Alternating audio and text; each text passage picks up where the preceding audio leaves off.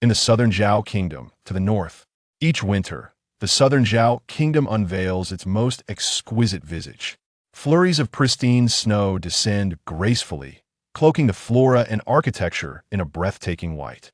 In Shinnong City, atop the rear mountains, a frail boy of approximately 10 years, clad in a thick cotton coat, sits upon the mountainside, facing the biting snow and gazing at the snow-laden cityscape. The boy, slight in stature and pallid in complexion, appears a shadow of frailty, devoid of vigor. It is difficult to fathom why, in such frigid weather, his family would permit him to venture alone into the desolate mountains. Do you enjoy the snow? Suddenly, a voice as warm as the sun reaches the boy's ears. He turns to find an elderly man in a white robe standing beside him, having appeared without notice. The elder's gaze is piercing, like flames, and the boy feels that the brightness of his eyes surpasses even that of middle-aged men. I do enjoy it. I was born on a snowy day and love watching the snow. Do you like it as well, Grandpa? The boy smiles at the elder. Indeed, I too hold a fondness for the snow. It has the power to conceal all that is unlovely. Child, what is your name? The elder nods thoughtfully. My name is Liu Fei, a scion of the Liu family from Shinnong City. My health is poor, and every time it snows, my family does not allow me to go outside. They say the weather is too cold, and if I stay out too long, I will fall ill. The young boy gazed at the flurries of snowflakes drifting down, smiling as he spoke. Poor health? What kind of body would be considered well? The elderly man looked at the boy and softly inquired. Grandpa, what do you mean? Liu Bei paused in surprise upon hearing this. Oh, it's nothing, just some memories that came to mind, the old man replied, lifting his gaze slightly to observe the surrounding white snow, a hint of melancholy crossing his face. Grandpa, I don't even know your name yet. Liu Bei gently shifted the conversation. I am called Song if you don't mind. You may refer to me as Grandpa Song. Xiao Luo, Grandpa Song is not merely comforting you, my words hold truth, said the elder with a serious demeanor. Your physique may seem frail, akin to that of a sickly person, yet in reality, you possess the rare Yin void body. I have a set of techniques tailored for you. Are you willing to learn? Upon hearing Liu Bei's words, the elder spoke earnestly. Grandpa Song, are you truly speaking the truth? I am not a waste, and I can indeed cultivate techniques? Liu Bei's eyes widened in disbelief, fixating intently on the elder, fearful that he might be deceived. Being unable to cultivate would not be a significant issue if he were from an ordinary family after all. One could always pursue knowledge and attain scholarly achievements to bring honor to their lineage. However, for Liu Bei, this was not an option. As a direct descendant of the martial arts family, the Liu clan, being naturally incapable of martial cultivation, had already become a subject of ridicule. To abandon martial pursuits for scholarly ones would further disgrace his family, especially in the vast expanse of the Hanhai continent, where martial artists reign supreme and scholars are viewed merely as individuals who speak empty words. However, this technique does not belong to warriors, but rather to the barbarian clan. Upon hearing the elder's words, Liu Bei was taken aback, stepping back a pace, his gaze towards the elder now tinged with a trace of trepidation. Liu Bei was unable to cultivate martial arts, and with the winter's arrival, his family forbade him from venturing outside. In moments of boredom, he would peruse the tomes in his family's library. Thus, he was well aware of the existence of the barbarians. It is said that the barbarians were a peculiar tribe from ancient times, each one bloodthirsty and cruel, akin to demons from the abyss. It was not until 30,000 years ago that the Sea Emperor of the Hanhai continent led countless warriors to annihilate the barbarian clan, subsequently dividing the realm into 7 nations. The Sea Emperor's 6 most capable subordinates became rulers of 6 of those nations, while Xianyi ascended as the sovereign of the largest, the Shinnong kingdom. Observing Liu Bei's expression, the elder sighed. He should have anticipated that revealing the truth would elicit such a reaction from Liu Bei. In the present day, all inhabitants of the Hanhai continent regarded the barbarians as devils, and some even plotted to eliminate their adversaries by falsely accusing them of being descendants of the barbarian clan. The accused would face execution or, in severe cases, annihilation of their entire lineage. Shaking his head, the elder was about to turn and depart, for Liu Bei's gaze made him uncomfortable. Grandfather Song, Liu Bei suddenly spoke, halting the elder. Are you a barbarian? Can you tell me what the true barbarians are like? Upon hearing this, the elder paused, letting out another sigh. Barbarians are also human individuals of great strength, much like warriors themselves. Then, Grandfather Song, could you teach me the martial arts of the barbarians? Upon hearing Luo Bai's words, the elder abruptly turned, his gaze filled with disbelief. Do you truly wish to cultivate the barbarian techniques? Since the barbarians are also human, akin to warriors, what reason do I have to refrain from learning? Luo Bei regarded the elder with a serene smile. As the saying goes, victors are kings, and the vanquished are outlaws. The history beheld by future generations is penned by the conquerors. And I, Luo Bei, aspire to be a maker of history, not merely a spectator. His words were resolute, leaving no room for dissent. To be a maker of history, not a mere observer. The elder gazed at Luo Bei in astonishment. At that moment, the frail form of the boy emanated an overwhelming aura, one that seemed to gaze disdainfully at the heavens and look down upon the world. In that instant, the elder perceived within Luo Bei a towering figure, reminiscent of one who had once uttered similar sentiments. Snow continued to fall, thickening around them, and the elder's thoughts drifted back to the prophecy following the fall of the barbarians. 5,000 years since their annihilation, they would return to the realm of the living. Calculating the time, it had indeed been nearly 5 millennia since their demise. Perhaps this child was the one destined to rewrite history and herald the resurgence of the barbarians. Young Luo, I can impart to you the martial arts of the barbarians. Thank you, Grandfather Song. No, thank you, Master. Luo Bei exclaimed with fervor, and as his voice fell, he prepared to kneel in reverence. Chapter 2. The next encounter will leave you in awe. Little Luo, there is no need to address me as Master. Simply call me Grandfather Song, the elder said. My grandson passed away at a young age, and if you do not mind, I would be delighted to be called Grandfather. With a graceful wave of his sleeve, a gentle force lifted Luo Bei into the air. Grandfather, Luo Bei exclaimed, gazing at the elder with admiration. Though his time spent with the elder was brief, he felt an undeniable warmth akin to a grandparent's affection, a stark contrast to the cold demeanor of his blood relatives. Upon hearing Luo Bei call him grandfather, the elder beamed with joy. His grandson had departed too soon, and in the presence of young Luo Bei, he sensed a trace of his grandson's essence. Perhaps this was a fateful connection, or perhaps Luo Bei was the reincarnation of his grandson. The truth remained shrouded in mystery. Little Luo, among my people, there are 5 types of the man tribe, named after the heavens, earth, sun, moon, and stars. I belong to the heavenly man. By accepting my legacy, you too are a heavenly man. The essence of the heavenly man's training can be summed up in a single phrase: to take ahead within 100 paces, leaving no trace within 1,000 miles. That sounds rather impressive, Luo Bei mused inwardly. The classification of heavenly men parallels that of martial artists, the elder continued, observing Luo Bei with a calm gaze. Although we do not cultivate martial arts, you are familiar with the hierarchy of martial artists, are you not? The martial artists are divided into 4 realms of body refinement and 4 realms of chi refinement.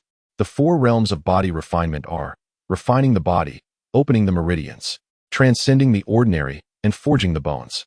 The 4 realms of chi refinement are divided into external perception, internal perception, breaking ground, and connecting heaven, with each realm further classified into 5 stages: initial, intermediate, late, and great perfection. Luo Bei nodded in agreement. Indeed, the primary focus of the 4 realms of body refinement lies in tempering the physical form to better absorb the spiritual essence of the universe, transforming it into raw power. This power is referred to as spiritual energy by martial artists. And only upon achieving perfection in the 4 realms of body refinement can one progress to the 4 realms of chi refinement. Thus, one can harness the forces of heaven and earth, where every gesture is accompanied by the presence of wind and thunder. As the elder spoke, Luo Bei envisioned his future, dreaming of becoming a master of chi refinement, standing proudly upon the void, summoning thunder and lightning with a mere wave of his hand, while fierce winds howled around him. For an ordinary martial artist, breaking through the 4 realms of body refinement to reach the 4 realms of chi refinement is indeed a formidable challenge. However, you possess an void constitution, inherently devoid of impurities, which means that your cultivation will encounter no obstacles whatsoever. As the elder continued, he suddenly noticed a peculiar glint in Luo Bei's eyes, as if he were lost in delightful thoughts, smiling foolishly. Little Luo, did you hear what I said? The elder inquired, furrowing his brow as he gently tapped Luo Bei's forehead. Luo Bei remained rooted in place, seemingly in a trance, lost in his own world. Observing this, the elder's mind raced, his expression turning to one of annoyance, as he called out imperiously, "Little Dai, come forth." In response, a melodious peal of laughter echoed from the void. Moments later, a young girl, clad in a green dress and seemingly in her teenage years, emerged from behind a large tree. "I never imagined that grandfathered song would take an interest in a child," she remarked with a smile. "Do not call me grandfather. You are not much younger than I am." The ancient figure let out a low, muffled sound, his tone frigid. "You appear agitated," he remarked. "I came to inform you that the portal of space opens within a limited time frame. Should you delay any further, you will remain stranded outside, unable to enter." Hearing this, Shaddai did not exhibit anger. Instead, she smiled and replied, "There is no need for your concern. I shall manage my time wisely. Now, you will dispel the illusion surrounding this child and then vanish from my sight." The ancient figure regarded Xiao Dai with a stern demeanor. Yet, she seemed unperturbed by his words, her gaze fixed intently on Luo Bei as she declared, 100 steps to take ahead, 1,000 miles without leaving a trace." With that, Xiao Dai turned and stepped away, vanishing from the spot. However, at the instant of her disappearance, a waft of delicate fragrance drifted into Luo Bei's nostrils. He felt a sudden clarity, awakening to his surroundings. The ancient figure, noticing Luo Bei's revival, raised his right hand and placed it upon Luo Bei's shoulder. Using the brute strength within him, he navigated through Luo Bei's body, confirming that all was well before he finally eased his mind and withdrew his hand. "Grandfather, what just happened to me?" Luo Bei inquired, sensing the strangeness of his previous state, looking at the ancient figure with bewilderment. "Nothing at all, nothing at all." The ancient figure shook his head and continued, "Xiao Luo, close your eyes." Without hesitation, Luo Bei complied, shutting his eyes and standing still. The ancient figure extended his right hand, forming a fist and then pointing his index finger, which he pressed gently against the center of Luo Bei's brow. In the next moment, Luo Bei felt a warm current surge through him, accompanied by a peculiar vision flooding his mind. After a brief moment, the elder withdrew his hand from the center of Luo Bei's brow and gazed at him. "Little Luo, this is the martial art of my barbarian tribe. From body refinement to energy cultivation, each advancement unlocks a layer of technique." Luo Bei shook his head, feeling somewhat dazed. The influx of so many memories overwhelmed him, leaving him lightheaded. "Grandfather, could you not impart this knowledge to me gradually? Receiving such a deluge at once is rather disorienting." After a moment, Luo Bei's mind gradually cleared. "Though I have bestowed upon you the martial arts of the barbarian tribe, I lack the time to guide you. I am, after all, a grandfather without responsibility." The elder looked at Luo Bei, his eyes filled with reluctance, as he removed a black jade ring from his hand and offered it to Luo Bei. "Little Luo, this ring is named Xuanjia. It is a personal possession of mine, and today I gift it to you. This Xuanjia ring serves to refine brute force. While wearing it may slow your cultivation speed, it will enhance the purity of the brute force within you, making future advancements easier and allowing you to conceal your true power." Luo Bei accepted the ring and placed it upon his index finger. "Thank you, grandfather. I promise that when we meet next, I will astonish you." "Haha, very well. We shall agree on this. Next time we meet, you must have a strength that leaves me in awe. You can no longer be referred to as a waste." The elder affectionately ruffled little Luo Bei's hair, laughing heartily. Time flies swiftly, and in the blink of an eye, 8 years have passed. Now, Luo Bei has reached the age of 18. Diligently practicing the barbaric techniques imparted to him by the elder. Through his relentless efforts, he has successfully transcended the realms of body refinement and meridian opening, achieving the pinnacle of mid-stage extraordinary. Admittedly, this progress may be deemed slow, primarily due to the influence of the Xuanjie ring. Without it, Luo Bei would likely have already advanced to the 4th stage of body refinement, standing on the threshold of spiritual refinement. However, with the Xuanjie ring honing his innate barbaric strength, Luo Bei's true combat prowess is such that he would remain unafraid even in the presence of formidable adversaries. In the early morning, Luo Bei sat cross-legged on his bed, eyes closed in meditation. Upon opening them, a brilliant light flickered momentarily in his gaze.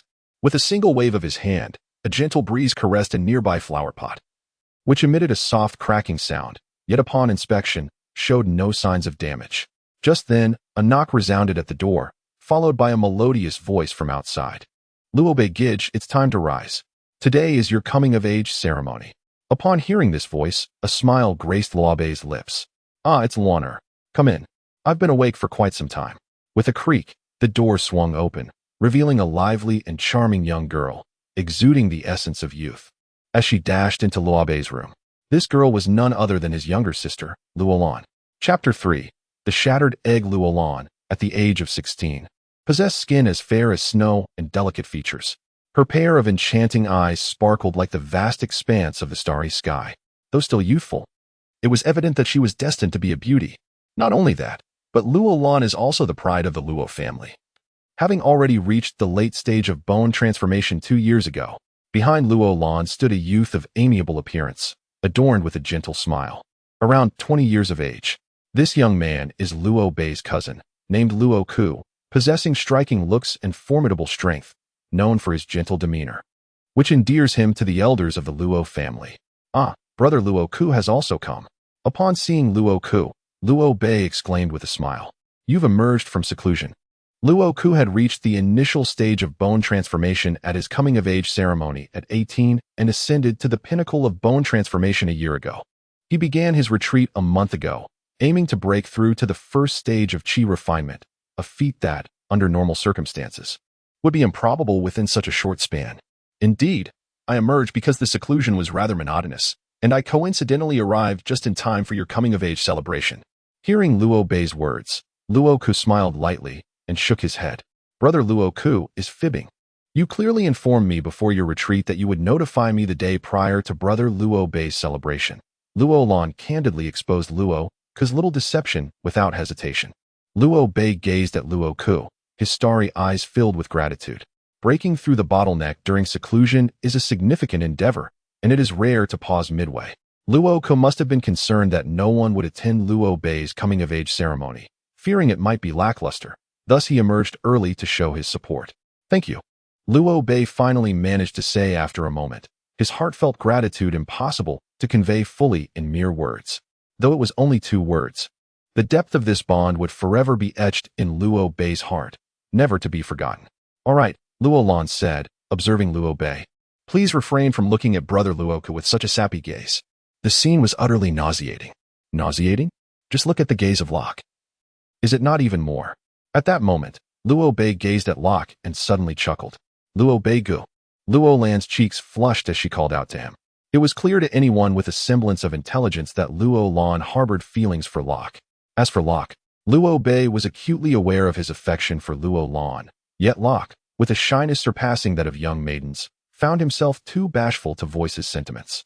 At this instant, Luo Bei's teasing words rendered Locke's face crimson, prompting him to avert his gaze, momentarily at a loss for words. In his embarrassment, Locke's eyes landed on a flower pot situated on the windowsill. Clearing his throat softly, he approached it. This flower is exquisite.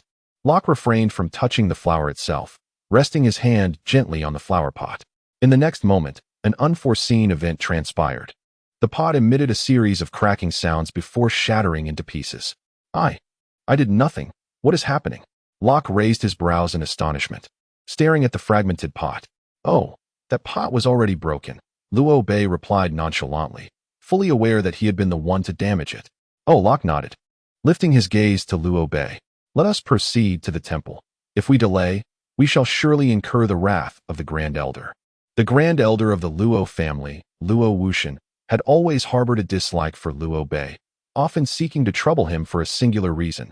Years ago, Luo Wuxian's son, Luo Xinxiao, had been reprimanded in public by Luo Bei's father, Luo Shizhu, for his inappropriate behavior towards a respectable woman in the city. This matter has long been a source of resentment for Luo Wuxian, who persistently seeks to trouble Luo Shizhu. However, Luo Shizhu, with his formidable prowess and unblemished reputation, has repeatedly rendered Luo Wuxian's attempts futile. Coincidentally, Luo Shizhu fathered a son, Luo Bei, who is inherently unable to cultivate. Luo Wuxian frequently stirs up trouble, deriding Luo Bei as the family's disgrace. Upon hearing the title of Grand Elder, a bitter smile forms on Luo Bei's lips. While Luo Wuxian deems him a failure, his own grandson, Luo Ji, is a genuine waste, having reached the age of 21 yet remaining at the cultivation level of an 18-year-old, specifically in the later stages of bone refinement. It is said that, much like his father, he indulges excessively, hindering any progress in his cultivation. As soon as Luo Bei steps outside, he encounters Luo Ji accompanied by his entourage, more accurately described as sycophants. Oh dear, isn't that the waste? Luo Ji sneers upon spotting Luo Bei. It is evident that he relishes the act of belittling Luo Bei, for it grants him a fleeting sense of superiority, allowing him to perceive himself as a prodigy despite his own stagnant cultivation. In his eyes, compared to Luo Bei, who is unable to cultivate by nature, he feels like the family's pride. No one in the family is privy to Luo Bei's cultivation journey, nor do they show any interest. 5 years have elapsed. Although Luo Bei is no longer the frail figure he once was, in the eyes of other clan members, he remains burdened by the label of failure. His parents, Luo Ku and Luo Lan, shower him with kindness, never broaching the topic of cultivation in his presence, fearing that it might evoke sorrow within him. As for those contemptuous individuals, they would hardly concern themselves with Luo Bei's progress in cultivation. Moreover, with his mysterious understanding ring concealing his true strength, no one was aware that he had already become a warrior. Luo Ji, whom do you call a waste? Upon hearing Luo Ji deride Luo Bei, Luo Lan's delicate face displayed discontent as she questioned him aloud. Ah, it turns out to be my dear sister Lan. The waste I referred to is right beside you. Is it not? What was his name? Ah, yes, it seems to be Luo Bei, the waste. Luo Ji gazed at Luo Lan, his eyes ablaze with fervor. A lewd grin plastered across his face. His gaze incited further fury within Luo Lan, who wished fervently to extract his eyes. Had he not been the direct grandson of the Grand Elder, she would have already left him searching for his teeth. Luo Bei regarded Luo Ji, a glint of cold light flashing through his dark eyes, while the other clan members whispered about him being a waste behind his back. Luo Ji had the audacity to shout it openly. If one were to label waste within the Luo family, Luo Ji would certainly qualify. For in the eyes of the clan, he was not merely a waste in cultivation, but also a man devoid of masculine capabilities. Luo Bei, you seek death. Upon hearing the mockery from the crowd, Luo Ji finally reacted, his face contorted with rage as he shouted. Luo Bei remained silent, taking a step forward, an imposing aura emanating from him, sweeping across all directions. In an instant, the ground trembled, dust swirling, an awe-inspiring presence. How is this possible? This is the aura of a warrior. He was said to be unable to cultivate. How has he suddenly transformed into a warrior of the bone-refining realm? Luo Ji gazed at Luo Bei, who was showcasing his formidable prowess, disbelief etched across his features. In a fleeting moment of introspection, he recalled how, with his father's assistance, he had ascended to the pinnacle of bone cultivation. Surely, he thought, he would not be intimidated by a mere Luo Bei. However, in the very next instant, his thoughts were abruptly altered. Luo Bei's figure flickered, and he appeared before him, delivering a powerful punch that sent him soaring into the air. How swift! Blood erupted from Luo Ji's mouth, and in his eyes, disbelief was overshadowed by sheer terror. Although both were at the bone cultivation level, and Luo Ji had even attained great perfection in it, he was acutely aware that he was utterly outmatched in speed by Luo Bei. The assault did not cease with that singular blow. Luo Bei leapt once more, striking Luo Ji's face with another forceful palm. Blood streamed from Luo Ji's mouth and nose, and he nearly lost several teeth in the process. As Luo Bei's fist came crashing down again, Luo Ji, severely wounded and consumed by fear, yearned only for escape. He resorted to the secret technique imparted to him by his grandfather, the cloud step, barely managing to execute a maneuver in midair. Luo Bei understood well that bone cultivation warriors were not capable of freely moving in the air, especially considering Luo Ji's injuries. He had never anticipated that Luo Ji would possess such a skill.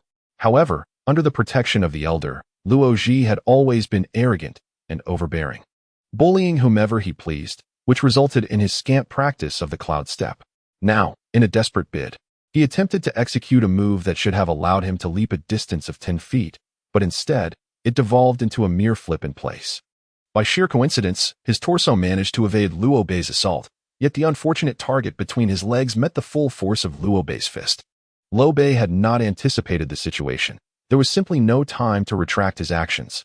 Suddenly, a sharp crack resonated, unmistakably the sound of an egg shattering. This was soon followed by a piercing scream that emanated from Luo Ji, echoing throughout the vast sky. Chapter 4. Too Dirty. I must wash my hands having targeted our young master Luo Ji. Do you think you can escape unscathed? A burly man with prominent teeth stood before Liu Bei, his tone icy and unyielding. The three henchmen were not members of the Luo family. Rather, they were rogue cultivators specifically recruited by Luo Wuxian out of concern for his grandson's safety. Their prowess had reached the external awareness realm, while Liu Bei, possessing merely the bone refinement cultivation, was no match for them. Do not fear, for I am here. No one shall harm you, Luo Ku declared, arms outstretched, gazing at the trio with genuine sincerity, devoid of any pretense. Ignore them. Just eliminate that worthless Liu Bei. Kill him, Luo Ji commanded through gritted teeth. Enduring the pain he felt, the three lackeys exchanged glances, and two of them lunged towards Luo Ku and Luo Lan, seizing them effortlessly. Against the formidable strength of those at the external awareness level, Luo Ku and Luo Lan stood no chance. Before they could mount any defense, they were captured. The remaining assailant advanced menacingly towards the isolated and defenseless Liu Bei, his eyes glinting with malice, exuding an aura of lethal intent. Liu Bei understood that, although they might not kill him, they would not hesitate to leave him severely injured. With a cold expression, Liu Bei regarded the approaching attacker. If it came to a direct confrontation, he was unequivocally outmatched. What was he to do? Harnessing the barbaric techniques to manipulate the winds might allow one to vanquish an unsuspecting foe, perhaps even obliterating them entirely. Yet, should he truly resort to his savage powers and be discovered, what then? Should he engage or refrain? As Liu Bei gazed at the imposing figure of the burly man approaching him, his brows furrowed in concentration, and a glimmer of cold resolve sparkled in his eyes as he slowly raised his right hand. Whoosh, whoosh, whoosh. A series of gentle breezes swirled within his palm, akin to sharp blades capable of severing even the hardest of metals. This was Liu Bei's barbaric divine ability. Kaiyang, what are you doing? At a critical moment, a deep voice resonated from afar. Liu Bei's thoughts shifted instantly, causing the wind blades in his hand to dissipate. In the next instant, a towering figure appeared before him. With a few muffled thuds, the three lackeys surrounding Luo Ji expelled blood from their mouths, flying backward and collapsing on the ground, unable to rise amidst their anguished cries. Liu Bei, are you all right? The sudden arrival regarded him with deep concern. The newcomer was none other than Liu Bei's father, Luo Shizhu, a formidable practitioner at the mid-stage of inner perception. Today marked the occasion of Liu Bei's coming-of-age ceremony, and although Luo Shizhu had meticulously arranged the decorations for the event, he arose before dawn, anxious about any unforeseen disturbances at the ancestral hall. Consequently, after ensuring everything was in order, he decided to remain there. However, upon hearing the cries of distress emanating from Liu Bei's vicinity, he rushed over, only to find his son encircled by the three henchmen of Luo Ji. Father, you have finally arrived. Had you come even a moment later, I would have faced a fate worse than death, reduced to a mere shadow of my former self. Upon seeing the Lord of Luo, Liu Bei feigned a demeanor of weakness, taking a few steps toward his father. The words of Liu Bei nearly caused Luo Ji to faint, as they painted Liu Bei as a helpless wretch. In reality, Liu Bei was merely playing the role of a cunning predator cloaked in the guise of prey. Enough, you worthless fool. Spare us your empty words, Luo Ji shouted, his voice lacking any semblance of masculinity. You may be the grandson of the Grand Elder, but do not presume that grants you the right to act without restraint. Today, you dare to command your subordinates to torment my young Bei, which is utterly intolerable. It seems I must teach you a lesson. The Lord of Luo furrowed his brows, his gaze icy and devoid of warmth. Whether he noticed or not, Luo Ji had transformed into an androgynous figure. He stepped closer to Luo Ji and placed his palm upon the latter's chest, unleashing a torrent of spiritual energy that surged forth like a razor's edge, penetrating Luo Ji's being. Though the Lord of Luo possessed a commendable temperament, it was rare to witness his wrath, provided one did not cross his threshold. That threshold was defined by his son, Liu Bei. Even if Liu Bei lacked cultivation and was deemed worthless, he remained the Lord of Luo's son, and no one was permitted to bully him. At that moment, waves of spiritual energy constricted within Luo Ji's body, eliciting agonizing screams that echoed like the cries of a tormented soul. Upon hearing that anguished scream, even Liu Bei felt a chill run down his spine. In that moment, he realized that his father was indeed a master of cruelty. He secretly resolved to master this technique, no matter the cost. Shall we proceed, Liu Bei? Have you committed the steps of the coming-of-age ceremony to memory? Ignoring the agonized Luo Ji, who was suffering in silence, Luo Shizhu rose to his feet and turned to look at Luo Bei, as well as the astonished Luo Ku and Luo Lan, a gentle smile gracing his lips. I have already memorized it. Luo Bei nodded, exuding an air of confidence. In the expanse of the Han Hai continent, every scion of a prominent family must partake in such a ceremony upon reaching adulthood. For males, the ceremony is held at 18, while for females, it occurs at 17. In front of the ancestral hall stood 9 flagpoles, which were typically bare. However, when a family member was to undergo the coming-of-age rite, these poles would be adorned with 9 grand banners, each depicting 7 armored men wielding various divine weapons. The foremost of these figures was none other than the Sea Emperor who had vanquished the barbarian tribes, while the other 6 were his valiant generals. These 7 formidable warriors had become legends on the Han Hai continent, collectively known as the 7 Lords of Han Hai. Thus, the first step of the coming-of-age ceremony is to pay homage to the 7 Lords, followed by entering the ancestral hall to honor their ancestors and receive the sacred rite. By the time Luo Bei and his companions arrived, the exterior of the ancestral hall was already teeming with people. Of course, the Grand Elder and his family were conspicuously absent, while the gathered clansmen had come to pay their respects to Luo Shizhu and his brother, the current clan leader. Luo Tianjue, elder brother, the Grand Elder has some matters to attend to, hence. The clan leader, Luo Tianjue, hastily approached upon seeing the arrival of the Lord Luo, whispering somewhat troubled into his ear. It would have been better had he not come. Now I must settle accounts with him. Lord Luo flicked his sleeve with a disdainful snort. What is the matter? Luo Tianjue furrowed his brows deeply, gazing at his elder brother with a mixture of confusion and astonishment. Ever since Lord Luo wed, Luo Tianjue had never witnessed his elder brother in a state of fury. Very well, let us defer this matter until after the coming-of-age ceremony. Upon concluding his words, Lord Luo nodded, and together with his elder brother, they positioned themselves in front of the ancestral hall. At that moment, Luo Ku and Luo Lan quietly took their places behind their parents, standing in silence. O 7 Lords of the Vast Sea, today marks the 18th year of Luo Bei, the legitimate heir of the Luo family, as he steps into adulthood. Therefore, I, Luo Tianjue, the clan leader of the Luo family, shall preside over Luo Bei's coming-of-age ceremony today, and I beseech the divine protection of all esteemed gods present. The first rite of passage is the homage to the 7 Lords of the Vast Sea. Luo Tianjue proclaimed loudly. Upon hearing this, Luo Bei stepped forth, one deliberate stride after another, to the center of the ancestral hall's front courtyard, took 3 sticks of incense, ignited them, and placed them reverently into the incense burner, bowing in worship before rising.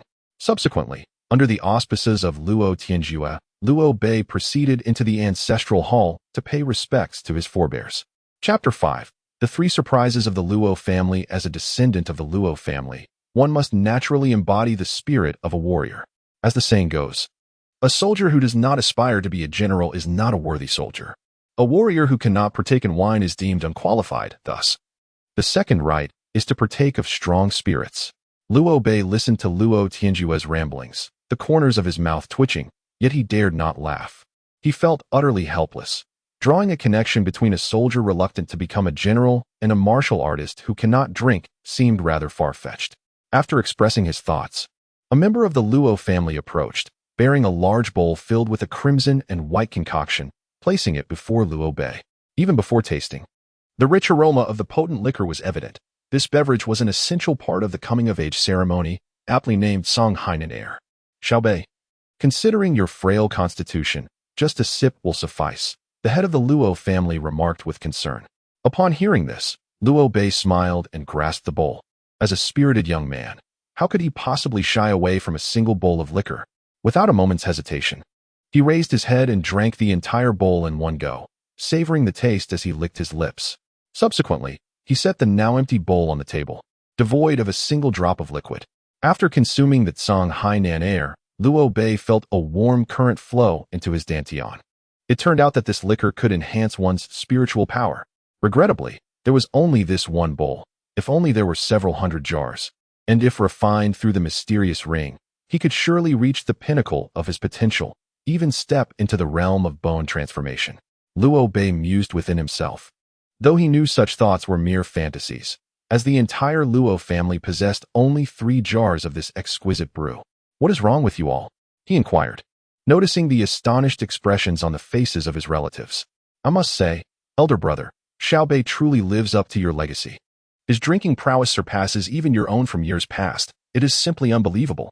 Upon hearing this, the astonishment in everyone's eyes intensified.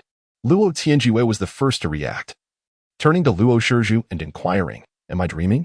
This is a substantial bowl of Tsang Hai's manly wine." Luo Shizhu glanced at Luo Bei, a fleeting spark of surprise flashing in his deep black eyes. The Tsang Hai manly wine is a unique beverage reserved for the rite of passage. Consuming it enhances one's strength, with greater quantities indicating greater potential. Under normal circumstances, an ordinary clan member would be fortunate to drink half a bowl during their coming-of-age ceremony. Luo Shizhu himself had managed to drink 2/3 in one go and was hailed as a prodigy. Now Luo Bei astonishingly downed it all at once. An occurrence so extraordinary for someone deemed a waste that it could send shockwaves throughout the Luo family. Coughing lightly, Luo Tianjue composed himself and resumed presiding over Luo Bei's coming-of-age ceremony. On the day of Luo Bei's rite, the Grand Elder, Luo Wuxian, was in his chamber sipping tea, harboring a deep disdain for Luo Bei, primarily due to his animosity towards Luo Shizhu, Luo Bei's father. Luo Wuxian's son had been publicly humiliated and injured by Luo Shizhu after he had molested a commoner, subsequently becoming a laughingstock within the family. This incident left him with psychological scars, which eventually morphed into inner demons, leading to his untimely demise during a breakthrough to the outer realm. In essence, Luo Wuxian's son perished at the hands of Luo Shizhu, yet the latter, being upright and formidable, left no grounds for blame. However, ever since the lord of the Luo family had a son, circumstances have changed. The son, born with a frail constitution, is unable to cultivate, rendering him a true waste. Even if it does not humiliate the lord himself, degrading his son would suffice. Thus, on the day of Luo Bei's coming-of-age ceremony, he instructed his grandson Luo Ji to provoke Luo Bei, with the intent of making him realize his own worthlessness and encouraging him to leave the Luo family as soon as possible. Sipping tea and admiring the flowers, Luo Wuxian could even envision the pitiful state in which Luo Bei would be humiliated by Luo Ji. At this thought, Luo Wuxian suddenly erupted into hearty laughter. Yet, just as he was reveling in his amusement, the ring upon his finger suddenly emitted a brilliant white light. Witnessing this luminous display, the smile on Luo Wuxian's face froze, swiftly transforming into fury. The ring he wore was part of a pair known as the mother and child rings. Infusing spiritual energy into one would cause the other, regardless of distance, to shine with a dazzling brilliance. The other ring had been entrusted to Luo Ji for use in times of peril. Under normal circumstances, Luo Ji's humiliation of Luo Bei would pose no issue, but the ring's sudden glow signified the appearance of Luo Bei's father, the lord of the Luo family. "Luo Shizhu, you dare to harm my little Ji." Luo Wuxian clenched his fist, shattering the cup in his hand, tea splattering everywhere, and in an instant, his figure vanished from the room. Luo Bei had already completed the first 2 stages of his coming-of-age ceremony and was now engaged in the final rite of branding the family mark. At this critical moment, the voice of the Grand Elder, Luo Wuxian, reverberated within the ancestral hall. "Luo Shizhu, Luo Bei, come forth at once." Upon hearing the abrupt roar, the individuals within the ancestral hall furrowed their brows. This sacred place, the ancestral hall, houses the spirits of the illustrious forebears of the Luo family. It was indeed excessive for the Grand Elder to raise his voice so vehemently here. "Xiaobei, continue with the coming-of-age ceremony. No one shall disturb you while I am present." Upon hearing the Grand Elder's shout, the head of the Luo family smirked coldly and turned to Luo Bei. Luo Bei gazed at his father, astonishment flickering in his starry eyes. In his heart, he perceived his father as a man who seldom displayed anger. Yet today, witnessing such a departure from his father's usual demeanor, he understood that matters had escalated to an intolerable level. With a slight nod, Luo Bei approached the grand cauldron, rolled up his sleeves, and placed his palm upon its searing surface. This cauldron, known as the Kai Chen Ding, is a 10-star spiritual artifact, within which burns an eternal flame that never extinguishes. Even among the members of the Luo family, none are privy to the origins or true purpose of this cauldron. The family only knows that the Kai Chen Ding is utilized by generations to imprint the family crest. Although this may seem a misuse of such an artifact, The actual efficacy of the Kai-Chun Ding has eluded the extensive research of countless ancestors over millennia, leading to its gradual neglect. The term spiritual artifact denotes the tier of treasures within the vast expanse of the Hanhai continent, classified into magical tools, spiritual artifacts, precious artifacts, and the legendary chaotic divine artifacts. Each category, including magical tools, spiritual artifacts, and precious artifacts, is further divided into 10 stars, with a higher star count signifying greater power.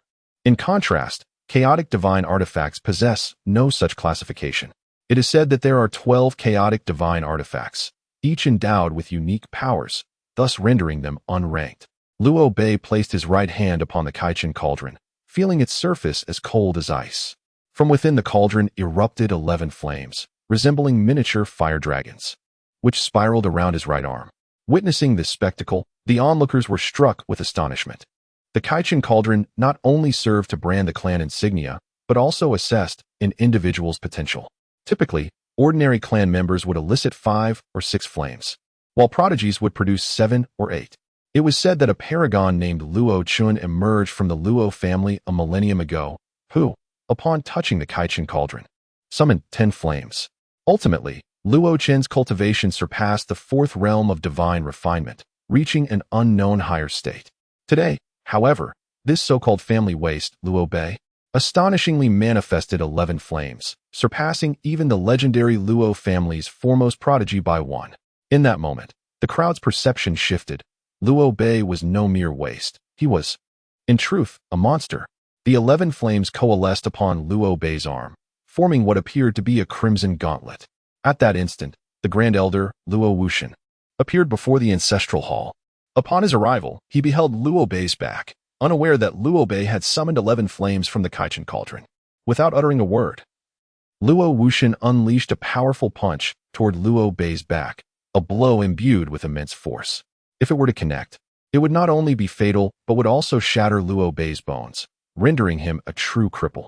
Chapter 6. Shamelessness. At this moment, Luo Bei remained oblivious to the happenings around him. The instant he encountered the Kai-Chun Ding, the surrounding scenery had transformed.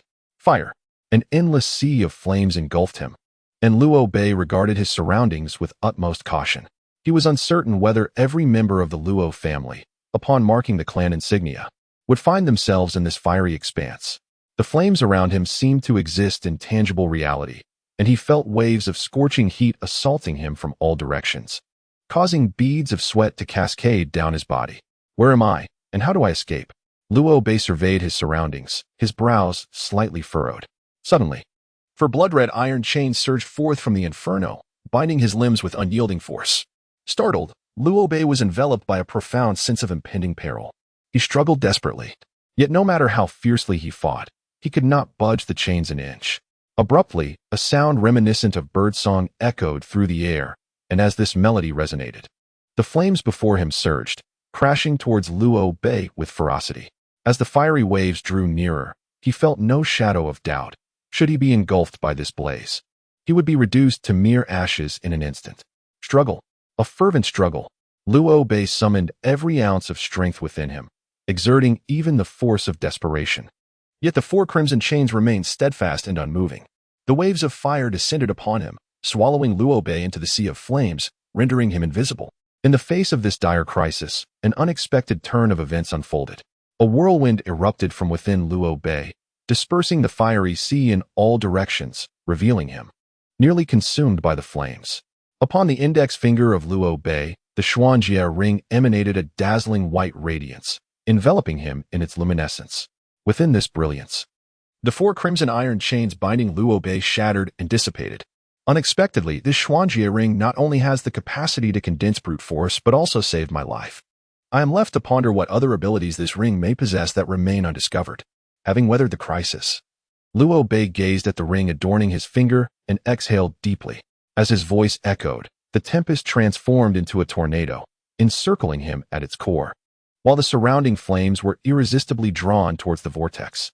After the tornado absorbed the inferno, it ascended into the air, morphing into a colossal fire crow hundreds of feet above the ground. A tremendous aura of pressure radiated from the fiery avian, instilling in Luo Bei an overwhelming urge to kneel in reverence. Glistening beads of cold sweat trickled down his forehead as his legs trembled, yet he resolutely remained standing. A man's dignity is enshrined beneath his knees. No matter the formidable adversary before him, he shall never bow. For Liu Bei, the notion of kneeling to plead for mercy simply does not exist. He would rather perish than submit. The fire crow circled majestically in the sky, lowering its head as if scrutinizing Liu Bei, before unleashing a piercing cry and diving from its lofty perch. Liu Bei sought to evade the impending assault, but he suddenly felt as though he were immobilized, unable to move an inch. In an instant, the fire crow surged toward him, colliding fiercely against his chest. However, Liu Bei was neither reduced to ashes by the fire crow nor pierced through the chest. Instead, this fire crow entered his body, transforming into an endless torrent of heat that surged within him, enveloping him in a searing sensation. Simultaneously, a vivid image emerged in his mind, a scene of inheritance. Just as Liu Bei thought he would be incinerated by this relentless heat, the mysterious ring on his right index finger emitted a refreshing aura, flowing along his arm and into his body, absorbing the majority of the heat into the ring. A scant portion of the heat, however, continued to circulate within him, morphing into a peculiar force that integrated into his dantian. Unlike the brute, tempestuous strength, this force was gentle and ethereal. If brute force was likened to a surging ocean, then this power resembled an immovable mountain. This was spiritual energy. Liu Bei felt a surge of astonishment. Although he had never practiced martial arts, he could discern that this was precisely the spiritual energy recorded in ancient texts. This is troubling. Liu Bei suddenly realized that within his body, the two contrasting forces, one fierce and one gentle, would inevitably clash upon meeting in the dantian. At that moment, regardless of his physique, he would be unable to withstand the confrontation between brute force and spiritual energy. In a flash of thought, Liu Bei attempted to separate the two forces using his consciousness, but he was a moment too late. The two forces collided violently, akin to the irreconcilable clash of ice and fire. However, the subsequent developments were entirely unexpected for Liu Bei. The two forces merely confronted each other for a brief moment without engaging in combat. Instead, they intertwined like long-lost lovers, seemingly merging into one yet distinctly separate. The two contrasting energies complemented and aided each other. Nevertheless, Liu Bei noticed a fleeting glimpse of a fire crow insignia at the location of the family crest on his right arm. He dismissed it as a mere trick of the eye. As Liu Bei completed the family imprint, the flames within the Kai Chen Ding diminished, as if they had lost their essence, becoming dim and colorless. Shaking his head to regain focus, he heard Luo Wuxian's furious roar. Luo Shizhu, your son Liu Bei has rendered my grandson a cripple. I shall ensure your son is incapable of manhood. Moreover, as a dignified elder, how dare you employ the spirit-strangling technique against my grandson? This account. Luo Wuxian's voice faltered as he looked at Liu Bei in astonishment, exclaiming, "Mid-stage bone transformation." Hearing this, Liu Bei was taken aback. My Xuanjia ring remains. How could he discern my cultivation? Could it be? Liu Bei's brow furrowed as he probed his consciousness, realizing that his brute force was indeed concealed within his dantian, while his spiritual energy flowed freely throughout his body. Just as he suspected, the Xuanjia ring could only obscure his brute force, not his spiritual energy. Nonetheless, this was advantageous. Today, I shall demonstrate whether I, Liu Bei, am truly a waste of the family. Gazing at Luo Wuxian, Liu Bei felt no fear, but rather a cold smile crept across his face. Luo Wuxian, I never anticipated that you would take the initiative to seek me out. It must have been you who sent Luo Ji to confront me. Not only did he demand that I kneel before him, but he also spoke in a disrespectful manner and sought to engage me in combat. Left with no other choice, I could only retaliate. As for the consequences he faced, it is truly a case of him reaping what he sowed. I had intended to strike at his chest, but who could have anticipated the absurd display of acrobatics he performed, utilizing his foul and unsightly attributes to collide with my fist? Not only did I end up with a distasteful odor lingering on my hands, but I also narrowly escaped the risk of contagion. It is fortunate that I did not hold him accountable, yet you still dare to approach me, utterly devoid of shame. The onlookers from our clan stood in stunned silence, their mouths agape in disbelief. They could scarcely fathom that the young man before them, possessing mid-stage bone transformation, was none other than Liu Bei, once disparaged as a mere wastrel. If he were truly a waste, how could he have consumed an entire bowl of the sea of men's wine? If he were truly a waste, How could he have ignited the Kaichin cauldron to emit 11 flames? If he were truly a waste, how could he have attained mid-stage bone transformation, a fact that is evident to all, not merely a boast? In less than an hour's time during the adult ceremony, the clan members were left in a state of astonishment. The truth has revealed that Liu Bei is not a wastrel, but rather a prodigy. A rare genius of unparalleled caliber. Regret. A profound sense of remorse enveloped everyone, save for the elder Luo Wuxian, as they lamented their past decisions. Why did they not cultivate a favorable relationship with Liu Bei and Luo Shizhu? Given Liu Bei's extraordinary talent, his future will undoubtedly transcend the confines of the modest South Zhao Kingdom.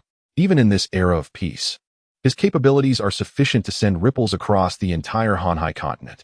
If one were to cultivate a favorable relationship with Liu Bei, the prospect of him gaining renown throughout the world would surely afford one protection.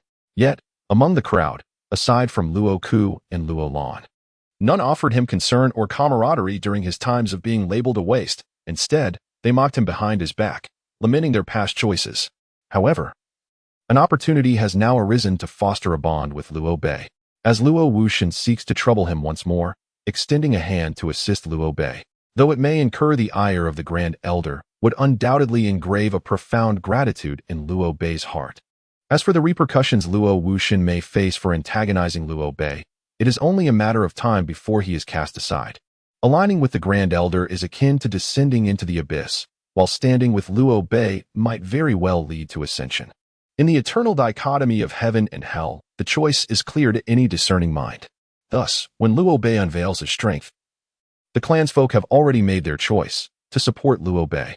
Chapter 7. The Grand Elder's Rage. Liu Bei, I confess I underestimated you. I never anticipated you harbored such hidden prowess. Yet, regarding your incapacitation of my grandson, I assure you, I will not let this matter rest easily. The choice is yours. Will you choose to render yourself powerless, or shall I take matters into my own hands? Luo Wuxian glared at Liu Bei with fury. Elder brother, it is wise to know when to restrain oneself. The second elder, Luo Wuhen, stepped forward, the most cunning among them, immediately positioning himself beside Liu Bei to declare his allegiance. Elder brother, do not misuse your seniority. Everything ultimately revolves around reason. You have stated that this is a world where the strong reign supreme and the weak are subjugated. Thus, it became evident that Liu Bei's prowess surpassed that of Luo Ji, and the unfortunate downfall of the latter was a consequence of his own actions, for which he could not blame Liu Bei. Second brother, do you intend to oppose me as well? Luo Wuxian gazed upon Luo Wuhen, his tone imbued with an icy severity. The words of the elder and the second elder are entirely justified. Do you have no reason to heed them? Or shall we silence them? The seventh elder, Luo Wu Xian, unwilling to be outdone, stepped forth to stand beside Liu Bei, challenging Luo Wuxian. Sister Yu. Luo Wuxian looked at Luo Wu Xian with astonishment, aghast that she would side with Liu Bei, his fury escalating to unprecedented heights. With the second elder and the seventh elder leading the charge, the remaining clan members encircled Luo Wuxian, commencing their tirade. Initially, they berated the grandson of Luo Wuxian, but gradually their ire shifted toward the son of the elder, and ultimately, they even dared to direct their criticisms at the elder himself, leaving Luo Wuxian utterly devoid of defense. This scene unfolded before Liu Bei's eyes, leaving him somewhat bewildered. What was happening? Was it truly necessary for their attitudes to shift so dramatically? He had merely showcased his abilities. Yet he had transformed from a mere waste into a sovereign, while those once esteemed, like the elder, now stood as adversaries within their clan. Under the barrage of accusations, Luo Wuxian's expression darkened considerably, his body trembling with rage. What could he do? With his current strength, could he subdue these clan members? The answer was unequivocal. Impossible. He lacked such power. To flee? That was equally unthinkable. He had arrived with grandiosity, and to retreat like a cornered dog was an ignoble act unbefitting the elder. So what was to be done? At this moment, the words of the clan members grew increasingly caustic, and with each utterance, Luo Wuxian's fury intensified, his complexion shifting through shades of blue and red, ultimately culminating in a deep, dark hue. Under the relentless barrage of eloquent and scathing attacks from the crowd, the Grand Elder spewed blood and collapsed to the ground, rendered unconscious. His fainting spell was likely an act. A man from the Luo family gazed skeptically at the fallen Luo Wuxian, while another family member disdainfully remarked on his theatrical performance, noting the rolled eyes. Second Elder, your flattery has gone to waste. At the moment the Grand Elder fell, the Master's nephew had already taken Xiao Bei away, and your subsequent actions went unnoticed. What did you say? Luo Wuhan exclaimed, scanning the surroundings and confirming that, indeed, as Luo Wuxin had stated, Luo Bei and his father had vanished without a trace. Enough. The Luo patriarch could no longer tolerate the situation and interjected. There are matters I find unworthy of inquiry. But you must remember that as a member of the Luo family, you must never act contrary to our clan's regulations. As for other matters, you may proceed as you wish. Even if you choose to learn the techniques of other families, I shall not interfere. However, upon reviewing his memories about the Shatian Yen, he was momentarily stunned. The Shatian Yen was, in fact, a secret technique of the legendary Seven Lords of the Vast Sea, specifically the divine Lord Jiuxiao. To the average individual, receiving the inheritance of Jiuxiao, one of the Seven Lords, would undoubtedly be akin to winning a grand prize. Yet, Luo Bei understood that for him, it was more a curse than a blessing. The divine Lord Jiuxiao was the inaugural sovereign of the Nanzhao Kingdom, where the Luo family resided, and one of the 6 generals under the Sea Emperor. His techniques were as agile and graceful as a bird in flight, and due to his penchant for donning a cloak of black feathers, he was often referred to as the Wicked Crow. The most adept among them is the fire-based divine arts. It is said that in the past, the Phoenix deity single-handedly, within the contemporary falling Phoenix Valley of the southern Zhao Kingdom, utilized his formidable fire abilities to incinerate an army of 300,000 barbarian warriors in just a few fleeting hours. Among this vast horde, there were over 100 powerful figures at the earthly realm and more than 10 at the celestial realm. The confrontation at Falling Phoenix Valley solidified the Phoenix deity's reputation across the expanse of the Hanhai continent, rivaling even that of the Sea Emperor. However, what remains perplexing is that despite possessing such overwhelming strength, the Phoenix deity chose not to pass on his fire-based divine arts to his descendants. To further ensure that his lineage would not seek vengeance upon him for this omission, he eradicated all those who had mastered his techniques. It is not without merit to consider the possibilities. After all, among the 7 lords of Hanhai, the Phoenix deity mysteriously vanished just 3 years after ascending to the throne of the southern Zhao Kingdom, leaving no trace of his whereabouts. Most speculate that he was assassinated by the Sea Emperor. The inheritance technique of the Phoenix deity, known as Heaven's Forgiveness Flame, has unexpectedly surfaced within the Kaichen Ding of the Luo family, while Luo Bei remains unaware of the implications of this revelation. He comprehends that should this matter come to light, the Luo family could very well provoke the mightiest nation of the Hanhai continent, the southern Zhao Kingdom. To abandon the cultivation of Heaven's Forgiveness Flame would be utterly ludicrous. After all, it is the trump card of the Phoenix deity. To forego such an opportunity for empowerment would be to squander a chance for growth. Moreover, having already trained in barbarian techniques, should this information leak, the repercussions would extend far beyond merely offending the southern Zhao Kingdom. In due course, he shall become the adversary of the entire Hanhai continent. Since he has embraced the path of the barbarian, why concern himself with the art of Shatian Yen? The Nanzhao Kingdom and the Hanhai continent alike are realms beyond the reach of the Luo family. Thus, let me lead the entire clan, transforming the Luo family into one formidable enough to rival the Nanzhao Kingdom, perhaps even to reign as the foremost family of the entire Hanhai continent. Luo Bei silently resolved. Chapter 8. I will not surrender to cultivate the divine art of Shatian Yen. One must first transform the spiritual energy within into flames. During the initial transformation of spiritual energy into fire, it is essential to practice the 9 turns of divine fire technique. This technique dictates that the spiritual energy within the body circulates according to its prescribed method. With each complete cycle, the temperature rises. After 9 cycles, each is referred to as a turn, and the temperature of each subsequent turn is tenfold that of the previous one. Naturally, not everyone can achieve the 9 turns. Failure may result in injuries, or worse, reduction to ashes. Therefore, to ensure safety, Luo Bei resolved to practice Shatian Yen within the icy confines of the cave.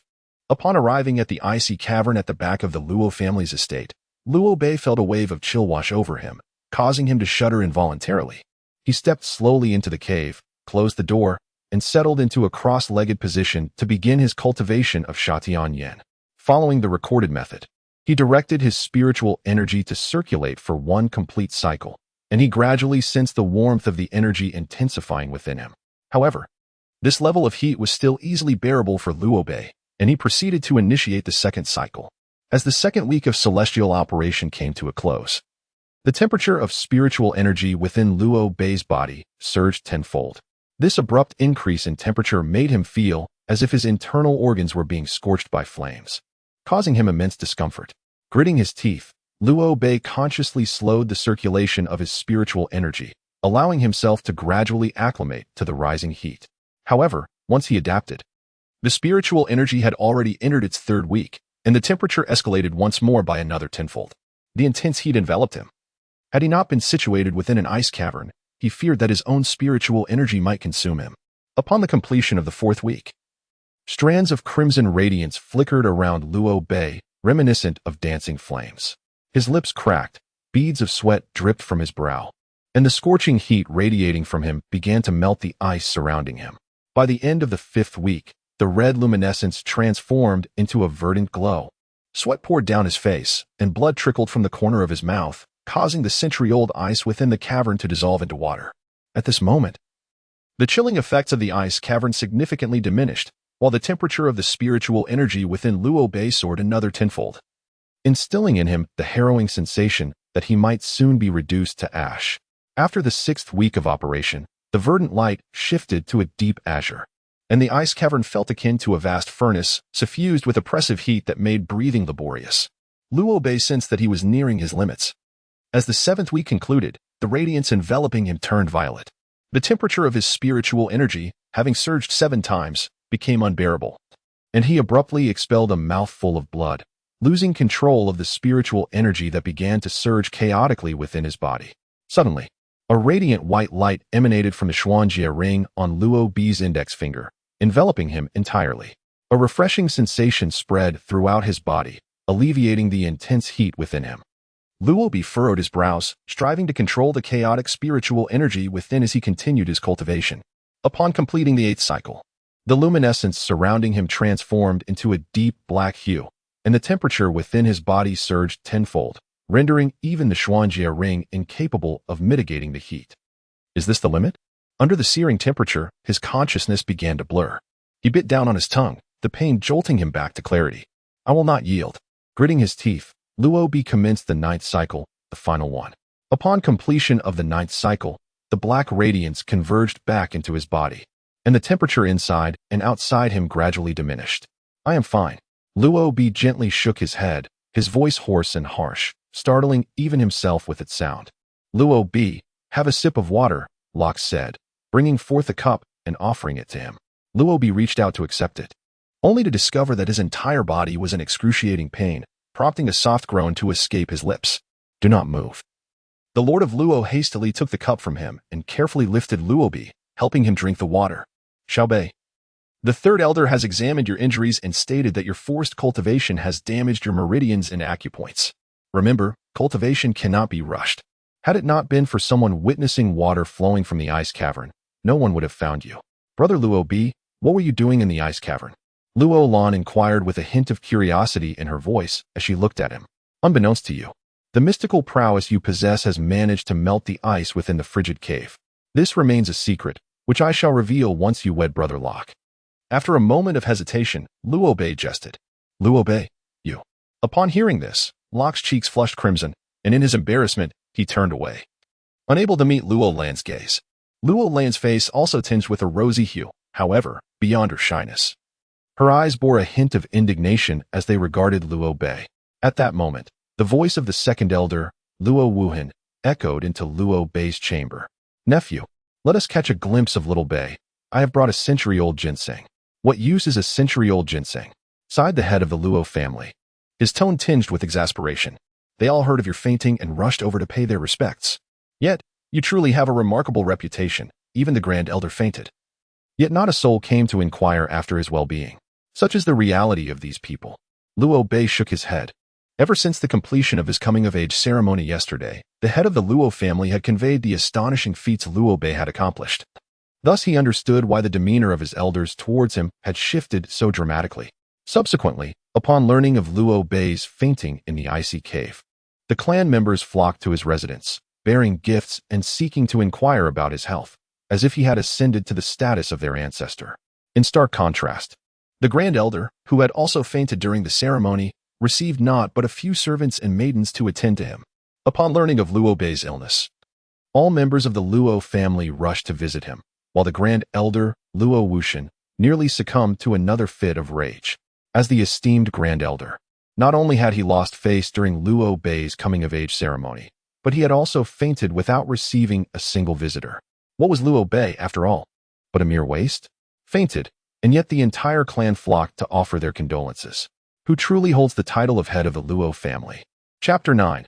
All schemes. The more Luo Wuxian pondered, the angrier he became, ultimately crushing the teacup on the table in his grasp. He then shouted towards the door. Xiaomazi. Moments later, a servant entered, bowing respectfully to Luo Wuxian. Grand Elder. Do not address me as Grand Elder. Luo Wuxian roared at Xiaomazi. You go find the clan leader and tell him that I, the old man, wish to resign from my position as Grand Elder. And let that waste Luo Bei take my place.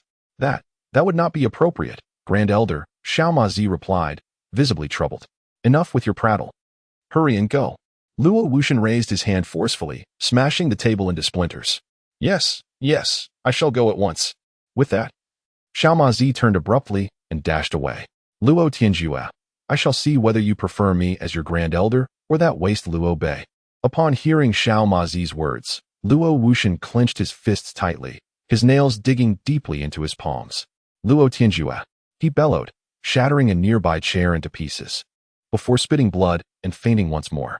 Luo Wuxian lay in bed for 3 days and nights, his hatred for Luo Shizhu, Luo Tianjue, and Luo Bei deeply ingrained in his very bones. Luo Shizhu had caused the death of his son, Luo Tianjue had usurped his position. And most infuriating of all was Luo Bei. Luo Bei had actually rendered his only grandson incapacitated. The current Luo Ji had taken to wearing skirts, applying makeup, and engaging in needlework. What Luo Wuxian found utterly intolerable was that he had even adopted a peculiar name for himself, Dongfang Bubi. Luo Wuxian believed that Luo Bei was undoubtedly his nemesis. Now, having lost his power, his future appeared bleak and desolate. At that moment, a knock resounded at the door, and the voice of a young maid reached his ears. My lord, someone has come to visit you. Visit me? Luo Wuxian scoffed sarcastically. They have come to mock me. I shall not see anyone. No, Wuxian, an old friend has arrived. Will you not receive him? With a creak, the door swung open, revealing a well-dressed man who approached with measured steps. Upon hearing the man's voice, the once dim light in Luo Wuxian's eyes suddenly brightened. In an instant, he sat upright on his sickbed, gazing at the middle-aged man with astonishment. Wang Luan, is that you? My old friend, it has been years. Why does your complexion appear so grim? In the room, the elegantly attired Wang Luan looked at the sickly Luo Wuxian, his brows furrowing slightly. Oh, do not speak of it. I have no place in the Luo family any longer, Luo Wuxian replied with a bitter smile. My friend, if you are facing difficulties, do not hesitate to share them with me. Perhaps I may be of assistance. Upon hearing this, a flicker of surprise crossed Wang Luan's eyes. Luo Wuxian nodded, briefly recounting the events of the past few days. Old friend, it appears you have become the enemy of the entire Luo family. Even I find myself at a loss for a solution. I advise you to temporarily yield to that individual named Luo Bei. As the saying goes, patience brings tranquility. Upon hearing Luo Wuxian's account, Wang Luan furrowed his brows deeply. Endure? If he had not incapacitated my grandson, perhaps I could have borne it. However, now I find myself in an irreconcilable conflict with Luo Bei. It is either him or me. Should I provoke his wrath, I would not hesitate to extinguish him. I am eager to see how the Luo family would respond. Luo Wuxian gestured for Wang Luan to cease his words. Old friend, one must not act impulsively. Temperance is essential. Wang Luan hastily implored.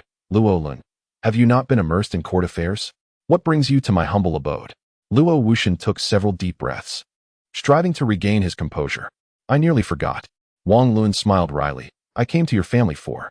Before Wang Luan could finish his sentence, a melodious female voice suddenly resonated within the room. Grandfather, what do you think of Donger's embroidered dragon and phoenix pillow? Grandfather? Upon hearing this voice, Wang Luan was somewhat perplexed. When did Luo Wuxian acquire a granddaughter? Hadn't his son passed away long ago? Curiosity piqued, Wang Luan rose and glanced towards the doorway, only to be nearly blinded by the sight before him. Standing at the entrance was none other than Luo Ji, adorned in a floral dress and heavily made up. At this moment, she could aptly be referred to as the Invincible East. Is this truly Luo Ji? Wang Luan gazed in astonishment at Luo Ji, who had just entered through the doorway. Luo Wuxian, upon hearing this, wore an expression of utter dismay, nodding silently. "Oh, is that not Uncle Wang Luan?" Luo Ji exclaimed in a flirtatious tone, suddenly leaping forward, affectionately calling out, "Uncle Wang, Donger has missed you so dearly." "My heavens!" Wang Luan, startled by Luo Ji's unexpected advance, fell to the ground in fright and hurriedly sidestepped. "How disgusting! Utterly repugnant. If it were merely a little girl embracing me, I could endure it. But to be embraced by a boy who is neither masculine nor feminine, how could my fragile heart withstand such a shock?" "Xiaoji, you must behave yourself." Luo Wuxian's face flushed with embarrassment as he glared at Luo Ji, issuing a stern warning. "Grandfather, why so fierce? I won't bother you anymore." Upon hearing Luo Wuxian's reprimand, a look of grievance crossed Luo Ji's face, and with a huff, she retreated to the side. "My old friend, I never imagined that after years apart, you would find yourself in such dire circumstances," Wang Luan remarked, wiping the cold sweat from his forehead as he settled into a chair, addressing Luo Wuxian. "Alas, it is a long story. But before I forget, what brings you here?" Luo Wuxian sighed deeply before shifting the conversation. "I have come to inform you about this year's Newcomers Martial Arts Conference.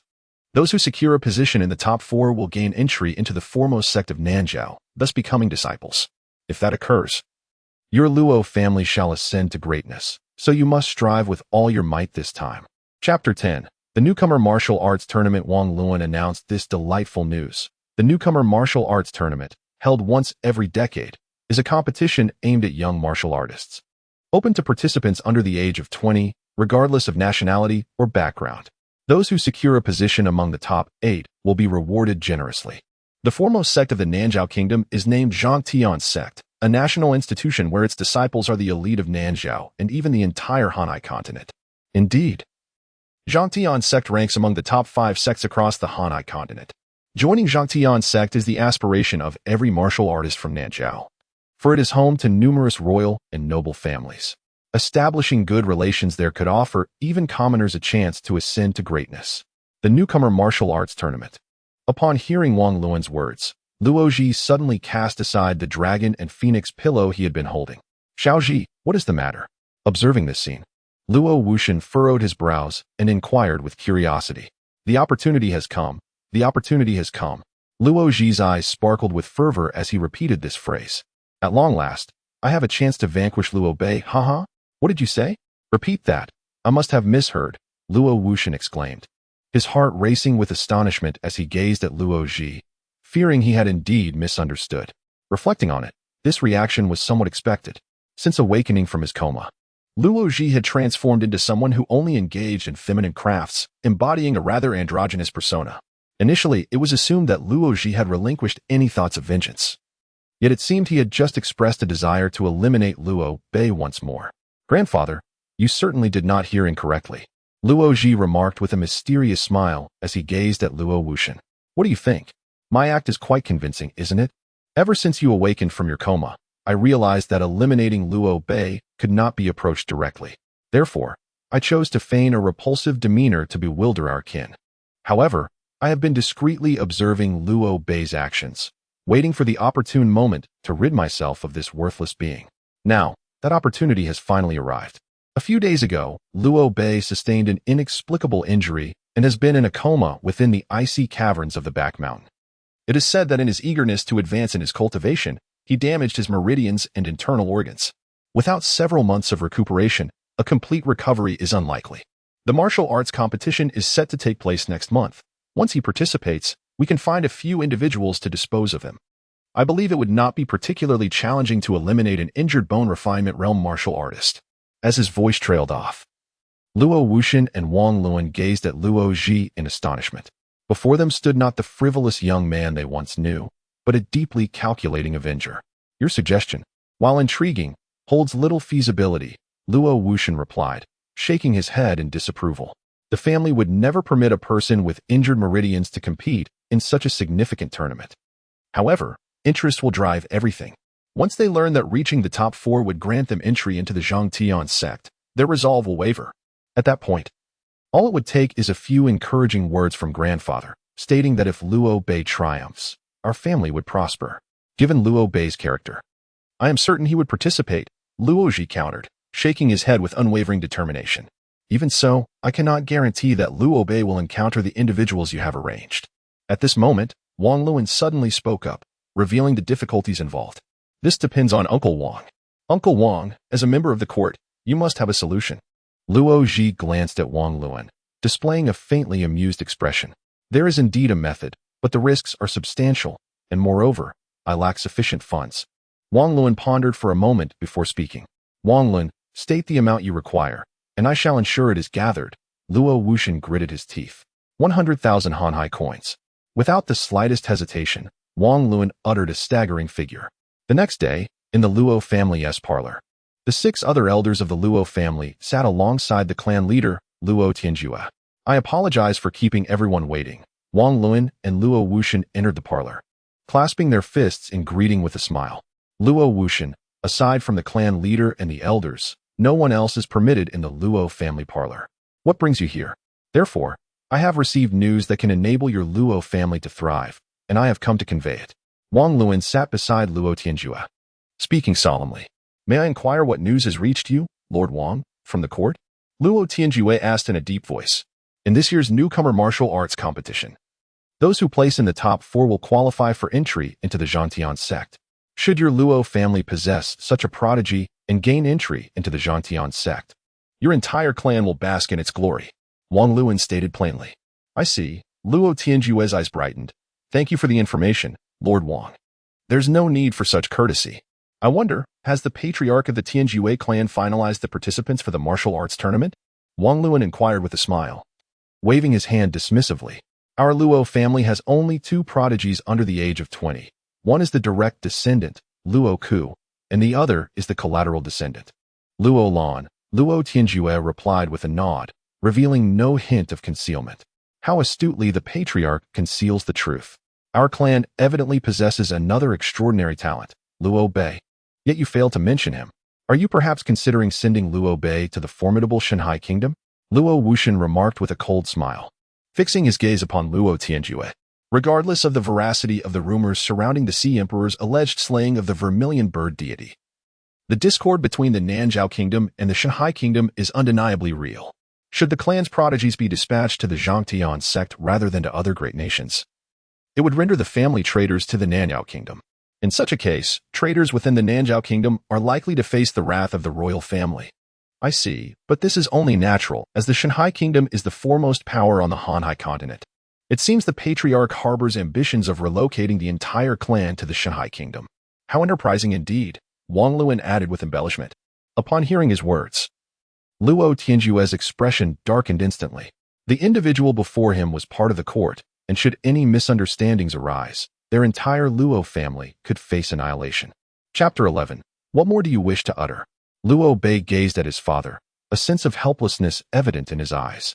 He was uncertain whether his father had forgotten that he had already undergone the rites of passage into adulthood. The family crest was already emblazoned upon his right arm.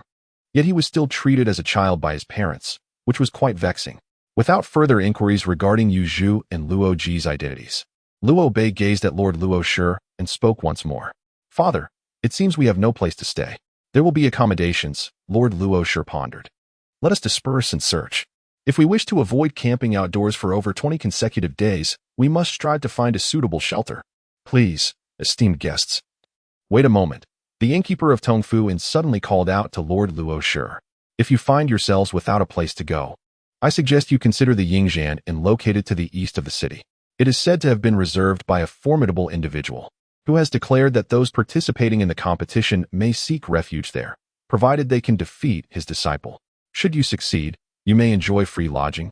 Although it has been a month since this arrangement was established, nevertheless, I have heard that no more than 3 individuals have managed to triumph over his disciple. Remarkable, Luo Lan exclaimed in astonishment. It has been a month, and only 2 or 3 have successfully secured accommodations there. Clearly, the strength of this person's disciple is not to be underestimated. Luo Ji added, not necessarily. Most of those vying for the opportunity to stay at Yingzhan Inn are likely to be martial artists without homes. These individuals, lacking familial connections, are typically not very formidable. They are probably honing their skills in the wilderness, which suggests that the disciple's strength may not be as formidable as one might imagine. Luo Bei calmly analyzed the situation. Xiao Bei, you and your companions should head to Yingjianan first. I have some matters to attend to and will join you shortly. After contemplating for a moment, Lord Luo Sher made his decision, turning away without waiting for Luo Bei's response, and departed from the inn. Locke, have you heard of Luoji? Luo Bei turned to Locke and inquired. I have never heard of him. He must be one of our elders, Locke replied, furrowing his brows and shaking his head. Elder? But how come I have never heard of anyone named Luoji? Luo Bei pondered for a moment, but upon finding no answers, he sighed. Never mind who he is. Let's head to the immortal guest house first. With that, Luo Bei, along with Locke, Luo Lan, and Luo Ji, made their way towards the eastern part of the city. After some inquiries, they effortlessly located the establishment, but were greeted by a crowd gathered at its entrance. The sounds of a scuffle echoed in their ears, bang, bang, bang. The four of them weaved through the throng, witnessing a youth clad in a purple robe, possessing mid-level bone refinement cultivation, mercilessly bullying another boy, ragged and only at the late stage of transcendence. Rather than a fair contest, it appeared the purple-robed youth was taking advantage of the other. At that moment, the transcendence boy was already battered, his face bruised and legs trembling, barely able to remain standing. Yet the purple-robed youth showed no signs of relenting, landing punch after punch on his defenseless opponent.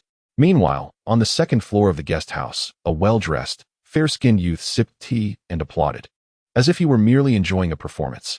This purple-robed lad is utterly despicable, using his bone refinement cultivation to bully someone of merely late-stage transcendence. It is truly shameless. And that spectator is clearly a dandy, even more. As Luo Lan observed this scene, her brows furrowed in disapproval.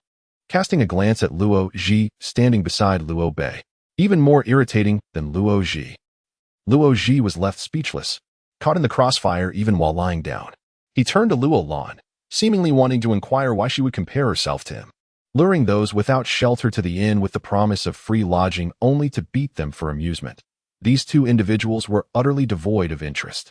Luo Bei's demeanor was frigid, lacking any warmth. Let me go teach them a lesson.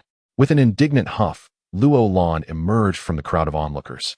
Positioning herself between the two youths, her delicate hand firmly grasping the arm of the youth in purple robes. Ah, where did this little beauty spring from? The elegantly dressed youth seated on the second floor of the welcome immortal and directed a fervent gaze toward Luo Lan. Who is this little girl? Get away from me. The purple-robed youth frowned upon feeling Luo Lan's grip on his arm. This is the welcome immortal inn. I assent it? Luo Lan regarded the purple-robed youth and spoke icily. Nonsense, can't you read? The purple-robed youth glared at Luo Lan, displaying clear impatience. So, if I defeat you, I can stay at the inn? Luo Lan remarked nonchalantly, observing the purple-robed youth. What, are you challenging me? The purple-robed youth nodded, then retorted. Naturally. Upon finishing her words, Luo Lan swung her delicate fist, aiming straight for the purple-robed youth's face. The purple-robed youth, taken aback by Luo Lan's sudden attack, was unable to evade in time and was struck squarely on the nose. Crack. The sound of shattering bone echoed as Luo Lan's punch collapsed the bridge of the purple-robed youth's nose, blood cascading forth in response. However, the assault was far from over. Luo Lan gracefully delivered a kick to the abdomen of the young man clad in purple. As he doubled over in agony, she struck his face repeatedly with her palms, eliciting a series of pained cries from him. At a critical moment, a figure suddenly emerged, seizing Luo Lan's arm. It was the handsome young man who had been observing the fight from above. My dear, my junior brother Zhu is not one to harm women. If you seek a sparring partner, I, Long Zhen, shall oblige. Long Zhen chuckled, and as he held Luo Lan's hand, he audaciously caressed her smooth skin. Remove your filthy hands. Luo Lan exclaimed indignantly, wrestling her arm free and launching a punch at him. Long Zhen remained unfazed, effortlessly sidestepping her strike with a swift motion, his right hand darting towards Luo Lan with lightning speed. Luo Lan was utterly unprepared for such a base maneuver. Yet Long Zhen's speed was too formidable for her to evade. Just as his hand was about to make contact with her chest, another figure appeared, grasping Long Zhen's filthy hand with determination. Apologies, but my little sister has an innate aversion to dealing with beasts like you. Allow me, as her elder brother, to handle scum of your ilk. Among the crowd, a youth bearing a massive sword gazed at the suddenly arrived Luo Bei, his eyes ablaze with fierce intent. What remarkable speed. It seems this year's martial arts tournament will be anything but dull. Upon hearing Luo Bei's derogatory remark, Long Zhen's anger flared, his teeth gritting in fury. You little wretch, if you wish to play the hero, you ought to consider your own capabilities. With a cold retort, he unleashed a tremendous surge of energy from within, instantly breaking free from Luo Bei's grip. Luo Lan's complexion paled as she gazed in astonishment at Long Zhen, never imagining that he possessed the remarkable cultivation of a perfected bone creation. Luo Bei stepped back, allowing me to take charge. Luo Ke leaped forward, positioning himself protectively in front of Luo Bei. With only mid-stage bone creation, Luo Ke deemed him unworthy to confront Long Zhen. To his surprise, so many formidable challengers had emerged today. Casting a glance at Luo Ke's strength, Long Zhen sneered. Brother Long Zhen, allow me to assist you. At that moment, Zhu Dazhong scrambled to his feet and dashed to Long Zhen's side. You useless fool, unable to defeat a mere woman, and yet you play the part of a hero. Step aside. Long Zhen glared at Zhu Dazhong, his tone laced with disdain. Come at me together. I shall demonstrate the might of the Long family from Tianyuan City. With that proclamation, Long Zhen delivered a powerful kick, sending Zhu Dazhong flying, before turning his cold gaze upon Luo Bei and the others, his arrogance reaching an intolerable peak. Tianyuan City, Long family. Upon hearing this, a flicker of astonishment crossed Luo Ke's eyes. The Lan family of Twilight City, the Long family of Tianyuan City, and the Feng family of Hanshan City constituted the three great superfamilies of the Southern Zhao Kingdom. These families boasted profound heritage and formidable influence, intertwined with the royal lineage of Southern Zhao, far surpassing the Luo family, a mere second-rate clan. Luo Ke was taken aback to discover that this seemingly effete young man was indeed a member of the illustrious Long family. Offending such a superfamily was beyond their means. Perhaps reason might prevail. Furrowing his brow, Luo Ke contemplated silently. My younger sister and brother were unaware of your esteemed lineage, and I sincerely apologize for any past transgressions. I hope for your understanding. Understanding? Quite simple indeed. Long Zhenin chuckled malevolently. Have your brother kneel and apologize, and let your little sister accompany me tonight. Before Long Zhen could finish his sentence, the sound of kneeling echoed through the air. However, it was not Luo Bei who was bowing, but rather Long Zhen himself. Pressed down by Luo Bei. Now that you have finished bowing, do you have anything more to say? Luo Bei remarked calmly, his gaze fixed on Long Zhen with a cold smile. Luo Bei. Luo Ke was taken aback, unable to comprehend that Luo Bei would take such an audacious action, leaving him stunned in place. You little bastard, you're courting death. Long Zhen shouted in fury, disregarding his head injury as he lunged toward Luo Bei, observing the opponent's movement. A hint of derision flickered in Luo Bei's starry eyes as he suddenly raised his hand and struck Long Zhen on the shoulder. A surge of spiritual power flowed into Long Zhen's body, followed by a sharp cracking sound as the bones in Long Zhen's arm shattered, leaving it limp and hanging. Among the tribes, the celestial barbarians, alongside the medically adept earth barbarians, possessed an intricate understanding of human skeletal structure. Consequently, the celestial barbarians developed a technique to manipulate human bones, known as the dislocating tendons and bones technique. With a mere tap, infusing brute force into the opponent's body would lead to unexpected dislocation of their bones. This technique, being skillful in nature, could be executed even with spiritual power. Unlike the wind control technique employed by the moon barbarians, which required sheer brute strength. The excruciating pain from the dislocated bones forced a cry of agony from Long Zhen as he staggered back, attempting to use his spiritual power to realign the dislocated bones. However, he soon discovered a swirling mass of spiritual energy within his arm, realizing that not only had his own power failed to break through it, but it was also being absorbed. The outcome was inevitable. The degree of skeletal misalignment had intensified significantly. Chapter 12, The Trouble Caused by Stuttering Brother. Are you all right? Upon witnessing Long Zhen drenched in cold sweat, Zhu Dazhong hurriedly approached, his face etched with concern. Long Zhen, brimming with rage, was not only forced to bow his head under Luo Bei's restraint, but had also suffered a grievous injury. The crux of the matter lay in the throngs of onlookers surrounding him. As a prodigy from the esteemed Long family, one of the three great families of the Nanzhao Kingdom, it was a disgrace to be bested by a mere mid-stage bone formation cultivator. With his eyes ablaze, Long Zhen glared at Luo Bei, vowing, "You all will pay for this. At the martial arts conference, should our paths cross, I will undoubtedly take your life. Zhu Dazhong, let us depart." After uttering this boastful threat, Long Zhen and Zhu Dazhong fled like frightened dogs.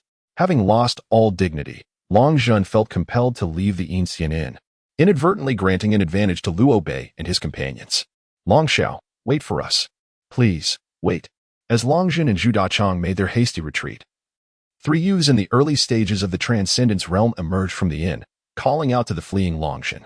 Although Luo Bei and his companions did not recognize these three individuals, the onlookers did, and murmurs began to circulate among them. Have you noticed? These three seem somewhat familiar. Familiar indeed. They are the ones who triumphed in a challenge just a few days ago and took residence in the inn. So they were mere pawns, utterly shameless. The crowd exchanged remarks, some even resorting to hushed insults.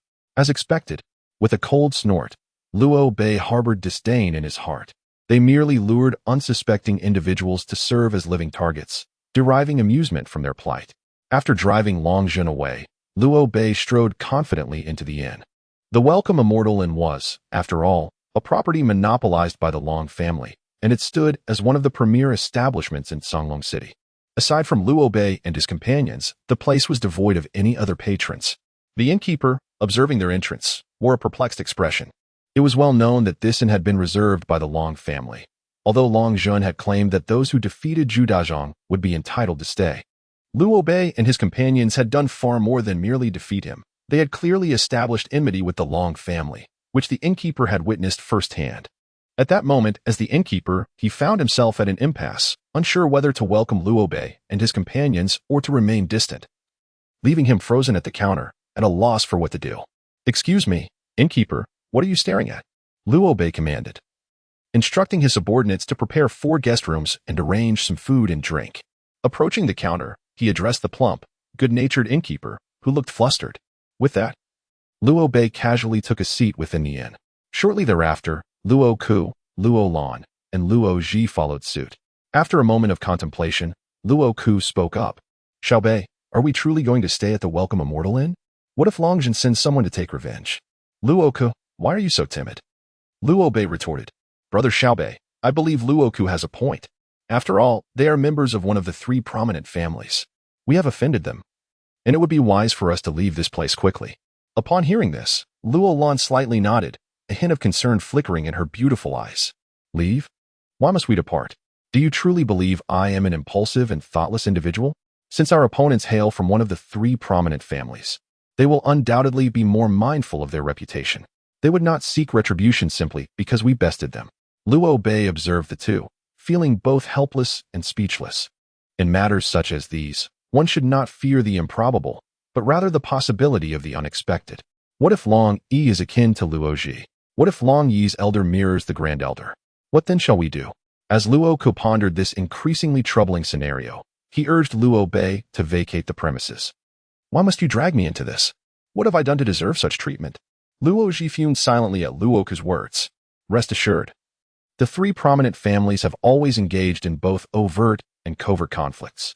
Should the Long family mishandle this situation, the other 2 families will certainly seize the opportunity to launch an attack. Therefore, the Long family would not act so rashly. Is it possible that the Long family has truly abandoned all sense of honor? Luo Bei mused inwardly. This is not. He looked towards the entrance, where 2 ragged youths stood, momentarily frozen in place. One of them, sporting injuries and an apparent late-stage cultivation level, bore a bruised visage. The other, seemingly devoid of discernible cultivation, possessed a darker complexion and a frail physique reminiscent of a monkey, suggesting he was not to be underestimated. Brother, it's her. She saved. The bruised youth stammered, his words trailing off as the frail boy mistakenly assumed that Luo Lan was responsible for his injuries. You have injured my younger brother. As a practitioner of the bone refinement realm, how dare you bully a mere junior of the transcendence realm? Do you truly believe that we, as loose cultivators, are mere playthings to be trampled upon? A flash of cold light flickered in the eyes of the dark-skinned youth as he interrupted his brother's words, directing a furious shout at Luo Lan. Luo Lan felt a surge of indignation at the youth's accusation, for he was indeed the savior of the young man's brother. So what if I have bullied a junior? Luo Lan rose abruptly, gazing at the youth with righteous anger. Upon hearing Luo Lan's retort, Luo Bei and Luo Ku were momentarily taken aback, while Luo Ji wore a delightfully chaotic expression, eagerly joining in. Indeed, you insignificant, statusless cultivators deserve to be bullied. It is your misfortune. Hurry and bow down to our Lanner and admit your wrongdoing. If our elder sister becomes enraged, you shall see what becomes of you." Luo Zhi's words were laced with venom, and upon hearing them, the dark-skinned youth's eyes turned crimson, nearly driven to madness. What a bunch of arrogant, contemptuous young science. Today, I shall ensure that those who dare to bully my brother will pay a bloody price. With that, he stomped fiercely, causing the ground to shatter beneath him. In an instant, Zhang Niu dashed forward like a bolt of lightning, his fist aimed directly at Luo Lan. The distance between Zhang Niu's fist and Luo Lan was merely 3 steps, yet the force of his punch had already sent Luo Lan's hair flying, showcasing his formidable power. This is bad. He has reached the pinnacle of bone refinement. Luo Ku gasped in horror, springing to his feet and positioning himself between the two, brandishing a long sword defensively across his chest. With a resounding crash, the punch landed. Locke took a step back, colliding with the table, while simultaneously, the sword in his hand was shattered by a punch from Zhang Niu, resulting in a crack. A wave of terror surged through Locke. He had not anticipated that a practitioner at the bone-forging realm could possess such formidable strength. In his haste to defend himself, he managed to withstand the opponent's punch. Yet his fist was left tingling. The impact of Zhang Niu's first punch breached Locke's defenses, and the second punch followed swiftly, aimed directly at Locke's chest. At that moment, Locke had no time to fend off the blow and could only gather the spiritual energy within his body at his chest, bracing himself to endure the impending strike. The power of Zhang Niu's first punch was immense, but the force behind the second was even more overwhelming. Should Locke be struck by it, his bones would undoubtedly shatter.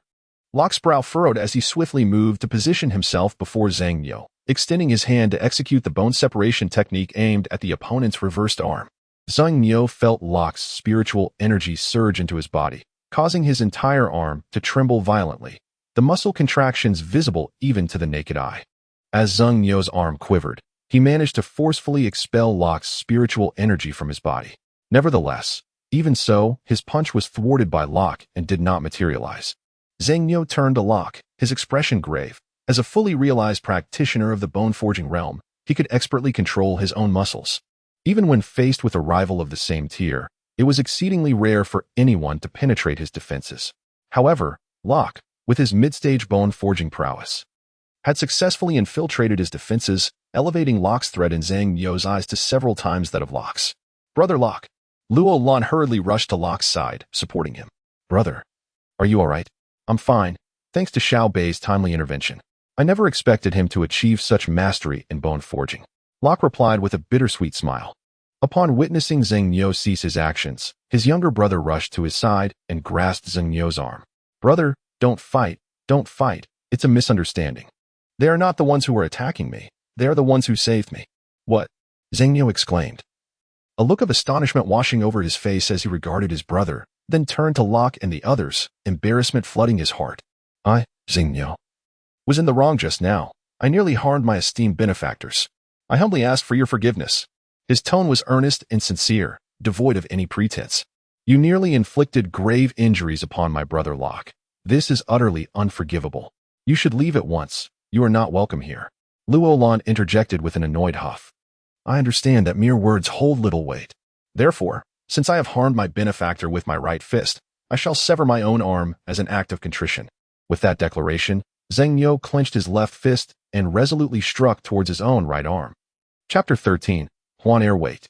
Locke exclaimed urgently, positioning his massive sword to intercept Zhang Niu's punch. With a resounding clang, the sword was propelled from Locke's grasp, embedding itself in the ground some distance away, while his right hand was left bloodied and broken. "My benefactor, you!" Zhang Niu gasped, alarmed as he sought to assess Locke's injury, only to be forcefully shoved aside by Luo Lan. "Step aside. Do you not think this is chaotic enough already? Brother Locke, why did you stop him? You've injured your hand." Luo Lan grasped Locke's hand, her beautiful eyes filled with concern. Injuries to the palm can heal. Yet should one suffer the loss of an arm, their life may be irrevocably altered. Those who practice in solitude differ from the descendants of martial arts families like ourselves. They embark on the path of warriors solely through their own diligence. The individual who has attained the pinnacle of bone-forging mastery must possess not only exceptional talent, but also an unwavering commitment to their training. Locke staunched the flow of blood and spoke with a hint of detachment. "Locke, you are truly a kind-hearted fool," remarked Luo Bei with a wry smile. "What kind of fool?" "Just an utter simpleton," retorted Luo Lan as she retrieved medical supplies from her bundle to tend to Locke's injury. "You are indeed a good person. In the future, I, Zheng Niu, vow to serve you loyally, to toil and sacrifice without hesitation, Zheng Niu declared, tears welling in his eyes as he knelt and prostrated himself deeply before Locke. There's no need for such servitude, Locke replied, shaking his head at Zheng Niu. You must learn to temper your impulsiveness. Nay, I, Zheng Niu, have spoken. My words are not to be taken lightly. From this day forth, you shall be my master, he proclaimed resolutely. For any task you set forth, my brother and I shall brave fire and water without a second thought. Little brother, come forth and kneel before our master, he instructed, turning to his sibling. Zhang Long obeyed without hesitation. Kneeling beside Zheng Niu and bowing his head 3 times with reverence, stammering, Zheng Long pays respects to you, master. Locke, Luo Bei, and Luo Lan exchanged bewildered glances, unable to comprehend how events had unfolded in such a manner. At that very moment, a haughty laughter resonated from outside the Inn of Welcoming Immortals. I told you so, with such a vast expanse as Zonglong City. How could there not be a place for us to stay? Boss, please prepare 2 rooms. Attracted by the laughter, Luo Bei and his companions shifted their gaze to the entrance of the inn. Approaching from the distance were 2 figures, a young lad in a floral shirt, accompanied by a girl in a green dress. She possessed stunning beauty and a graceful figure, radiating an aura of extraordinary prowess at the pinnacle of her cultivation. Although their attire was rather unremarkable, they exuded an air of nobility, a trait typically associated with those of esteemed lineage. As they entered the inn, the girl in the green dress noticed Zheng Niu, who was kneeling on the ground and had yet to rise. Her delicate brows furrowed slightly. Brother, it seems someone is preying on the weak here. It appears to be the moment for me, Hua the heroine, to intervene. As the girl named Hua spoke. Without waiting for Luo Bei and the others to react, she brandished her small, delicate fist, charging directly at him. Why am I the target? Being handsome is such a hassle, Luo Bei thought to himself, furrowing his brow as he watched Hua approach. As she drew near, he gently grasped her fist. After all, her prowess at the pinnacle of her cultivation was hardly remarkable in his presence. However, it was important to note that for a girl, her true strength often lay not in her power, but in her innate talent. Woo, brother, he is bullying me. Hua unexpectedly burst into tears. Seeing her cry so suddenly left Luo Bei in a state of confusion. Was Tishi calling herself a heroine? How could such a gallant figure be reduced to tears? Moreover, it was evident to all that he was the victim in this scenario. Hey, why are you crying? I haven't even laid a finger on you. Observing the tear-streaked face of Hua, Luo Bei hastily released his grip. Fool, you have fallen into my trap.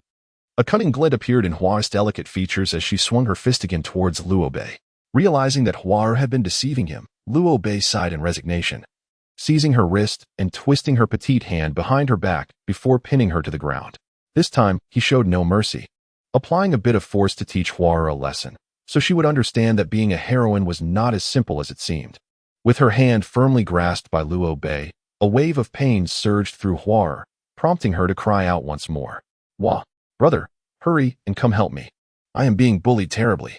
This time, regardless of whether Hua was genuinely crying or merely acting, Luo Bei did not release her grip, keeping her pinned to the ground, motionless. The young man in the floral robe, witnessing this scene, not only refrained from rescuing Hua, but also smiled at her, saying, Heroine Hua, you currently possess quite the heroic demeanor. I cannot bear to disrupt this spectacle. Haha. Luo Bei, you should let her go. Seeing Hua in such distress, Luo Lan could no longer hold back and spoke up. Humph, I am Hua, a true heroine. I do not need your assistance. Upon finishing her words, the look of grievance vanished from her lovely face, and she abruptly raised her head, glaring at the young man in the floral robe. Ziluo Sheng, will you save me or not? Hearing Hua call out the name of the floral-robed youth, everyone in the Inn of Welcoming Immortals was taken aback. Zi is a surname belonging to the royal family of the Nanjiao Kingdom. Such a name would not be found among common folk, lest they face annihilation of their entire clan. The youth adorned in floral attire is named Ziluo Sheng, which implies that these 2 individuals hail from royal lineage. How fortuitous. Luo Bei mused quietly, helplessly tapping his nose. How could there exist such a headstrong and willful lady among the nobility, where one typically encounters only graceful and dignified ladies? Surely, I must have misheard. Perhaps it was not Ji, but rather Ji or even Ji. Just as Luo Bei was lost in contemplation, a gust of wind surged forth, coinciding perfectly with Ziluo Sheng's palm strike aimed at him. Luo Bei released Huar and retreated swiftly, while Ziluo Sheng did not pursue but instead regarded him with a smile. Apologies. My little sister has become quite irate, and as her elder brother, I am compelled to intervene. However, I assure you, I shall show no mercy. You must tread carefully. Haha. Unexpectedly, in the kingdom of Nanzhao, I encounter an individual of similar rank, yet whose prowess is not inferior to mine. How intriguing indeed. Ziluo Sheng laughed heartily. Yet in his eyes, Luo Bei discerned a profound caution. Your speed is commendable, yet your strength pales in comparison to mine. Luo Bei remarked with an indifferent expression and a calm tone. Indeed, my hands have grown numb. Your speed is on par with mine. However, your strength is undeniably superior. You are indeed a prodigy, haha. Ziluo Sheng acknowledged with a nod, rubbing his trembling hand. Shall we continue our duel? Luo Bei inquired. Finding the individual before him quite intriguing, perpetually wearing a cheerful countenance. Haha, of course not. Should I lose, it would be utterly embarrassing. Ziluo Sheng, being a perceptive individual, promptly made a sound judgment. Ziluo Sheng, do you still possess the demeanor of a chivalrous hero? Have you not observed their oppression of the weak? As knights and ladies, how can we remain indifferent? Upon hearing Ziluo Sheng's declaration to refrain from fighting, Huar, her brows furrowed in anger, spoke out. This lady knight has misunderstood. We are not being oppressed by our master, and my brother was saved by them. Zhang Niu hurriedly interjected, casting a glance at Huar. What did you say? Huar exclaimed, her eyes widening in disbelief. Is what you speak the truth? Then your earlier kneeling was an expression of gratitude? Zhang Niu nodded vigorously. Oh, I see. I was rather presumptuous, thinking you were bullying the weak, Zihua remarked, her cheeks flushed with a hint of shame as she gazed at Luo Bei. Ah ha ha. Ziluo Sheng approached, patting Luo Bei on the shoulder and addressing Zihua said, Dear sister, rest assured, this brother will not take offense. Am I not correct? Faced with Ziluo Sheng's jovial nature, Luo Bei could only nod in agreement. With such an affable and cheerful individual, who could harbor any resentment? As the saying goes, one does not truly know another until they have fought together, and thus, the Xian welcomed a few more patrons. Locke bestowed some money upon the Zheng brothers, instructing them to procure decent attire, for to address Locke as master was to be considered a part of the Luo family, and thus they deserved to present themselves with dignity. After getting acquainted, Luo Bei and his companions soon found common ground with the Ziluo Sheng siblings, as if they were long-lost friends. However, the siblings from the Ji family chose to remain silent regarding their true identities, as Luo Bei and the others engaged in lively conversation. The figure of the Lord of Luo appeared at the entrance of the Yingxian Inn. In that moment, the Lord of Luo no longer exuded his usual charismatic demeanor. Instead, he emanated an aura of chill, his complexion pale, and frost adorning his brows. The instant he stepped into the inn, he collapsed to the ground with a thud. Father! Luo Bei rushed over, supporting the Lord of Luo, whose body felt as frigid as ice. Uncle! Following closely behind, Luo Ku and Luo Lan hurried to his side, their faces etched with concern. Although Zihua was unfamiliar with the Lord of Luo, she discerned his identity from Luo Bei's address and, upon witnessing his condition, she joined Luo Bei at his side. It seems he has been afflicted by extreme cold. I possess a Jiuxiao pill that can temporarily suppress the chill within him. Observing the Lord of Luo in Luo Bei's arms, Zihua produced a porcelain vial and promptly handed it to him without hesitation. Luo Bei uncorked the vial and poured out a fiery red pill, offering it to his father without a moment's doubt. After consuming the crimson pill, the chill surrounding the Lord of Luo receded significantly, and a faint warmth began to emanate from him, yet he remained in a state of unconsciousness, akin to a living corpse. Noticing that his father did not awaken, Luo Bei prepared to administer another Jiuxiao pill. Chapter 14. A Father-Son Conversation. The Jiuxiao pill can only be taken once a day. Exceeding this could lead to a fatal surge of yang fire. Observing Luo Bei's intentions, Zihua quickly intervened. My younger sister possesses some medical knowledge. Perhaps you should allow her to assist. Ziluo Sheng discerned the atmosphere in the room. This time, instead of displaying a foolish grin, she appeared unusually solemn. Thank you for your trouble, Luo Bei said politely, nodding. No need for formalities, Zihua replied, crouching down, her delicate fingers resting on Luo Shizhu's pulse. A moment later, she furrowed her brow.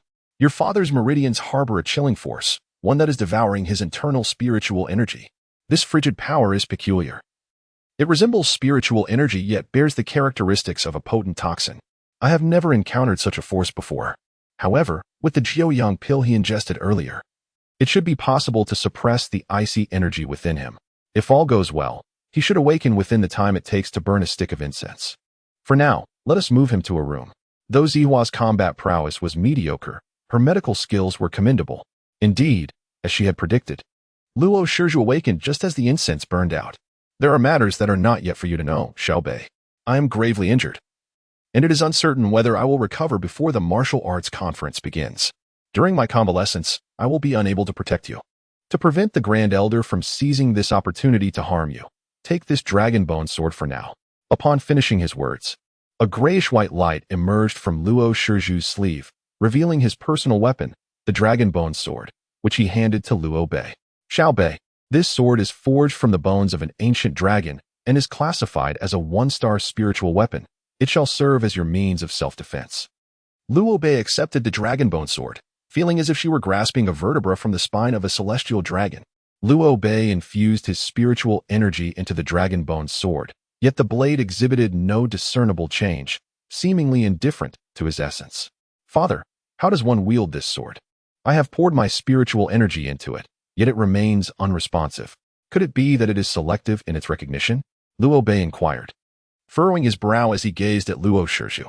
The dragon bone sword is a spiritual artifact, Luo Shizhu explained. Infusing it with your spiritual energy is merely a method of controlling the tool. To truly wield a spiritual artifact, one must merge their consciousness with it, employing their own mind to command it. It should not be regarded solely as a treasure, but rather as a companion, indeed, an extension of oneself. Luo Shizhu shook his head. Continuing, the term consciousness can also be understood as one's mental prowess. Warriors below the 4th tier of Qi refinement are unable to project their consciousness outward. However, they can connect with spiritual artifacts by imbuing their consciousness within them, thus enabling control. Upon hearing his father's words, Luo Bei gently closed his eyes, directing his consciousness into the dragon bone sword. As his essence surged into the blade, he felt a sudden jolt of energy, and in an instant, the entirety of his surroundings within a 10-foot radius materialized vividly in his mind. What is this? Consciousness projection? Luo Bei's heart raced with exhilaration. This ability could unveil that which the naked eye could not perceive, guarding against ambushes from adversaries. Yet, such a skill was typically a hallmark of formidable practitioners. How could it manifest in him? Elder Song once remarked that Luo Bei possessed in void physique, a rare condition that not only facilitated the cultivation of barbaric techniques, but also allowed one's consciousness to expand as one aged. For ordinary warriors, enhancing their consciousness necessitated arduous training. As the master of the inner perception, he undoubtedly sensed this faint divine consciousness, his gaze towards Luo Bei filled with astonishment. Luo Bei had certainly not reached the stage of external perception, yet he was able to project his divine consciousness outward, a phenomenon that shattered the long-held beliefs of martial artists spanning millions of years. The ability of a bone refinement stage warrior to emanate divine consciousness indicates that Luo Bei transcends the mere status of a prodigy. He is, in fact, an exceptional genius. Luo Bei's outward projection of divine consciousness not only showcased his extraordinary talent, but also revealed his insufficient control over it. Initially, he had intended to direct his divine consciousness into the dragon bone sword to animate it. Yet at this moment, the sword remained inert while his consciousness spread outward, probing the surrounding environment. At first, he felt exhilarated by his ability to project his consciousness, but soon he realized that it was a torment. The exertion of outward projection was exceedingly exhausting. Luo Bei shook his head, wincing in pain. Your ability to project divine consciousness is evident, and it is clear that your innate talent is remarkable. However, your control over it is woefully inadequate, the master of the inner perception commended before addressing Luo Bei's shortcomings. I intended to guide my divine consciousness into the dragon bone sword, but to my surprise, the moment I attempted to project it, it surged forth uncontrollably like a flood, scattering in all directions. Luo Bei sighed helplessly. Xiaobei, your divine consciousness is immensely powerful, yet you have never harnessed it. It is akin to a person who suddenly acquires formidable strength but lacks the knowledge of how to wield it. Next time, you should first summon a wisp of your consciousness. Once you have mastered it, you may then divide it further, Lord Luo patiently instructed. Indeed, Luo Bei nodded, gazing at his father. Father, are you imparting the dragon bone sword to me in this private conversation? No, Lord Luo replied. I wish to convey that the upcoming martial arts competition is of utmost significance. You must absolutely refrain from using. His words trailed off. leaving Luo Bei in perplexity regarding his father's intent. Mongolian divine abilities. A flicker of brilliance ignited in Lord Luo's eyes as he regarded Luo Bei, suddenly speaking again. Upon hearing his father's words, Luo Bei's pupils constricted, and a cold sweat broke upon his brow. Father, you are aware of it? Lord Luo nodded. And after a moment of silence, he continued, I learned this from another. This individual is the one who injured me. I shall not impede your practice of the Mongolian techniques. However, you must bear in mind one crucial point. You must never allow the Luo family to fall into a perilous predicament. For you are a scion of the Luo lineage and the very hope of our clan. Luo Bei was taken aback by Lord Luo's open-mindedness, realizing that he did not reprimand him for practicing the Mongolian techniques. Meanwhile, next door, Luo Ji, having learned of Lord Luo's intent to speak privately with Luo Bei, pressed his ear against the wall to eavesdrop. Upon hearing Lord Luo mention Luo Bei's practice of the Mongolian techniques, Luo Ji was nearly overwhelmed with shock. Insanity. Pure insanity. Practicing Mongolian techniques is a crime that could lead to the annihilation of our clan. I've long heard that Luo Bei's mother hails from the Mongolian tribe, but I never imagined that Luo Bei himself is also one of them. This cannot stand. I must inform my grandfather of this secret. Luo Shi covered his mouth, silently making a decision within. Very well, Xiao Bei, you may leave for now. I need to gather my thoughts. After giving his instructions, the Lord of Luo permitted Luo Bei to exit the room. Father, this is the 9-sun pill. It will help suppress the extreme cold energy within you. However, you may only consume one a day. I have already administered one to you, Luo Bei stated, nodding as he placed the porcelain vial containing the 9-sun pill beside his father's pillow before preparing to depart. Wait. Upon hearing the mention of the 9-sun pill, a look of astonishment flickered in the Lord of Luo's eyes, and he quickly called out to Luo Bei. Where did this 9-sun pill come from?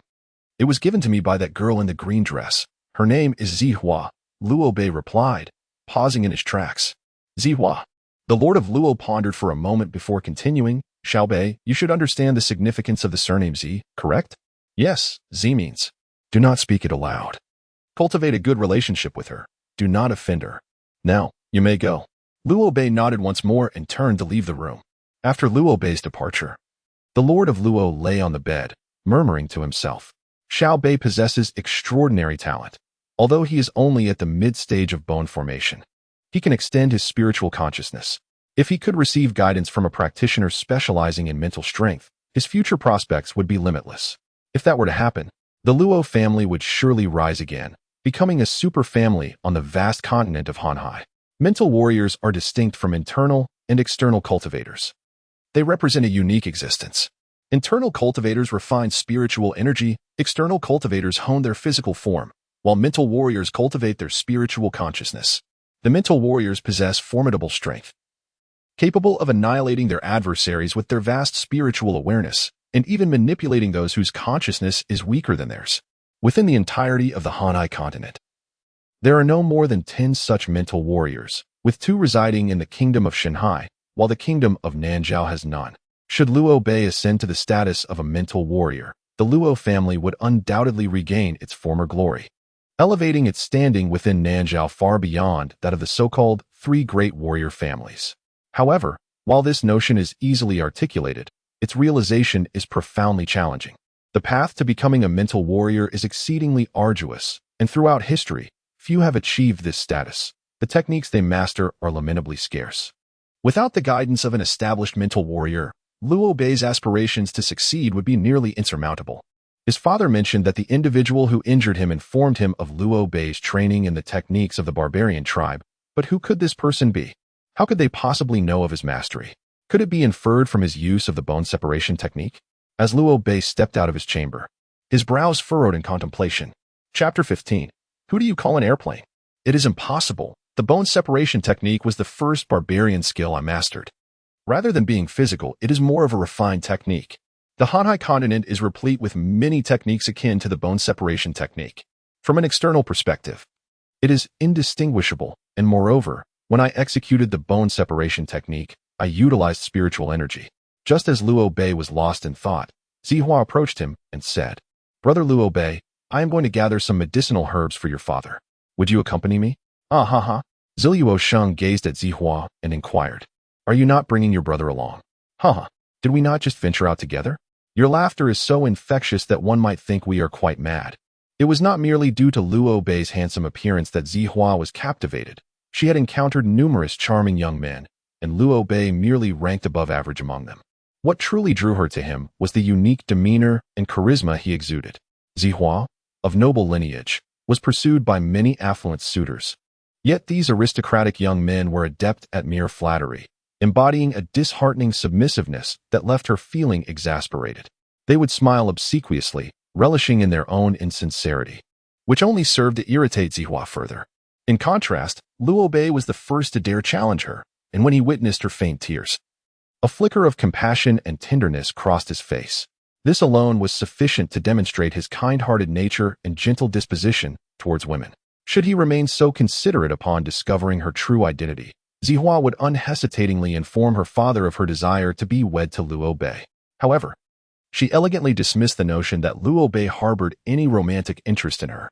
In her view, a noble princess such as herself, possessing both beauty and a prestigious lineage, would surely attract suitors. If there were any who did not desire her, it could only mean one of two things. Either the man was a fool, or he harbored unconventional inclinations. As she departed the inn with Luo Bei to procure medicine, she noticed the gravity etched on his face and could not help but inquire. "Brother Luo, you need not worry. I will assuredly aid in treating your father's injuries." "Thank you," he replied. Upon hearing her words, Luo Bei forced a faint smile. "No need for thanks. Saving lives and healing the wounded is the duty of a heroine." Zihua stepped forward, standing resolutely before Luo Bei, chest out, exuding an air that proclaimed, "I am a heroine. Please believe in me." Witnessing Zihua's antics, Luo Bei couldn't help but laugh, a long-awaited, hearty laugh. "What are you laughing at? Is what I said so amusing? This is utterly unfair. I shall ignore you." Zihua pouted, clearly displeased at Luo Bei's laughter directed at her. Having said that, she huffed and marched ahead, while Luo Bei chose not to pursue, instead strolling leisurely onward. As the upcoming martial arts competition approached, the streets of Songlong City buzzed with activity, throngs of people and countless vendors filling the thoroughfare. Among the bustling crowd, Luo Bei remained oblivious to the presence of someone familiar within the sea of faces. That individual was Longjun, although Luo Bei failed to notice him. Longjun had spotted Luo Bei. Pausing in his tracks, Longjun addressed the two subordinates behind him, clad in azure robes and possessing formidable cultivation at the peak of the outer realm. "Have you seen that young man? Go over and provoke him. Take the opportunity to give him a good thrashing. Remember, do not kill him. I intend to take his life at the martial arts competition." The two azure-clad men, sent by the Long family to protect Longjun after learning of his injuries, exchanged glances and nodded in silent agreement before turning to approach Luo Bei. "Luo Bei, are you truly so foolish as to not understand that an angry girl requires consolation? You are simply insufferable. You are indeed a heroine. Possessing a heart as vast as the ocean, how could you possibly require my consolation?" Luo Bei remarked. "Ah, I do enjoy hearing that. Very well, as a magnanimous heroine. I shall forgive you," Zihua replied, her anger dissipating, replaced by a satisfied smile. At that moment, two men clad in green robes approached, their power subdued. However, their intentions were not directed at Luo Bei, but rather at Zihua. After all, Long Qing had instructed them to provoke first before delivering any blows. And it was only fitting that they target Zihua. "Oh my, what a lovely young lady. How about accompanying your elder brother for a drink?" One of the green-robed men leered, his smile laced with malice. "Elder brother? Please, uncle, spare me the pretense of youth," Zihua retorted, her brows furrowing in exasperation. "Haha, Wu Liang, did you hear that? This young lady just called you uncle," the other green-robed man chimed in mockingly. "Old man, has no one told you that your smile is quite unappealing?" Zihua shot a disdainful glance at the latter, her tone dripping with sarcasm. "Old man, Wei Gu, did you hear that? This lovely lady just called you old man." Wu Liang laughed. "Old man, humph, I shall show her the might of this old man," Wei Gu declared, his voice dripping with arrogance. As he spoke, a lewd glint flickered in his eyes, and he extended his hand like a claw, reaching towards Zihua. Why do men today always feel the need to reach out towards a girl's front when they provoke her? Luo Bei mused silently, a frown creasing his brow. "Hey, what is there to grasp at an empty plane?" Luo Bei staggered and appeared before Zihua, seizing Wei Ji's filthy hand. "HM?" Wu Liang and Wei Gu exchanged glances, both perceiving the smug satisfaction reflected in each other's eyes as they regarded Luo Bei.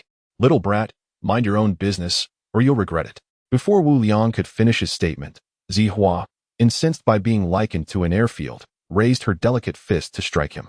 Liu Bei swiftly grasped Zihua's fist.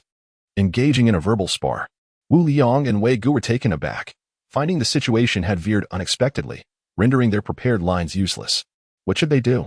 Their dialogue had been interrupted. Let it be. Let us just fight. The two ceased to conceal their prowess, their formidable spiritual energy erupting like a tempest, simultaneously launching their strikes towards Liu Bei.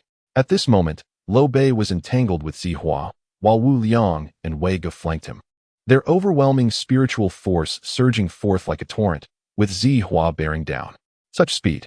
Upon witnessing Liu Bei evade her attack, Zihua could not help but exclaim in admiration. We mustn't let them escape. Pursue. Wu Liang shouted as he observed Liu Bei and Zihua weaving through the crowd, transforming into a fleeting shadow as he gave chase. Liu Bei and Zihua navigated through the throngs, with Wu Liang and Wei Ge hot on their heels, relentless as rabid hounds.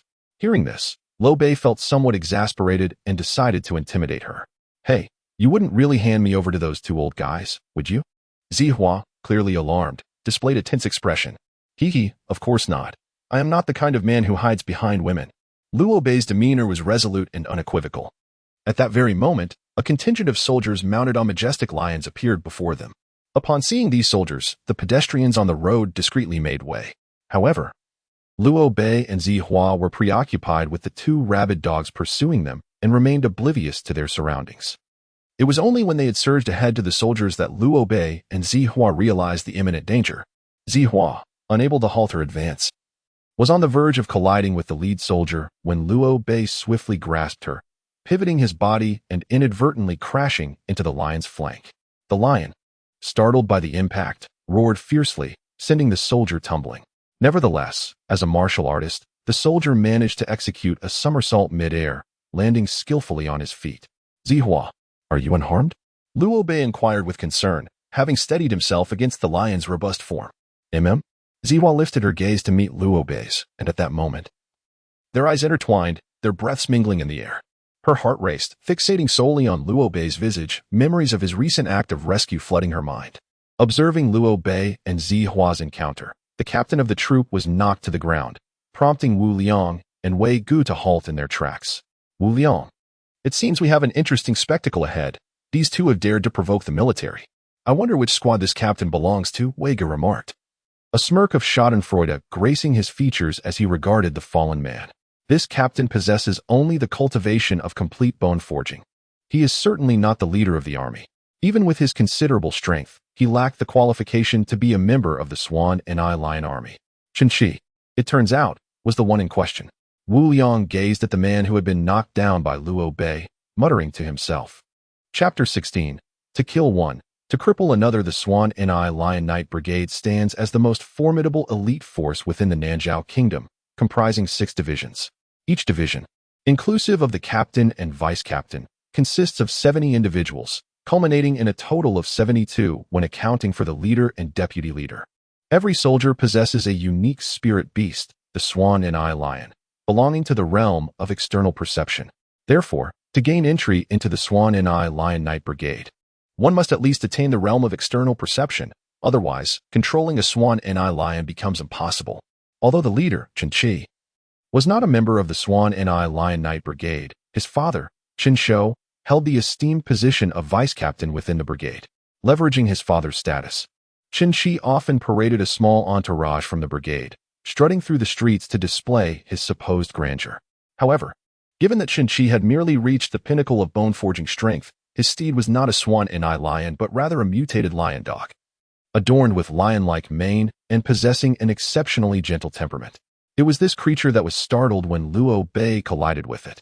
As Qi tumbled to the ground, he suffered a loss of dignity, compounded by the fact that he accidentally tore off the lion dog's mane. This incident unequivocally exposed his pretense of riding a faux Swan and Eye Lion to the public eye. The surrounding crowd, initially taken aback by Qi's actions, soon erupted into uproarious laughter upon witnessing him clutching the mane of his steed. Amidst the uproarious laughter of the crowd, Qi's countenance grew increasingly grim as he pointed an accusatory finger at Liu Bei and Zihua, bellowing, "Seize this pair of shameless scoundrels at once."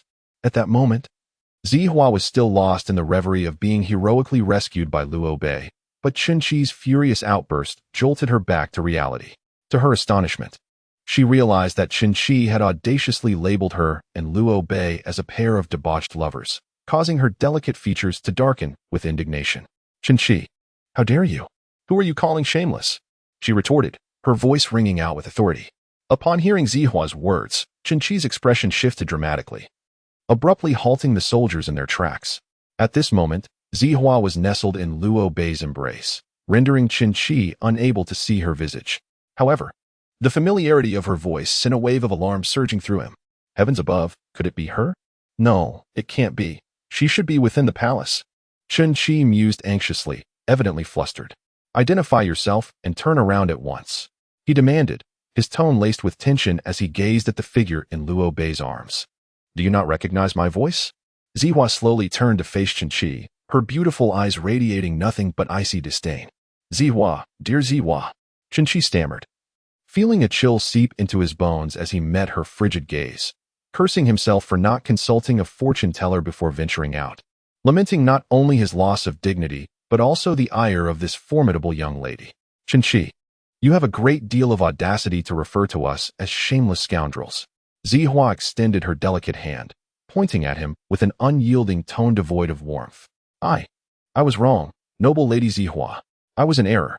Qinqi trembled before her, tears welling in his eyes as he pleaded for forgiveness. These are tears of fear.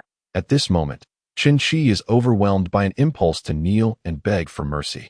"Qinqi, I command you to capture those two individuals," Zihua declared coldly, turning her gaze towards the crowd, where Wu Liang and Wei Gu attempted to flee. Seeing that Zihua had chosen not to punish him, but instead to enlist his help in capturing them, a glimmer of hope ignited within Qinqi. "Why are you still dawdling? Capture them at once."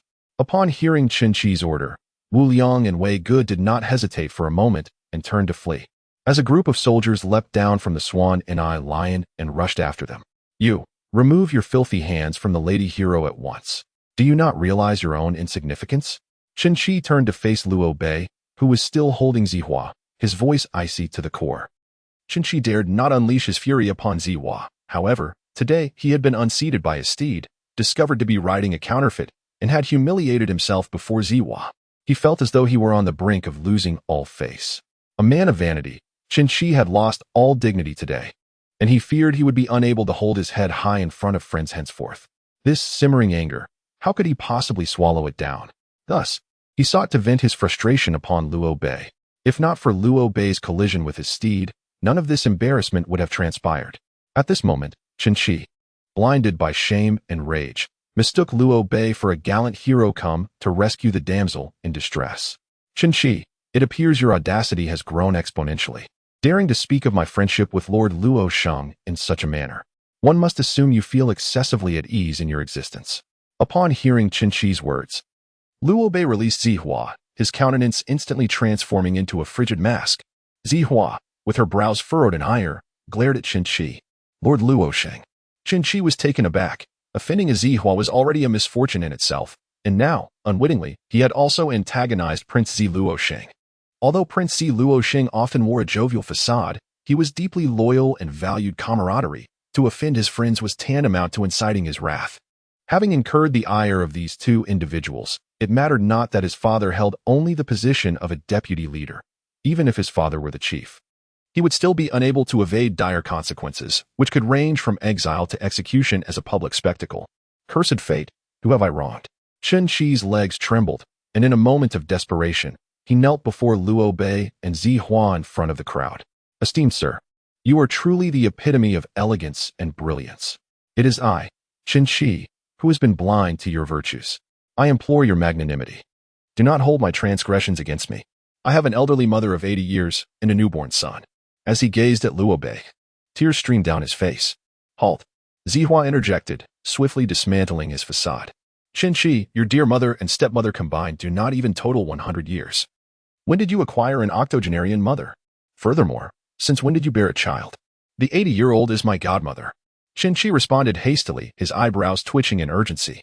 "The newborn is my illegitimate child. Hence, fair maiden Hua, you were unaware." "Utter nonsense." Luo Bei maintained a tranquil demeanor, his voice icy. Rise. To weep upon command or kneel at a whim is the mark of a born slave. Qin Shi, upon hearing this, felt as if he had been granted a reprieve. Although Luo Bei's words were somewhat caustic, they were far preferable to the alternative of losing his head. The once doomed Qin Shi was now filled with gratitude. Had it not been for the prattling of those around him, he might have even considered recognizing Luo Bei as a godfather. You two scoundrels dare to show disrespect to the valiant heroine, Zihua? Seize them and castrate them. Upon hearing Zihua speak of Wu Liang's public harassment, Qin Shi assumed an expression of fury and commanded his subordinates. Qin Shi, do you hold any authority to speak here? Zihua gazed at him, her beautiful eyes brimming with frost. Realizing he had failed to present himself well, Qin Shi wisely fell silent and retreated to the side. Brother Luo Bei, what do you suggest we do with these two? Zihua approached Luo Bei, her demeanor playful and whimsical. Tell me, who exactly sent you? Two formidable beings of the external perception realm, daring to harass a young woman in broad daylight. Your performances are outrageously poor, Luo Bei remarked, stepping forward, his tone frigid and devoid of warmth. You are quite astute, my lad. Indeed, we were dispatched by our master. Would you like to know our identities?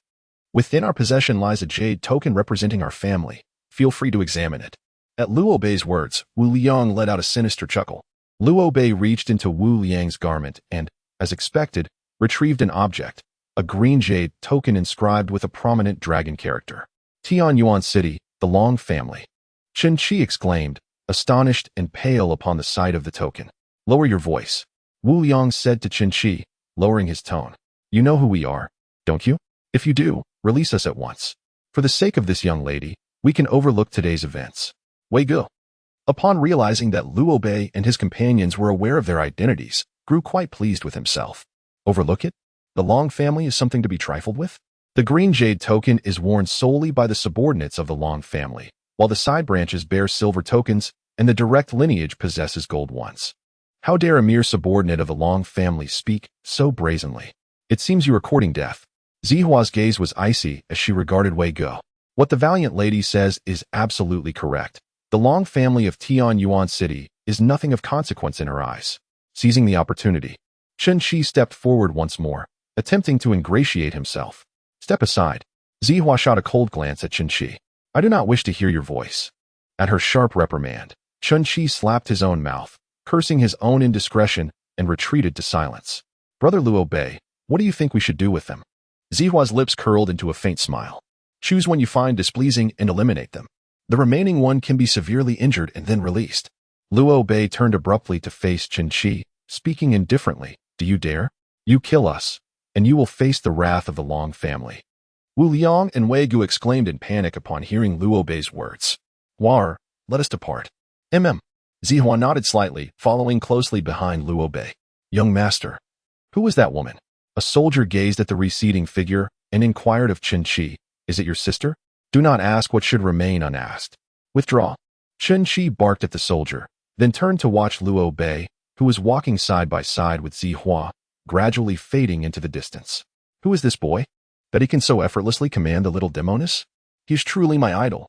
Chapter 17. The hatred of Long Zhen in the southern general's mansion of Songlong City. Long Zhen erupted in fury, exclaiming, this is an affront to the dignity of our Long family.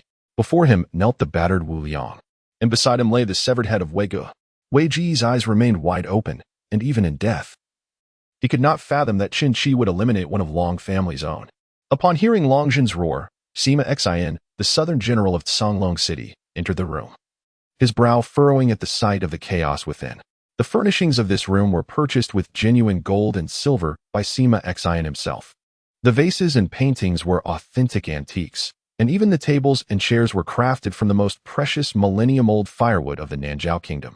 Long Zhen's reckless destruction had cost him a fortune, amounting to tens of thousands of Hanhai coins. Yet, being the scion of the Long family in Tianyuan City, despite the pain in his heart, Sima Exiled dared not show it. Young Master Long, what has transpired to cause you such distress? He inquired, stepping closer. However, he halted abruptly, for he had spotted Wei Ji's head on the floor, and it was impossible for him not to recognize the subordinate of Long Zhen, whom he had welcomed into his home. Young Master Long Zhen, what on earth has transpired? Sima Xian inquired, astonished as he gazed upon the bloodied head lying on the ground. Do you not see? One of my subordinates lies dead, while another is gravely injured, right in the heart of Songlong City, in the southern part of the city. Moreover, the assailants were fully aware that they were targeting members of the Long family, yet they dared to commit such an atrocity. It is infuriating, utterly despicable. Immediately, Sima Xian, proceed to the Ancient Inn and apprehend every individual within. I shall dismember them and scatter their remains to quell the wrath that burns within me, Longzhen declared, his visage contorted with rage. However, Sima Xian, being the general of South City, possessed a level-headed demeanor and would not act recklessly based solely on Longzhen's words. Young Master Longzhen, do you not understand the background of those who dared to strike against your Long family from Tianyuan City? Sima Xian pondered momentarily before shifting the topic. Who are they? Merely a youth attending the martial arts conference. Furthermore, he is the son of the deputy leader of the Swanli Lion Cavalry, Chen Qi. Longzhen's anger slightly abated as he furrowed his brow. Chen Qi. Sima Xian gasped in astonishment, his gaze fixed upon the kneeling Wu Liang. How could this Chen Qi have the audacity to slay Wei Go? Relate to me the events in detail. Should you conceal even the slightest truth, I shall ensure your demise. Yes, the matter unfolded as follows. Wu Liang nodded, recounting the previous events, albeit with a touch of embellishment, yet remaining fundamentally truthful. What did you say? Chen Qi actually knelt before that youth. Sima Xian was once more taken aback upon hearing Wu Liang's words. Indeed. When the young girl referred to the youth as her friend, Chen Qi knelt down. Wu Liang responded, inquiring about the girl's name and the identity of the brother she mentioned.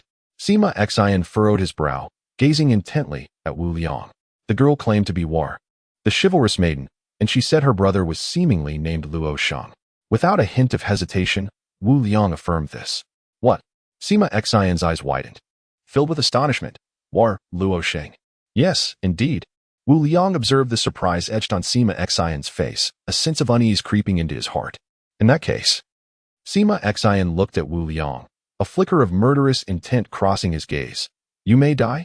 As the words fell, blood splattered forth.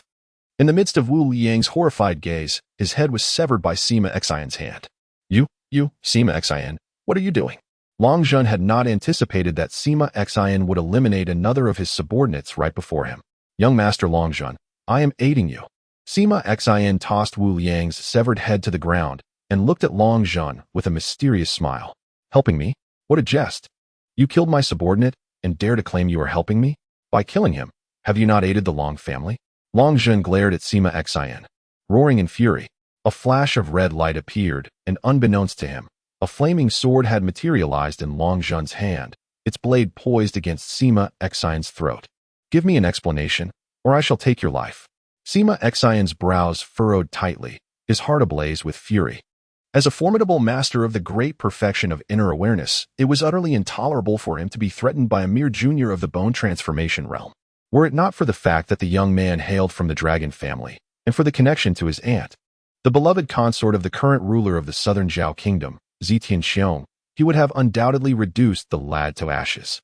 Young Master Longzhen, are you aware of the identity of the maiden named Huar? And who is this person referred to as Luo Shang? Sima Xian took a deep breath and, donning a facade of calmness, inquired with a smile. Who? Longzhen replied, his voice icy and devoid of warmth. The maiden known as Huar is none other than the most cherished daughter of the reigning monarch of the southern Zhao kingdom, Zitianxiong. And the individual called Luo Shang is even more remarkable. Though merely 20 years of age, he has mastered the royal family's ultimate technique, the ancestral dragon transformation, and has been appointed as the current crown prince. Sima Xian elucidated with a smile. The crown prince. Longzhen gasped in astonishment, his fire sword withdrawing from Sima Xian's neck. Now you comprehend my motive for wanting him dead, do you not? Not only did he brazenly provoke our nation's princess in public, but he also exposed your dragon family of Tianyuan City. If we eliminate him and display his head in the streets, claiming he violated the dragon family's code by publicly harassing young maidens and tarnishing the family's reputation, you will immediately be justified in his execution. Only then, young Master Longzhen, can you and your dragon family remain unscathed, Sima Xian remarked with a sly grin. Am I truly to endure such humiliation? Longzhen clenched his fists in rage. This wretch once humiliated me in the Ancient Inn, and now my subordinates have perished because of him. I cannot swallow this insult. Endure even when it is unbearable. Only those who possess the ability to bend and adapt can achieve great things. Sima Xin declared solemnly. Endure? What matters are you referring to? Luo Bei inquired softly. I have uncovered the identity of the person who severely injured your father, Zi Luo Sheng stated, his demeanor shifting from playful to serious as he regarded Luo Bei. What? Luo Bei furrowed his brows, astonished as he gazed at Zi Luo Sheng. He had not even requested assistance in investigating the assailant who harmed his father. Zi Luo Sheng had acted solely on his own initiative, which moved Luo Bei deeply. The one who gravely injured your father is a figure clad in purple. A passerby witnessed the confrontation between them. However, to accurately describe it, it was not a battle in the traditional sense, as there were no violent clashes. Your father simply fell, Zi Luo Sheng explained. What? That is impossible. Unless the opponent has reached the celestial realm. Luo Bei exclaimed, his pupils constricting sharply. Filled with disbelief. I do not think so. If the chilling energy within your father's body were poison, Huanaer would certainly have diagnosed it. By the way, I heard the passerby mention that your father referred to this purple-clad individual as Luoji. Zi Luo Sheng remarked with a smile. Luoji? That's peculiar compared to what my father mentioned. If she truly belongs to the Luo family, she should be a woman. This name sounds vaguely familiar. Yet I cannot quite recall why, Luo Bei mused, his brow deeply furrowed. Luo Bei, you must exercise caution. Since this person sought out your father, she may very well come after you as well. Zi Luo Sheng expressed his concern. Do not worry. If she intended to find me, she would have done so long ago, Luo Bei reassured him. Thank you, Luo Sheng. Luo Bei expressed, his gratitude unmistakable as he spoke with a gentle smile. Oh, what is there to thank for? We are good brothers. Let us not be like Locke and Lolan. Haha? Luo Sheng chuckled heartily. Indeed, good brothers. Luo Bei replied with a grin, giving Luo Sheng a friendly pat on the shoulder. Although Luo Sheng did not openly acknowledge his royal lineage, their shared surname and the 9-son pill presented by Zi Hua were sufficient evidence of their noble heritage. Unlike Luo Bei, who radiated warmth and sincerity, the brothers Zhang Niu were less loquacious, and although Locke and Lolan would occasionally share laughter with Luo Sheng and Zi Hua, a semblance of caution lingered in their hearts. Only Luo Bei approached the siblings from the Zi family without any reservations, genuinely seeking friendship. Since Luo Sheng and Zi Hua were reluctant to reveal their true identities, why should he regard them as royalty? If his assumptions were correct, as children of the royal family, they must experience profound loneliness, much like himself, who, apart from Locke and Lolan, had no true siblings within his family. A sigh escaped Luo Bei's lips as he contemplated their shared solitude. They were all solitary, yearning for companionship. It was this very reason that enabled Luo Bei to connect with Luo Sheng and Zi Hua so effortlessly, establishing a bond of sincerity without a hint of doubt. Chapter 18. Luo Ji. Regardless of the circumstances, I have finally succeeded. With further practice, there should be no issues. Luo Bei mused, aware that the martial arts tournament was less than 20 days away. Time was indeed of the essence. With that thought, he closed his eyes and resumed his training. In the grand halls of the Vermilion Palace, the residence of the Emperor of Nanzhao, a furious voice echoed. How could you fail to protect her? Two scoundrels nearly assaulted her in public. Zitin Qiang's face was a mask of wrath. For news of the incident in the southern city had spread like wildfire within the palace, and he was now reprimanding the guards assigned to covertly protect Zi Hu and Zi Lu Sheng. Cough, cough, cough. Overcome by his indignation, Zitin Qiang was seized by a violent fit of coughing, producing a handkerchief to expel a mouthful of phlegm. When he withdrew the cloth from his lips, he was horrified to see it stained with blood. Your Majesty, please temper your rage. At that moment, a graceful woman approached, offering him a cup of tea. Humph. Zitin Qiang knocked the cup from her hands, glaring at her in fury. Do calm down, Long Ru am I. Do you not comprehend the identities of those ruffians who dared to harass Hua? This woman was Long Ru am I of the Long family from Tnyu City, the aunt of Long Sh Ing and a consort of Zitin Qiang. I am unaware, Your Majesty. I beg your pardon. Long Ru am I knelt in alarm, her delicate features etched with concern. If I may inform you, those two individuals are indeed from your Long family, and they were sent by your good nephew, Long Shing. Long Ru am I. Does your Long family presume that your presence at my side grants you impunity? Zitin Qiang ground his teeth, his fury intensifying. Your Majesty, I have remained within the palace, seldom contacting my family, and even when I do, I always remind my kin to behave themselves. My nephew, Long Shun, has always been obedient and would never engage in such actions. I suspect there must be some hidden circumstances or a misunderstanding involved. Perhaps those two individuals are wielding their authority unjustly or are attempting to frame the Long family. Hearing Zi Tianxiong's words, Long Ruame felt a sudden shock and hurried to clarify. Humph. Long Ruame, remember this. The glory you possess today is bestowed upon you by me. Likewise, I possess the power to strip you of that glory, along with all its benefits. Consider what the Long family, one of the three great martial families of the Nanzhao kingdom, will become then. Ponder that at your leisure. With a fierce gaze, Zi Tianxiong commanded, Now, you all may withdraw. Such matters shall not be permitted to occur a second time. Understood. Long Ruame and the guards cautiously retreated. Once only Zi Tianxiong remained in the Zhuge palace. His legs weakened, and he hastily leaned against the dragon throne before settling down beside it, murmuring to himself. It appears that the fire of the Zhuge indeed requires the Xie Tianyin as a prerequisite for cultivation. Currently, the fire of Zhuge within me is in disarray. I am uncertain how much longer I can endure, while Luo Xing continues to frolic about, heedless of everything. It has been 5 days since I arrived in Songlong City from Luo Bei, and as night gradually descends, the once bustling streets grow quiet. Inside the room, Luo Bei, who had been soundly asleep, suddenly opened his eyes and slowly rose. Someone is peering into the Yingjin and with their spiritual sense. Could it be that Long Shun's nefarious intentions have not yet waned, and he seeks to send someone to assassinate me? Ever since Luo Bei first dispersed his consciousness, he has felt a rapid growth of his mental prowess each day. Now Luo Bei's consciousness is comparable to that of a warrior at the inner perception realm. Such an ability would bring immense joy to any ordinary warrior. However, Luo Bei is deeply troubled by the speed of his consciousness's growth, as it becomes increasingly difficult to control. Moreover, he is inherently unskilled in wielding his mental faculties. Just as Luo Bei suspected that Long Jin was secretly investigating the Welcome Immortals Inn, his keen hearing caught the sound of a door opening, followed by a barely audible descent down the stairs. Luo Bei furrowed his brow. The door opened to the fourth room on the right, which belonged to Luo Ji. What could this young man be up to? Luo Bei quickly donned his clothes, gently opened the door, and stealthily followed Luo Ji out of the inn. In the quiet alley, Luo Ji came to a halt. In the shadows of the alley stood a figure clad in black, with Luo Bei's sharp eyesight. He recognized the individual as the esteemed elder of the Luo family, Luo Wushun. Why has the elder come here? Luo Bei held his breath, cautious not to make a sound, fearful of being detected by Luo Wushun, who had reached the pinnacle of inner perception. Grandfather, why have you come in person? Luo Ji asked, excitement evident on his face. Has the clan leader learned that Luo Bei practices the barbarian techniques and thus sent you to deal with him personally? Upon hearing Luo Ji's words, Luo Bei was taken aback, silently pondering. How does this young man know that I practice the barbarian techniques? It seems I have let my guard down around him. Silence. With a furrowed brow, Luo Wushun softly admonished Luo Ji, Little Ji. Have you mentioned this matter to anyone else?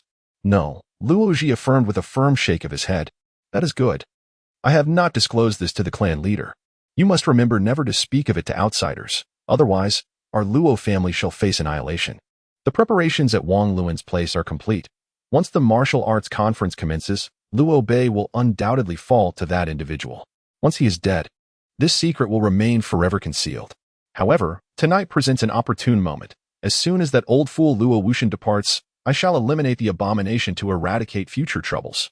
A fierce glint of malice flickered in Luo Bei's eyes as he swiftly resolved his course of action. Yet, with his cultivation, how could he possibly evade the vigilance of the peak internal perception expert, Luo Wushun? Friends lurking in the shadows, why must you skulk about? Come forth. Luo Wushun's thick brows arched, his voice cold as ice.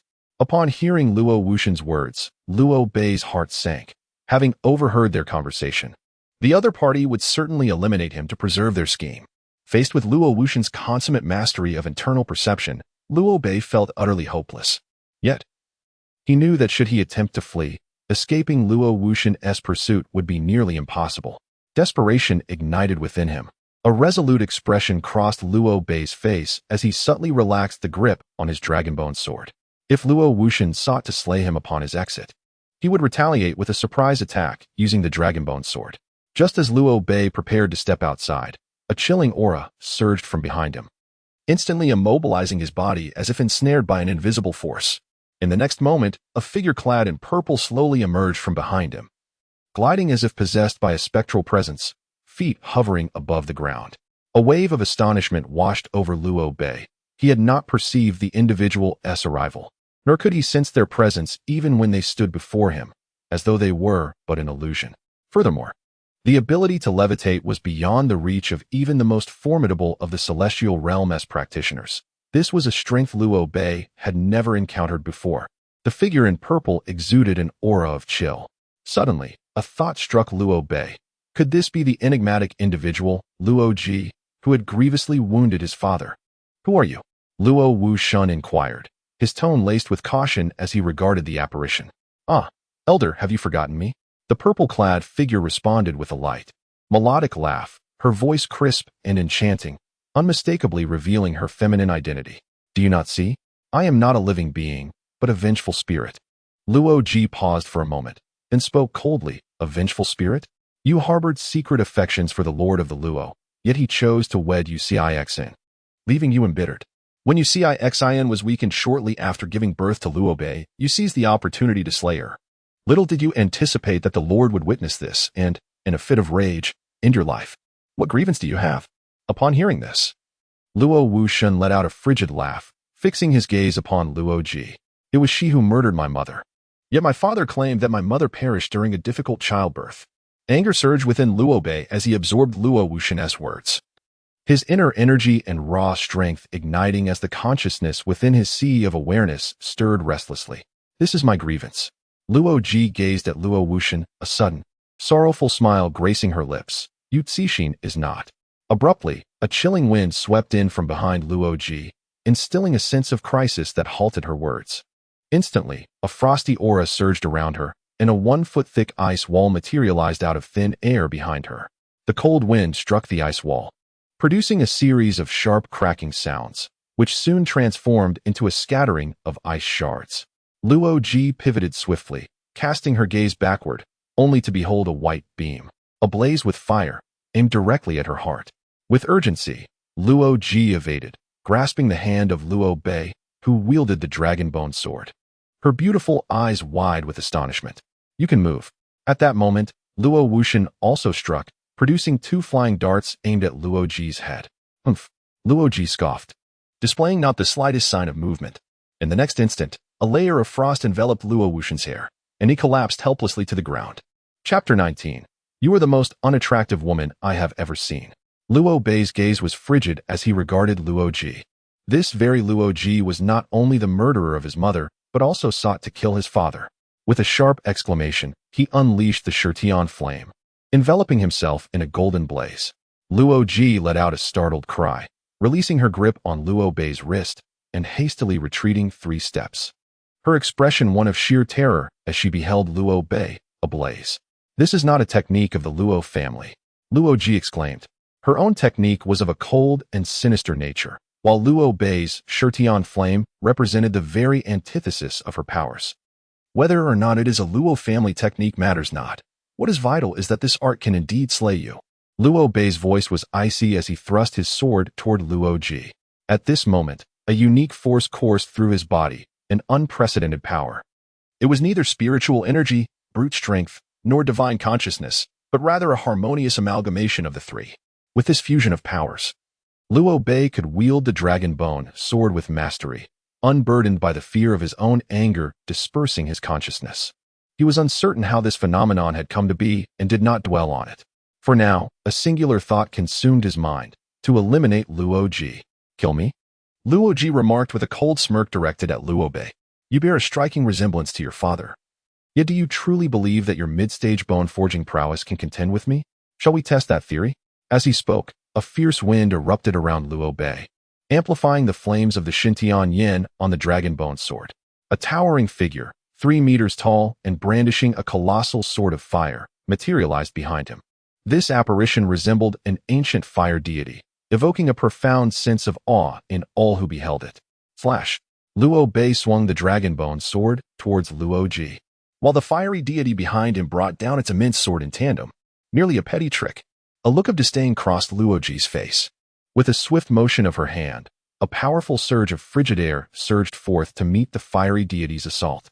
Luo Bei, merely a mid-stage bone-forging warrior, stood against the unknown might of Luo Ji, whose strength could annihilate even the adept of the inner perception realm. The chasm of power between them was insurmountable. In the face of overwhelming strength, no technique, no extraordinary force could yield any effect whatsoever. The formidable chill unleashed by Luo Ji swept through the air, obliterating the fiery specter that loomed behind Luo Bei in an instant. Exhausted, Luo Bei collapsed to the ground, having nearly exhausted all his strength against the fiery apparition. At this moment, he possessed no capacity to continue the fight. Behind Luo Ji observed the scene unfolding before him, his grandfather severely wounded, and Luo Bei rendered incapable of battle. Faced with Luo Ji, he found himself devoid of any opportunity, and even if Luo Ji refrained from attacking him, his schemes had been laid bare. Luo Bei would undoubtedly seek retribution. A resolute glint emerged in Luo Ji's eyes, since death was inevitable. He resolved to personally slay Luo Bei before his own demise. With a flick of his fingers, 2 embroidery needles shot forth from his hand, aimed at Luo Bei. At this juncture, Luo Bei was too weary to evade the oncoming projectiles. Sensing Luo Ji's intent to strike Luo Bei, Luo Ji's eyes glinted with cold determination. She swiftly turned, extending her hand, unleashing a wave of frigid air. The 2 needles, caught in the chilling gust emanating from Luo Ji, were deflected back to pierce Luo Ji's chest. A cough escaped his lips, and as the blood fell to the ground, it transformed into ice. Luo Ji felt an intense cold radiating from his chest, akin to a multitude of daggers slicing through his innards. The agony he endured surpassed that of the bone-scraping torment inflicted upon him by the master of the Luo family in the past. In disbelief, Luo Ji gazed at Luo Ji.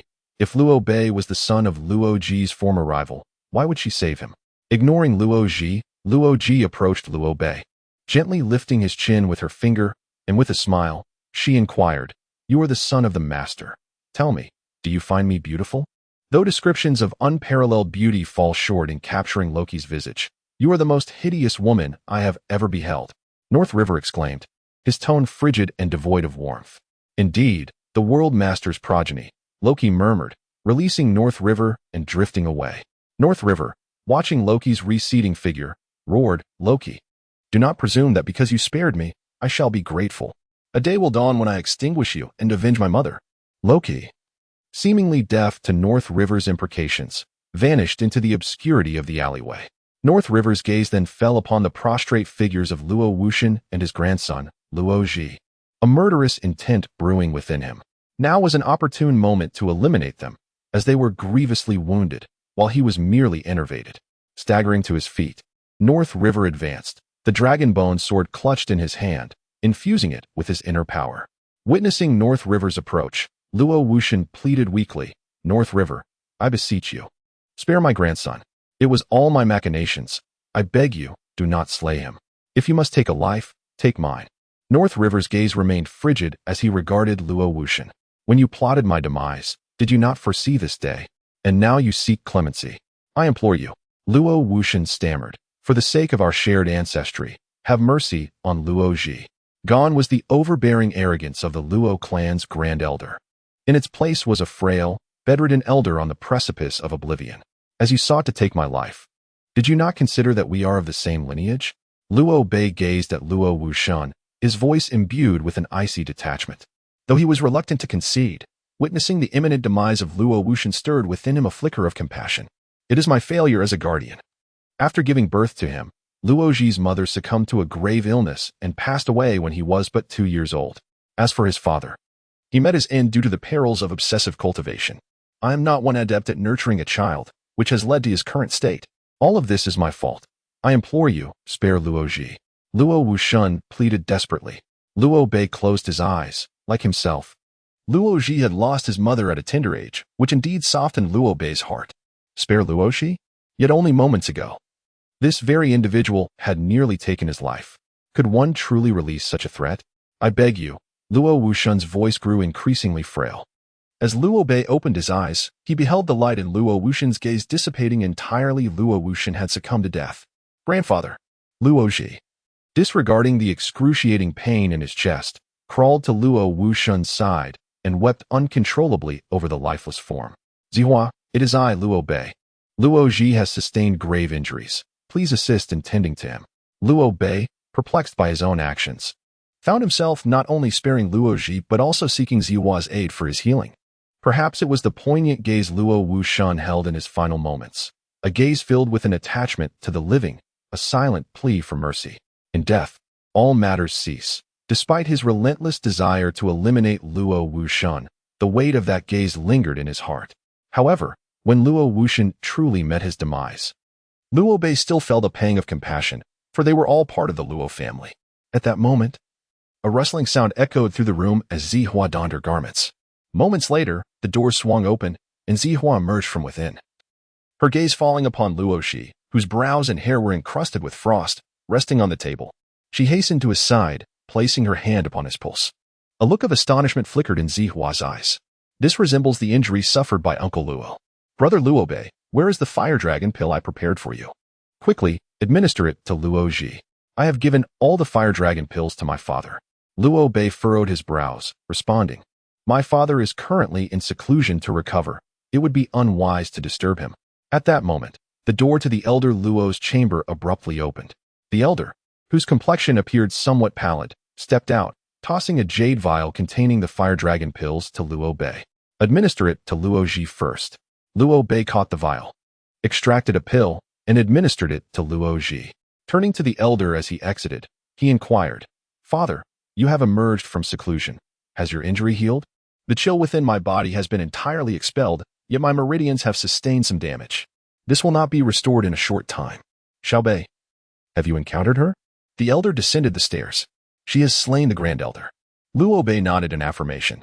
"The Grand Elder? What could possibly bring him to Canglong City?" The elder furrowed his brow in contemplation. "I am not entirely certain." Luo Bei was astute enough to refrain from revealing his true nature in the presence of the royal Zihua. It is not that he disbelieves Zihua, but rather that he fears she would doubt him upon discovering his true nature as a barbarian. After all, in the vast expanse of the Hanhai continent, being a barbarian is regarded as the most abhorrent existence. Ahem. Luo Shi spat out a mouthful of black blood and gradually regained consciousness. "Luo Bei, do not think that your act of saving me has earned my gratitude. My grandfather is dead. Why are you still alive? Do not presume that I am unaware. You must have some connection with that enchantress. Otherwise, why would you both emerge from the same place?" Luo Ji turned to Luo Bei and said. Hearing Luo Ji's words, Luo Bei furrowed his brow and the dragon bone sword flew from his sleeve, its blade pressed firmly against Luo Ji's neck. Gazing at Luo Ji, Luo Bei spoke in an icy tone, "If you wish to die, I can grant you a swift end." "I cannot die, not yet. I must witness Luo Bei's demise. If I were to perish, Luo Bei would be the one truly delighted. I cannot allow that." Feeling the sharpness of the sword against his throat, Luo Ji thought to himself, "Xiao Bei, what has transpired? What are you doing?" At that moment, hearing the commotion, Locke and others emerged from the room. Upon seeing Luo Bei with the dragon bone sword poised at Luo Ji's neck, Locke was taken aback. Chapter 20. The drawing of lots. Luo Ji descended from the table, a violent pain radiating throughout his body, causing him to collapse onto the floor. He felt as though his flesh were disintegrating, and raising his gaze to Luo Bei, he let out a cold scoff. "Hypocrite." Rising from the ground, he casually grasped the fire dragon pill from the table and made his way back to his room. Observing the retreating figure of Luo Shi, Luo Bei furrowed his brow slightly, feeling a twinge of regret for not having eliminated him. "Am I not ruthless enough, not decisive enough?" Luo Bei pondered, contemplating that perhaps sparing him truly constitutes a latent peril.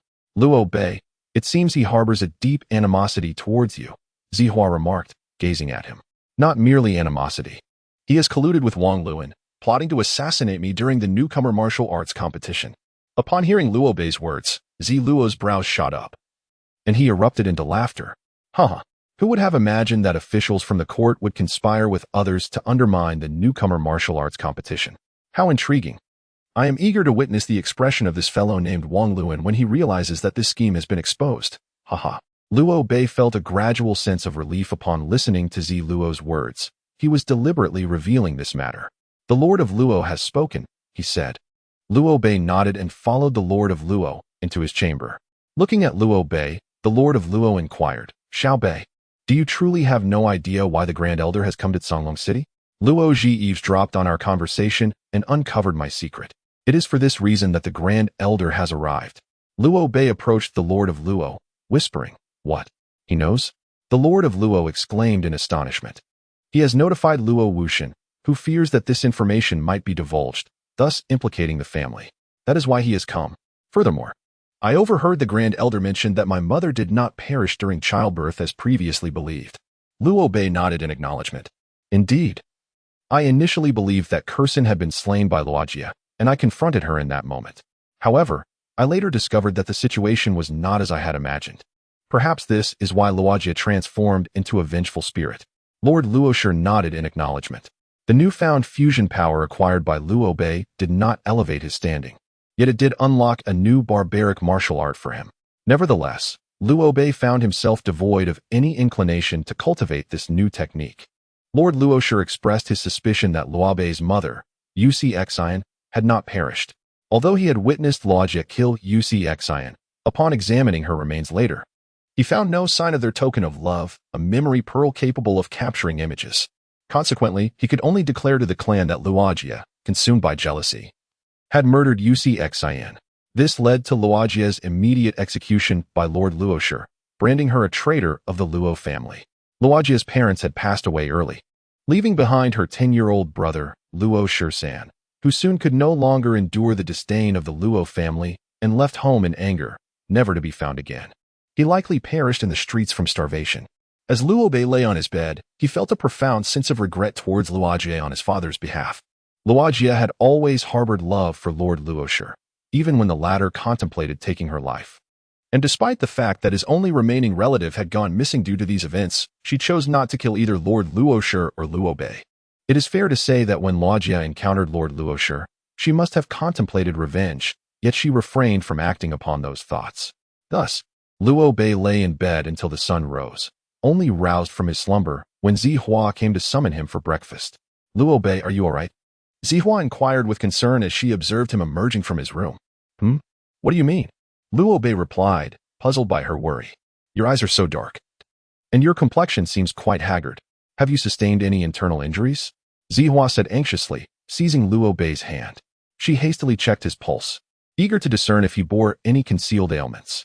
In that moment, Luo Bei appeared utterly worn, as though he had aged a decade, resembling a disheveled middle-aged man. With a smile, Luo Bei reassured her, "I am fine. I simply haven't rested well. It is merely a tumult of emotions. Allow me to prescribe some calming medicine for you.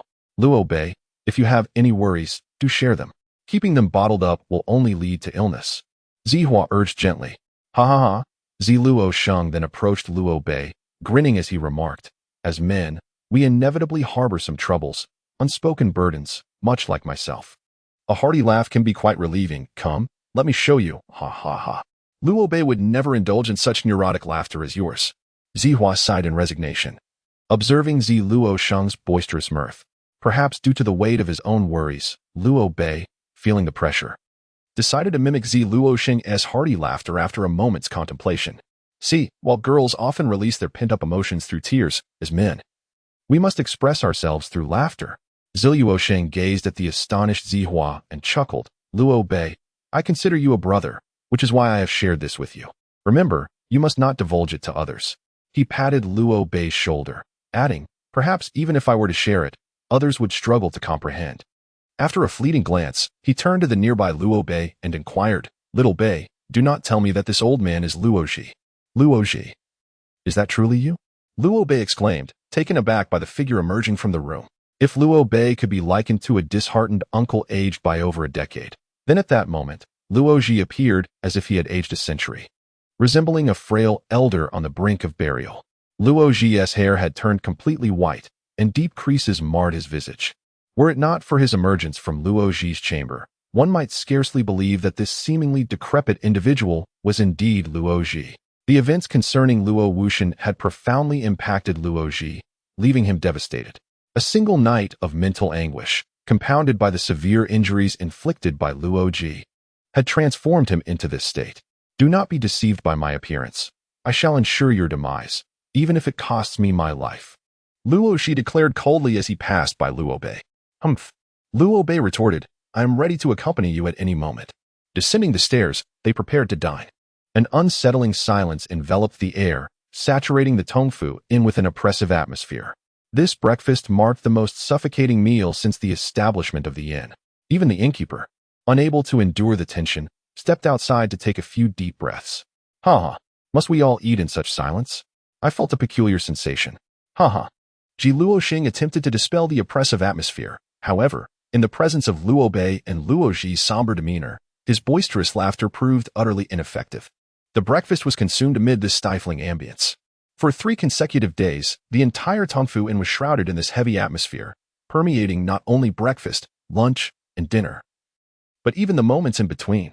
Eventually, Ji Luoxing and the others could no longer endure this oppressive environment and resolved to disregard whatever peculiarities Luo Bei and Luo Ji had exhibited. The so-called drawing lots involved selecting the competition venue and match numbers. The venue for the newcomer martial arts competition was situated near the palace of Songlong City, comprising 8 colossal squares. Each square was equipped with 2 platforms, hosting 4 bouts throughout the day and into the night. The drawing locations varied according to each participant's place of residence, distributed among the 8 squares. Luo Bei and his companions resided at the Tongfu Inn. Located in the northern part of the eastern city, closest to the Kueishui Square in the northeast, thus they headed there for the drawing. The platforms at Kueishui Square were already meticulously arranged. Contestants formed a lengthy queue as a Suyin Lion Knight patrolled the perimeter. Chapter 21, Flatterer. I hope I won't end up facing Xiao Bei and Luoku as opponents, Luo Lan silently prayed. However, should I encounter them, I shall show no mercy. Ha. Rest assured, even if you wish to draw them as opponents, the chances are exceedingly slim. This precaution is taken to prevent participants from the same area, who are familiar with one another, from colluding during the competition. The various districts encompass 7 other competition zones, culminating in a total of 256 arenas across 8 regions, with 4 matches held each day. This amounts to 2,048 matches, resulting in 2,048 sign-ups. Now, you are aware of this, are you not? The likelihood of finding a companion among opponents is exceedingly slim, chuckled Ziluosheng. Brother, you could become a bookkeeper. Upon hearing Ziluosheng's figures, Zihua gazed at him with astonishment. Ha, being a bookkeeper is indeed my aspiration. If it were feasible, I would genuinely wish to open an inn and serve as both the proprietor and the bookkeeper. Ha. Ziluosheng laughed heartily. Brother, you are at it again. Zihua frowned at Ziluosheng's words. Just then, a loud exclamation rang out. It was Qin Shi, the one who had once knelt before Luo Bei in the street, galloping towards him atop a faux lion beast. Who are you? Luo Bei furrowed his brow as he regarded Qin Shi. It's me, Qin Shi. Idol. Ever since our last encounter, each day apart feels like 3 autumns. I constantly pondered when and where I would next meet my idol, in what circumstances. I never expected that heaven would show me mercy, and I would finally see you again. Qin Shi exclaimed to Luo Bei. Listening to Qin Shi's words, Luo Bei felt goosebumps cascade over him, yet he also recognized exactly who Qin Shi was. While he had no particular recollection of Qin Shi's appearance, he was indeed left with a vivid impression of Qin Shi's flattery skills. Ha, Xiao Bei, how have you become Qin Shi's idol? How amusing. Zi Luoxing chuckled. Upon hearing Zi Luoxing's laughter, Qin Shi, who had been solely focused on Luo Bei, trembled slightly before a brilliant idea struck him. Such a hearty yet graceful laugh. Commanding yet charming, captivating yet assertive, there is but one person in this world capable of producing such a sound. And that is none other than the most esteemed and admired Prince Luoxing. Qin Shi abruptly turned his head to look at Zi Luoxing and added, Indeed, Your Highness Luoxing. Your charisma surpasses all of yesteryears. You are truly a paragon of excellence. In response to Qin Shi's excessive flattery, Zi Luoxing finally felt an overwhelming sense of pressure and smiled weakly. Hearing the conversation between Luo Bei and Zi Luoxing, Qin Shi hastily interjected. Are you thinking of her day and night? Luo Bei regarded Qin Shi with a benevolent smile and replied, Then you may as well live and die for her now. With that, Luo Bei executed a swift kick, sending Qin Shi flying across the square. The square was equipped with 8 drawing stations where the participating warriors swiftly drew lots. After Luo Bei had sent Qin Shi tumbling, it was now his turn to draw. He approached the drawing station, casually picked a lot, and upon opening it, he discovered it indicated the Gangjin Plaza, ring number 7, number 3. Luo Bei handed the number plate to the official in charge of registration, who glanced at the inscription and subsequently handed Liu Bei a form. Upon receiving the form, Liu Bei noted that it merely contained information regarding his family background, a requirement that had not been present in previous competitions. However, due to the fact that the top 4 contenders would be sent to the Royal Academy of Nanjiao, an additional form was required to prevent individuals from other nations from infiltrating. Liu Bei swiftly completed the form and presented it to the official. Once confirmed, the official picked up a red crystal shard, gently squeezed it, and then raised the crystal towards Liu Bei, saying, "Esteemed contestant, please smile." Liu Bei offered a brief smile, and a flash of red light emanated from the crystal, revealing his image along with details of the competition venue. The official handed the red crystal back to Liu Bei, instructing him, "This crystal will grant you entry to the competition. Be sure not to misplace it." Nodding, Liu Bei accepted the red crystal and stepped aside to await the others, including Locke. Locke and the others followed the same procedure, which I shall refrain from reiterating. However, it is noteworthy that when the image was captured in the red crystal, Jiuxiao displayed his exaggerated grin. The result was that the image in the crystal appeared grotesquely enlarged, rendering his face nearly unrecognizable. The draw results indeed aligned with Jiuxiao's predictions. Liu Bei and his companions did not draw lots that pitted them against one another. Liu Bei drew number 3 at the Gungjin Square's Arena 7, participating in the second match. Locke drew number 1 at the Lihua Square, slated for the first match. Luo Lan drew number 6 at the Kueishui Square for the evening match, while Zheng Yo drew number 2 at the Hoda Square, coinciding with Locke's match time. Jiuxiao drew number 7 at the Xuanfeng Square, with his match scheduled for midnight. Liu Bei furrowed his brow, realizing that he was already aware of Luo Ji's scheme. Thus, whether or not he attended the match had become inconsequential, so why then did he inquire about his competition venue? "Why do you ask this?" Zihua inquired coldly, fixing her gaze on Luo Ji. "It is of no concern to you where brother Liu Bei is competing."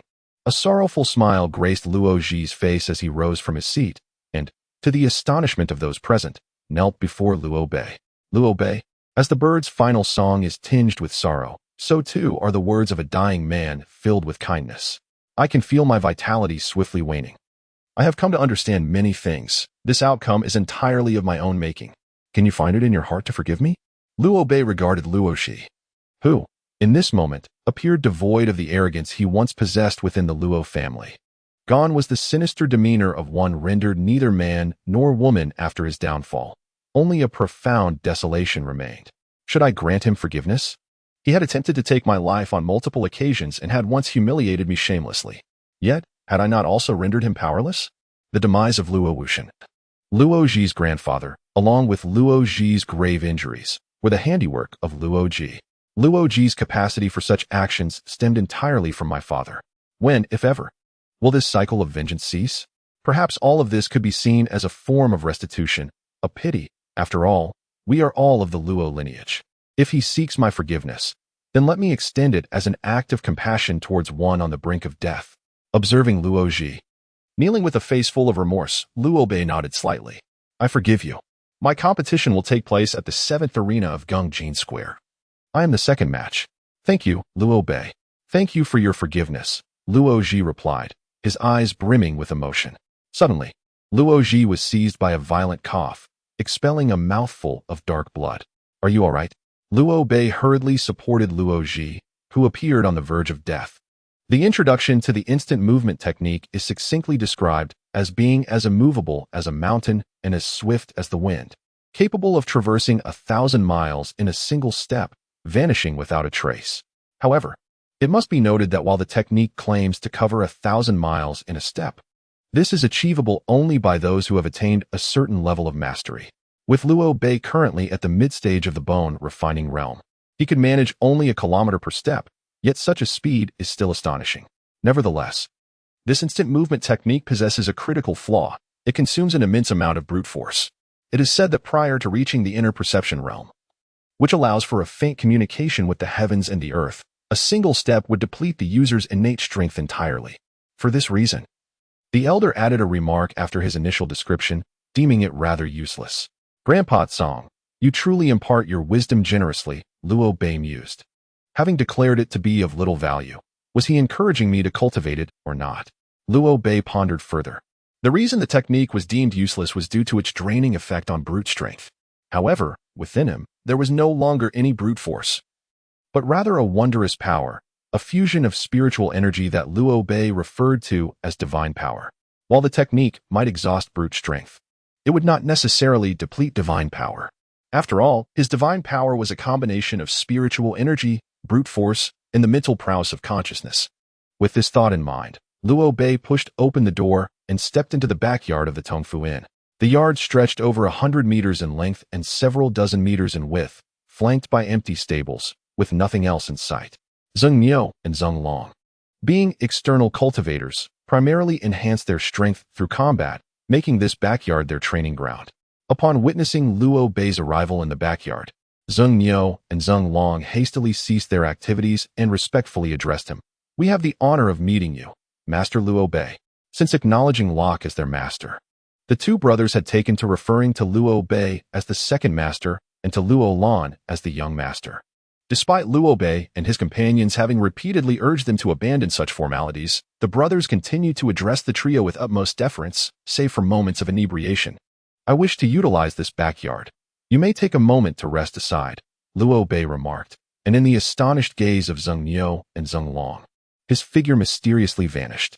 Indeed, he had disappeared without a trace. Not a single shadow of Liu Bei was visible in the entire backyard. Strangely, the door to the backyard was tightly shut, and the surrounding walls bore no signs of disturbance from footsteps.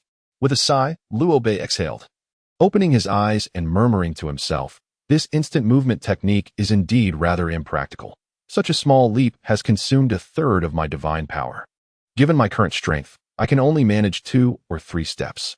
Suddenly, he realized with astonishment that he was not in the backyard of the Tongfu Inn, but rather in a quaint room.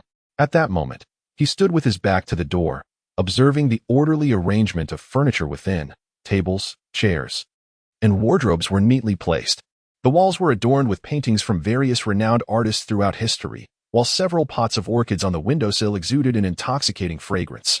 By some inexplicable force, Liu Bei found himself drawn into the inner chamber, which was furnished in a minimalist fashion. In the room stood a singular 4-panel landscape screen, a red lacquered vanity, and a solitary bed crafted from ebony. The vanity bore only a copper mirror, while the ebony bed was adorned with a quilt embroidered with a tapestry of blooming flowers, beside which lay several garments. As he casually picked up a white piece of clothing, he was startled to discover it was a young girl's undergarment. A shiver ran down Liu Bei's spine as he realized the gravity of the situation, though he was oblivious to how he arrived in this peculiar place. It was unequivocally a girl's chamber. At that moment, holding her undergarment, he feared being perceived as a deviant should anyone catch sight of him. Glancing around the room and finding it empty, Liu Bei exhaled in relief, grateful that no one had witnessed his blunder. He resolved to neatly fold the undergarment and return it to the bed. Just as he was about to do so, a girl's voice suddenly emanated from behind the screen. "Who goes there?" Startled, Liu Bei realized too late that someone was concealed behind the screen. With little time to ponder, his instinct urged him to flee. He had inadvertently trespassed into a young lady's private quarters, a misunderstanding that would be nearly impossible to clarify.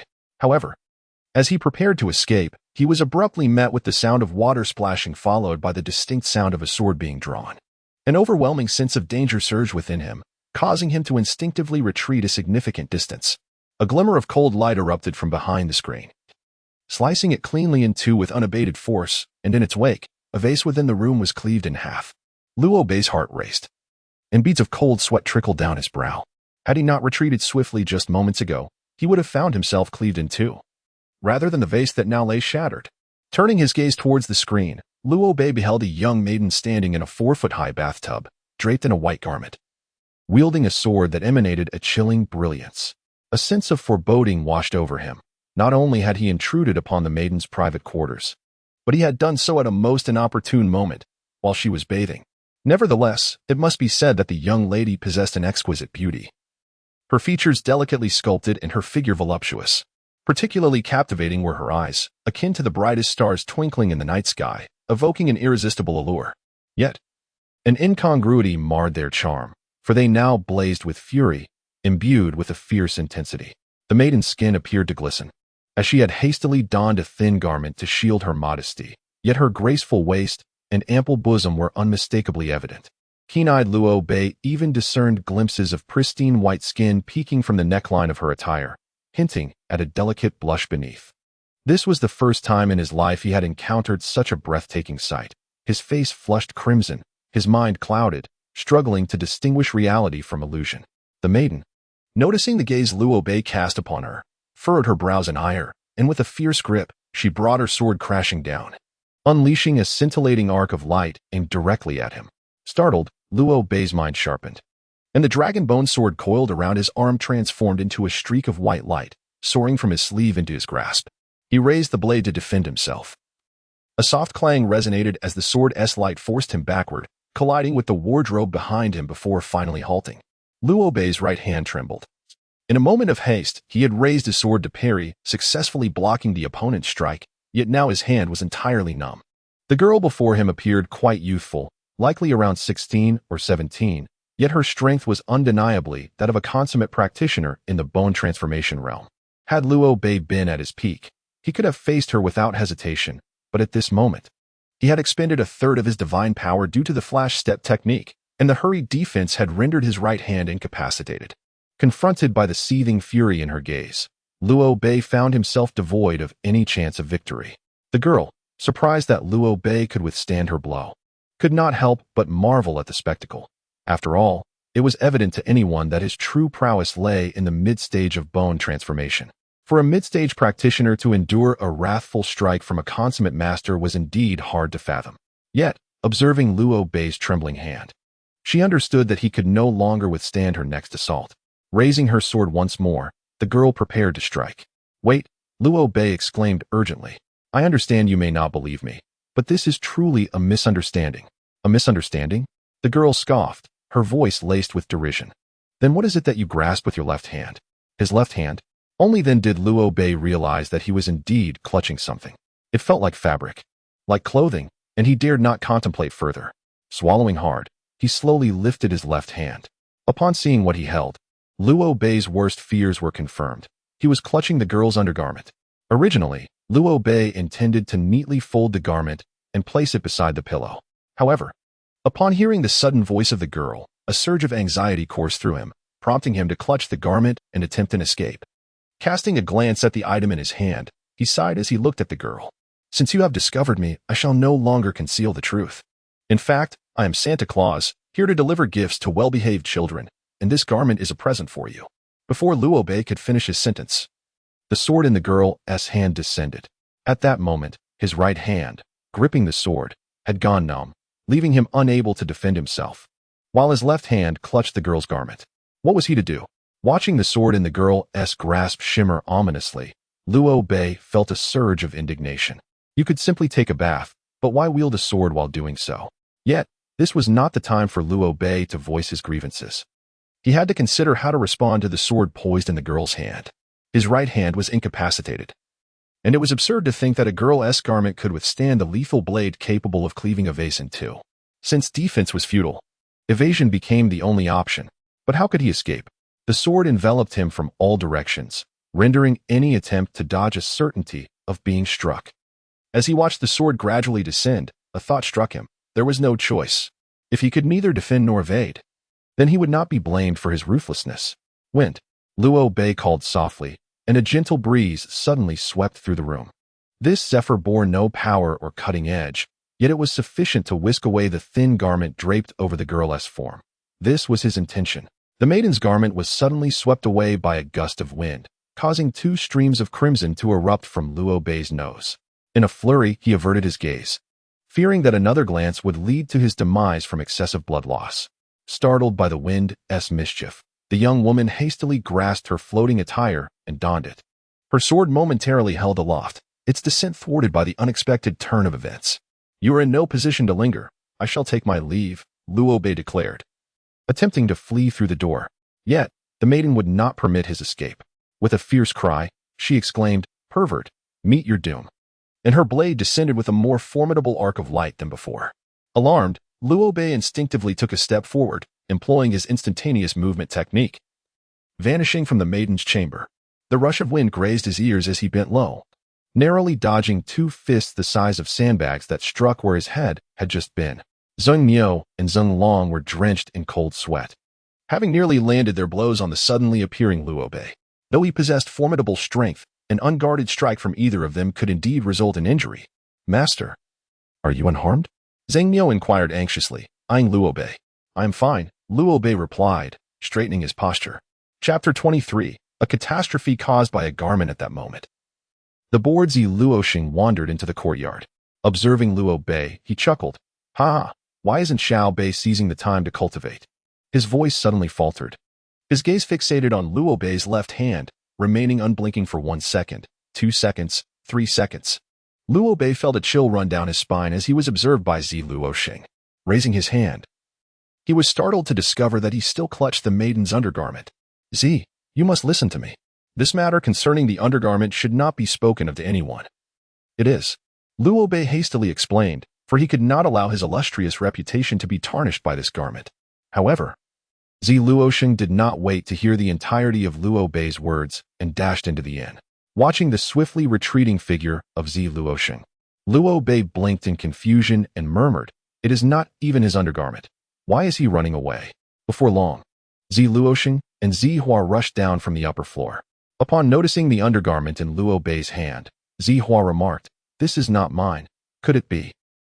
Seeing that Zi Hua had also caught sight of it, Liu Bei hurriedly attempted to clarify, "Hua, you must listen to me. This is..." Like her brother, however, Zi Hua disregarded Liu Bei's explanation and followed Zi Luoxing into the inn. This is a misunderstanding. Liu Bei gazed helplessly at the siblings who had vanished from sight. Looking at the undergarment in his hand, Liu Bei was filled with indignation. It was precisely because of this garment that he had been mistaken for a lecher by the girl who bathed with a sword. And now he faced the same misunderstanding from the siblings. "But it is not mine." The voice of Luo Lan reached Liu Bei's ears. Startled, he quickly looked up towards the inn, where Luo Lan and Luo Ku stood at the entrance to the backyard. Just moments ago, he had gazed so affectionately at the maiden's undergarment. It was truly unexpected that Xiao Bei harbored such peculiar interests. Luo Ku sighed. How disgusting. Luo Lan furrowed her brow, exclaiming, I never expected Xiao Bei to be such a person. Truly bizarre. Hey, listen to me. This is not what you think. It's a misunderstanding. Luo Bei, in a state of utter distress, pondered how they could perceive him in such a light. A lingerie fanatic, a perverse individual, he was merely an ordinary young man. At this moment, Luo Bei felt an overwhelming urge to weep, turning to his companions, Zhang Niu and Zhang Long, hoping to clarify the situation. However, he saw Zhang Niu tugging Zhang Long towards the inn, while admonishing him, Brother, remember, he is a cautionary tale. You must not be like him. What have I done to deserve this? How did I become a cautionary tale? Luo Bei, infuriated, hurled the piece of lingerie to the ground and stomped on it in frustration. Just then, the window of the master's room opened, and Luo Shizhu called out to Luo Bei, Xiao Bei, come to my room for a moment. Oh, Luo Bei kicked the lingerie aside and entered the master's room, inquiring, Father, you summoned me for something? With merely 3 days remaining until the martial arts tournament, the list of participants and matchups had been announced. Luo Bei, Luo Ku, and Luo Lan would contend against relatively average opponents, making victory attainable. Conversely, Zheng Niu was unfortunate, as he faced one of the tournament's favorites, Lan Weiyang from the Lan family of Twilight City. It was said that Lan Weiyang, at the age of 20, had achieved the pinnacle of bone refinement and was hailed as unbeatable among those in the external perception realm. Since reaching the great perfection of the transcendence realm at the age of 12, he had engaged in over 1,000 battles without a single defeat in 8 years. Among the 900 battles, a considerable number were challenges beyond one's rank. Particularly a year ago when I faced an adept of the external perception realm and managed to achieve a stalemate. It is essential to understand that although the external perception experts are merely one rank above the bone formation warriors, the disparity between the two is vast. A typical early-stage external perception master can, with sheer strength, contend against 100 ordinary bone formation warriors. This implies that the prowess of Lan Weiyang is comparable to that of 100 bone formation warriors combined. Zheng Niu, although the tales surrounding Lan Weiyang are indeed extraordinary, he is ultimately but a single individual, so there is no need for excessive anxiety. Luo Bei encouraged him while observing Zheng Niu. Rest assured, Master, I shall remain calm. My spirit for battle is fervent. I eagerly wish to engage Lan Weiyang at this very moment. Zheng Niu replied with a smile. Well, as long as you are not anxious, that is good. However, Zheng Niu, it appears you are without a weapon. Might that place you at a disadvantage? Liu Bei inquired. Looking at him. Not at all.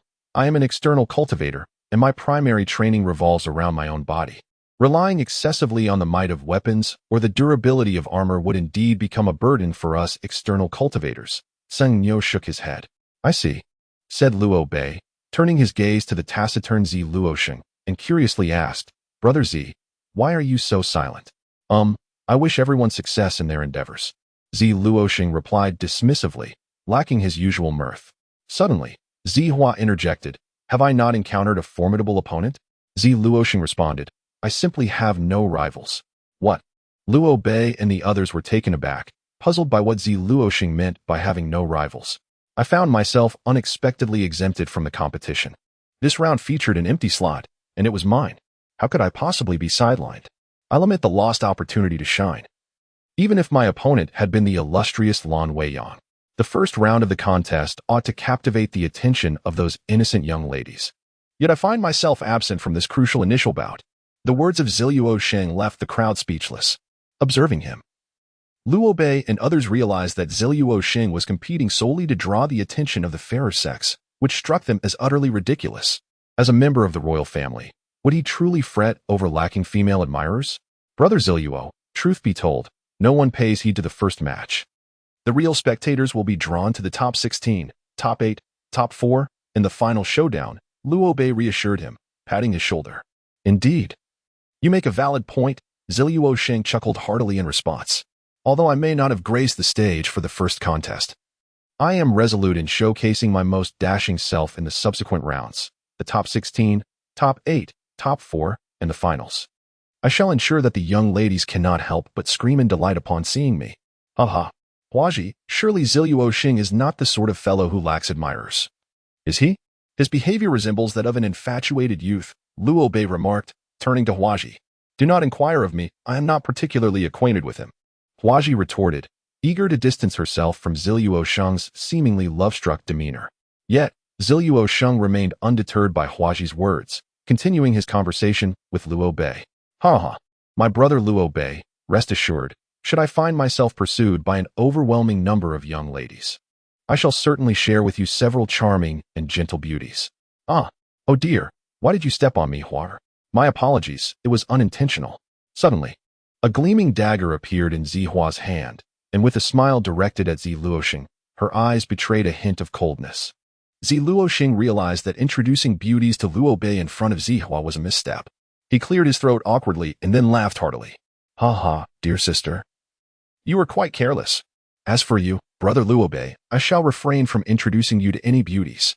After all, you are still quite young. And cultivation should be your primary focus. Ha. Not necessarily so, brother Liu Bei. The reason you claim to be different from me is that you have yet to experience that exhilarating moment when your own efforts elicit gasps of admiration from the girls. Once you undergo that experience, you will surely become addicted, Zi Luosheng remarked with a smile at Liu Bei. Liu Bei curled his lips in response. Gasps from girls?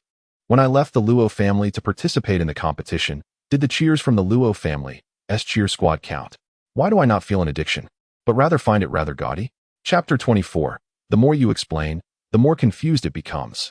3 days later, the day of the martial artists conference commenced. Zheng Niu and Luo Ku were scheduled to compete simultaneously, with Zheng Niu facing the championship favorite, Lan Weiyang, while Luo Ku's opponent was merely an exceedingly ordinary, late-stage bone refinement warrior. Luo Ku's victory was virtually assured. Thus, aside from Luo Lan, everyone else was eager to witness the battle between Zheng Niu and Lan Weiyang. With so many people gathered, it seems they have come to see Lan Weiyang, Liu Bei remarked, observing the crowd. Amidst the throng, Lan Kursen and her maid Qing'o arrived to witness the duel between Lan Weiyang and Zheng Niu. Miss, there are too many people, Qing'o remarked. Why don't we go up to the stands? Are you foolish? If we ascend to the stands, my father will see us. You know how he insists I embody the ideal of a refined young lady. If he discovers my presence here, I would be scolded mercilessly. Lan Kursen shot a glance of disdain at Qing'er. But the crowd is overwhelming. Qing'er continued. There are bound to be lecherous men who might take advantage of the situation. Unless that lecher has a death wish. Lon Curson's voice turned icy at the mention of lecherous men. It reminded her of the individual who had intruded upon her chamber days prior and had the audacity to abscond with her undergarments. The mere recollection of this incident filled her with revulsion. However, it was a matter too disgraceful to share with others, so she kept it to herself. Yet, her heart incessantly yearned to see that scoundrel, known as Liu Fei, face 1,000 tortures. Were it not for the overwhelming crowd at the venue, Lon Curson would have certainly noticed that the very person she longed to punish, Liu Fei, stood directly across the arena. Lan Weiyang and Zheng Niu had already taken the stage. Upon seeing Lan Weiyang, Liu Fei felt a flicker of familiarity, as though he had encountered her before. Yet, after a moment's contemplation, he could not place her. Her appearance was rather unremarkable, the sort that would easily blend into a crowd. With a perfected mastery of the bone refinement stage, I have yet to engage with anyone of your caliber. I hope you will not disappoint me, Lan Weiyang declared, her tone dripping with arrogance as she regarded Zheng Niu. I frequently engage with practitioners of your inner cultivation, and today, before these individuals, I shall declare that our outer cultivators are in no way inferior to your esteemed inner sect. Zheng Niu cast a disdainful glance at Lan Weiyang, unwilling to yield. Then let us commence. Lan Weiyang replied coolly. With a fierce cry, Zheng Niu swung his fist towards Lan Weiyang, harboring a strong aversion to the latter's condescending gaze. As Zheng Niu's massive fist approached, akin to a sandbag, Lan Weiyang extended his right hand and grasped Zheng Niu's punch. Ha! Zheng Niu bellowed, his right arm surging with power, unleashing a formidable gust of wind that stirred the dust upon the arena. Thud, thud, thud. To everyone's astonishment, Lan Weiyang was forced to retreat 3 steps, each step cracking the stone slabs beneath him and leaving deep impressions in the ground. Lan Weiyang had actually been pushed back. Witnessing this scene, the onlookers erupted in astonished murmurs. Initially, they held little faith in Zheng Niu, an outer cultivator, but now they were compelled to regard him with newfound respect. The outer cultivators, known for their physical prowess and immense strength, indeed lived up to their reputation. Lan Weiyang glanced at his slightly trembling right hand, acknowledging, "It seems you have earned the right to witness my true strength." Enough with the bravado. Zheng Niu retorted with a cold smirk, though caution flickered in his eyes, unnoticed by the spectators who were fixated on Lan Weiyang. Are you ready? Here I come. As soon as Lan Weiyang's words fell, he suddenly vanished from his spot, only to reappear behind Zheng Niu in the next instant. In a moment of disbelief, Zheng Niu fell rigidly to the ground. Such astonishing speed. Liu Fei's pupils constricted. Unlike his instant movement technique, Lan Weiyang did not traverse from one space to another. Her movement was achieved solely through her extraordinary velocity, a limit so extreme that even Liu Fei could merely glimpse an afterimage. Was it over? The onlookers surrounding the arena gazed in astonishment at the unfolding scene. They had initially believed that Lan Weiyang and Zheng Niu were evenly matched. Yet with her true strength unleashed, Lan Weiyang had defeated Zheng Niu in a single strike. The referee ascended the platform, glanced at Zheng Niu, and raised a hand to declare, on Arena 1, Lan Weiyang is victorious. Brother, Zheng Long promptly leaped onto the stage to assist the unconscious Zheng Niu. Liu Fei and his companions followed suit, rushing towards the fallen figure. You must be Liu Fei. Do not worry, I exercise caution. He merely fainted, Lan Weiyang remarked. I look forward to our duel. I hope you do not transform my expectations into disappointment. With that, her figure vanished from the arena. Upon hearing her words, Liu Fei finally recalled when he had encountered her, back at the Tongfu Inn, during the incident where he had decisively defeated Long Zhan. The match concluded so swiftly, leaving those who had anticipated a dazzling display of combat utterly disenchanted, and they began to disperse. However, Lan Curson stood at the edge of the stage, her eyes fixed intently on Liu Fei, her beautiful gaze seemingly ablaze with intensity. Miss, we should take our leave, Qinger urged, observing the immobile Lan Curson. Miss, it is time for us to go. The sound of a sword being unsheathed resonated through the air, a brilliant flash of sword light hurtling directly towards Liu Fei. As Liu Fei and his companions prepared to descend from the arena, they felt an imposing aura of lethal intent behind them. The crowd in the square had not anticipated that, following the clash between Lan Weiyang and Zheng Niu, another unforeseen event would unfold. Those who had intended to leave found themselves encircling the arena once more. Liu Fei gazed at Lan Xian before hastily speaking. Listen to me. That incident was indeed a misunderstanding. It was not intentional. Go tell the King of Hell about it. Lan Qing dismissed Luo Bei's words, bringing her sword down with a fierce determination, the sharp blade slicing towards him. Luo Bei's brows furrowed. Today, he was not the same man who had previously depleted half of his internal energy. Now at the peak of his power, he felt no pressure in confronting someone like Lan Qing. With a thrust of his dragon bone sword, he shattered the brilliance of her blade. And in a swift motion, he appeared before her. Lan Qing was taken aback. She had never expected that, after just a few days apart. This once inept lecher could not only disperse her sword's radiance, but also counterattack with such astonishing speed. She had no time to react and hurriedly thrust her sword towards Luo Bei's heart. With a cold snort, Luo Bei's dragon bone sword suddenly became supple, coiling around Lan Qing's weapon like a serpent. A flick of his wrist sent a tremor through her sword, causing her grip to falter and the weapon to slip from her hand. Luo Bei's sword then regained its rigidity, the tip pressing against Lan Qing's throat, while her sword soared into the air, which Luo Bei deftly caught. I have already stated that the previous incident was indeed a misunderstanding. It was not my intention.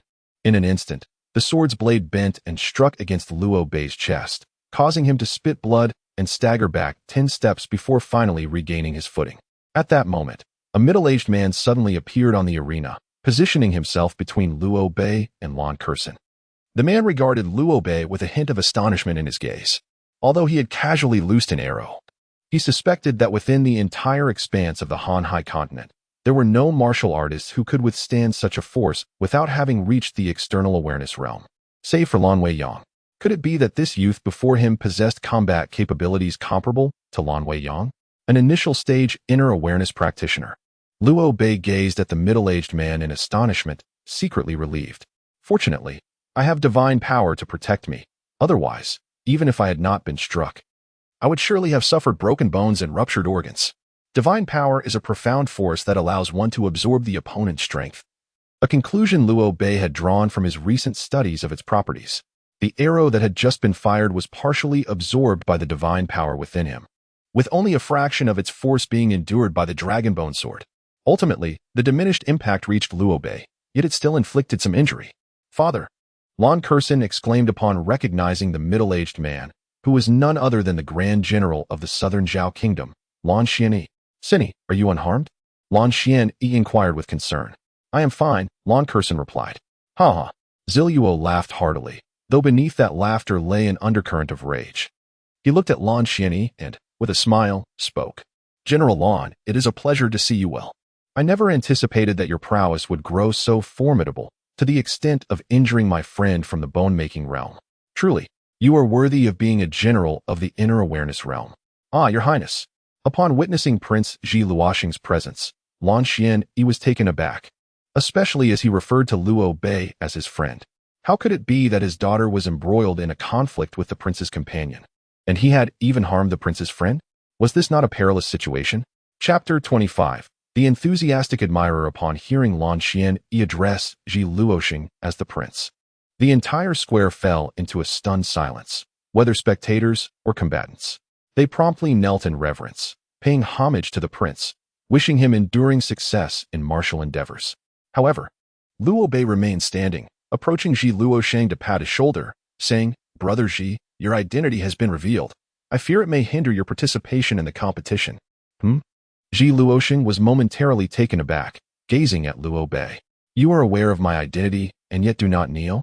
You may wait until I ascend the throne to kneel, Luo Bei replied with a smile. As for now, we are still brothers and friends. Have you ever seen friends bowing to one another? Ha ha ha. What words are those? Be cautious, lest I take your head. Ji Luoxing laughed. We are not merely friends in this moment. We shall remain so in the future, regardless of whether I am a sovereign, a prince, or an ordinary person. Our bond will never wane. And remember, you must never kneel before me. As for the competition, fret not. I have my ways, he added with a hearty laugh. Before me, you are either Zihua, or we remain unacquainted. Which do you choose? Luo Bei smiled gently. Child, do you presume to speak to a princess in such a manner? Fear not for the obliteration of your clan? Upon hearing Luo Bei's words, Lan Xianyi retorted angrily. Should you utter another word, I shall command my father to annihilate your lineage. Zihua cast a cold glance at Lan Xianyi. Turning to Luo Bei, Zihua's expression softened with a hint of pity. After all, she is but a girl, Cannot you show her a modicum of courtesy? Very well, Liu Bei replied. I am grateful for the honor bestowed upon me by Her Highness the Princess. That is agreeable, Zihua responded with a satisfied smile. Miss, how many times must I reiterate? I did not mean to offend last time. Please do not hold a grudge. Approaching Lin Feng, Liu Bei knelt earnestly. Listen well. Do not think that the crown prince and princess will shield you from consequences. I, Lin Feng, vow to subject you to 1,000 tortures, lest I perish by 1,000 arrows. Lin Feng glared at Liu Bei, her voice low and frigid. Liu Bei furrowed his brow, pondering whether such a reaction was warranted for merely glancing at her form and removing her undergarment. Zihua, should you not see to it that Locke and the others rise? I, too, must prepare for the next competition. Rising, Liu Bei turned to face Zihua, who appeared somewhat anxious. Haha, I say, War. You have already checked more than 10 times on this journey, yet you still claim it is not thorough enough. Do you expect Xiao Bei to strip entirely for your inspection before you consider it comprehensive? Luoxing chuckled at Zihua. My dear elder brother, I am speaking of a serious matter. Do not let your sordid mind wander. Zihua shot him a glare. Haha, what I said is quite reasonable. It is entirely normal for a physician to examine a patient in their entirety. Who, then, possesses the truly filthy mind? Luoxing teased, relishing in his sister's irritation. Elder brother, tonight I shall prepare kanji for you, so it would be best if you kept silent. Zihua emphasized the last word. Upon hearing Zihua mention preparing kanji for him, Luoxing involuntarily shivered. The kanji she made could rival the deadliest poisons in its potential lethality. Haha, War. If my mind is indeed so foul, then I shall spare you the trouble of making that kanji, he quickly replied with a forced smile. Or can actually cook. Aren't royal daughters accustomed to having everything done for them? It is quite a rarity to find one who can cook, Liu Bei remarked, oblivious to Luoxing's expression. War is not that kind of lazy girl. The kanji she makes is the most delectable in the world. Zihua's cheeks flushed with pride, and she glanced at her brother. If you do not believe me, ask my brother. What? Luoxing blinked, pondering. Why ask me? Should I speak the truth or feign flattery? Liu Bei turned to Xiang Luoxing and inquired, Brother Z, is the porridge made by Hua truly that delectable? After a moment's contemplation, he affirmed, Indeed, it must be so. However, in an effort to preserve her dignity before Liu Bei, Zihua had exaggerated the merits of her culinary creation. At this juncture, Liu Bei unexpectedly expressed his desire to sample her craftsmanship, leaving her in a quandary about whether to indulge him or not. The only way for you to taste my porridge is if you, dear brother Bei, advance to the top 16. Otherwise, I shall not easily acquiesce, she declared after a moment's reflection. Today marked the inaugural day of the competition, with the quest for the top 16 set to span over a month, including intermissions. A month seemed ample time for her to master the art of porridge making. She mused inwardly. Very well, it is settled then, Liu Bei replied with a smile. Upon arriving at the Gongjin arena, what captured one's attention most was not the competitors, nor the bustling Swan and Lion Knight team, and certainly not the royal figures of Luoxing and Zihua. It was the cheerleading squad. Indeed, it was the cheerleading squad of the Luo family, specifically, Liu Bei's personal cheerleaders. Each held aloft banners emblazoned with messages such as We love you, Xiao Bei, Liu Bei, the paragon of talent, Liu Bei, the family's pride, and other similar exclamations. Upon witnessing these banners, Liu Bei was momentarily stunned. Where did these cheerleaders come from, and who summoned them? Was this not a disruption to the competition? Did they not understand the importance of humility? Such an ostentatious display would surely elicit ridicule. Cousin Xiao Bei is here, exclaimed a sharp-eyed young lady from a collateral branch of the Luo family, spotting Liu Bei as he entered the arena, with shouts echoing through the air. The girls rushed towards Liu Bei, each unwilling to concede defeat. One beautiful girl leaped forward, her embrace deemed a tender gesture, while 2 others attempted to encircle him in a playful manner. However, should a dozen or more join in, it would be akin to a tidal wave. In an instant, Liu Bei found himself unable to evade the first girl, who tackled him, followed swiftly by a second. Then came the third, the fourth. It was as if the girls were stacking themselves like a tower, overwhelming him beneath their collective weight. Idol, I'm here too, Qinshi exclaimed, her gaze ablaze as she beheld the multitude of beauties atop Liu Bei, calling out to him. Yet, her attempt to join the fray, aimed at the cheerleaders clad in strapless, ultra-short skirts, resulted in her being unceremoniously kicked aside by the girl perched on top. Hey, Are you trying to suffocate me? I can't breathe. Whose chest is this? Please. No. Liu Bei found his words stifled, his mouth silenced by the weight of the girls upon him. Humph, humph, humph. Observing the scene, Zihua felt a surge of indignation ignite within her, her eyes blazing with fury as she glared at the cheerleaders who had piled onto Liu Bei. Ha ha ha. Locke, who would have thought Liu Bei would be so popular among the girls? But we must quickly remove these women from him, or someone might get hurt. Ahaha. Realizing the gravity of the situation, Zi Luosheng urgently addressed Locke. No need for your assistance. I can handle this alone. Zihua's expression turned steely. The fervent fan club that comprised the cheerleading squad possessed a far greater destructive potential than even the most skilled practitioners. Xiao Bei, the cheerleaders, having regained their footing, surged once more towards Liu Bei. Upon witnessing the exuberant enthusiasm of the cheerleaders, Liu Bei hastily called out, "Stop!" True to their loyalty, the cheerleaders, like well-trained felines, immediately aligned themselves in a row, motionless, their gazes filled with admiration for Liu Bei. You should be aware that my prowess is formidable, and it is said that my opponent is equally formidable. When we engage in combat, it is inevitable that our spiritual energy will leak out, unleashing sword chi in all directions. If you were to be inadvertently harmed, it would be unfortunate. Therefore, I suggest you keep your distance from our arena. It would be best to cheer for me from outside the square. Taking a deep breath, Liu Bei's thoughts raced. Chapter 26. One move, and you are defeated. Liu Bei's words were a blend of truth and embellishment. Indeed, the matches at the Novice Martial Artist Tournament could lead to the release of spiritual energy and the flaring of sword chi. However, such energies could not breach the confines of the arena, for it had been fortified by a master of formations, ensuring the safety of the spectators surrounding it. Upon hearing his words, the cheerleaders exchanged glances before responding. We shall not leave. We wish to bask in the proximity of our beloved Xiao Bei. Even if it leads to grave injury or death, our happiness remains undiminished. Idol, you are truly my idol. I once believed that your victory over the valiant Huar was a testament to your strength, yet I had no idea that after such a triumph, you would garner so many fans. Idol, how do you accomplish this? Please, teach me. As Chen Qi was flung away, he sprinted towards Liu Bei, speaking as he ran. In truth, the relationship between Huar and me is not as you might presume. As for these fans, feel free to take them all if you wish. Liu Bei said with a hint of exasperation. Heh, no need for explanations.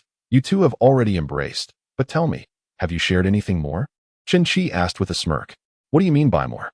Liu Bei inquired, perplexed. You know, something passionate. Before Chen Qi could finish, he collapsed with a scream, a dagger embedded in his backside, blood gushing forth like a fountain. You talk too much, Huar remarked darkly, standing behind Chen Qi. Liu Bei, don't mind them. After all, their cheers are meant to bolster your spirit. You should take the stage now. Your opponent appears to be growing impatient. Luo Ji, who had been waiting at the Gingjin Square since early morning, said to Liu Bei with a smile. Are you going to fight or not? Liu Bei's opponent, a young martial artist in the mid-stage of the bone refinement realm, shouted at him. Everyone, please keep it down. I prefer not to draw too much attention. Liu Bei sighed, addressing the cheerleaders. Understood. The young ladies in the cheer squad nodded in unison, while Liu Bei dealt with the headache of his fans. On the other side, Long Cheng, who had come specifically to watch Liu Bei's match, observed the cheerleading squad and turned to a servant named Xiao Si, sent by General Sima Xin from Nan City. Xiao Si, tell me, have you prepared a cheerleading squad for me? Huh, a cheerleading squad? Xiao Si shook his head. My lord, you never mentioned anything about a cheerleading squad. So, if I don't mention it, it simply won't exist? Go immediately and gather 100 young maidens to form a cheerleading squad. By the time evening arrives for my competition, I want my cheerleaders to be more fervent than those of Liu Bei. Longjun glared at Xiao Si, his voice laced with irritation. But, my lord, where am I to find them in such haste? Xiao Si replied, looking troubled. If you wish to court disaster, then proceed as you please. Listen closely. I require beauties. And they must be beauties. If there are no maidens available, mature ladies will suffice. Money is no object. I demand you see to this immediately. Longjun's tone was frigid. Very well, I know where to seek them. Just wait here, my lord. With that, Xiao Si turned and departed. Do you believe your cheerleading squad is impressive? Tonight, you shall witness what true grandeur looks like. As Longjun observed Liu Bei stepping onto the stage, a cold smirk graced his lips. Liu Bei, prepare yourself. Today shall mark your demise. As Liu Bei reveled in his anticipated victory, I shall ensure that his joy leads him to the underworld.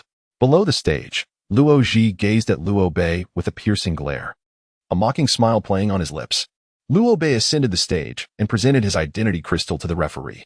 Upon confirming his identity, the referee returned the crystal and stepped down from the stage. You two are at the mid-stage of bone formation, just like me. However, you should not rejoice. Rather, you ought to feel sorrow. For my prowess is renowned as unmatched in the mid-stage of bone formation. I dare say, I can defeat you within 3 moves. Luo Bei's opponent, Jiuxiao Kai, taunted with a sneer. Hush. The cheerleaders from Luo Bei emitted a chorus of boos and shouted towards him, Xiao Bei, defeat him, and we shall dance in your honor. With that, these enchanting cheerleaders began to perform a sultry dance, instantly captivating the attention of the onlookers.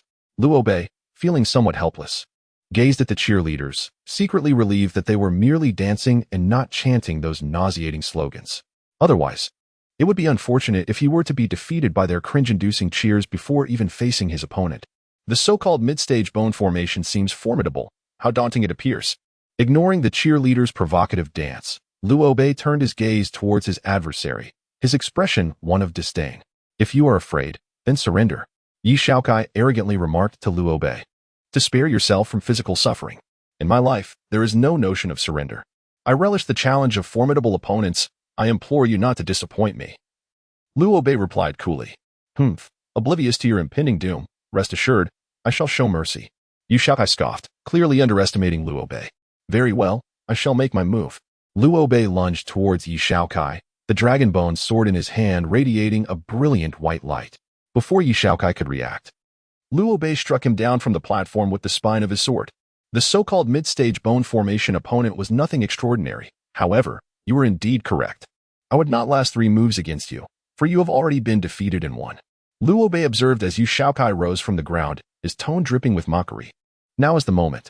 Luo Ji's eyes gleamed with cold intensity, a silent resolve brewing within him. With a resounding boom, the arena where Luo Bei stood suddenly erupted in a violent explosion, and ethereal runes flickered around it. These runes encapsulated the inferno, transforming it into a colossal fireball. As a thunderous roar resonated, both the onlookers below the platform and the martial artists competing above were momentarily paralyzed in astonishment. The flames blazed fiercely within the arena. Although the array's restrictions prevented the fire from spreading outward, the searing heat rendered those closest, such as Zihua, who was about to ascend the stage to congratulate Luo Bei, sweating with discomfort. Yet, none of them retreated. They remained transfixed, gazing at the flames consuming the arena. Except for Luo Ji, no one understood the cause of the explosion, while Luo Ji wore a sinister smile as he observed the scene unfold. Luo Bei, you are destined to perish at my hands. Surely, the taste of this remote-controlled inferno, meant for 100 people, is exquisite. I fear there will be naught left of you but ashes. Ha! Luo Ji's heart swelled with manic laughter. He had finally slain Luo Bei, fulfilling his long-held ambition. Luo Bei. As the flames continued to rage, Zihua cried out, desperate to plunge into the blaze, only to be restrained by Zilluo. Let me go, brother. Xiao Bei is still inside. He's still in there. Zihua screamed in anguish. Huar, remain calm. The arena is engulfed in fire. If you rush in recklessly, you will be consumed. Zilluo shouted fiercely. His eyes burned with a crimson intensity, mirroring the tempest within his soul. He too felt the urge to charge into the inferno. Yet he understood the folly of such an act. For he sought the truth behind this calamity, and he would avenge Luo Bei, avenging his fallen brother. Hello? Is there anyone who can lift this barrier preventing the spread of spiritual energy? A familiar voice emerged from the fiery arena. Indeed, it was Luo Bei. Rest assured. I shall tame these flames and ensure they do not harm anyone. This is Luo Bei's voice. He is not dead. Zihua exclaimed, overwhelmed with joy. If you do not expedite the opening of the formation, I shall truly perish. I cannot hold on much longer, Luo Bei declared. At that moment, Luo Bei was enveloped in the heavenly forgiveness flame, rendering the infernal fire utterly incapable of inflicting harm upon him. However, despite being surrounded by the heavenly forgiveness flame, Luo Bei could not break free from the constraints of the defensive formation. This heavenly forgiveness flame was an immensely energy-draining technique, and even with divine power coursing through Luo Bei's veins, he could not sustain it for long. If this continued for even a minute more, he would exhaust all his internal strength. Meanwhile, the infernal fire within the arena would undoubtedly not extinguish within that time frame. Upon hearing Luo Bei's words, Luo Sheng urgently addressed the referee beside him. You, go find someone to dismantle the formation of this arena, quickly. The referee, unfamiliar with Luo Sheng, immediately responded. No. If the barrier is lifted, the flames will spread uncontrollably. I cannot predict the extent of the fire's reach or the damage it may cause. This is absolutely out of the question. Do not worry. Luo Bei's voice resonated in the referee's ears. I will control the flames and prevent their spread. Did you hear that? Zihua anxiously exclaimed. Xiao Bei can control the flames. He will not allow them to spread. Control the flames? The referee scoffed. Does he fancy himself a divine phoenix? What a joke. Do you know who I am? My father is the vice captain of the Swanee Lion Knight Brigade. I command you to disable this formation. At that moment, Chen Qi disregarded the dagger embedded in his backside and approached the referee. What does your father have to do with me? I, Jing Nan, would rather stand and perish than bow down and meet my demise. Regardless of who your father is, I will not permit anyone to dismantle this barrier. The referee, Jing Nan, displayed an expression of unwavering defiance. My brother is inside. Luo Sheng seized Jing Nan by the collar, roaring, Do you expect me to watch my brother burn to death? Though Jing Nan's strength was not formidable, he was at the pinnacle of the outer realm. Angered, he retorted, Whether your brother lives or dies is of no concern to me, but I absolutely cannot risk the capital of Nanjiao, Songlong City, due to one individual. I will not dismantle this formation. Furthermore, I warn you to release my collar, otherwise, I shall not be so courteous. Chapter 27. Mastery of Fire Not Courteous. Luo Sheng laughed furiously and drew forth a token from his waist, asserting, Do you recognize this? The token in Luo Sheng's hand was carved from the rarest stone on the entire Hanai continent, the Crimson Flame Stone.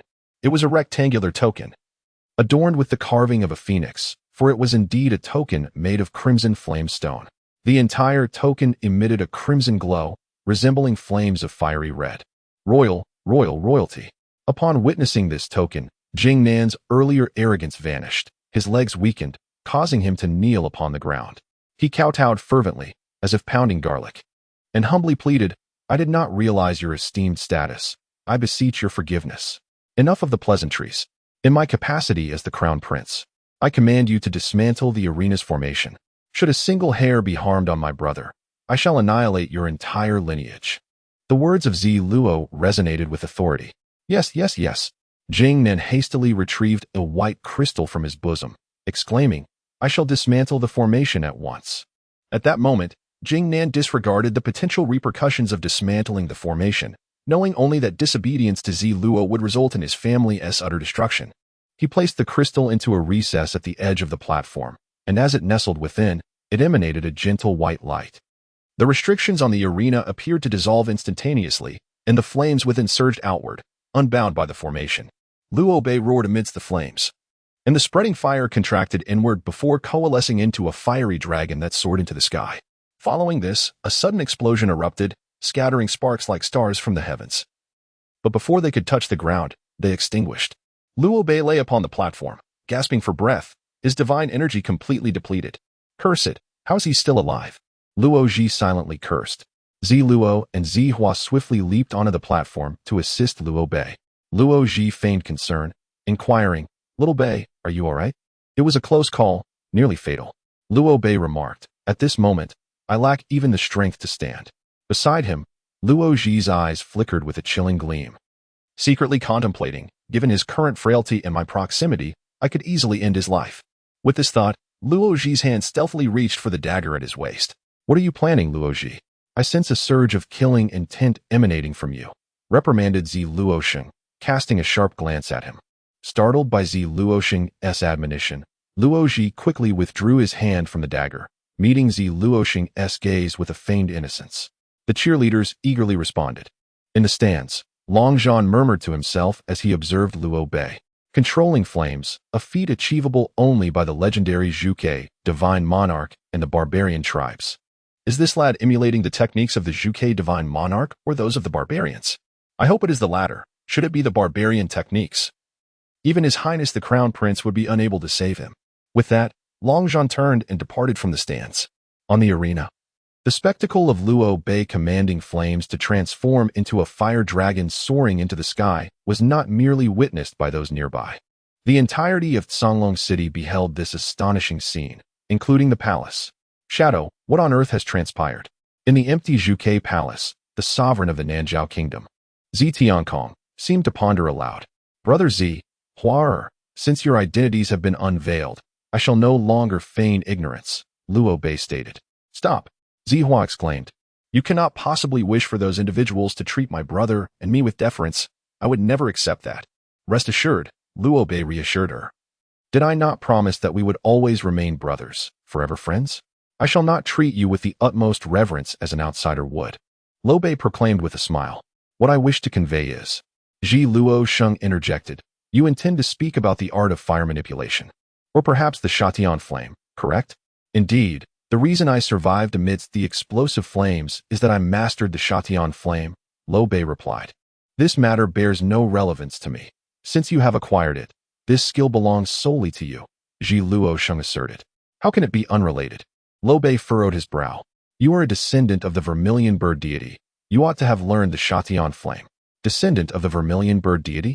A forced smile appeared on Ji Luo Sheng's face, which soon erupted into laughter. Xiao Bei, let us be honest. I have no desire to learn the Shatian flame of the vermilion bird deity, for I would end up looking like a roasted chicken. Luo Bei regarded Ji Luo Sheng with a frown, perplexed by the stark contrast between Ji Luo Sheng's reaction and his expectations. He had anticipated Ji Luo Sheng to inquire about the origins of the Shatian flame, or, at the very least, to express a desire to learn this divine skill. However, Ji Luo Sheng seemed to exhibit a clear aversion to it. Why are you? Luo Bei's gaze shifted to Zihua. Do not look at me. Zihua hastily replied. I have no knowledge of the Shatian flame either. Just as my brother said, it would leave one looking like a roasted chicken, ugly and unbearable.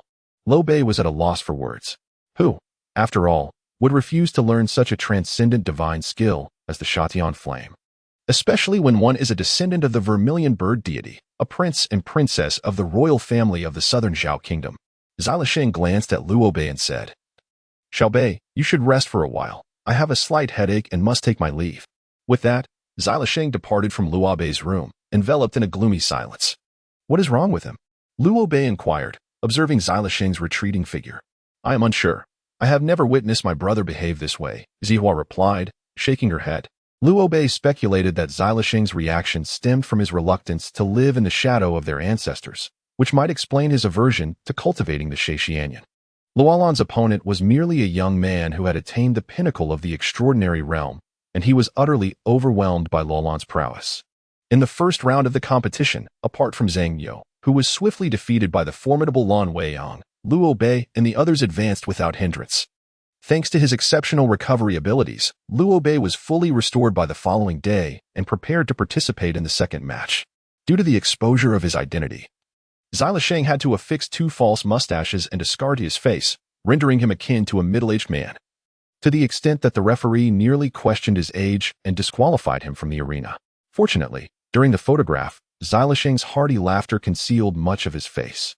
After a full hour of scrutiny and comparison against the photograph on the identity crystal, the referee finally allowed Zilasheng to compete. Thus, Luo Bei and his companions navigated through the challenges, advancing seamlessly into the top 16 of the competition. Although Luoji feigned concern for Luo Bei, he harbored intense resentment within. The remote-controlled fire, known as the Burning Heaven Fire, had been purchased by Luoji at a street stall, where he acquired a total of 10 units. The 10 items were quite expensive, draining his savings of 10,000 Han Hai coins. Moreover, due to the previous explosion, security checks at the arena had become more stringent, leaving him no opportunity to manipulate the situation further. How infuriating! How could he have survived? Was it due to the barbarian techniques? Luo Ji pondered in his room, his mind in turmoil. Eventually, he left his chamber and wandered aimlessly through the streets, stepping out of the Tongfu Inn. Hello, would you care to share a drink with me? A man suddenly appeared before Luo Ji, inquiring with a gaze fixed upon him. Luo Ji looked up in surprise at the man standing before him and exclaimed, It's you. Chapter 28. The Little Fox Spirit, because we share a common enemy. And I have something to ask you, Longjin stated directly. The following day, during the round of 16, the competition was narrowed down to just 16 participants, thus synchronizing the match times for all. Lanner, your opponent is that Long Jun. Remember not to push yourself too hard. Be cautious, Locke advised with concern. Rest assured, although Long Jun is formidable, my Xiantian Ice Silk Amber Crimson Ribbon is no trifling matter. Even if I cannot defeat him, I will ensure my safe retreat. Lanner replied with a smile. Sister Lanner, while I have never heard of Long Jun wielding any weapon, he is nonetheless a scion of the Long family from Tianyuan City. Your Amber Crimson Ribbon can only counter with finesse. You must not engage him head-on, do you understand? Locke and I will swiftly deal with our opponents, and then come to support you. Luo Bei offered a few admonishments. I understand. Luo Lan elongated her tone. Do not always treat others as if they are mere children. Ha ha ha. Huarer, have you mistaken your position? You ought to be cheering for me, ha ha ha. Ziluo Sheng remarked, glancing at Zihua, who stood behind Luo Bei. Who would cheer for you, you big uncle? Zihua replied with a smile, eyeing Ziluo Sheng, who sported a little mustache. Besides, there are already plenty of girls screaming for you, so my presence is neither a surplus nor a deficit. Ha ha ha. Truly, a young lady cannot be retained. Ziluo Sheng laughed as he regarded Zihua. You speak too much. Zihua blushed, glaring at Ziluo Sheng. Enough of that. I wish everyone good fortune. May we meet in the top 8 matches, ha ha ha. Ziluo Sheng chuckled heartily before turning to depart, while Luo Bei and the others proceeded toward their respective arenas. Luo Bei's opponent was a stunning and provocatively dressed beauty named Li Zi, who possessed a perfectly refined cultivation level. For reasons unknown. Upon witnessing Li Zi leap onto the stage, Zihua and Luo Bei's cheerleading squad regarded her with a glimmer of hostility, collectively emitting a chorus of boos. What a charming young man. Your heart will race upon seeing him, Li Zi remarked with a smile directed at Luo Bei. The women beneath the stage cast disdainful glances at Li Zi. Luo Bei, experiencing a tumult of emotions, quickly bit the tip of his tongue, the sharp pain jolting his mind back to clarity. Upon encountering someone, one's heart races uncontrollably. A heart that does not beat belongs to the deceased. Observing Li Zi, Luo Bei let out a cold laugh. Li Zi was evidently taken aback by Luo Bei's unexpected reaction. However, upon noticing the blood trickling from the corner of his mouth due to his biting his tongue, a glimmer of mischief appeared in Li Zi's eyes as she smiled and said, Hee, you are indeed intriguing, handsome. While others see me and suffer from nosebleeds, you are the only one with blood at your mouth's edge. Allow me to assist you. With that, Li Zi produced a handkerchief from her bosom, imbued with her fragrant essence, and gracefully approached Luo Bei, devoid of any murderous intent. What a jest! Who would bleed from the nose upon encountering such a woman? Zihua let out a disdainful snort. The sound of rushing blood echoed as Zihua glanced around, only to see the men surrounding the arena, each one experiencing a veritable cascade of nosebleeds. Below the platform, every man gaped, fixated on the handkerchief in Li Zi's grasp, yearning to leap onto the stage and seize the fragrant cloth for themselves. Luo Bei stood rooted in place, motionless as he gazed at Li Zi. Rationality urged him to evade, yet his subconscious commanded his body, rendering him immobile, helplessly watching as Li Zi approached him with measured steps. Xiao Bei, do not be beguiled by this little vixen, Zihua shouted from below the stage, attempting to rouse him. Luo Bei lamented inwardly, fully aware of the need to be wary of Li Zi. Yet at that moment, it felt as though his body was ensnared. Even the thought of biting his tongue again eluded him. He could only watch as Li Zi's delicate steps drew nearer. As Li Zi drew closer with each step, Luo Bei felt an escalating sense of crisis. Her smile radiated warmth, akin to blooming peach blossoms. Yet her eyes glimmered with a chilling intensity that plunged Luo Bei into an icy abyss. Veins throbbed upon his forehead as he yearned to shift his body, even if only slightly. Alas, it was in vain. His inner turmoil exacerbated the chaotic flow of divine power within him. Divine power. Suddenly, Luo Bei sensed a calmness enveloping his internal energy, as if he had grasped an elusive truth. Yet, in his haste, he could not discern what precisely he had uncovered. The divine energy flowed unimpeded, beyond the control of Li Zi. With Li Zi merely 10 steps away, Luo Bei's thoughts raced. As she advanced another step, his pupils constricted sharply, his breath slowed, and his mind operated at an unprecedented pace. In that moment, the world around him seemed to unfold in slow motion. Divine power, a fusion of spiritual energy, brute force, and consciousness, coursed within him. Thus, he could wield it to unleash brute techniques and the celestial flame, as well as to manipulate the dragonbone sword. With renewed clarity, Luo Bei thought, Li Zi stepped closer, now only 8 steps apart. A revelation struck him. If I employ brute techniques, I could vanquish her in an instant. However, with so many spectators surrounding us. Moreover, every individual in the stands was a master in their own right, inevitably aware of my proficiency in barbarian techniques. However, if I were to make slight modifications, Li Zi stepped forward once more, only to catch a glimpse of an enigmatic smile in Liu Fei's eyes. Before she could fully comprehend the unfolding situation, she felt as though her abdomen had been struck by a blunt instrument, her body propelled backward and landing upon the arena. By the time Li Zi regained her senses, she was astonished to discover a flying sword hovering above her head. This was the art of sword control. How could this be possible? The courtiers and formidable figures in the audience rose in astonishment, transfixed by the extraordinary spectacle before them. Indeed, it is feasible. Liu Fei exhaled softly. Reflecting, I have projected my divine power using wind manipulation techniques, and as my divine consciousness resides within this power, I can naturally wield this dragonbone sword, allowing it to soar through the air, akin to the legendary sword control techniques of lore. Due to Li Zi being struck and sent flying, Liu Fei, previously immobilized by a charm spell, regained control of his body in an instant. Initially, he had anticipated that manipulating the dragonbone sword would deplete a significant amount of divine power. However, to his surprise, this maneuver was not only as potent as wind manipulation but consumed less than 1/10 of the divine power required for it, meaning he could utilize this technique indefinitely. Liu Fei gradually approached Li Zi, musing inwardly. Observing her sprawled on the ground, eyes wide with terror, he smiled and inquired, "Will you concede voluntarily? Or shall I take action?" Li Zi hurriedly exclaimed, I acknowledge." Yet, she could not utter the word defeat. With a flourish of the handkerchief in her grasp, 5 silver needles darted towards the acupoints on Liu Fei's body. Liu Fei frowned slightly. The dragonbone sword moved with the grace of a serpent, its blade swaying to deflect each of the 5 needles effortlessly. Without a hint of mercy, Liu Fei raised his fist and struck, sending Li Zi tumbling off the arena. Around the platform, the court officials and powerful figures gazed in astonishment as they witnessed the dragonbone sword still maneuvering with remarkable finesse, even after leaving his hand. A thought, incredulous yet undeniable, surfaced in their minds. The young man was not merely employing traditional swordsmanship.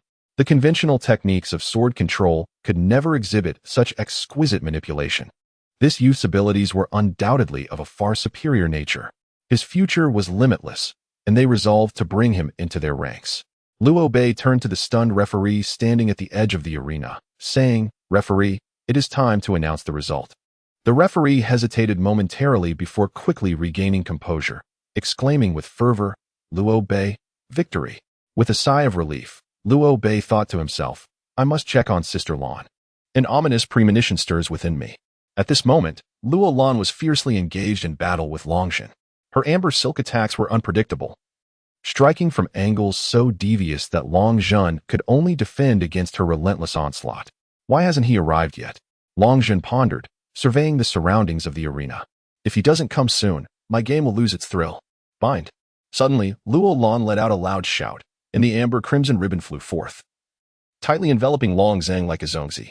Below the arena, seeing this scene, the earlier arrived lot couldn't help but exclaim, "Excellent. Perhaps Liu Fei is entangled with that little vixen."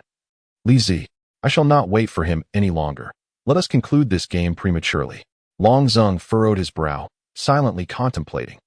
Chapter 29. The top 8. Upon witnessing Long Zhang ensnared by her magical artifact, the amber crimson ribbon, Liu Lan's delicate face displayed a triumphant expression.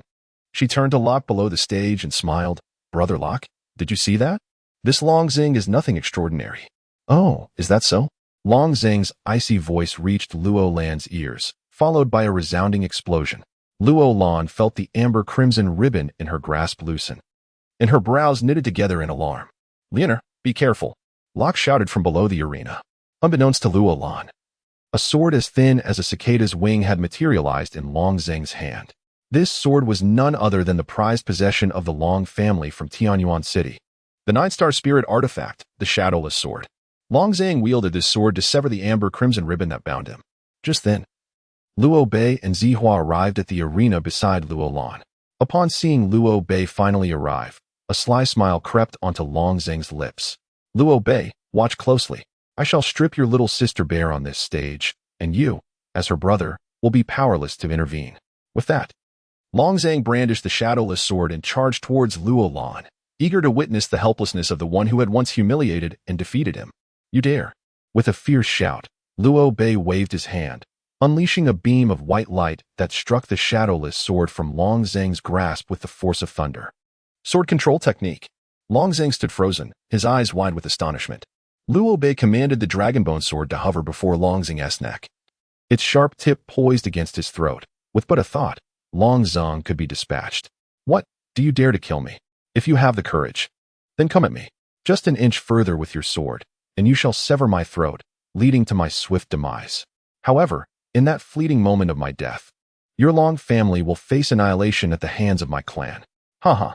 Long Zhang's expression returned to normal as he regarded Luo Bei from the arena, a cold smile gracing his lips. Luo Bei's gaze remained icy as he scrutinized Long Zhang. Indeed, he harbored the desire to eliminate him. Long Zhang's intention to humiliate Luo Lan was intolerable, and had he not fortuitously mastered the sword control technique, Luo Lan might have been left with no face to show the world. Yet, as Long Zhang had articulated, could he truly bring himself to kill him? Even with the protection of Zi Luoxing and Zi Hua, should he slay Long Zhang, the Luo family would inevitably suffer repercussions, for the court would not intervene in the grievances of martial clans. Although Long Zhang sought to insult Luo Lan first, the arena was a place where life and death were of no concern, and Long Zhang's actions did not contravene the rules. Otherwise, I would certainly render him a cripple right here in the arena. Before Long Zhang could finish his words, a flash of white light streaked past his face, leaving a trail of crimson. Blood dripped from Long Zhang's visage, accompanied by a ghastly wound. Long Zhang, what I profess, I shall accomplish. Should you dare to act inappropriately towards my brothers or friends again, then the next strike will not cut your face, but rather pierce your heart, little sister. Let us depart. The chilling voice bore no warmth. Long Shun gazed at Luo Bei's retreating figure, his hands trembling incessantly, a tempest of rage swirling within him. Luo Bei, just you wait. I shall extract your vulnerabilities from that half-dead fellow, Luo Ji. Luo Bei shook his head. What is it? Zi Luoxin inquired, curiosity sparkling in her bright eyes. Luo Bei's gaze shifted to Zi Hua, as he remarked, Huar, I recall you mentioning that upon my victorious return, you would prepare porridge for me. Upon hearing Luo Bei's words, a look of distress crossed Zi Hua's face. She had assumed Luo Bei was merely speaking idly, not truly invested in the matter. Yet, to her surprise, he remembered. In the past few days, despite her diligent practice in making porridge, the incident from 10 days prior, when she had inadvertently served her concoction to the chef who had been teaching her, had resulted in him nearly regurgitating his entire stomach. Consequently, the chef had declared he would not teach her again, even at the risk of his own head. Thus, the porridge she had prepared in recent days remained extraordinarily unpalatable. Nevertheless, as Luo Bei looked at her with eager anticipation, Zi Hua felt too embarrassed to confess the unsatisfactory quality of her porridge.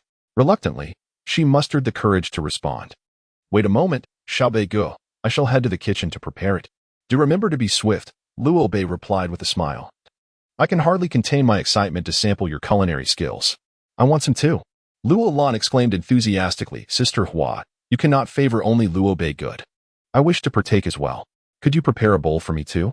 Locke gazed at Zi Hua and offered, I can assist you in preparing the ingredients. My knife skills are quite commendable. Brother, there seems to be no correlation between cooking porridge and knife skills, Luo Bei remarked, his tone laced with exasperation as he observed Locke. Locke opened his mouth, unable to utter a word, feeling utterly embarrassed. Haha, aside from me. Each of you shall have a bowl. The porridge made by Zihua will be an unforgettable experience for you all. Ziluo Sheng smiled knowingly. The implication of each having a bowl made Zhang Long, looking at Zihua with anticipation, inquire, does that mean I, too, along with my brother, shall partake? Of course. Haha. Ziluo Sheng replied heartily. Zihua's porridge is a shared delight. Ziluo Sheng. Zihua glared at him, her expression fierce. I cannot manage alone. You must assist me in the kitchen. Oh. I shall abstain. I'm rather clumsy, Ziluo Sheng quickly retorted, his gaze shifting to Luo Bei. Perhaps it would be best for Xiao Bei to assist you. It could be a lovely moment for the two of you, he suggested, clearing his throat awkwardly. Luo Bei coughed, attempting to disguise his embarrassment, though his face had already turned crimson. At this moment, Zihua was consumed with fury, glaring at Ziluo Sheng as she proclaimed, Brother, how was I unaware of your clumsiness? I recall your hands being quite adept. Am I mistaken? Then let us hasten, she insisted, deftly twisting Ziluo Sheng's finger once more. With that, she appeared unperturbed as she strode towards the kitchen. Observing Zihua and Ziluo Sheng's retreating figures, Zheng Niu remarked, if one were to have a sister like that, one might find oneself facing an untimely demise. In the bustling kitchen, Zihua hastily concocted a bowl of a pitch-black substance that bore no resemblance to porridge in either texture or appearance. She presented it to Ziluo Sheng, saying, Brother, do try this and tell me how it tastes. Ziluo Sheng, gazing at the ominous black concoction in her hands, replied in sheer terror, Sister, do you wish to send me to join our ancestors? I fear that consuming this might hasten my departure. Zihua teased him, Rest assured, the ancestors will surely find you a beautiful girlfriend. Haha. Ziluo Sheng's laughter was far from hearty. It was more akin to a lament, a facade of mirth masking his inner sorrow. I wouldn't need to seek a partner from beyond. Especially given my aversion to arranged marriages, he chuckled weakly. Seizing the moment as Ziluo Sheng laughed heartily, Zihua swiftly poured the black substance into his mouth.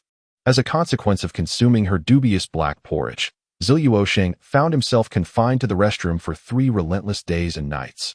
Missing the opportunity to attend the meet and greet of the top 16 competitors, and failing to hear the thunderous cheers of beautiful women. Observing Ziluo Sheng's fate, both Luo Bei and Luoka were left paralyzed by fear, resolutely refusing to partake in Zihua's concoction. Now, the matchups for the top 16 are as follows. Luo Bei will face Feng Zhuo, the direct descendant of the Feng family from Hantan City, at Gangjin Square. Feng Han, another direct descendant of the Feng family from Hantan City, will compete against Lan Xinxiao, the direct descendant of the Lan family from Twilight City, at Imu Square. Luoka will duel Yuan Fei, a grandmaster of bone forging, at Lihua Square. Finally, at Kueishui Square, Long Yin, the direct descendant of the Long family from Tianyuan City, will battle Lan Xingqian, the direct descendant of the Lan family from Twilight City. In the Hotu Square, the esteemed Lan Wei Yang of the Lan family's collateral line from Twilight City faced off against the formidable warrior of the Bone Refinement realm, Chao Go. Meanwhile, at the Ice Soul Square, the consummate Bone Refinement realm warrior, Wu Su, engaged in battle with his brother Wu Pu. In the Thunder Square, Feng Chun, the direct descendant of the Feng family from Han Mountain City, confronted Long Yin, the direct descendant of the Long family from Tianyuan City. At the Sun Feng Square, Ziluo Sheng clashed with Long Xin, also from the Long family of Tianyuan City. The contest for the top 8 will transpire 10 days after the round of 16. Securing a spot in the top 8 will bestow upon the victor a reward from the sovereign of the Nanzhao Kingdom. It is rumored that this reward is a divine elixir capable of enhancing the likelihood of breaking through the 4th stage of the body refinement and the 4th stage of qi refinement. Furthermore, those who reach the top 4 will gain entry into the Zongtian sect of the Nanzhao Kingdom, propelling their families to a status comparable to that of the 3 illustrious families, Lan, Long, and Feng, thus elevating them to the ranks of a superfamily within the Nanzhao Kingdom. Historically, the top 4 positions in the newcomer martial arts competition have been dominated by members of these 3 families, indicating that the chances for outsiders to penetrate the top 8 are exceedingly slim. For instance, Luo Bei and the transformed Ziluo Sheng are deemed unlikely contenders, as they are pitted against the progeny of the 3 prominent families. Even if Luo Bei possesses sword mastery, few would anticipate his triumph. Chapter 30. Who will drop their jaw in astonishment? The competition for the top 8 diverges from previous contests, for there are no raised platforms. The entire square serves as the arena for the participants. Surrounding the competition area, seating for 5,000 spectators has been arranged following the round of 16. To witness the contest for the top 8, one must purchase a ticket, with prices ranging from 10,000 to 100,000 Han Hai coins. Due to the limited seating of only 5,000, tickets are often resold privately after selling out, with prices frequently escalating to 5 to 10 times their original value. Participants are granted 3 tickets for their respective venues, which are premium seats that can be resold or given to friends. In the Tongfu Inn, Luo Bei fiddled with the 3 tickets in his hand and handed 2 of them to Zheng Niu and Zheng Long. Here are 2 tickets for you. If you don't wish to attend or prefer to watch another match, you can sell these and purchase tickets for a different event. Ordinary tickets should be easy to acquire, he suggested. Rest assured, we will not sell these tickets. We will definitely cheer for you from the stands. Zheng Niu replied firmly while accepting the tickets. Suddenly, Zihua jumped in front of Luo Bei with a pout, looking rather pitiful. This ticket is for me, right? Luo Bei looked at Zihua in confusion. Aren't you of royal descent? Don't royals have designated seating? I don't want that, Zihua pleaded, gazing at Luo Bei. I only want your ticket. Please, just give it to me. Little sister, aren't you going to cheer for me? Zi Luo Sheng lamented, his expression one of heartache. My heart is breaking. Ignoring Zi Luo Sheng completely, Zihua continued to look at Luo Bei with a sorrowful gaze. Eventually, Luo Bei handed the ticket to her. Take it, no one will snatch it from you. Lanner will cheer for Locke, and Luo Ji has been growing increasingly weak these past few days and cannot attend. Thus, this ticket is rightfully yours. Thank you, Xiao Bei. Zihua held the ticket in her hand, gazing sweetly at Luo Bei. Hey, this is not fair. I am a prince, complained Zi Luo Sheng from the side, with Luo Bei's little sister cheering for him and Luo Ku having Lanner supporting him. Why was there no one for me? This is simply unjust. Luo Bei's cheerleaders, dissatisfied, rushed to his side, expressing their grievances. Xiao Bei, we traveled a great distance from the Luo family, overcoming countless challenges, to witness your competition in Songlong City. You cannot disregard us. Hey, Zi Luo Sheng, noticing that no one was paying attention to him, hurried over to Luo Bei. I am the prince. You all can cheer for me. Supporting the prince would be splendid. Yet, Luo Bei's cheerleaders coldly pushed the prince aside, continuing to surround Luo Bei with their excuses for not leaving him. See? This is the allure of a man, brother. You still have a long way to go, Zihua remarked, patting Zi Luo Sheng on the shoulder. Humph, I couldn't care less. I yearn for those unfamiliar girls. Just look at my striking figure and handsome face, the kind of heart-wrenching screams I elicit, haha. Zi Luo Sheng boasted, striking a pose. In his room, Luo Ji coughed violently, his body growing increasingly frail. The damage inflicted by Luo Ji's attack had left his meridians severely harmed. Surviving this ordeal was already a stroke of luck. Listening to the laughter of Luo Bei and the others in the inn hall, a deep resentment brewed within Luo Ji. Why have I fallen to such depths? Why do they continue to laugh so joyfully while I am consumed by despair? I refuse to accept this fate. I am unwilling. I am discontented. Yet, what can I possibly do? My body resembles a candle flickering in the wind, barely clinging to life. What can I do against that detestable Luo Bei? A violent cough escapes me, as if my very lungs are about to be expelled. Luo Ji gently taps his chest, only to suddenly encounter something hard, an amulet, a gift from Longjin. He had said that if I wished to confront Luo Bei in the future, I should seek him out with this amulet. Alone, I cannot vanquish you, but Longjin can offer assistance. Humph, since my time is short, what concern do I have for the rise and fall of my family? Luo Ji muses to himself. As the quarterfinals commence, the 8 squares are filled to capacity, thousands of spectators eagerly watching. In the Gongjin Square, Luo Bei faces off against Feng Zhuo from the Feng family of Han Mountain City. Feng Zhuo is a rare prodigy of the Feng family, having reached the pinnacle of bone refining at merely 18 years of age. It is said that he may very well achieve the 4th realm of body refinement before turning 20, becoming a formidable force in the 4th realm of qi refinement. Feng Zhuo is regarded as one of the top contenders for victory in this competition, alongside Lan Weiyang and Longjin. In comparison to the illustrious Feng Zhuo, Luo Bei seems somewhat lacking, despite also being a genius from a martial arts lineage. However, the Luo family pales in comparison to the Feng family, and Luo Bei's cultivation only reaches the mid-stage of bone refining. Among the audience, and even the esteemed judges, there is not a single soul who believes he stands a chance against Feng Zhuo. Certainly, in this match, Luo Bei's swordsmanship is a noteworthy aspect. This ancient technique is a skill reserved for the venerable warriors of yore. Although there exist families that inherit the art of sword control, they remain aloof from worldly affairs, with the number of times practitioners have demonstrated their prowess over millennia not exceeding 3. Each of these instances has been meticulously recorded by the elusive memory pearl, whose images cannot be replicated, thereby causing the value of these 3 memory pearls to soar, each worth tens of millions, if not billions, of Han-hai coins, with demand far exceeding supply. Consequently, due to Luo Bei's swordsmanship, the ticket prices at Gongjin Square have escalated at an unprecedented rate, matching the surge at the Ho-Tu Square where Lan Weiyang is situated, surpassing all historical pricing records. As Feng Zhuo and Luo Bei entered from either side of the square, the judges activated the protective barriers within the arena.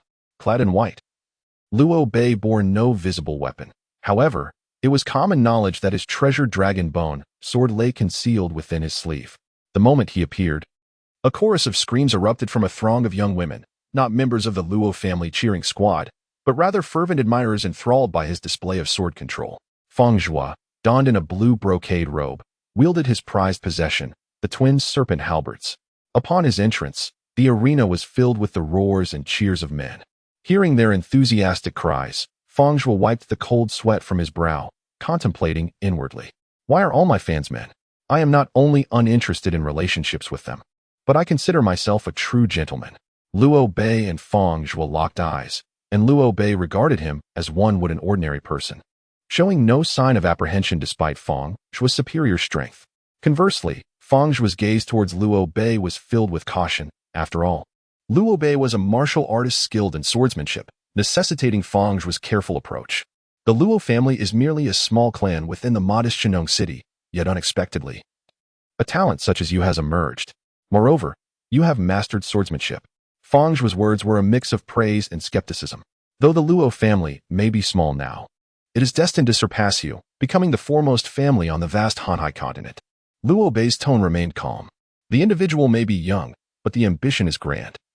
I hope your strength matches your bravado. Are you prepared? I am about to make my move. Feng Zhua scoffed. The moment I stepped into the arena, I was already prepared. You may strike at any time. Today, I shall witness the true capabilities of the members of the three great families. Luo Bei gestured invitingly. I will leave you astounded.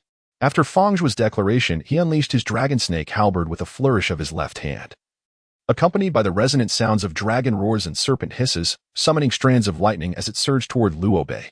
In this initial clash, neither Luo Bei nor Feng Zhua revealed their true prowess. It was merely a tentative exchange between two exceptional talents. The art of swordsmanship indeed lives up to its reputation, boasting an offensive prowess that surpasses even my Thunder Dragon halberd, while its speed is undoubtedly on par with my Wind Serpent halberd, which is renowned for its swiftness. It appears I am facing a formidable opponent. No wonder Lan Weiyang holds him in such high regard. Feng Zhua mused as he gripped his dual halberds tightly. Now, it is my turn to strike, Luo Bei remarked coolly, pointing his right hand at Feng Zhua. The dragon bone sword above his head transformed into a streak of white light, hurtling towards Feng Zhua. Feng Zhua stepped back, crossing his dual halberds defensively before his chest. The Thunder Dragon halberd in his right hand flickered with arcs of electricity, while the Wind Serpent halberd in his left summoned gusts of fierce wind. The elements of wind and thunder merged, enveloping Feng Zhua in a protective barrier. When Luo Bei's dragon bone sword collided with this wind-thunder shield, it produced a resounding boom before being repelled, causing Feng Zhua to stagger backward significantly. How can Luo Bei be so powerful? He only possesses mid-stage bone refinement cultivation, yet his attack strength is so formidable.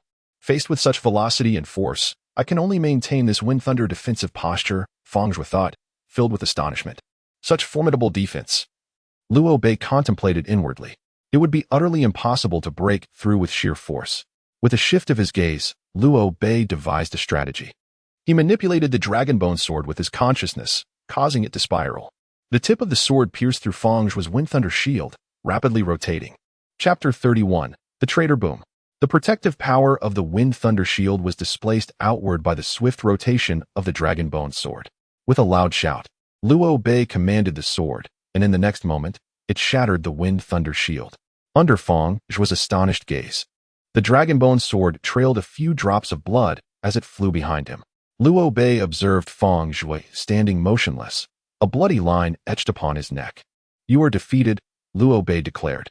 Only upon hearing Luo Bei's words did Feng Zhua react, gazing at Luo Bei as he conceded, worthy of being esteemed by Lan Weiyang. I admit my defeat wholeheartedly in this contest. In the stands, the spectators were collectively stunned, the outcome of the match defying their expectations. The consensus had been that Feng Zhua would emerge victorious, or at the very least, that Luo Bei's triumph would be a Pyrrhic one. No one had anticipated that Luo Bei, a scion of a minor clan, would so effortlessly vanquish Feng Zhua, who wielded the 9-star spiritual weapon, the dragon serpent twin halberds. This lad is truly a pity, remarked Zi Tianqiong, the monarch of the Nanzhao kingdom, concealed behind a black mask in the royal viewing box, expressing his admiration. The quarterfinal competition concluded, and the 8 victors who advanced were Luo Bei from the Gongjin Plaza, Lan Xinxiu from the Yimu Plaza, Lok from the Lihua Plaza, Long Xia from the Kuei Shui Plaza, Lan Weiyang from the Ho-Tu Plaza, USO, the bone-forging realm grand perfection cultivator from the Bingpa Plaza, Long Yin from the Lei Ting Plaza, and Zi Luoxing from the Sun Feng Plaza. In this year's new talent martial arts tournament, the number of participants from the three great families entering the top 8 reached an unprecedented historical high. Remarkably, they secured 4 spots, with Luo Bei and Zi Luoxing being the most surprising. The former, without a doubt, was a complete dark horse, while the latter, using a pseudonym, concealed his identity as the crown prince of the imperial family. Both of them possessed only mid-stage bone forging cultivation. Their adversaries are the most distinguished members of the 3 prominent families, particularly for Luo Bei, whose opponent is Feng Zhua, a master possessing a 9-star spirit artifact and peak bone forging cultivation. Among his peers, he is reputed to be second only to Lan Weiyang. However, in his confrontation with Luo Bei, Feng Zhua found himself retreating defensively, easily vanquished by Luo Bei. It is evident that Luo Bei's unfathomable strength has reached a level that can stand shoulder to shoulder with Lan Weiyang in the eyes of many. Various nobles, esteemed families, and significant sects have recognized the potential of both Luo Bei and Zi Luoxing. Each of them seeks to swiftly incorporate these 2 prodigies into their own factions, understanding that such gifted individuals must be secured to bolster their power. Consequently, from high-ranking officials to influential merchants, they all arrived bearing gifts. Early in the morning, the Tongfu Inn was besieged, teeming with visitors. Witnessing the incessant throng, Zihua brandished a jade token representing the royal family and exclaimed, "Silence! Luo Bei is now mine." "No, he is of the royal family," she warned. "I will count to 3. If anyone remains here, there will be no mercy." Upon hearing Zihua's declaration, those attempting to court favor with Luo Bei hastily dispersed. In the kingdom of Nanzhao, no great family, sect, or prominent figure would be foolish enough to oppose the royal family. Luo Ji seemed to have vanished. Luo Bei emerged from his room, remarking, "Where could this fellow have gone? He looked quite ill. I wonder if something unfortunate has befallen him." The disappearance of Luo Ji instilled a sense of unease in me. "I suspect he is devising a means to deal with you." Zi Luoxing furrowed his brow. "Ji, you still harbor your doubts about Luo Ji?" Luo Bei chuckled softly. "Do you recall the explosion during your first battle? Investigations revealed it was caused by a substance known as heavenly fire, crafted by a formation master from the kingdom of Wuxi. This device can be triggered remotely, and intriguingly, the operator need not possess any spiritual energy. Subsequently, my associates discovered that only one individual had sold such items in Songlong City. After completing his transactions, he departed. Yet my team managed to locate him within a day. Based on his descriptions, we sketched the appearances of several individuals who purchased the heavenly fire. Would you care to see those portraits?" Gazing intently at Luo Bei, Zi Luoxing interjected, "Among them, there must be Luo Ji." Luo Bei took a sip of his drink. Indeed, Luo Ji was the most frequent buyer. "Xiao Bei, you are too naive, too kind-hearted. Individuals like you find it exceedingly difficult to survive in this world," Zi Luoxing remarked. "Indeed, my heart lacks the necessary ruthlessness," Luo Bei sighed. "However, Luo Ji is now devoid of power. He poses no threat to me." "You are mistaken. Those stripped of strength can often be more terrifying than the mighty," Zi Luoxing countered, fixing his gaze on Luo Bei. "The powerless elicit a false sense of security, and it is often when you least expect it that they strike you from behind." "I understand your point. I shall be cautious of him in the future." Luo Bei paused, as an unsettling thought crossed his mind. He mused silently. "No, that cannot be. He would never do that. He is also a member of the Luo family. If he were to disclose my dealings with Xiaoman, at that moment, the entire Luo family would face annihilation. He would never resort to such actions. Perhaps he merely went out for a stroll." "Luo Bei, what troubles you?" Zihua inquired. A look of concern etched upon her face. "Do not fret. With both my brother and me by your side, no one can harm you." "No, I am fine," Luo Bei replied, his gaze slightly lifted to meet Zihua's. "I was merely contemplating that during the competition for the top 4, Luo Ku's opponent will be Long Zhan. I am worried for Luo Ku."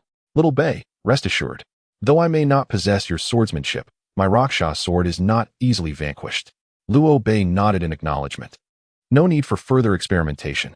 Luo Ku observed Luo Bei, a fleeting glimmer of envy crossing his eyes. "I have faith in Luo Bei. Since he can manipulate the 11 flames of the Kai Chen Ding, anything incomprehensible could indeed be possible. I never anticipated that a frail child from the past would possess such remarkable talent. Indeed, had I not encountered Grandpa Tsong, I might still be that sickly child. Luo Bei mused inwardly. With an innate deficiency, I was born to be a material for cultivation. Meanwhile, within the general's mansion in the southern city where Longjin resided, a pallid-faced Luo Ji sat in conversation with Longjin. You say Luo Bei is actually a barbarian? Longjin furrowed his brows, seemingly incredulous. Are you certain? Absolutely. I heard it with my own ears. The one who injured me was the first to discern that Luo Bei is a barbarian, Luo Ji affirmed with a nod. Why did you share this with me? Do you realize that if Luo Bei truly is a barbarian, your entire Luo family could face extinction? Longjin expressed his bewilderment. What significance does the annihilation of the Luo clan hold? In the days when my grandfather held power, they all bowed and scraped before him. Yet, upon discovering that the so-called waste Luo Bei was, in fact, a genius, they turned against my grandfather, seeking to strip him of his esteemed position as the elder. What does the survival or demise of such a family matter now, especially since my days are numbered? I care not for the fate of the Luo family. My sole objective is to see Luo Bei perish. Luo Ji's gaze was fierce, his expression dark, and his tone frigid. I harbor a deep-seated disdain for Luo Bei as well. However, I shall not allow him to meet his end just yet. In the semifinals, my opponent is his cousin, Luo Ku. You mentioned their close relationship, did you not? Therefore, I shall severely wound Luo Ku, provoking Luo Bei's fury, and in that moment, I will expose his barbaric lineage. On the day the semifinals commenced, Luo Bei, Luo Ku, and Zi Luo Sheng exchanged brief greetings before making their respective ways to the arenas. Luo Bei was set to compete at the Gongjin Plaza against Lan Xinxiu from the Yimu Plaza. Lan Xinxiu hails from the Lan family of Twilight City. Unlike Lan Weiyang, Lan Xinxiu is a legitimate descendant, being the second son of the clan leader, Lan Wuya. Rarely does Lan Xinxiu take action, thus his true strength remains uncertain. However, having advanced to the top 8 through a series of swift victories, it is evident that his prowess is formidable. Some even speculate that his strength might surpass that of Feng Shui. Nevertheless, despite these speculations, the audience remains convinced that victory will undoubtedly belong to Luo Bei, especially since he had vanquished Feng Shui with almost effortless ease. In the arena, Luo Bei and Lan Xinxiu faced each other, their gazes locked. Lan Xinxiu's expression was serene, devoid of any hint of combativeness or fear, exuding an air of self-assuredness. Luo Bei, Lan Weiyang holds you in high regard. Today, I wish to witness the prowess of one so esteemed by her, Lan Xinxiu remarked, his tone indifferent. Why do you incessantly invoke Lan Weiyang? Allow me to clarify. I, Luo Bei, require no one's esteem. I shall demonstrate my capabilities through my strength. Luo Bei's brow furrowed. Chapter 32. You have miscalculated Lan Weiyang is my ultimate objective. Lan Xinxiu regarded Luo Bei with disdain. And you are merely an obstacle standing between me and my goal. Lan Weiyang believes you can impede my progress, which is why I mentioned her regard for you. It appears you do not take me seriously. A faint smile curved on Luo Bei's lips. Indeed, in my eyes, you are merely a hindrance. Very well, strike first if you must. If you wish to defeat me before I make my move, do so. Otherwise, once I engage, you shall surely be the one vanquished. Though Lan Xinxiu's demeanor was not arrogant, his words dripped with hubris, revealing his disregard for Luo Bei, which irked him greatly. Rest assured, I shall bring this match to a swift conclusion. However, the Longu sword, being a bone blade, curved like a serpent as it lunged toward Lan Xinxiu's throat. With a swift motion, Lan Xinxiu propelled himself backward, mused inwardly, impressive agility, 9 out of 10. As Luo Bei's consciousness sharpened, the tip of the dragon bone sword pointed directly at Lan Xinxiu, rotating fiercely as it lunged forward. Lan Xinxiu, not daring to underestimate the threat, swiftly swung back, positioning the scabbard containing the treasured sword defensively against his chest. Drawing the sword, a glimmer of cold light flashed just as the dragon bone sword was a mere third of a foot from Lan Xinxiu's vulnerable back. The force of Lan Xinxiu's blade deflected it, and in a seamless motion, he pivoted, thrusting the sharp edge of his sword towards Luo Bei's throat. Such swiftness! Surprise flickered in Luo Bei's eyes, as the speed of his opponent's strike was utterly unforeseen. At that moment, his dragon-bone sword had been knocked aside, merely half a foot away from Lan Xinxiu, while the sword in Lan Xinxiu's hands was a mere 3 inches from his throat. In such a precarious position, Luo Bei's dragonbone sword could hardly come to his rescue. How infuriating! I never anticipated his assault would be this rapid. Could it be that I am destined to lose? Panic surged within Luo Bei. With urgency, he thrust his sword towards Lan Xinxiu. The dragonbone sword under his command moved like a sinuous serpent, its blade darting unpredictably left and right, leaving one unable to discern where the next strike would land. With a clang, Lan Xinxiu managed to block Luo Bei's strike with his sword held before him, leveraging the force to retreat 50 meters. The sword technique he practiced was known as the heart sword decision, which required a calm mindset to confront an adversary, adopting a defensive stance to meet their attacks. From this position, he sought out his opponent's strengths and weaknesses, evading their advantages while countering with his own, aiming for a decisive strike. At this very moment, due to the sudden emergence of a defensive spiritual artifact on Luo Bei, Lan Xinxiu found herself increasingly flustered, unable to maintain her composure, which rendered her incapable of employing the heart sword technique. Faced with Luo Bei, she perceived no glimmer of hope for victory. Observing Lan Xinxiu retreat, Luo Bei straightened his stature and advanced boldly towards her. In the midst of his charge, he opened his hand, gripping the dragonbone sword, and propelled it with great force, transforming it into a streak of white light aimed directly at his opponent. This strike, augmented by Luo Bei's forward momentum, resulted in a rapid and fierce assault. Lan Xinxiu hastily evaded and swung her sword in an attempt to deflect the blow. With a resounding clang, the dragonbone sword was parried by her blade, yet the sharp edge of the sword grazed her left arm. In that instant, Luo Bei appeared before Lan Xinxiu, gripping the hilt of the dragonbone sword, and swung it towards her. Lan Xinxiu swiftly dodged, simultaneously thrusting her sword towards Luo Bei's chest. Although he was aware that his mystic ring possessed defensive capabilities, he instinctively evaded, preparing to sidestep her strike. Upon glancing at the faint scar on Luo Bei's chest, Lan Xinxiu was taken aback. The wound was shallow yet astonishing. The previous strike had been executed almost reflexively, without exerting much strength, yet it managed to inflict harm upon Luo Bei. Her expression conveyed a profound surprise. As Lan Xinxiu observed the calmness return to Luo Bei's expression, he pondered internally. This implies that he too did not anticipate that my previous strike would actually wound him. Indeed, at the moment I unleashed my lethal blow. A glimmer of defeat and despair flickered in his eyes. This suggests that he is incapable of controlling the defensive artifact he possesses. Or perhaps that the artifact can only shield his vital points. Therefore, if I refrain from targeting his critical areas, I ought to modify my strategy. The victory in this match would be mine as long as I can force him off the stage. It seems I cannot rely on the Shinkai ring. And although my speed with the sword does not match his, fortunately, I still have other means. Luo Bei contemplated as he faced Lan Xinxiu.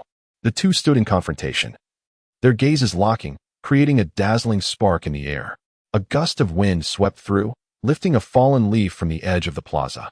In that instant, a cold glimmer flashed in both their eyes, and they charged toward each other simultaneously. When they were 3 steps apart, they struck with their swords. Lan Xinxiu's sword did not descend with the same vertical ferocity as before. Instead, he aimed to repel Luo Bei with the spine of his blade. However, Luo Bei abruptly raised his left hand, directing his sword not at Lan Xinxiu, but rather aiming it towards Lan Xinxiu's blade. The clash of metal rang out like a melodious chime, as Luo Bei's sword coiled around Lan Xinxiu's like a serpentine spirit. In haste, Lan Xinxiu raised his sword sheath to guard his chest. "You have underestimated me," Luo Bei declared, as his right hand, once brimming with might, suddenly transformed into a feeble, languid gesture, devoid of any force. This unexpected shift, compounded by the turmoil within Lan Xinxiu's mind, rendered him utterly bewildered, his thoughts in disarray. Luo Bei's hand struck the sheath of Lan Xinxiu's sword. Though it appeared to be an unremarkable gesture, it channeled a divine power that surged through the sheath and into Lan Xinxiu's arm. Lan Xinxiu felt a sudden numbness in his left arm, which fell limply to his side. Immediately thereafter, Luo Bei's right palm connected with Lan Xinxiu's right shoulder, causing his right arm to also fall weakly, his sword clattering to the ground. At that moment, the dragonbone sword in Luo Bei's grasp straightened abruptly, its blade poised against Lan Xinxiu's neck. Gazing intently at Lan Xinxiu, Luo Bei declared coldly, "You have lost." Luo Bei's technique employed the intricate art of separating sinews and bones. Had he relied solely on spiritual or brute force, it would have been impossible for the power to transmit through the sword sheath into Lin Feng's body. However, Liu Bei harnessed a divine force forged from a blend of spiritual and physical power. This manifestation of divine consciousness acted as a kind of extension of Liu Bei himself, seamlessly flowing through the sheath and disarming Lin Feng. Lin Feng, being the peer closest in strength to Lan Weiyang among the youth of the entire Nanzhao kingdom, had not anticipated that this battle would unfold as it did. Those who expected Liu Bei to swiftly vanquish his opponent were taken aback by Lin Feng's formidable prowess. After an extended confrontation, when the referee declared Liu Bei the victor, he hurriedly exited the square, racing towards the Lihua Square where Luo Ku and Long Zhen awaited. Chapter 33. A challenge wagering family honor. The powers of Luo Ku and Long Zhen were presumably comparable. However, Long Zhen wielded the shadowless sword, a 9-star spiritual artifact, while Luo Ku's Rakshasa sword was merely a 1-star artifact. In circumstances where strength is nearly equal, the magical artifact will serve as the pivotal factor determining the outcome of the confrontation. Should Long Zhen gain the upper hand, he will undoubtedly show no mercy towards Locke, akin to his earlier intentions to belittle Luo Lan before him. Particularly after Long Zhen becomes aware of Locke's mastery of swordsmanship, he will not repeat his previous errors. He will swiftly mobilize to provide aid, inflicting maximum damage upon Locke at the onset of the contest. Liu Bei, anxious at heart, discerned that no one was paying attention to him, and thus employed his instantaneous movement technique, hastening towards the fire square. "This is Locke's Rakshasa sword," Liu Bei exclaimed, his voice laced with indignation as he gazed upon the metallic shards. Indeed, this was Locke's magical weapon, the so-called Rakshasa sword, a veritable disgrace wielded by an inferior. The weapon, much like its bearer, was utterly feeble. Were it not for the princess influence, I would ensure that Locke is reduced to mere fragments as well. Upon finishing his remarks, Long Zhen threw back his head and laughed wildly. With a flick of his wrist, the dragon bone sword soared from his sleeve into Liu Bei's grasp. Liu Bei regarded Long Zhen with a fierce glint in his starry eyes. "Do you wish to kill me? Have you noticed my bodyguard behind me? A true pinnacle of external perception. There is no one else present at this moment. The instant you make a move, your head will surely fall. Furthermore, in 10 days, I will inevitably advance due to a bye, for you will be incapable of participating in that match. Both you and your Luo family shall be annihilated." Long Zhen beckoned to Liu Bei with a casual curl of his finger. "What did you say?" Liu Bei gasped in surprise. Long Zhen then turned to a figure beside him, shrouded in a black robe, obscuring their visage, and smiled. "Brother Luo Ji, explain to this former kin of yours what I mean," the figure in the black robe said, removing the hood that concealed his face, a cold smirk playing on his lips as he gazed at Liu Bei. "Luo Ji," Liu Bei shouted through gritted teeth, "you are also a member of the Luo family." "Indeed, I am a Luo who is destined to perish. Since I cannot survive, you shall accompany me to the grave," Luo Ji retorted, his smile growing even more frigid and ruthless. "Were you not the genius of the Luo family? Then I shall witness how this genius brings ruin upon the Luo clan." Liu Bei stared at Luo Ji, his hand gripping the sword, trembling with regret. He lamented why he had not eliminated Luo Ji when he had the chance. His momentary mercy had transformed him into a lingering threat, endangering not only himself but the entire family. At that moment, Liu Bei yearned to slay Luo Ji on the spot, yet he had just executed a technique that consumed much of his remaining divine power. Even though Luo Ji was a mere waste, he was shielded by 2 formidable guardians from the outer realm, leaving Liu Bei with no opportunity to strike. "Did you bring this fool forth out of fear of me, Long Zhen of the Long family?" Liu Bei declared. "I, Liu Bei of the esteemed Luo family from Shinong City, challenge you, as a descendant of the Long family from Tianyuan City. Do you dare to engage me in an honorable duel?" Liu Bei's gaze was fixed intensely upon Long Zhen, as he gambled on whether the latter would choose to fight for the honor of his family. Luo Ji's frail constitution could hardly withstand the passage of 10 days. Should Long Zhen declare war, it would equate to a death sentence for Luo Ji. The tactic of provocation bore no fruit with me. Long Zhen narrowed his eyes at Liu Bei, a mere slit. "Do you perceive this as provocation? As a scion of the Long family from Tianyuan City, are you truly intimidated by our Luo family from Shinong City? Is it that the Long family of Tianyuan City has been reduced to mere hollow remnants, a congregation of the aged, the weak, and the infirm? If you believe this to be mere provocation, then you may eliminate me prior to the competition." At that juncture, The other two families would undoubtedly extol the cleverness of your Long family, likening it to that of a scholar. With that, Luo Bei pivoted and departed, seemingly indifferent to whether Long Zhan would acquiesce to the duel. Long Zhan's gaze remained fixed on Luo Bei, his eyes glinting with malice and ire. Luo Bei was uncertain whether Long Zhan would fall for his provocation and engage him in battle. If not, Luo Ku's meridians were damaged, yet rest assured, Huay'er will surely heal his wounds. Beside Luo Ku, Luo Sheng rose and addressed Luo Bei. Luo Bei rushed to Luo Ku's bedside, each word enunciated with chilling clarity. Long Zhan, I shall ensure your demise. Following the incident involving Luo Ji, a transformation began within Luo Bei. Once reluctant to take a life, he now resolved to eliminate any potential threats. Whether for Luo Ku, the Luo family, or himself, Long Zhan had become the target of Luo Bei's vengeance. From the moment they first crossed paths, conflict had ensued, and their relationship had deteriorated ever further. Furthermore, the other party was aware of the secret that could lead to the annihilation of the Luo clan. No matter what, Long Chun must perish. Within the confines of the southern city general's residence, in Long Chen's chamber, Luo Ji, filled with fury, confronted Long Chun, who was leisurely savoring tea and admiring the blossoms in the garden. Long Chen, what exactly do you intend to achieve? You are fully aware that this is Luo Bei's provocation. Why would you still engage him in battle? Have you forgotten your own standing, Luo Ji? To dare raise your voice at me? Do you believe I would hesitate to eliminate you? Long Chun replied, his brow furrowed as he regarded Luo Ji. Luo Ji met Long Chen's gaze. Indeed, Long Chun could easily end his life. To prove that Luo Bei was barbaric, he did not require Luo Ji as a witness. A mere report to the court would suffice, and the authorities would dispatch someone to ascertain whether Luo Bei possessed brute strength or spiritual power. In Long Chen's eyes, he had become an expendable entity. Are you planning to burn the bridge after crossing it? Luo Ji's eyes glinted with both anger and resentment. Luo Ji, you and I are fundamentally alike. For our own ambitions, we can betray and eliminate anyone. Yet, I am not like you. You can forsake your family, devoid of familial honor, but I cannot. I am one who understands the significance of family pride. If Luo Bei were to challenge me, I would unequivocally refuse. However, he has challenged my family, and for the sake of our honor, I cannot evade.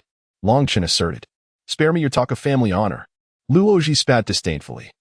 If you were to lose in his contest, would your family still possess any honor? Lose. Are you jesting? Long Zhan let out a hum, asserting, my cultivation surpasses his. My strength eclipses his, and I have meticulously analyzed each of his matches. My shadowless sword is a 9-star spiritual weapon. Its exceptional characteristics render it comparable to a 10-star spiritual weapon, even deserving the title of a semi-treasure. Moreover, my cheerleading squad is formidable as well. Gazing into the image storage pearl, where Long Zhan was depicted wielding the shadowless sword, Luo Bei furrowed his brows and glanced at the introduction regarding the sword in his hand, murmuring to himself.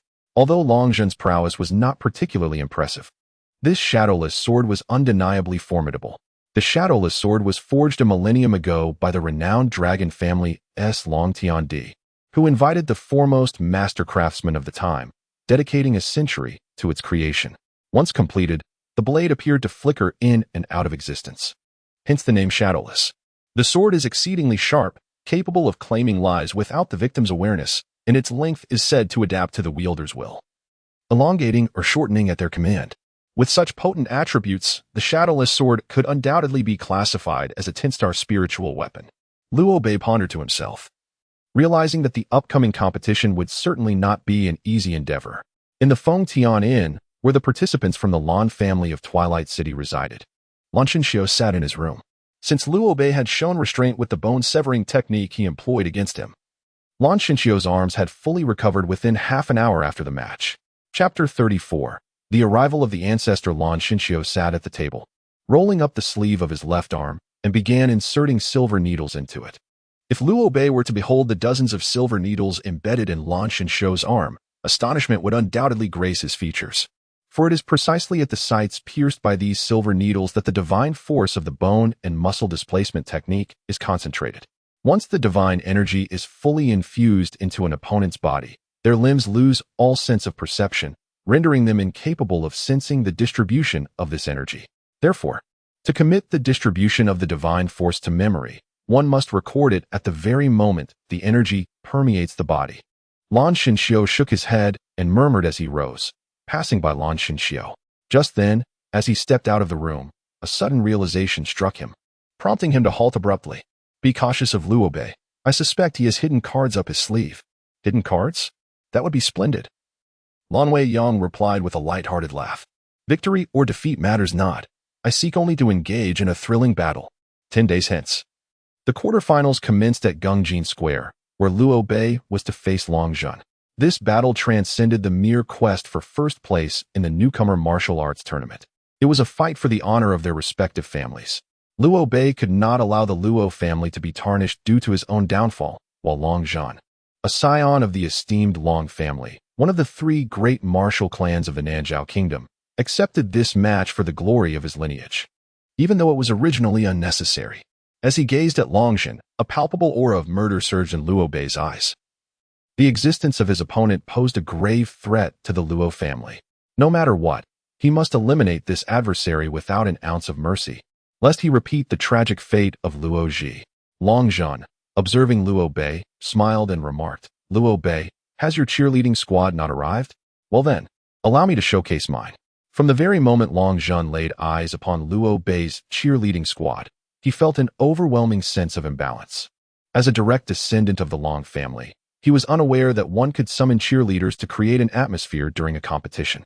Although he faced defeat in originality, Long Zhan was determined to surpass Liu Bei's imitation, striving for a rendition that was not merely derivative but rather transcendent. Therefore, in terms of both numbers and the quality of performance, Long Zhan resolved to outshine Liu Bei's squad. Raising his hand, Long Zhan signaled, and instantly, over 100 stunningly beautiful women clad in revealing attire rose from the stands. Long Zhan, the god of martial prowess, unmatched in strength, invincible among peers. His cheerleaders began chanting a slogan that was painfully grating to the ears. Liu Bei was rendered speechless. What was this slogan? It was even more absurd than that of his own cheer squad. And the god of martial prowess, where on earth did you find these people? He chuckled. Did you see? I hired this cheerleading squad from Fenghua Tower at great expense. They shout and cheer for me day and night. Long Zhan turned to Liu Bei and taunted. What do you think? Envious? Jealous? Filled with regret? Fenghua Tower was renowned in the Nanzhao Kingdom as the most famous establishment of its kind, implying that these cheerleaders were, in fact, courtesans. Liu Bei let out a cold laugh, a glint of murderous intent flashing in his eyes. Without uttering a word, he swiftly retreated, simultaneously drawing the dragonbone sword from his sleeve, aiming directly for Long Zhan's head. Long Zhan hastily dodged, but a flicker of dark light surged from his hand, repelling the dragonbone sword. How did you discover this? Long Zhan asked, astonished as he gazed at Liu Bei. Liu Bei glanced down at his chest, noting that the fabric of his attire had been sliced open by the shadowless sword. Impossible, Long Xiao exclaimed, even with your knowledge. No martial artist of equal standing could have evaded that strike. Anticipation alone would not suffice. Liu Bei offered no reply, his silence a tacit acknowledgement.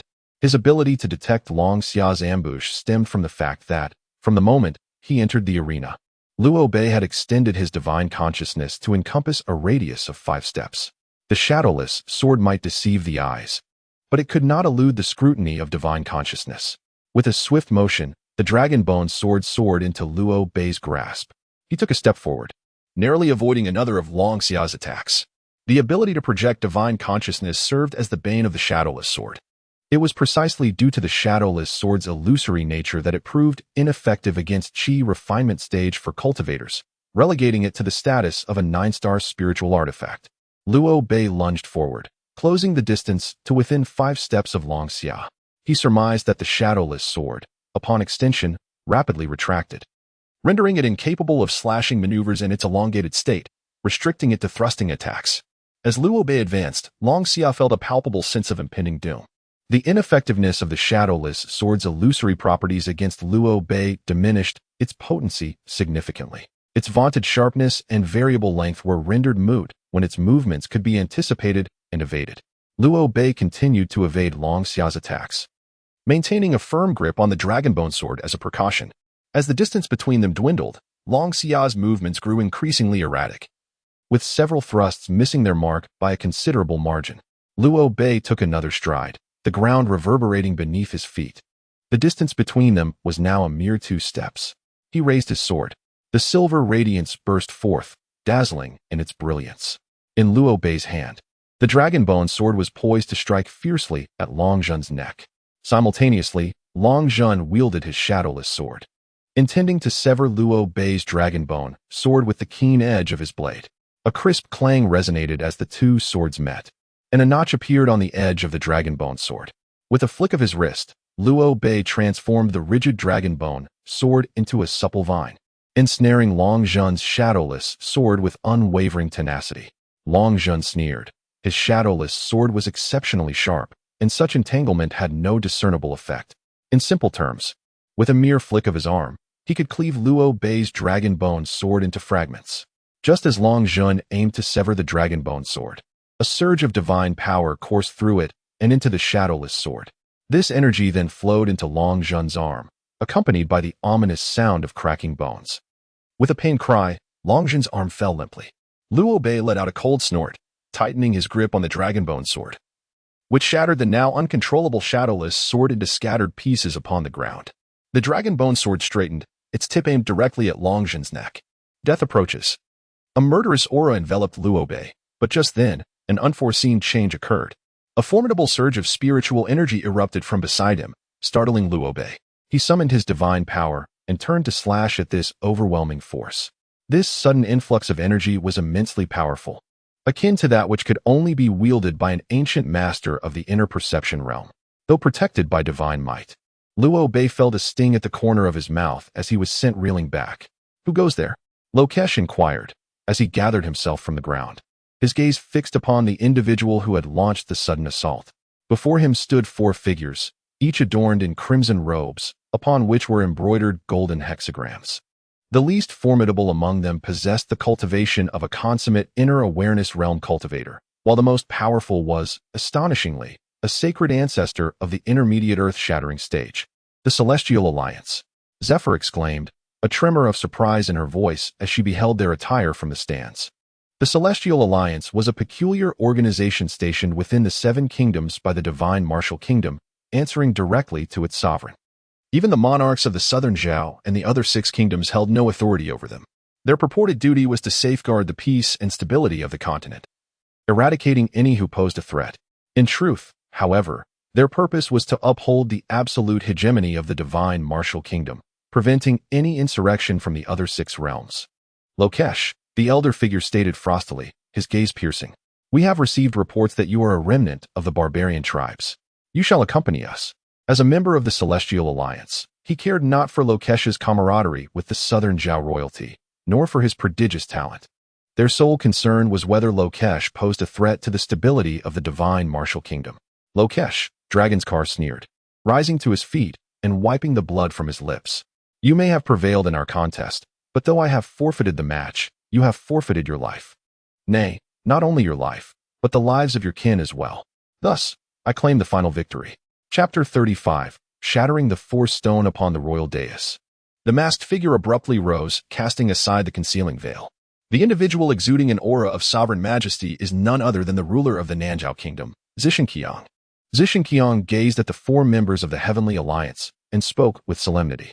"It is utterly outrageous that within my Nanzhao Kingdom, there exists someone regarded as the remnant of barbarian tribes.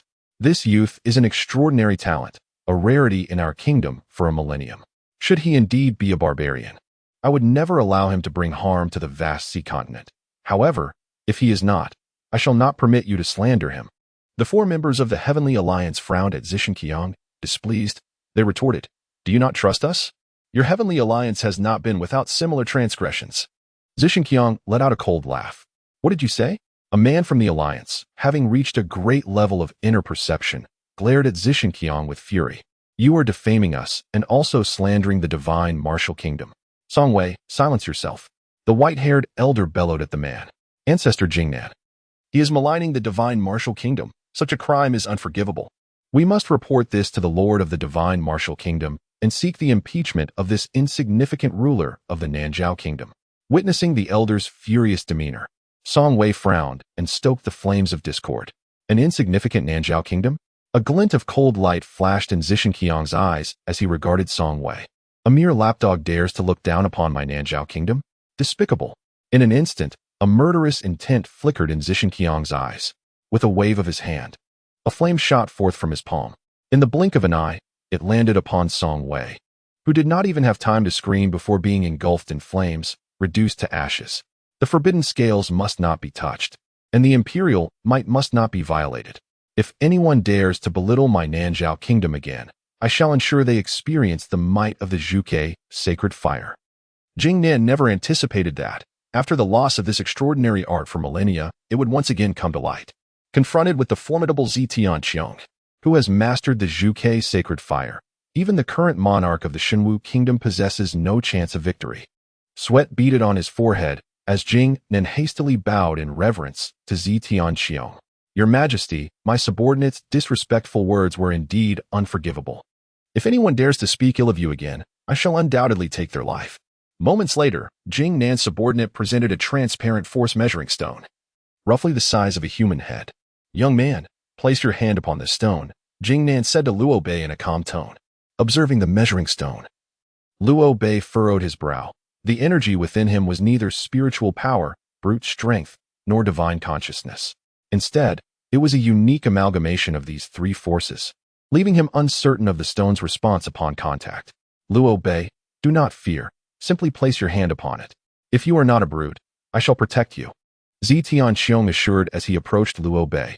Taking a deep breath, Luo Bei raised his right hand and gently placed it on the measuring stone. With no other options available and powerful individuals surrounding him, he had no choice. As his hand made contact, a chilling sensation coursed through his arm, entering his dantian.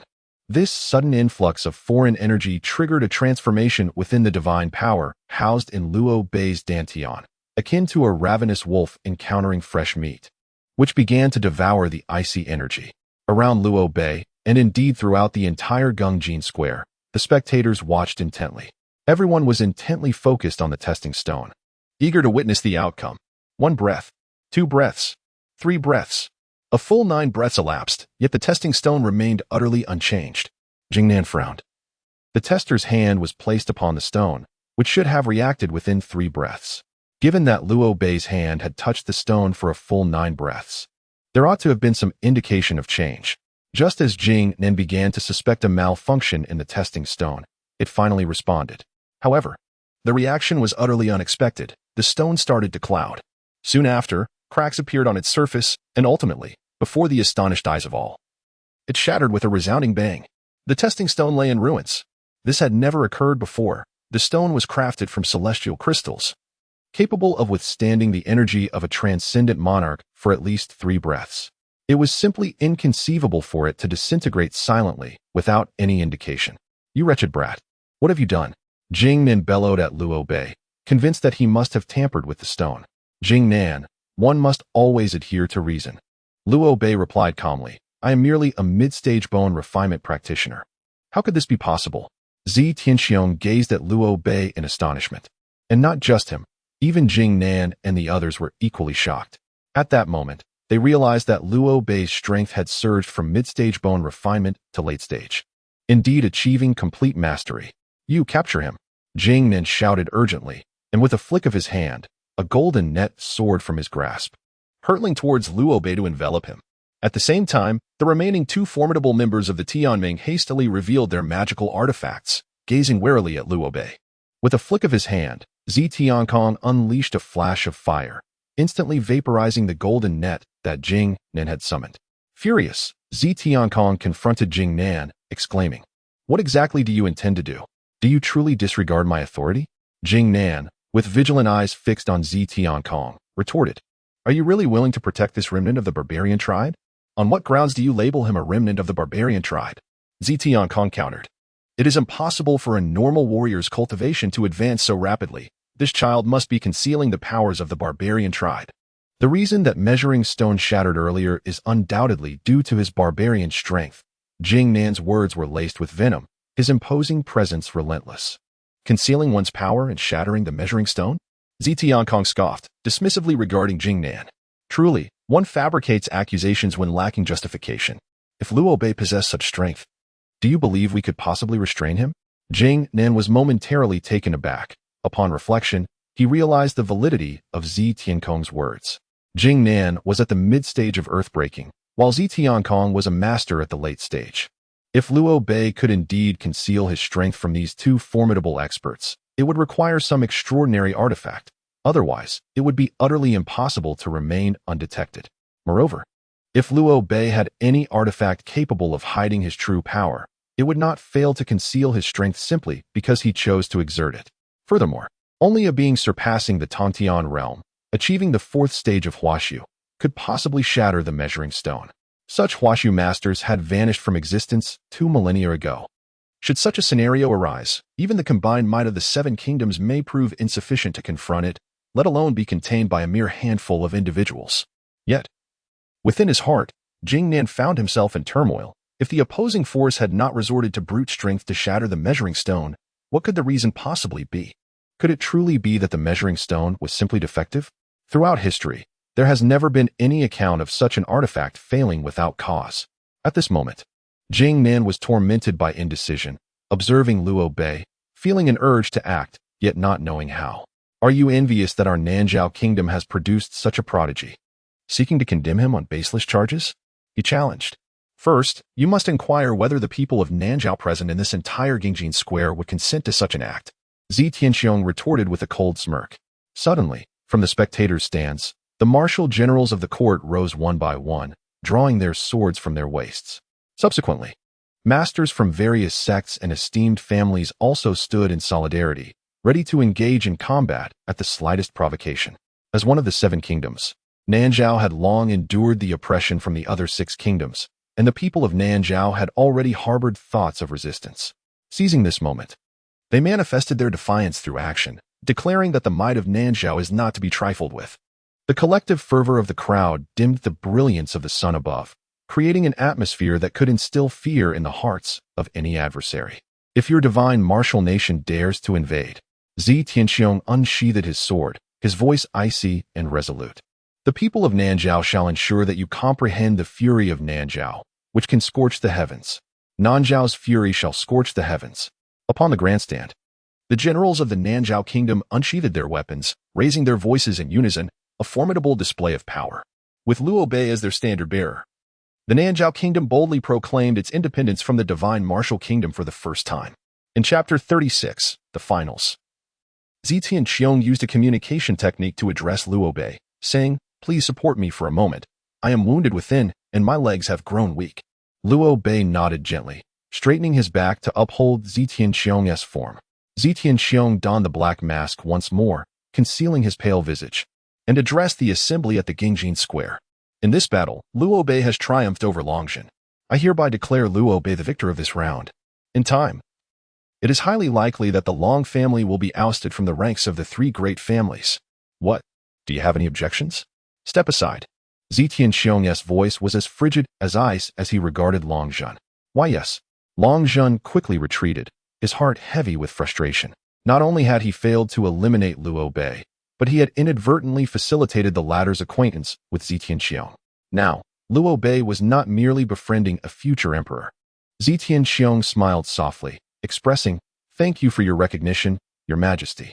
It is truly a stroke of fortune for me to converse with you." Luo Bei nodded appreciatively. Thus, supporting Zi Tianxiong, he assisted him into the palanquin. As soon as Zi Tianxiong settled into the palanquin, he expelled a large mouthful of blood. Luo Bei hastily leaned in, whispering, "Your Majesty, are you all right? The injuries I sustained from forcibly cultivating the vermilion bird sacred fire are well known. Yet the world is unaware that since the time of the vermilion bird deity, no one in our Nanjiao kingdom has wielded this sacred flame. What remains obscured is that the vermilion bird's sacred fire has not been lost. Rather, it is the preliminary skill, the divine fire of pardon, that has faded into obscurity. Luo Bei, if I am not mistaken, you possess the divine fire of pardon, do you not?" Zi Tianxiong wiped the blood from the corner of his mouth. Gazing intently at Luo Bei nodded. This was no secret, as both Ziluoxing and Zihua were already aware, making Zi Tianxiong's knowledge entirely reasonable. "For the sake of the Nanjiao kingdom, and for your family, would you be willing to impart the methods of cultivating the divine fire of pardon to me?" After a moment's contemplation, Luo Bei assented. "I had originally intended to pass on the cultivation techniques to Luoxing, but he was reluctant to learn. Since His Majesty the Purple Emperor wishes to acquire the methods of the divine fire of pardon, I see no harm in sharing them. Within the carriage, Luo Bei recounted the cultivation methods to Zetian Qiong, then added, "This technique is exceedingly perilous. I nearly perished in self-immolation during my own practice." As they turned down another street, Luo Bei voiced a lingering doubt. "Brother Z, is your relationship with the Purple Emperor not very amicable? Luo Bei, you must exercise caution. His approach towards you surely harbors ulterior motives," warned Jiuxiao. Luo Bei furrowed his brow and replied, "The Purple Emperor simply wishes to learn the divine fire of pardon." "The divine fire of pardon? How does he know you possess it?" Jiuxiao exclaimed, his gaze fixed in astonishment upon Luo Bei. "Have you disclosed this to him?" "Indeed. Today in the arena, the Purple Sovereign has already clashed with the Heavenly Alliance representing the Divine Martial Kingdom. If I do not impart the forgiveness flame to him, he will inevitably face backlash from cultivating the sacred fire of the Vermilion Bird. Should any misfortune befall the Purple Sovereign, the Divine Martial Kingdom will surely seek vengeance upon us." Luo Bei nodded in agreement. "Luo Bei, you do not wish to witness the ravages of war and the suffering of the innocent, do you?" sighed Luo. Luo Bei silently nodded. "However, do you know that his pursuit of the forgiveness flame is not for the protection of the Southern Zhao Kingdom? He aims to unify the vast sea continent, and the day he achieves mastery will herald an era of turmoil across the land." Luoshang's words astonished Luo Bei once more. Had not the 7 nations of the vast sea signed a peace treaty? If one nation were to breach this accord, it would face collective retribution. Ambition and greed can drive individuals to madness. Those who sit upon thrones for too long inevitably desire territorial expansion. The 7 nations have always maintained a facade of harmony while harboring discord beneath the surface, thus genuine alliances among the 6 nations are non-existent. This revelation profoundly enlightened Luo Bei regarding the treachery and scheming that exists between nations and individuals. "I shall not allow such a calamity to unfold. I will thwart him before it is too late," Luo Bei murmured to himself. During the semifinals, Luo Bei triumphed over Long Zhan, while Luoshang conceded in his match against Lan Weiyang. Ultimately, the championship would be contested between the 2 prodigies, Lan Weiyang and Luo Bei. On the 10th day following the semifinals, the finals of the Newcomer Martial Arts Conference were held at the Vermilion Bird Altar, located on the outskirts of the imperial city of Zonglong. The audience comprised over 5,000 individuals, including royal family members, martial generals, prominent families, and formidable experts from all corners. This final does not sell tickets. Instead, it issues invitations solely to those deemed worthy. Only individuals who receive an invitation are permitted entry to the grand finale. Furthermore, these invitations are strictly non-transferable. Should any transfer be discovered, severe penalties will be imposed. Nonetheless, in this remarkable showdown between prodigies, anyone of sound mind would never think to relinquish their invitation. One contender hails from the esteemed branch of the Lan family, one of the 3 great families, while the other is the direct descendant of the lesser-known Luo clan. Both are extraordinary talents, a rarity to behold. Lan Weiyang has previously triumphed over formidable opponents of the outer awakening realm, while Luo Bei has mastered ancient secret arts, including the sword control technique. Armed with his mid-stage bone transformation cultivation, he has vanquished numerous prodigies from various clans to reach the finals. What is most astonishing is Luo Bei's sudden leap in cultivation during the semifinals, elevating him by 2 minor stages. The battle between the fully realized bone transformation cultivator Luo Bei and the equally adept Lan Weiyang raises the question of who will emerge victorious. Before the martial arts tournament commenced, many would have confidently wagered on Lan Weiyang as the likely champion. However, after witnessing the series of competitions, Luo Bei has undeniably established himself as a formidable contender, rivaling Lan Weiyang for the title. Thus, this clash of titans stands on a precipice of uncertainty. As Luo Bei and Lan Weiyang ascend the Vermilion Bird Altar, the 2 prodigies lock eyes, their spirits ablaze with indomitable fighting intent. To engage in combat with a strong adversary is the innate desire of every warrior. Only those bold enough to challenge the mighty can truly elevate their prowess. In silence, devoid of dialogue, the 2 champions exchange glances, and the atmosphere crackles with an impending clash. Those present can only witness the powerful winds swirling around the 2 figures. The 2 individuals stood in confrontation. As time passed, the surrounding winds intensified, ultimately coalescing into 2 miniature tornadoes. With a simultaneous shout, both unleashed the winds towards each other. causing them to collide in a thunderous roar. The gusts erupted, sweeping in all directions, disheveling the hair of Luo Bei and Lan Weiyang. They both stepped forward, moving with the swiftness of a tempest, charging towards one another. The dragon-bone sword materialized in Luo Bei's grasp, while Lan Weiyang unsheathed the Qi-Tian blade from her back. As Luo Bei, armed with the dragon-bone sword, advanced a step, Lan Weiyang mirrored his motion. Blade met sword once more, producing a dazzling spark. The clanging of metal echoed as their figures intertwined upon the vermilion bird altar. Luo Bei's swordsmanship was elusive and ghostly, while Lan Weiyang's technique was robust and fierce. In that moment, the entire vermilion bird altar was engulfed in gusts of wind, a testament to their fierce exchanges. Chapter 37. The betrothal blood splattered with each clash, leaving wounds upon both Luo Bei and Lan Weiyang. The two prodigies from their respective clans were evenly matched, neither possessing an advantage nor a disadvantage. With a mighty roar, Lan Weiyang's battle spirit surged, and as the dragon-bone sword met the Qi-Tian blade once again, a resounding crash echoed. The recoil forced both to retreat 10 paces. Gazing at Luo Bei, excitement gleamed in Lan Weiyang's eyes as she removed the rarely unsheathed scabbard from the Qi-Tian blade. Lan Weiyang drew her sword. The spectators in the stands erupted in fervor at this spectacle. For everyone knew that apart from her initial challenge to the experts of the realm, Lan Weiyang had never before drawn her blade. However, today, facing Luo Bei, a youth with only bone-forging cultivation, Lan Weiyang drew his blade once more. Luo Bei, you are the second to compel me to unsheath my sword. Reveal your trump card, or you shall face defeat. With these words, Lan Weiyang raised the Qi-Tian blade in his hand. The blade emitted a resonant hum, and the heavens above were instantly cloaked in dark clouds, with lightning flashing and thunder rumbling. The Qi-Tian blade was a one-star treasure, its might not to be underestimated. Seeing this, Luo Bei no longer held back. He unleashed the divine flame of amnesty, and crimson flames ignited upon his body and the dragon-bone sword in his hand. Now that the Nanzhao kingdom had gained its independence, Luo Bei saw no need to conceal his mastery of the divine flame of amnesty. The divine flame of amnesty. Lan Weiyang stared at Luo Bei, astonishment etched upon his face, before erupting in laughter. Excellent. I am fortunate to witness the legendary martial arts power. What does victory or defeat matter now? Lan Weiyang roared, and a bolt of lightning descended from the sky, coiling around the Qi-Tian blade in his hand. It appeared as though Lan Weiyang held a roaring, dancing thunder dragon in his grasp. At this moment, Lan Weiyang resembled an ancient god of thunder. Luo Bei also raised the dragon-bone sword in his hand, the flames upon it surging fiercely, its power no less than that of Lan Weiyang wielding the Qi-Tian blade. A swing of the sword, a fall of the blade. Both made their moves simultaneously, without any elaborate flourishes. The collision of thunder and fire unleashed a series of resounding booms. The energy shield of the Vermilion Bird Shrine was subjected to intense impact, the energy it emitted flickering incessantly, as if on the verge of collapse. Drink. In a thunderous clash, Luo Bei and Lan Weiyang unleashed their might, causing the heavens to tremble and a blinding radiance to erupt.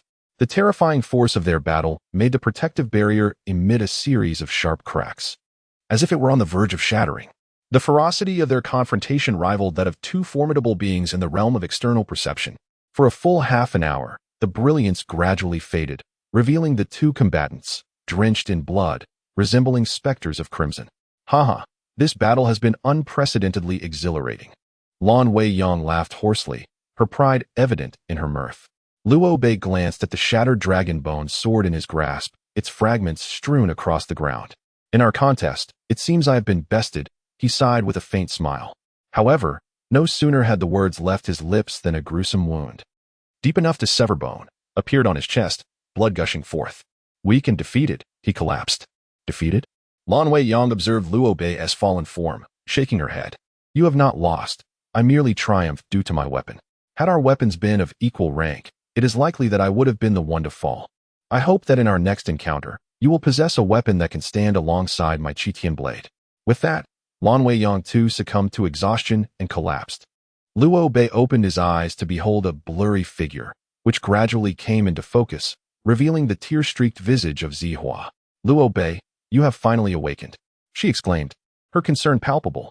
You have sustained grave injuries. Your sternum has been cleaved and your lungs are damaged. Fortunately, your heart remains untouched. Otherwise, I would have been powerless to save you. Where are we? Luo Bei inquired, gazing at Zihua. At this moment, Luo Bei reclined upon a grand bed intricately carved from yellow dragon wood, accompanied by a jade round table and 4 petite stools at its side. In the distance, several pots of peculiar, unnamed flowers adorned the windowsill, their refreshing fragrance wafting into Luo Bei's nostrils, invigorating his spirit. This is the imperial palace. It is only natural for you to reside here as the disciple of my father, Zihua spoke softly. Disciple? When did I become a disciple of Zishinqiang?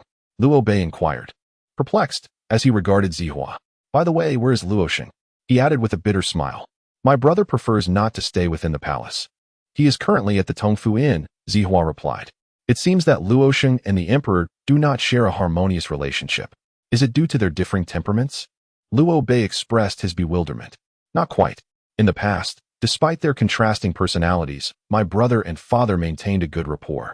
However, the day before our first meeting, they had a sudden quarrel, and he left the palace abruptly. As for the reason behind their disagreement, I remain unaware. Zihua shook her head. Oh, Luo Bei nodded. I see. By the way, how long have I been unconscious? You have been in a state of slumber for 3 days and 3 nights. Everyone was concerned you might never awaken, Zihua said, her eyes glistening with unshed tears. Do not cry. I am awake now, after all. You've taken care of me during these days, haven't you? Your eyes are darkened from fatigue. Thank you. Luo Bei smiled as he gently wiped away her tears. There is no need for thanks, Zihua pouted playfully, gazing at Luo Bei. Oh, what do you want from me? Luo Bei inquired with curiosity. What they desire is you. That. Zihua's delicate face flushed crimson, momentarily at a loss for words. Observing Luo Bei's ambiguous smile, Zihua retorted in exasperation. I no longer wish for anything. Is that so? Luo Bei suddenly grasped Zihua's hand, adding, I thought you wanted me to marry you. As she felt his grip and heard his heartfelt confession, Zihua's cheeks burned, her heart raced, and her mind went blank, leaving her frozen in place.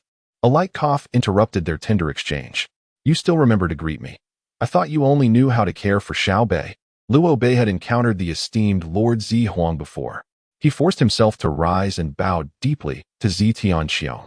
Zi Tianxiong quickly approached Luo Bei, jesting. Lie down. If your wounds reopen, Huar will cry endlessly. After Zihua departed, Zi Tianxiong remarked to Luo Bei, though Huar may sometimes appear willful and spoiled, she possesses a kind heart, and I hold her in high regard. Luo Bei nodded, his tone sincere. What I mean is the affection between a man and a woman. Zi Tianxiong paused before continuing. If I were to betroth Huar to you, would you accept? Lord Zi Huang, are you speaking truthfully? Zi Tianxiong nodded with satisfaction. Luo Bei's ethereal physique was truly a remarkable anomaly in this world. Despite suffering from fractured ribs and lung injuries, he fully recovered from his ailments in a mere 10 days. After the injuries and Luo Bei healed, Zishinqiang convened the top 8 competitors of the newcomer martial arts tournament within the Imperial Palace to bestow rewards. Each of the top 8 would receive a divine surge pill, which could enhance the user's chances of breaking through to the external awareness realm. Following the distribution of the pills, Zishinqiang instructed the 4 newcomers who did not make it to the top 4 to withdraw. Chapter 38. Bestowing treasures. Gazing at the top 4 contestants, the Purple Emperor solemnly addressed them. You are the finalists of this tournament and have the opportunity to train within the national sect of my southern Zhao kingdom. Naturally, you may choose to decline this offer. Those wishing to join the southern Zhao Zhangtian sect, please step to the left. Those who prefer not to, stand to the right. And Luo Bei, as my disciple, you are obliged to train within the southern Zhao Zhangtian sect. You have no say in the matter. Having the opportunity to train alongside Luo Bei in the same sect will undoubtedly present numerous chances for future encounters, thought Lan Weiyang as she stepped to the left, silently acknowledging that she had been outmaneuvered by the old man. If Luo Bei were to train in the southern Zhao Zhangtian sect, she could only imagine what schemes the old man would concoct if she chose not to go. Conversely, agreeing to join would serve his plans perfectly. Ziluo Sheng cast a glance at Zishinqiang, contemplating the situation. After a moment's thought, he too stepped to the left. Luo Bei was his brother, and moreover, though one his sister cherished, he could not allow any misfortune to befall Luo Bei. Longjun lowered his head and walked to the left. In the past, when the Long family held significant power, he would never have submitted to the constraints imposed by the martial masters of the southern Zhao national sect. However, now that the Long family had fallen from grace, if he did not join the southern Zhao national sect, It would not be long before the majority of the Long family's assets would be devoured by the Lin and Feng families. You four have chosen to join the Southern Zhao national sect, which truly surprises me, Zi Tianxiong remarked with a smile, glancing at Zi Luoxing. Joining the Southern Zhao national sect is merely a nominal position and does not constitute a reward for you four. Now, I shall announce the prizes for the top four. First, it was Longzhen's turn. He stepped forward and knelt on one knee before Zi Tianxiong, awaiting the reward that would be bestowed upon him. Longzhen, I have reviewed your combat footage.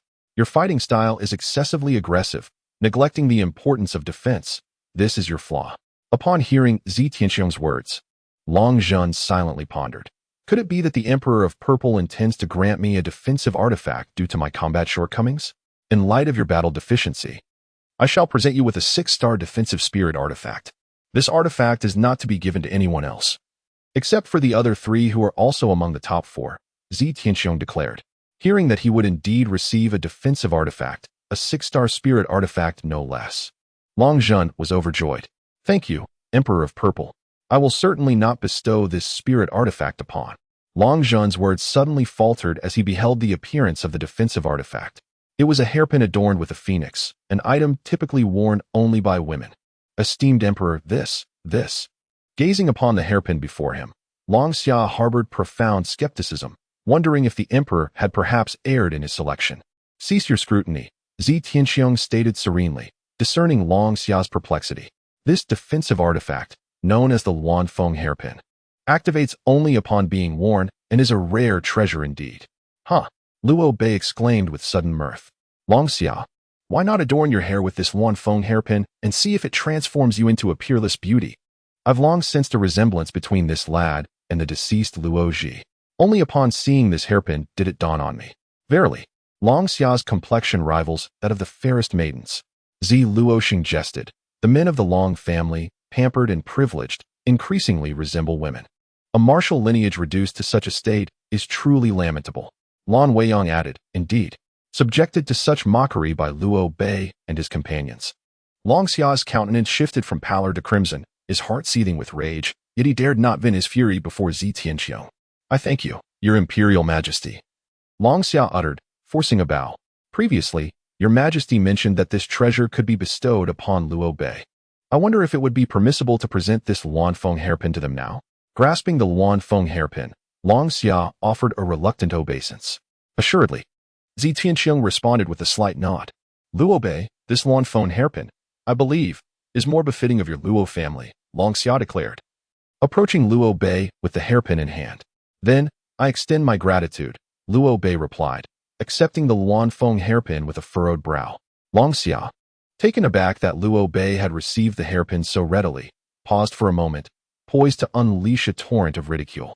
When he heard Liu Bei say with a smile, the Azure Emperor stipulated that the Lin Feng hairpin could only be bestowed upon you or Luoxing, Lan Weiyang. However, such a restriction does not bind me. Am I correct, your Majesty? Zi Tianxiong nodded slightly, acknowledging Liu Bei's words. Indeed, as the hairpin was originally intended for Longxia, any subsequent bestowal by him would be subject to limitations.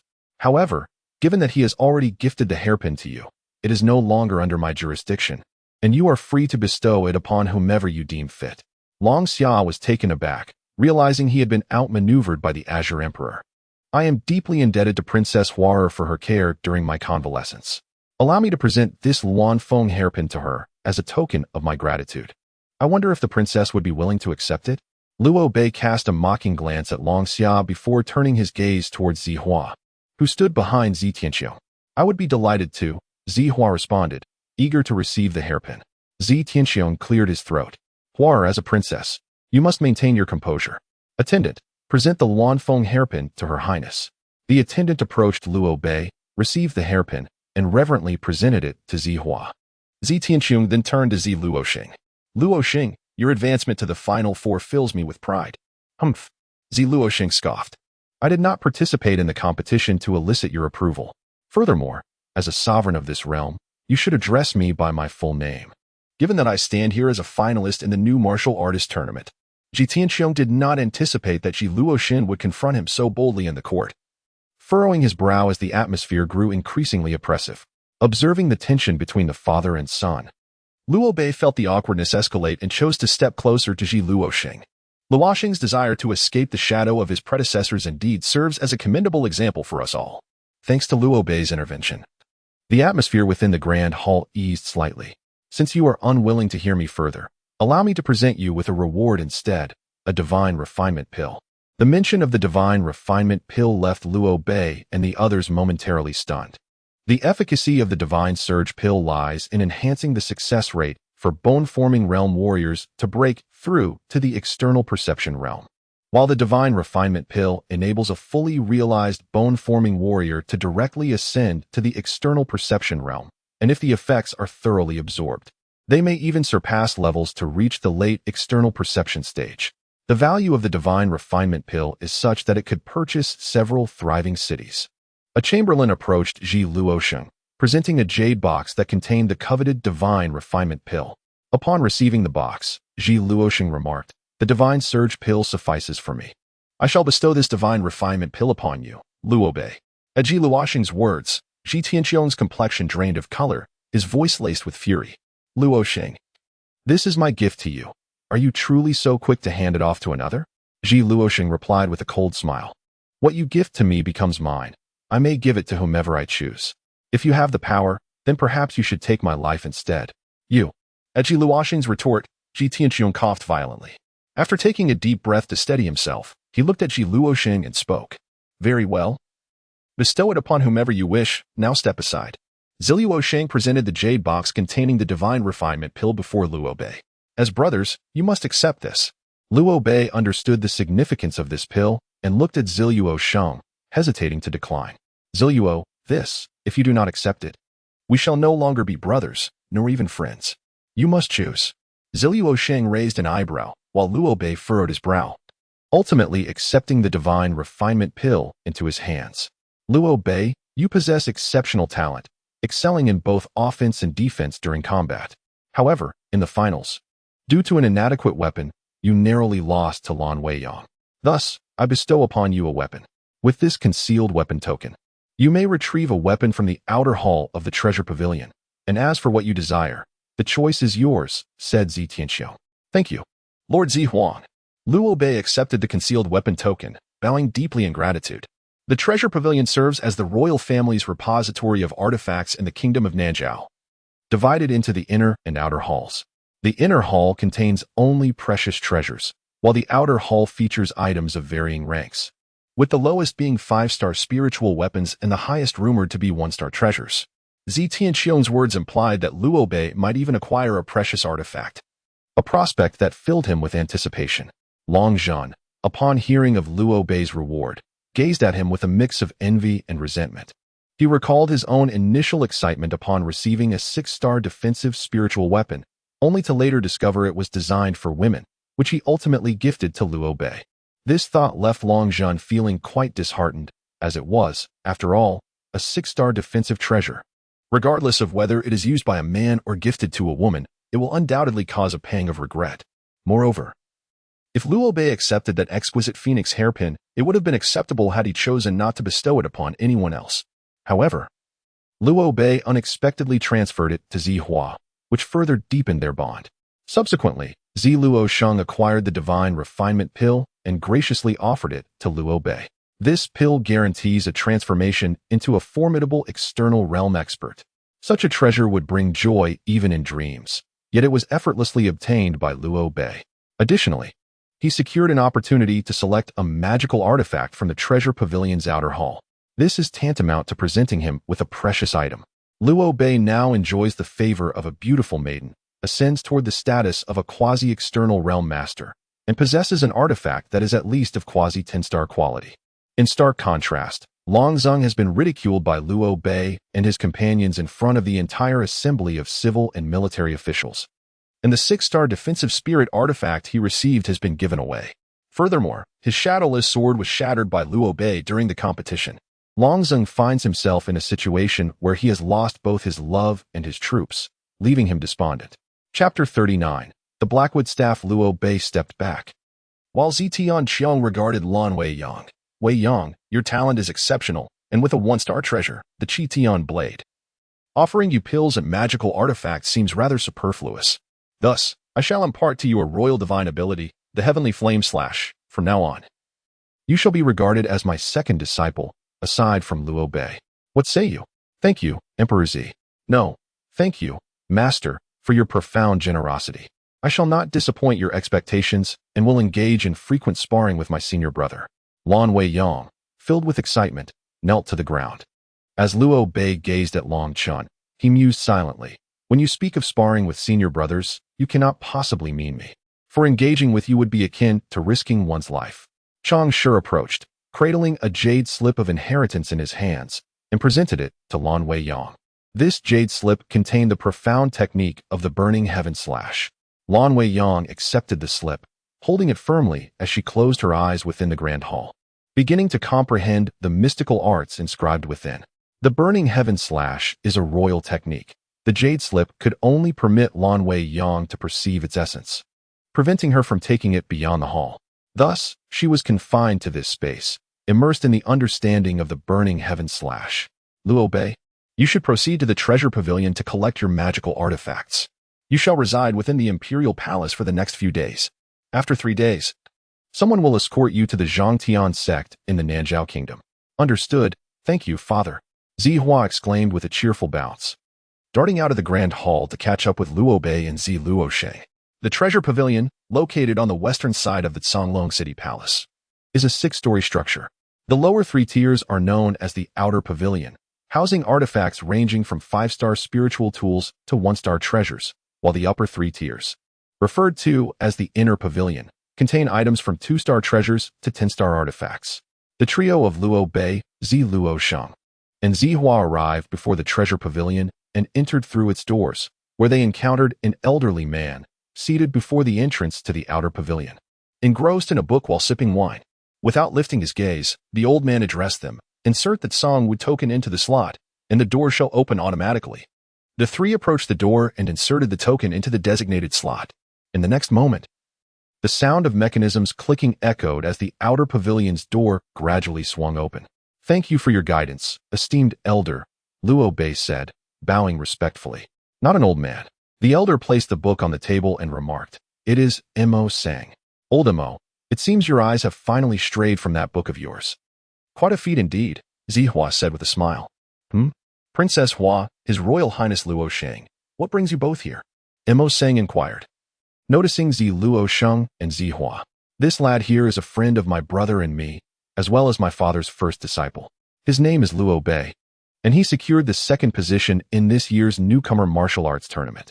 Naturally, had it not been for that champion, Lan Weiyang, wielding a 1-star treasure, victory would undoubtedly have belonged to Liu Bei.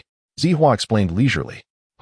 Mo Sang regarded Liu Bei with an approving gaze. You are quite impressive. To receive praise from Princess Hua. Well then, let us proceed inside and find a suitable treasure for you. Next time, defeat that Lan Weiyang. The 3 of them entered the treasure pavilion, where an array of treasures sparkled under multicolored protective auras. Before each treasure stood a plaque detailing its characteristics and rank. After a brief exploration of the first floor, Liu Bei noted that all the weapons were of 9-star spiritual artifacts or lower, with a few defensive treasures below 7 stars. Finding the treasures on the first floor rather lacking, the trio ascended to the 2nd floor. The 2nd level boasted superior treasures, including those below 10 stars, alongside defensive artifacts ranging from 9 to 7 stars. While each treasure possessed its unique attributes, Liu Bei remained focused on acquiring a superior artifact. Upon completing a circuit on the 2nd level, he arrived at the 3rd level. The treasures displayed here were scarce, numbering only around 30 to 40, primarily consisting of 1-star offensive artifacts, alongside a few 10-star defensive spirit tools. As soon as Liu Bei set foot on the 3rd level, he was enveloped by the faint sound of indistinct murmurs. Following the source of these whispers, he beheld an unremarkable black wooden rod ensconced within a white luminescent barrier. The sign before the rod provided a succinct description: nameless rod, origin and crafting method unknown, grade unspecified. Remarkably hard, impervious even to 9-star artifacts. This black wooden rod possesses exceptional hardness, but what use is that? Once one reaches the external sense realm, who would still engage in close combat? Zi Luosheng remarked with a chuckle, pondering how such an item could find its place in the 3rd level of this treasure house. Seemingly oblivious to Zi Luosheng's musings, Luo Bei grasped the black rod, which felt icy to the touch. The earlier murmurs became increasingly distinct, resembling an ancient incantation or a soft chant. With the rod in hand, Luo Bei felt as though the world was within his grasp. Luo Bei, are you all right? Zihua, noticing Luo Bei's trance-like state since he laid eyes on the rod, gently shook his arm in concern. Luo Bei was roused from his reverie, gazing at the black rod in his hand. I want this one. What? Zihua gazed at Luo Bei in astonishment and exclaimed, Luo Bei, have you lost your sense of judgment? The only notable trait of this black wooden staff is its hardness. What use is mere rigidity? Look over there at that fire serpent sword. It is said that when wielded, it conjures multiple fire serpents capable of shattering even rock. Paired with your swordsmanship and the Shatian flame, the fire serpent sword would be a true complement to your abilities. However, Luo Bei firmly shook his head, though I cannot explain it. I feel a unique connection to this black wooden staff, as if it were custom-made for me. I shall choose this one. My swordsmanship allows me to utilize any weapon. And the same applies to the Shatian flame. The fire serpents of the fire serpent sword seem rather superfluous in comparison. Zhi Luosheng interjected, Luo Bei, you must understand that opportunities to enter the treasure pavilion are rare and fleeting. If you take such a mediocre artifact with you, it would be tantamount to squandering this chance. Even if you refuse the fire serpent sword, you should at least take the wind thunder flute. It would accompany you in combat, and when courting young ladies, a gentle tune would surely enchant their hearts. It is truly an essential tool for both battle and romance. Ha ha ha. Zihua observed Luo Bei, never missing an opportunity to jest. Luo Bei and Zihua exchanged glances, and Zhi Luosheng's demeanor resembled that of someone holding the wind thunder flute in one hand and embracing a beauty in the other. Luo Bei would never stoop to seducing young maidens. Please don't lead my little north astray. Zihua scolded Zhi Luosheng with playful indignation.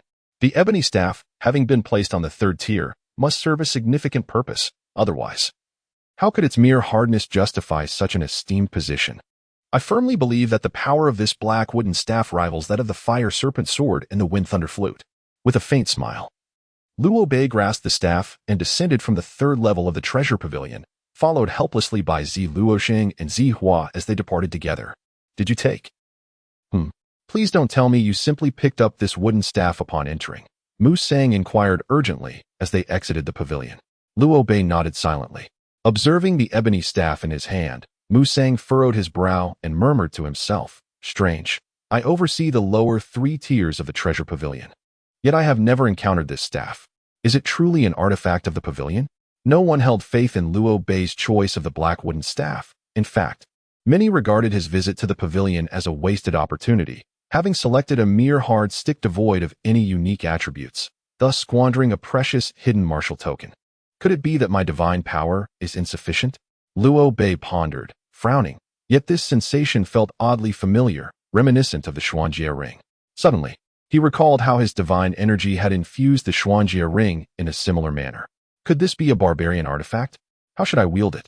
Luo Bei speculated within himself. Although Elder Tsang had bestowed upon him a Xuanjie ring, he had not imparted the method for utilizing the barbarian artifact.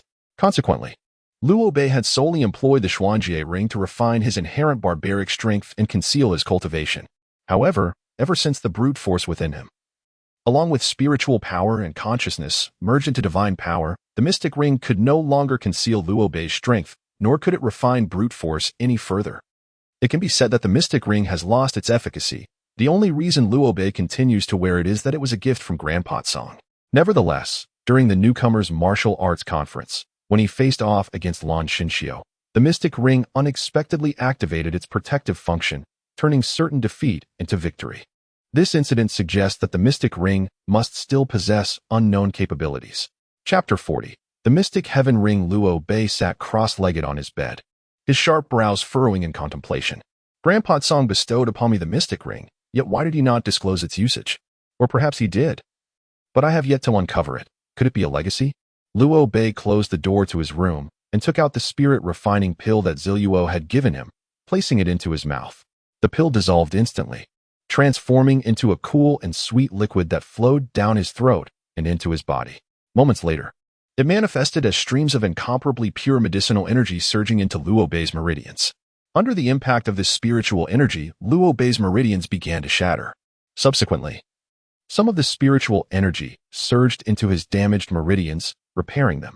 Within Luo Bei's dantian, the divine power seemed to sense the purity of the spiritual energy coursing through his meridians, akin to a ravenous beast, uncontrollably rushing into his channels.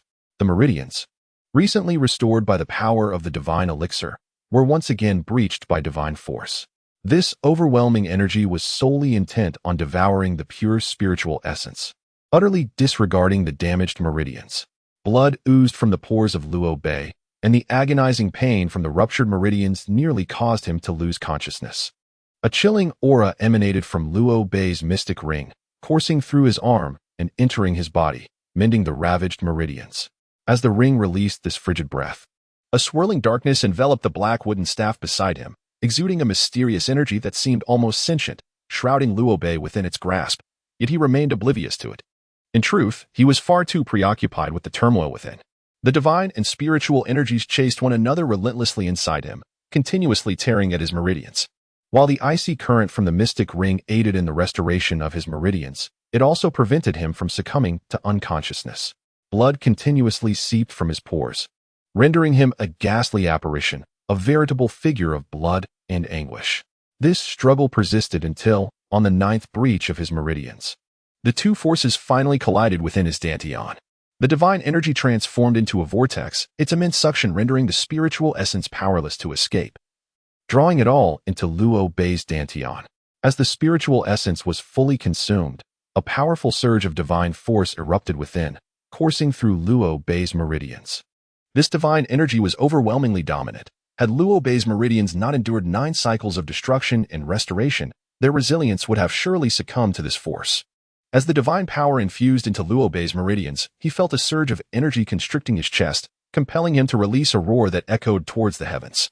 The sound was akin to thunder, a colossal wave that shattered the furniture and vases within the room.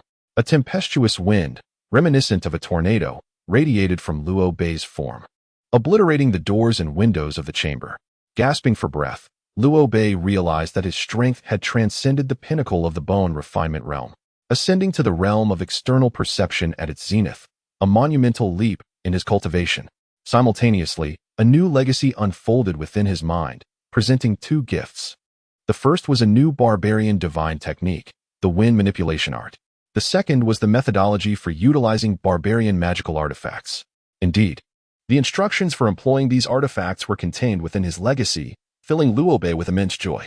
Just as he was about to delve into this newfound inheritance, Jiuxiao, alerted by the tremendous noise, suddenly appeared before Luo Bei. "You've broken through?" Jiuxiao exclaimed, astonished. "External perception at its zenith? Did you consume the spirit refinement pill?" Luo Bei nodded affirmatively. Jiuxiao's expression turned fierce as he admonished, "This is utter madness. The spirit refinement pill is not something to be taken lightly. It must be consumed under the protection of a strong practitioner in the internal perception realm. Otherwise, the consequences could be dire. Meridians could shatter, leaving one incapacitated, or worse, lead to death. Huar, check if Luo Bei has sustained any injuries." Understood. Zihua hurriedly approached Luo Bei, disregarding the blood staining his body, placing her hand on his wrist to channel her spiritual energy, assessing whether his meridians had been compromised. After several examinations by Zihua, confirming that Luo Bei had sustained no injuries, Zishan imparted some advice, cautioning Luo Bei against impatience in his future cultivation, urging him to proceed steadily and methodically. He then assigned a room to Luo Bei and instructed the palace maids to prepare water, allowing Luo Bei to wash and refresh himself properly. Once Luo Bei departed with Zihua, the palace guards finally rushed in. Fortunately, there was nothing amiss. Otherwise, by the time you arrived, it would have been too late. "Stand down." Zishan reprimanded the tardy guards. "Yes." The captain of the guards quickly led his subordinates away, visibly abashed. "Shadow, what exactly transpired? What secrets does that young man harbor?" Ensuring that no one was around, Zishan addressed the void. Unbeknownst to Luo Bei, Zishan had been discreetly dispatching Shadow to observe him. Once the maids prepared the water, Luo Bei immersed himself in the bath, cleansing the blood and grime from his body. A shiver ran down his spine. He had no desire to end up like Luo Ji. Pinching his arm, Luo Bei noted that his skin not only felt smoother but also more resilient, assuring himself it would not hinder his future battles. Exhaling deeply, he reclined in the bath and closed his eyes, meticulously contemplating the inheritance he had just received regarding the use of the barbarian artifacts. The barbarians connect with the heavens above and the abyss below, grasping the mysteries of the universe, imparting the secrets of survival for a lifetime. The barbarian treasures serve as instruments to communicate with the realms, beyond the control of brute strength, spiritual energy, or divine consciousness. The barbarian language is the means of conversing with all things in the universe, the key to wielding the barbarian treasures, and the source of grand barbarian techniques. Immediately, a vast and intricate torrent of linguistic memories surged into Luo Bei's mind, akin to a flood breaching its dam.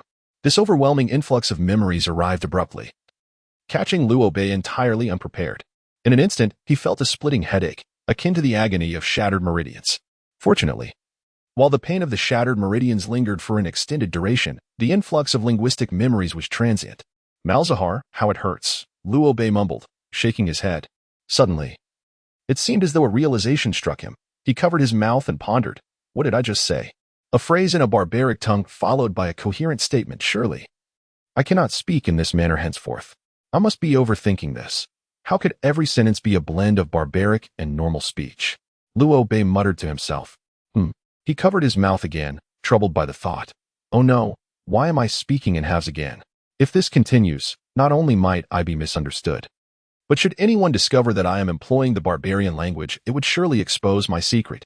Shaking his head, Luo Bei emerged from the bath, donned his garments, and sat upon the bed, closing his eyes to begin untangling the chaos wrought by the sudden influx of linguistic memories. After a full half-hour, he finally restored clarity to his muddled thoughts and sat up, attempting to articulate, I am Luo Bei, a genius, and a handsome one at that. It seemed there were no issues. Had anyone else been present in the room at that moment, they would undoubtedly have concluded that Luo Bei was not in a sound state of mind, who would sit idly on a bed, conversing with oneself in such a self-absorbed manner. Luo Bei gazed at the mysterious ring on his hand, recalling that when he acquired the memories of the barbarian tongue, he also received a secret incantation to awaken the barbarian artifacts. Unlike martial treasures, which are manipulated through divine consciousness, barbarian artifacts require a unique incantation to control them. To wield these artifacts, one must first understand their specific incantation and then forge a usage contract through it. There are no restrictions on the volume when invoking the barbarian tongue. One may chant aloud or recite it silently in their mind. Luo Bei silently recited the incantation to awaken the artifact, and in the next moment, a silvery glow emanated from the mysterious ring. This silver radiance transformed into several silver-white barbaric symbols, which represented the unique incantation of the ring. As he mentally recited the incantation, the silver-white runes on the ring suddenly vanished, merging into the artifact. Simultaneously, a refreshing aura surged from within the ring, enveloping Luo Bei. He instantly felt as though he had become one with the ring. In that moment, he also discovered the true name of the mysterious ring, Xiantian Ring, a 3-star treasure. To his astonishment, it was a 3-star defensive artifact. The rarity of a 3-star defensive treasure is exceedingly precious, even among the royal families of the vast sea continent. Chapter 41. Beaten into a pig's head, the black wooden staff emitted a chant only he could comprehend, resonating with the barbarian tongue. In his heart, he began to silently recite the incantation to awaken the barbaric artifact, and with regard to the black wooden staff, Luo Bei was filled with anticipation. What manner of barbaric artifact could this black wooden staff be?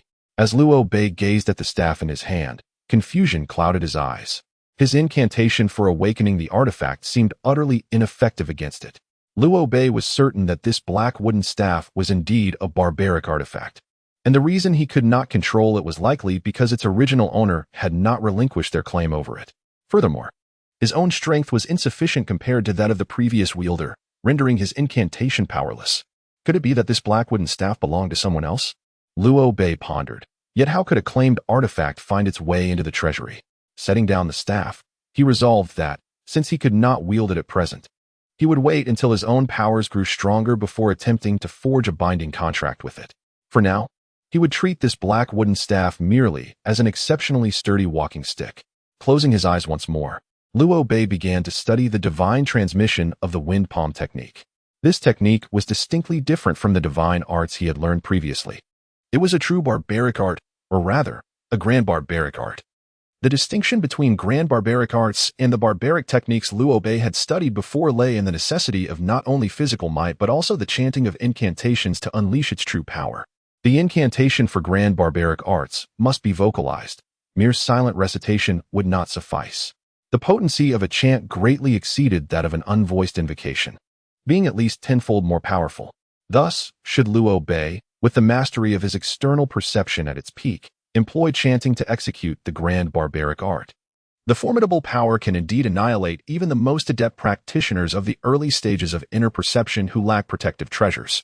The disparity in strength among the levels within the four realms of qi refinement is nothing short of astronomical. An early-stage inner perception master is fully capable of simultaneously dispatching several ordinary practitioners at the pinnacle of external perception with ease.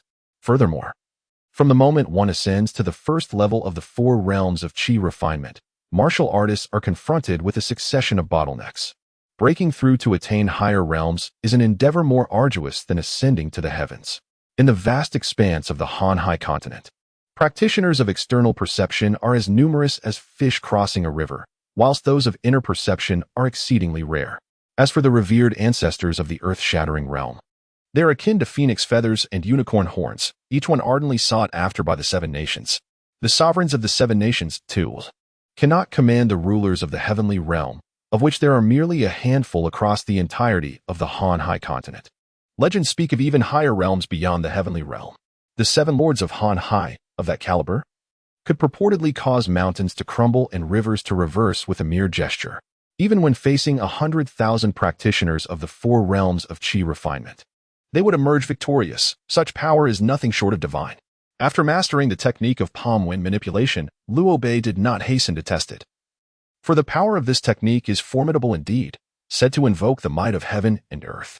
Such a conspicuous display would undoubtedly attract the attention of formidable beings.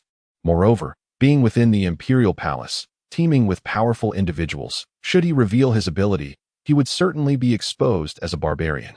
Though Liu Bei felt an irresistible urge to explore the wonders of this divine technique, he had to suppress his curiosity and contemplate other matters. What Liu Bei is currently contemplating is a skill often deemed as mediocre, the body flicker technique. It must be acknowledged that the body flicker technique is indeed a remarkable ability, allowing instantaneous movement and the ability to bypass obstacles between the user and the target. However, its drawbacks are also evident. It consumes an astonishing amount of energy, and the distance of the movement cannot be controlled. If it weren't for these significant drawbacks, the body flicker technique would undoubtedly be an exceptional skill for surprise attacks or escapes. Yet, no one has ever discovered how to control the stepping distance of the body flicker technique. Otherwise, grandfathered Song would not have imparted the unimproved version to him. To refine the body flicker technique, it might be necessary to start from my unique divine power, integrating it with my brute strength, spiritual energy, and the power of consciousness. This is why I can use the body flicker technique. The reason the distance cannot be controlled is that, when the technique is activated, the brute strength within the body becomes uncontrollable. The brute strength cannot be controlled.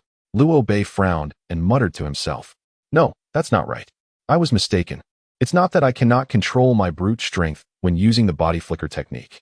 Rather, before I take a step with the technique, the brute strength has already been unleashed. My consciousness can sense it." A glimmer of understanding flashed in Liu Bei's eyes.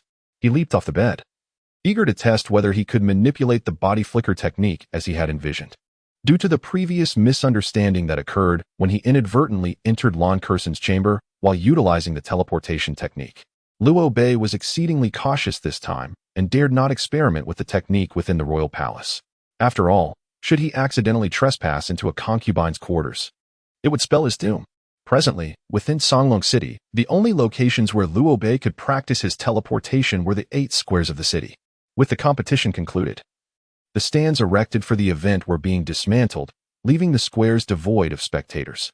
Liu Bei arrived at Gingjin Square, not solely because it had been his arena for past competitions, but rather because the individual in charge here was none other than Chen Qi. Upon noticing Liu Bei's arrival, Chen Qi hurriedly approached, bowing respectfully. "Idol, what brings you here? Where is Princess War? Have you two quarreled?" Liu Bei regarded Chen Qi sternly and replied, "Less chatter. Instruct the people here to leave, as I require this space temporarily." "Understood," Chen Qi nodded promptly. Your command is for me. Second only to the edicts of the Purple Emperor. Observing Chen Qi's imminent verbose response, which often bordered on the tiresome, Liu Bei's brows furrowed. Hasten, or I shall make you drink the porridge prepared by Huar. Yes. At Liu Bei's words, Chen Qi trembled and, ceasing his prattle, swiftly ordered those dismantling the stands to vacate the square. And you, leave as well. No one is permitted to enter and disturb me here, Liu Bei commanded. Understood. Chen Qi nodded, then swiftly departed. Now, the area was devoid of all presence. Liu Bei cast a glance at the vast and desolate Gongjin Square and thought, it's time to give it a try. Stepping forward from one side of the square, his figure abruptly materialized at the opposite end. Liu Bei had already conducted this experiment 4 or 5 times. Were it not for his attainment of the extraordinary realm of external perception and the fact that the divine energy within him was far purer than mere brute force, he would have undoubtedly exhausted his spiritual energy by now. No, that is not entirely accurate. The divine energy remaining within him was sufficient for one more use of the instantaneous movement technique, and this time, it must succeed. Furrowing his brow, Liu Bei murmured to himself. With that, he stepped forward once more, but this time, unlike the previous attempts, he did not appear at the far end of the square. Instead, he manifested at a distance of merely 100 paces away. Success! A look of delight spread across Liu Bei's face. Indeed, utilizing the instantaneous movement technique required him to meticulously establish coordinates with his immense spiritual awareness, which demanded an exceptionally high level of concentration.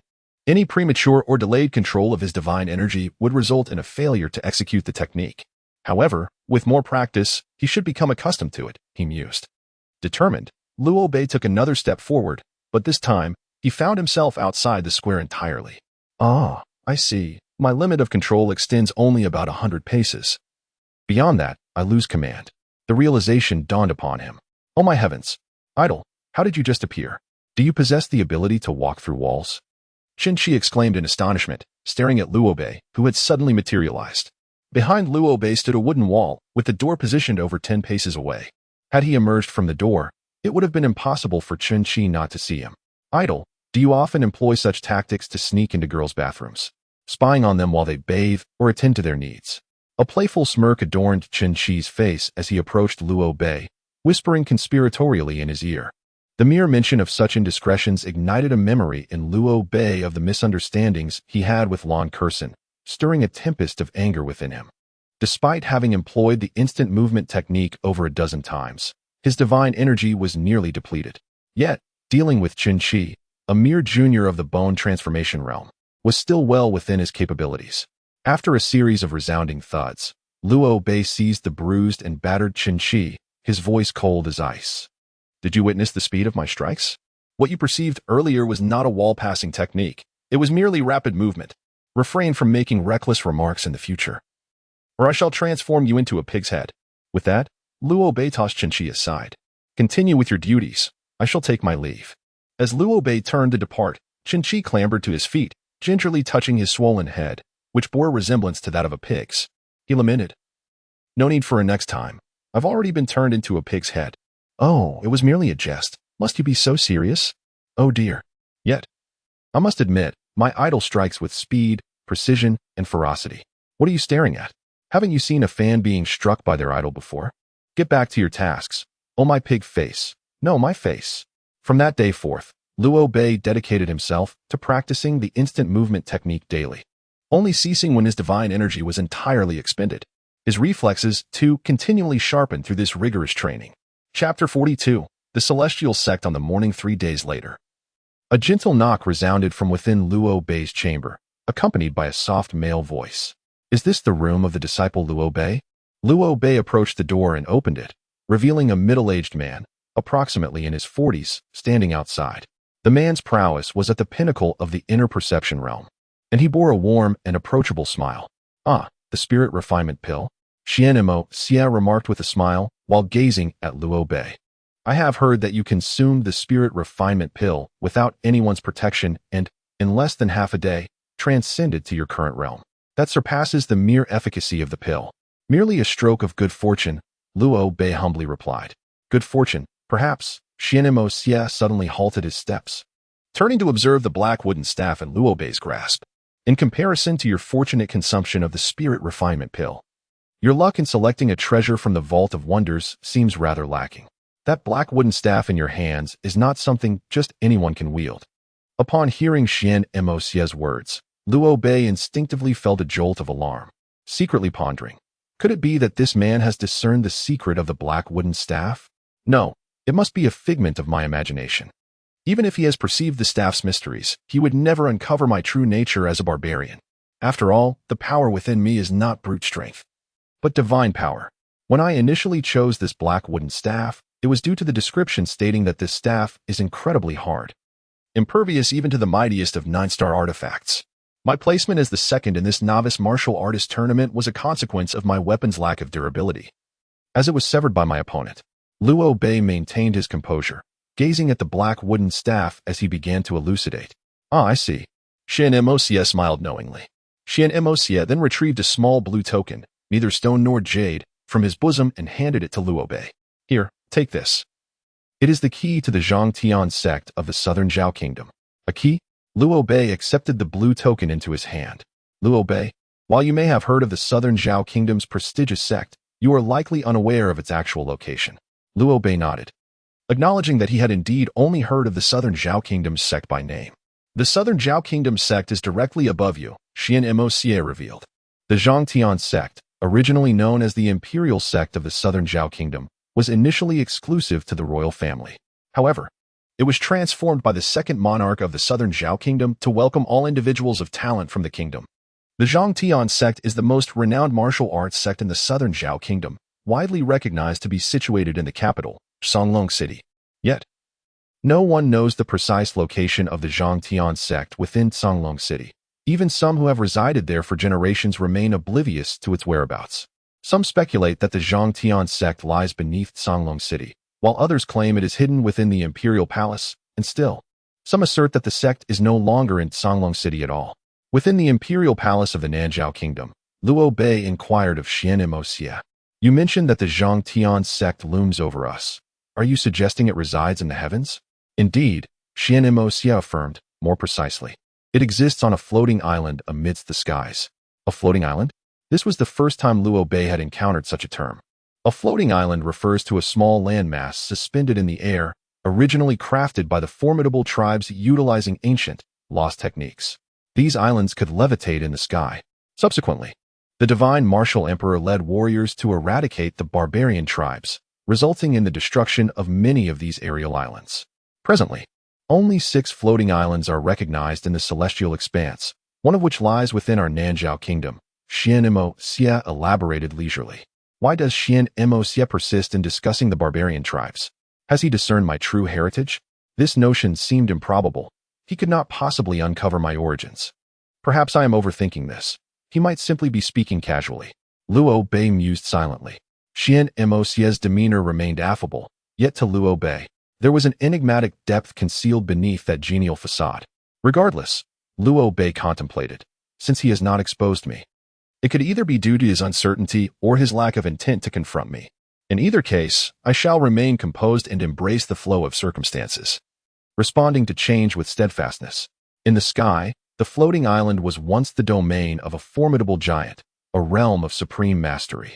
However, this giant was vanquished by the subordinates of the divine Lord Jiuxiao, leaving the floating island behind, which subsequently established a sect. To gain entry into this sect, one must possess the blue token in their hand. Xian Emosie seemed oblivious to Luo Bei's thoughts and continued. How does one use this? Luo Bei inquired, gazing at Xian Emosie. Simply place your hand upon the small circular dot inscribed with the ancient script on this token. When the time comes, you will be transported into the sect.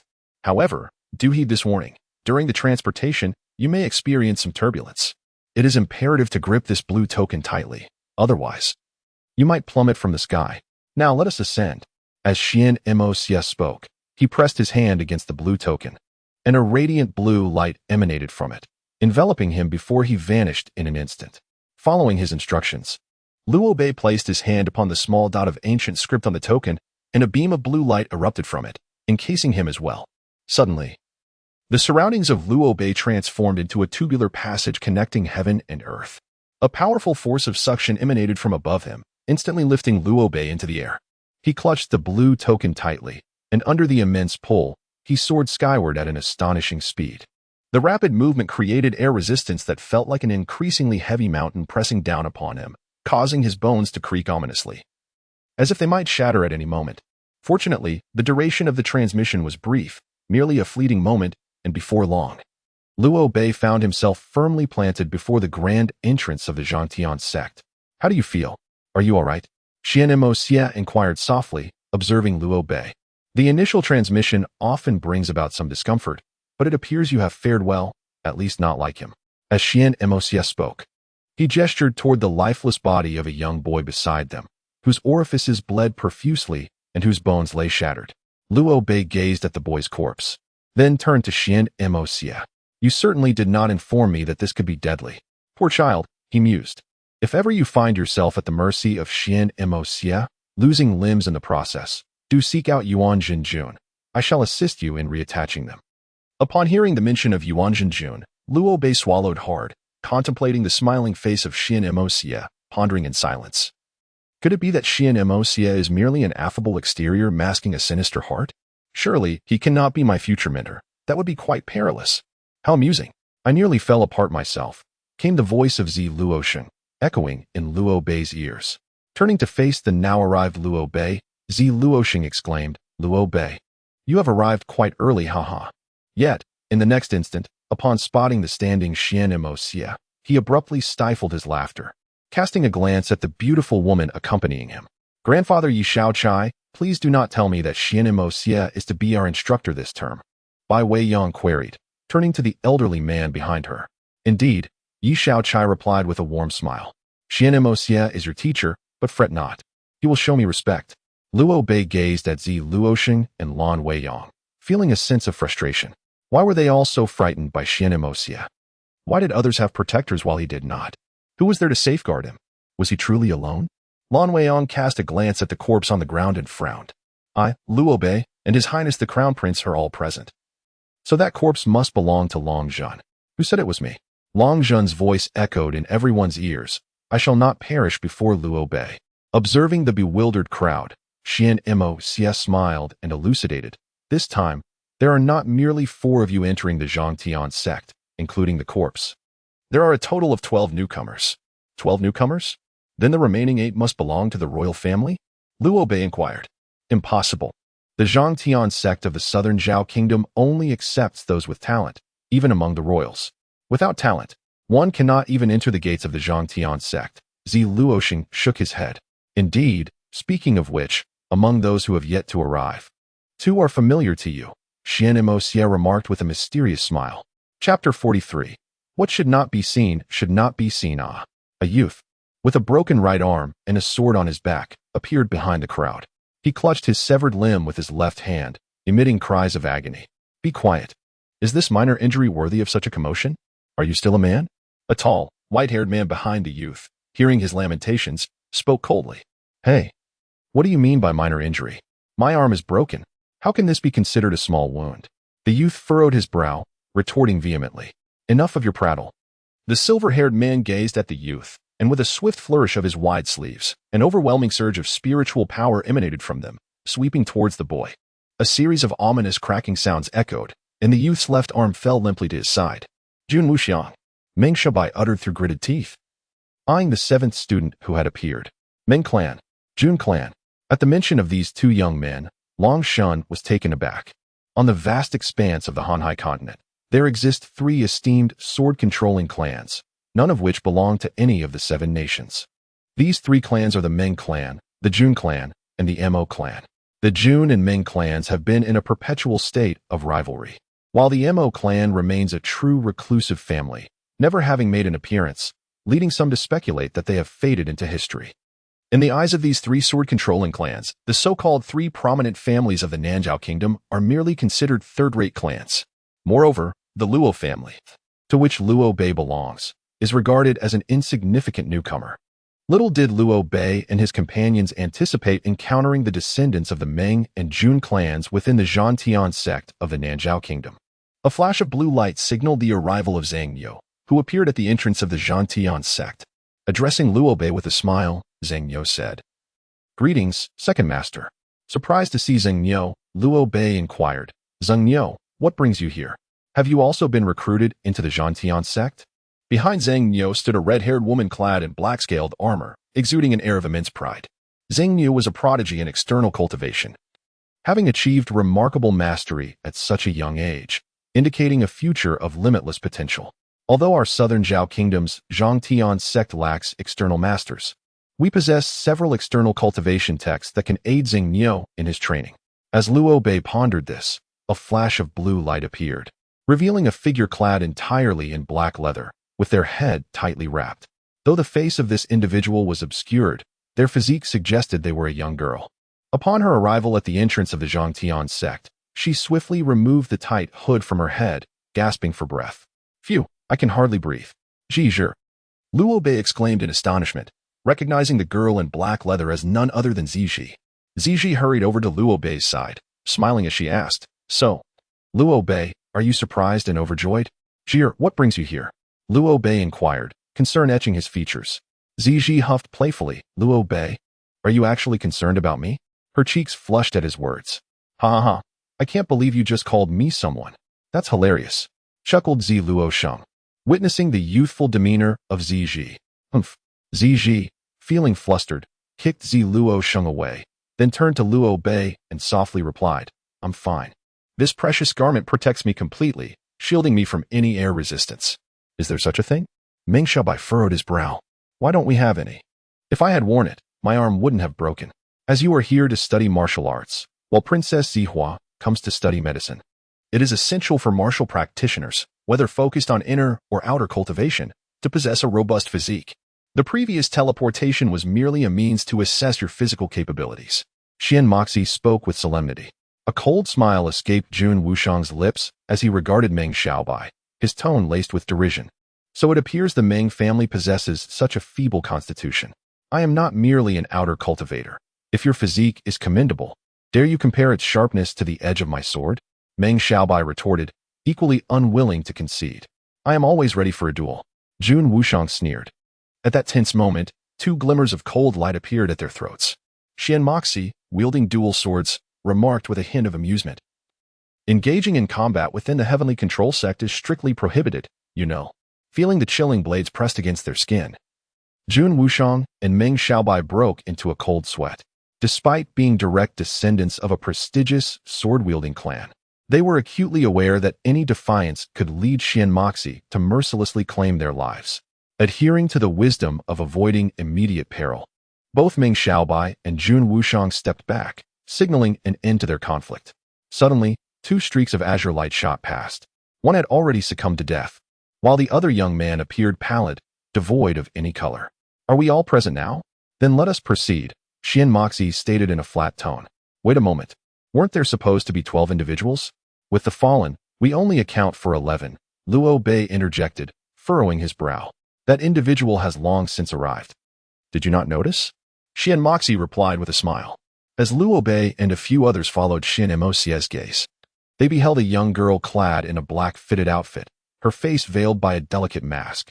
Although her cultivation was merely at the early stage of external awareness, what was peculiar was that Luo Bei could sense no aura emanating from her. Such a phenomenon could only imply that her consciousness might surpass his own. Given that Luo Bei had attained the pinnacle of external awareness and possessed an extraordinary consciousness due to his Insu physique, it was utterly inconceivable for the girl's awareness to be stronger than his. Noticing Luo Bei's unwavering stare at the girl, Zihua felt a twinge of jealousy and promptly stepped on his foot with vigor. Luo Bei, you ought not to gaze at what is unnecessary. Luo Bei looked at Zihua, utterly bemused, setting aside his curiosity about why the girl evoked such an elusive feeling within him. It was worth noting that her face was obscured. What harm could there be in stealing a glance? Huar, a girl with a narrow mind, may find her development stunted, he remarked, glancing at Zihua's modest figure. You have no business concerning yourself with my development, you lecher, Zihua retorted, noticing the seemingly earnest expression on Luo Bei's face. Just then, Zi Luo Sheng approached with a laugh. Huar, do you not fear being the subject of ridicule for flirting with your little Bei in front of so many onlookers? Who would dare mock me? I shall. Zihua launched a swift kick aimed at Zi Luo Sheng's groin. Huar, I am your elder brother. You truly intend to kick me? Fortunately, Ziluo Sheng had anticipated her move and quickly raised his hand to block her leg. Enough of the commotion.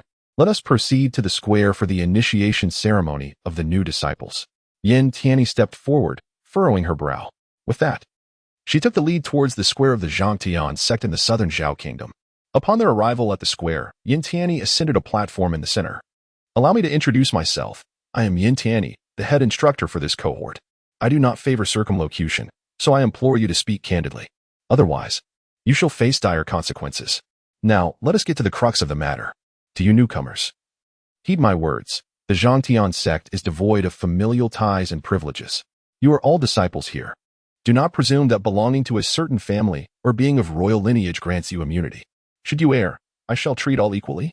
Now, regarding penalties, for a first transgression of sect rules, I shall deliver a warning by dislocating the offender's arm. A second infraction will result in a similar admonition, while a third will culminate in the shattering of all their bones. As for a fourth offense, I regret to inform you that I shall sever the offender's neck. At that point, it is no longer a warning. Upon hearing Yin Tianyi's words, Liu Bei pondered within, questioning how a severed neck could be deemed a mere warning. Death is the inevitable consequence. It is evident that this is no trivial admonition. Yin Tianyi gestured toward a stack of books on a desk beside the square. Those tomes contain the sect's regulations, and once the initiation ceremony concludes, each of you must obtain your own copy. One must remember the rules of the sect, otherwise. Should your neck be severed, do not blame me. Mentor Longming, the stage is yours. Yuan Tianyi stepped down, and the beautiful young woman, Longming, ascended the podium. Greetings. I am your military strategy mentor for this cohort. A warrior possessing only strength without wisdom is merely a brute, while one who combines intelligence with prowess will undoubtedly attract the favor of beautiful women. Should you perform admirably, I shall bestow upon you a mentor's kiss. As she spoke, Longming blew a kiss to the 10 young men below. Sweat poured down Liu Bei's forehead. What kind of sect is this, so suggestive and aggressive? Madam, how old are you to be blowing kisses? Meng Xiaobai remarked with a mocking glance at Longming. I have no interest in the kiss of an older woman. I would prefer that of a youthful maiden, akin to the princess. His words abruptly halted as he sensed an overwhelming chill. A feeling of being targeted by death enveloping him. He noticed that the once enchanting visage of Longming now glowed with a sinister crimson light, resembling a hellish enchantress. Then came the sounds of agonized screams as Meng Xiaobai was transformed into a ball by Longming before the astonished eyes of all present.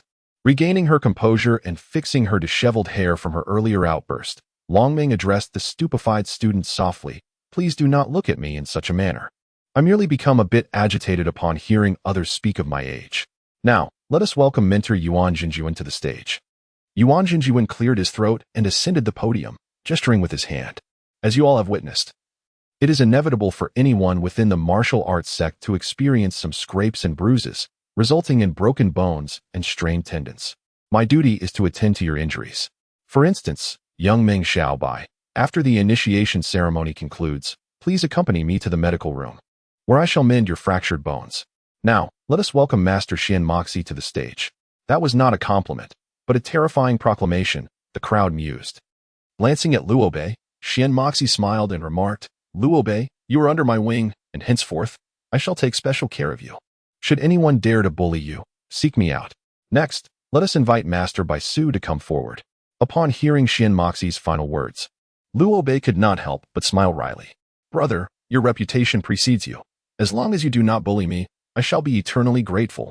After several mentors introduced themselves, the students began their self-introductions. The introductions were largely similar, consisting of names, ages, and interests. However, Jun Wushang made sure to mention his family during his introduction. The only exception was the enigmatic girl, who simply stated her name was Kai Xian, uttering no further words. As for Meng Xiaobai, having been thoroughly bested by Longming, his introduction was succinctly recounted by Yuan Tianyi. Following this was the so-called initiation ceremony, which merely involved the distribution of identity tokens representing membership in the Zhangtian sect. Once the tokens were dispensed, arrangements for accommodations began. Due to the sparse number of students within the Zhangtian sect, the available rooms were abundant, with each student possessing their own private, small estate. Once everything concluded, the remaining time became a period of personal freedom, during which each individual received a map. This map clearly indicated the forbidden areas of the Zhangtian sect. Once the students became familiar with its contents, the instructors departed. Liu Bei casually perused the school regulations before rising to seek out Zihua and Ziluo for a tour within the sect. As he picked up the map and was about to exit, he encountered a pale-faced youth named Piao Niao, a rather peculiar name for an equally peculiar individual. His ashen complexion bore no expression, and his lifeless eyes resembled those of a corpse. Although he was of a similar age to Liu Bei, his prowess ranked second among the current students, only surpassed by Liu Bei himself, being in the late stage of the external awareness realm. Piao Niao gazed at Liu Bei, his rigid face forming a somewhat awkward smile. Liu Bei, it is a tremendous honor to share the status of a Zhangtian sect disciple with you. I hope to receive your guidance in the future. With that, he turned and departed. Liu Bei regarded Piao Niao with a bemused expression, perplexed by the meaning behind his words. Why would he feel honored to be in the same sect as Liu Bei, among this cohort of students? He considered himself merely a member of an inconsequential family. Such sentiments should have been directed towards Jun Wushang or Meng Xiaobai. Moreover, Liu Bei sensed a familiar aura emanating from Piao Niao, yet he could not recall where he had encountered it before. Liu Bei, Zihua called as she approached him, glancing at Piao Niao's gradually receding figure. What are you looking at? She inquired, her brow furrowed in curiosity. Oh, it's nothing. I just find that person a bit strange, Liu Bei replied, his brow knitted in contemplation. Indeed, no matter how one looks at it, he appears to be a mere specter, akin to a ghost. Let us not dwell on him any longer, Liu Bei, let us wander about. For this place was once the territory of the celestial realm's great barbarian, and perhaps treasures still lie in wait. Zihua remarked with a smile. Unbeknownst to Liu Bei and the others, due to Zi Tianxiong's expulsion of the Heavenly Alliance, he had provoked the wrath of the divine martial sovereign. After a fortnight of preparation, a declaration of war was formally issued against the southern Zhao kingdom. 3 formidable earthly saints from the divine martial nation commanded an army of 1,000,000, advancing from 3 fronts to assault the southern Zhao kingdom, shattering the peace that had endured for 30 millennia across the Han High continent. Faced with the overwhelming numbers of the divine martial forces and 3 earthly saints, the cities of the southern Zhao kingdom fell one after another. Reports of defeat incessantly flooded into the imperial court. Now, the southern Zhao kingdom had already lost half of its territory. Within the Vermilion Bird Palace, Zi Tianxiong was engrossed in painting a dragon soaring through the skies, seemingly indifferent to the mountain of frontline reports accumulating around him. What exactly are you waiting for? The elder in white robes inquired, puzzled as he gazed at Zi Tianxiong. The cities of the southern Zhao have succumbed in droves. If this continues, the divine martial army will soon besiege the imperial capital. At that juncture, we will be unable to assist you. I await the divine martial sovereign Yang Junts to personally lead the charge. Only by defeating or even slaying him can we instill trepidation in the 7 nations, thereby facilitating the execution of our subsequent strategies, Zi Tianxiong replied. But what if Yang Junts does not take to the field? Or what if he arrives only when the capital is under siege? The elder in white robes articulated the critical concern. It is inconceivable. I am well acquainted with Yang Junts, who is utterly incapable of tolerating defiance. Thus, when faced with those who oppose him, he will take matters into his own hands at the most opportune moment, crushing those who have defied him to vividly illustrate the fate of those who dare to resist. If my calculations are correct, he will undoubtedly lead his forces into battle. Zi Tianxiong spoke with unwavering conviction. Let us hope your calculations are accurate. Otherwise, we shall need to seek new allies, remarked the elderly man clad in white. Do not jest, Zi Tianxiong retorted, raising an eyebrow. As for finding individuals capable of uncovering the hidden secrets of the barbarians, only my southern Zhao can accomplish this. The other nations have long since settled into complacency under the rule of martial artists over the vast ocean, forgetting their original intentions. They are not but indulgent fools. The Ghost Clan would be foolish to ally with them, and the Ghost King Qi Ming would not be so naive. Humph, you truly are an arrogant individual. The white-haired elder scoffed. At that moment, a loud proclamation echoed from outside the Zhuge Palace. Report, the sovereign of the divine martial kingdom leads his forces into battle. Ha ha, the one we awaited has finally arrived. Zi Tianxiong laughed heartily, marking a dragon's eye on the parchment before turning to the elderly man in white. The imperial seal of heaven is now in your hands. The rest lies with your ghost clan. The imperial seal of heaven regarded Zi Tianxiong, his brow furrowed. contemplating the formidable human presence. Suddenly, a chilling gust swept through the Jiuxiao palace, flinging the doors wide open, and as the wind dissipated, the elder's figure vanished within the palace. With matters on Zun Tianyin's side concluded, as long as there are no unforeseen circumstances on Luo Bei's end, I shall become the harbinger of a new era, far surpassing the 7 lords of the vast ocean. Xian Mo Xie gazed upon the newly admitted disciples of Luo Bei, a gentle smile perpetually gracing his face. As they had all attained the realm of external awareness, I shall refrain from elucidating the foundational principles, he declared. What I wish to impart is merely my insights and experiences regarding the martial path. Insights and experiences of the martial path? It is indeed laughable, truly laughable, that one at the mere pinnacle of internal awareness dares speak of such profundities, muttered Meng Xiaobai, whose body was swathed in bandages. Xian Mo Xie appeared oblivious to Meng Xiaobai's remarks and continued his discourse. Every martial artist, regardless of their strength, possesses their own understanding of the martial way. Some simply have yet to realize it. Those who do recognize their insights can vanquish opponents of the same rank with ease. Xian Mo Xie, are you jesting? Meng Xiaobai exclaimed, fixing his gaze upon Xian Mo Xie. To suggest that those who grasp the martial way can obliterate their peers is to mislead these scions of third-rate families, is it not? Luo Bei furrowed his brow upon hearing Meng Xiaobai's words. Emboldened by his lineage from the Meng family, he regarded himself as sovereign, viewing others as mere subjects. His words dripping with scorn and acerbity, much to Luo Bei's chagrin. If we are the wastrels of third-rate families, then you are not but a fool nurtured by a first-rate family, replied Lan Weiyang, her tone unperturbed.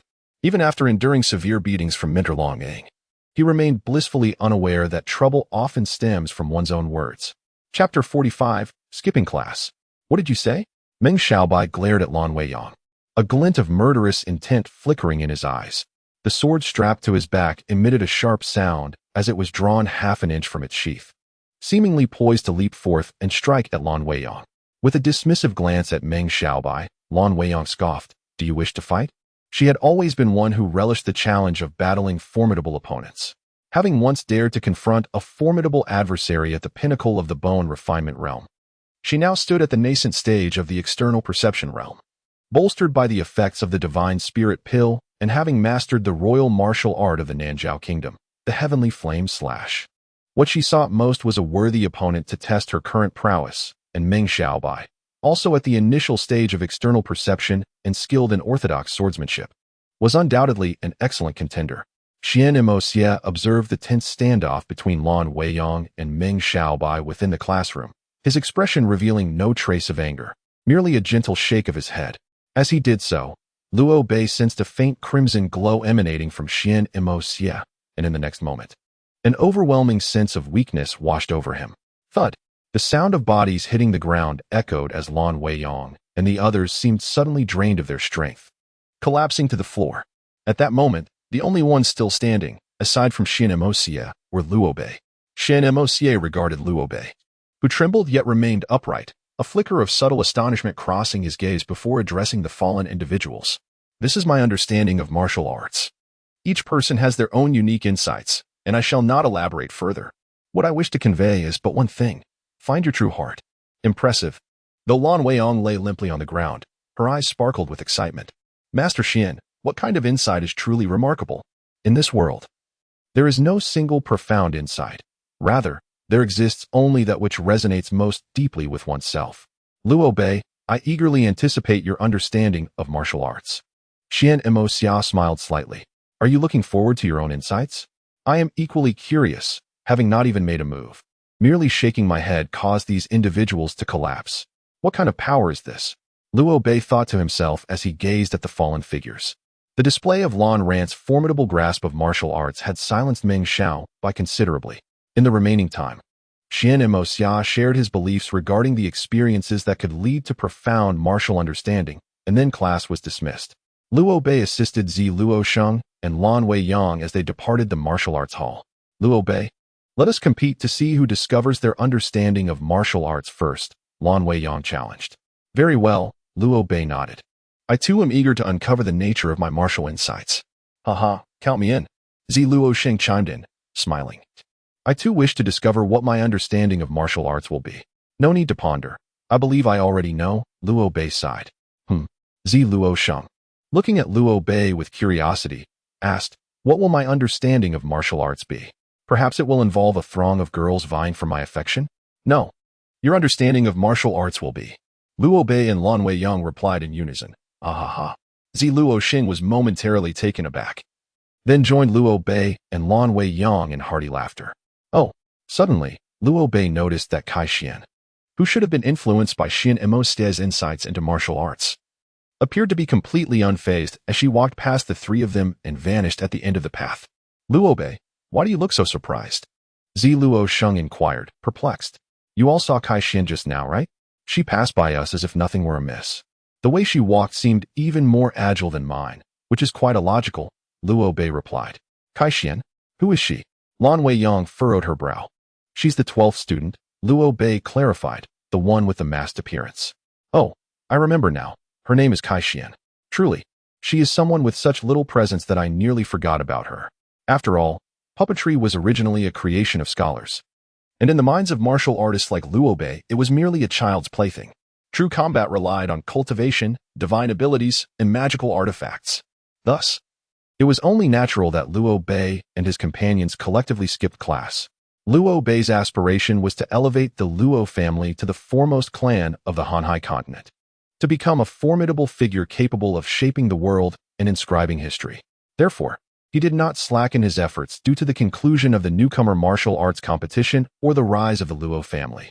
Instead of wandering aimlessly during class time, he chose to practice divine abilities in the Wuxian Hall. Upon entering the hall, he was greeted by the sounds of intense exertion. It turned out that Lan Weiyang was fervently immersed in her training. Although Lan Weiyang emerged victorious at the newcomer martial arts conference, he was acutely aware that his triumph was merely a stroke of luck, attributed to the inferior sturdiness of Luo Bei's magical artifact compared to his own Qitian blade. Now, Lan Weiyang had fixated on Luo Bei as his sole objective. Upon witnessing Luo Bei enter the Wuxuan Hall, Lan Weiyang bellowed, "What a splendid arrival! Behold my blade!" No sooner had the words left his lips than he brandished his Qitian blade, still encased in its scabbard, and struck towards Luo Bei. Taken aback, Luo Bei had not anticipated that Lan Weiyang would launch an assault so abruptly. In haste, he raised his black wooden staff to shield his chest, successfully parrying the blow. The hall reverberated with a series of thuds as the two engaged in combat. In comparison to Lan Weiyang, Luo Bei's martial prowess was formidable, yet lacked agility. To counterbalance their disparities, Luo Bei suppressed his cultivation to match Lan Weiyang's level. At this equal standing, devoid of employing formidable techniques like the Shirtian flame, Luo Bei found himself at a disadvantage. He could only rely on his ghostly-like instantaneous movement to maintain his position without defeat. As their battle intensified, a sudden mechanical sound echoed, followed by the ceiling of the Wuxuan Hall splitting apart. Observing this, both Luo Bei and Lan Weiyang ceased their combat, their gazes instinctively drawn upward, eager to discern the unfolding spectacle. What could it be? Luo Bei's eyes widened at the sight of a growing black dot in the sky, resembling a colossal iron bird. Lan Weiyang, noticing two dark shapes above, furrowed his brow and remarked, "This is the first time I have encountered a bird with iron feathers. How does it soar through the air? That is of little importance. What truly matters is why this colossal avian creature is soaring towards us." Luo Bei gazed at the two iron birds, their sharp talons glinting ominously, and shouted urgently, "Duck!" He and Lan Weiyang hastily evaded. Just as one of the 10-meter wingspan steel behemoths swooped down, its talons carving deep grooves into the ground, a lingering fear gripped Luo Bei and Lan Weiyang, cold sweat trickling down their brows. Had they been caught moments earlier, they would have surely been crushed. After missing its target, the steel giant flapped its wings and ascended once more, opening its maw to unleash a barrage of iron chains tipped with hooks towards Luo Bei. A jolt of alarm surged through him. The wide expanse and cunning angles of the chains would have been impossible to evade for anyone lacking substantial skill. However, Luo Bei possessed the art of instantaneous movement, and with a single step, he vanished from sight. Seeing that its chains could not ensnare Luo Bei, the iron bird turned its attention to Lan Weiyang, diving from the sky with ferocity, its iron wings poised to strike. Lan Weiyang, unfazed, drew her Qitian blade and aimed a decisive strike at the creature's wing. Yet, the iron feathers on the giant's wing rose menacingly, clashing against the spine of her blade. Strangely, when the colossal bird grasped Lan Weiyang, it did not exert its full strength. It merely captured her without tearing her apart. Could this be the puppet technique of the Tianhua rainbow? Luo Bei pondered silently as he observed the scene unfold. After the giant bird captured Lan Weiyang, it swiftly turned and charged towards Luo Bei. In Luo Bei's eyes, a flicker of determination appeared.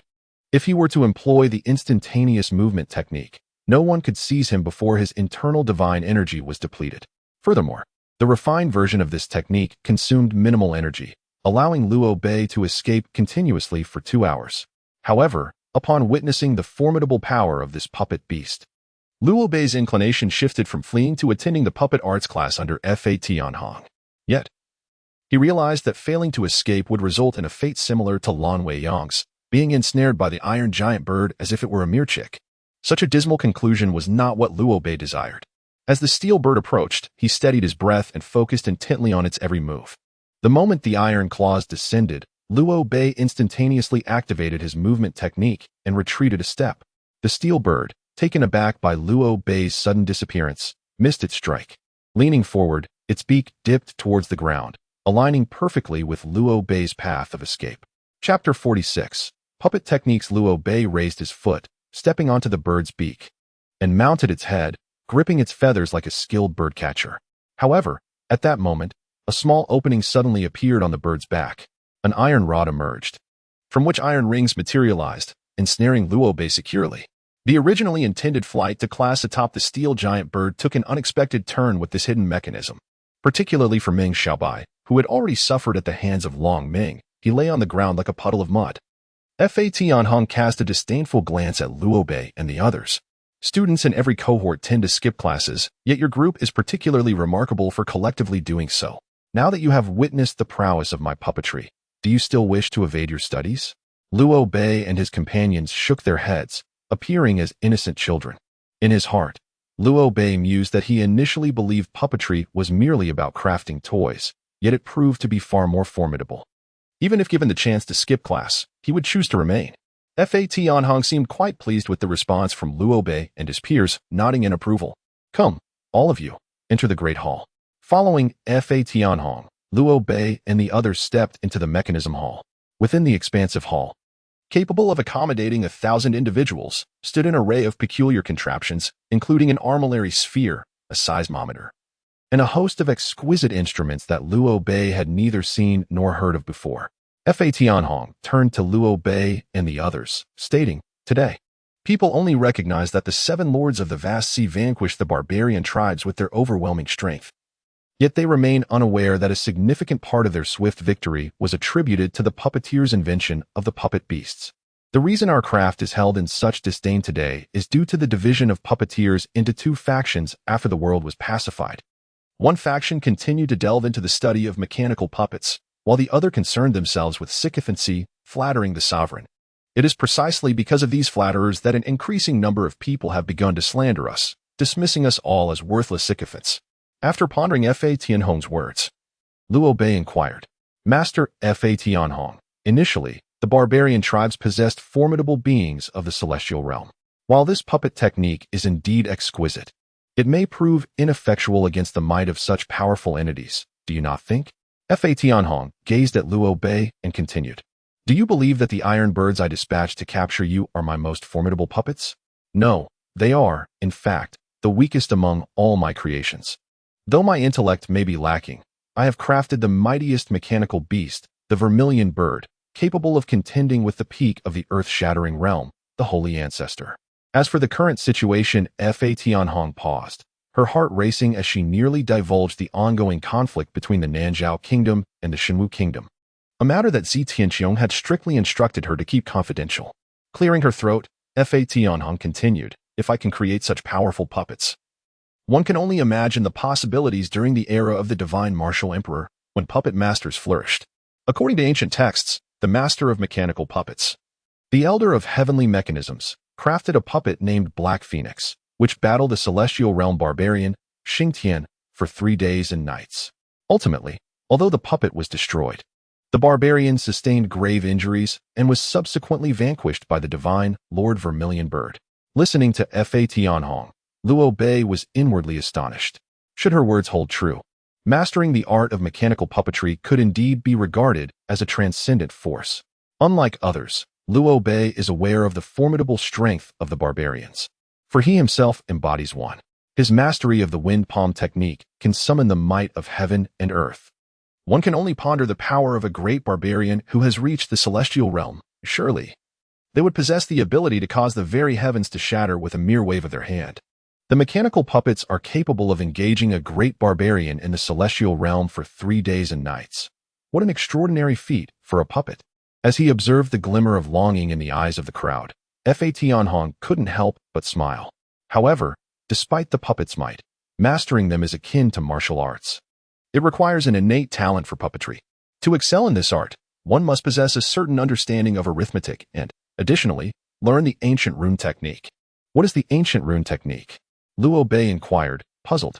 Fa Tianhong explained that the ancient rune technique originates from the barbarian tribe and is a powerful ancient secret art that harnesses strength through symbols and patterns, or, one might say, it is a form of ancient technology. Liu Bei contemplated the notion of the barbarian's ancient secret art, uncertain of its essence. Fa Tianhong, sensing Liu Bei's intrigue in the ancient rune technique, responded, "You seem quite interested in it. I have a book on the ancient rune technique. Allow me to lend it to you." With that, Fa Tianhong handed Liu Bei a tome bound in sheepskin. After a moment's thought, Liu Bei accepted the sheepskin book with gratitude, saying, "Thank you, mentor." Eagerly, Liu Bei opened the tome, and upon seeing the symbols within, he was taken aback. It was the language of the barbarians. The runes inscribed on the parchment were all too familiar to Liu Bei, as they were the barbaric script he had acquired through his lineage. Beneath these runes lay succinct descriptions elucidating their meanings, the potential consequences they could invoke, and various theoretical knowledge derived from them. To the average individual, this tome might merely serve as a manual for learning puppetry. However, for Liu Bei, it possessed the potential to significantly enhance his prowess. After all, since ascending to the realm of the external awareness, his study of barbaric arts had been supplemented by both the barbaric language and script. The deeper his comprehension of these runes, the greater the potency of his barbaric techniques would become. As Liu Bei meticulously examined the parchment, Zi Luoxing and Lan Weiyang approached him, glancing at the text. Yet, it was evident that their scrutiny did not match Liu Bei's intensity. Lan Weiyang remarked, "It's so densely packed, like a swarm of ants. Just a glance makes my head spin. This is true ghostly script, haha?" Zi Luoxing chuckled in agreement. To the ordinary person, the ancient runic arts might seem a tedious and uninspiring subject, often inducing a sense of overwhelming confusion. Nevertheless, these ancient runes represented a crucial element of puppetry. Observing Liu Bei flipping through the parchment without the slightest hint of boredom, but rather with an expression of rapt interest, Fa Tianhong silently commended him. This lad shows a genuine curiosity for the ancient runic arts. He may very well become a master puppeteer in the future. Perhaps the intricate mechanisms of our puppeteers will be revitalized in his capable hands. Together with Zi Luoxing and Lan Weiyang, they strolled leisurely towards the drill hall where the strategy class was to be held. Upon arriving and noticing that numerous students had gathered, Mo Ming's face broke into a subtle smile. "With everyone present, let us commence the lesson. What insights do you possess regarding military strategy and troop deployment?" "Many against few," Meng Xiaobai declared. "Incorrect," Long Meng countered. "Military strategy is not merely about overwhelming the few with the many. It is about achieving victory with the few against the many, the weak against the strong, and even attaining the extraordinary feat of winning with nothing against something." "Winning with nothing? How could that be possible?" Liu Bei's eyes sparkled with incredulity. "Do you doubt my words?" "Allow me to demonstrate," Long Meng replied. "You are Liu Bei, correct? Step onto the pedestal ahead." She gestured towards a circular platform. Liu Bei glanced at the pedestal she indicated. It stood a foot high with a diameter of over 20 feet. Crafted from meticulously carved jade stones, adorned with images of birds and beasts, appearing rather unremarkable. "You are the strongest among them, making you an ideal candidate for this demonstration," Long Meng remarked as Liu Bei leaped onto the platform. As soon as he set foot on the pedestal, a sense of unease washed over him, and just as he contemplated jumping down, it became too late. On the platform, an image of a white wolf emanated a golden glow, which gradually solidified into a colossal wolf, indistinguishable from the depicted creature. This immense white wolf towered over Liu Bei, standing more than 10 feet tall. As the white wolf emerged, it indiscriminately raised its massive paw, larger than that of Liu Bei's head, and struck towards Luo Bei's head. Luo Bei swiftly stepped back, appearing a good yard away from the imposing beast, his gaze cautiously fixed on this formidable creature. In the realm of martial arts, aside from solitary cultivation to enhance one's abilities, engaging in sparring with powerful adversaries is essential for honing combat experience. For the truly strong, battling against others of equal might often facilitates their own advancement. Despite Luo Bei having attained the pinnacle of external awareness, he had never fought an opponent of comparable strength. Thus, facing this colossal white wolf presented an excellent opportunity to elevate his combat skills. Under Lo Ming's control, the white wolf would certainly refrain from lethal intent. And to demonstrate the notion of achieving the impossible through the possible, its power must surpass Luo Bei's. This was indeed a rare opponent. For this reason, Luo Bei had chosen not to flee the arena, only evading the wolf's assault. Chapter 47. You do not possess the authority to make me kneel. As Luo Bei dodged the white wolf, displaying an enigmatic footwork, astonishment flickered in Lo Ming's eyes. Having spent no less than 30 years within the Tianzong of the Nanzhao kingdom, she had witnessed numerous prodigious talents. Yet, Luo Bei was the first ever to execute such peculiar movements. With unwavering focus, Luo Bei fixed his gaze on the white wolf, brandishing a black wooden staff. Rather than retreating from its onslaught, he charged forward. Observing this scene, Meng Xiaobai scoffed, "What a fool! Knowing full well the might of this wolf, he dares to advance, truly oblivious to his own peril." As the white wolf charged towards Luo Bei, it let out a fierce roar and struck at him with its powerful claws. Luo Bei swiftly sidestepped, raising the black wooden staff in front of his chest. The force of impact resonated with a thunderous sound, causing his hands to tingle and his chest to feel as though a great weight pressed upon it, leaving him breathless. Such tremendous strength. Alarmed, Luo Bei hastily employed his instantaneous movement technique, maneuvering to the rear of the white wolf. The creature, massive in stature, struggled to pivot, and as Luo Bei emerged behind it, he twisted at the waist, thrusting the black wooden staff forcefully. Luo Bei aimed the staff at the wolf's vulnerable spot, executing a deviously cunning maneuver that was both fierce and insidious, with an angle that rendered it nearly impossible to defend against. Throughout history, countless heroes have met their demise through such treacherous tactics. However, this particular white wolf was not to be underestimated, despite the perilous nature of Luo Bei's attack. The wolf retaliated with an even more nefarious counter. Its tail shot up like a steel whip, striking violently towards Luo Bei's legs.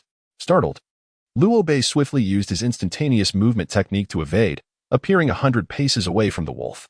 At the moment he reappeared, he hurled the black wooden staff, which, under his command, began to circle around the white wolf, persistently launching attacks and occasionally executing a couple of cunning maneuvers.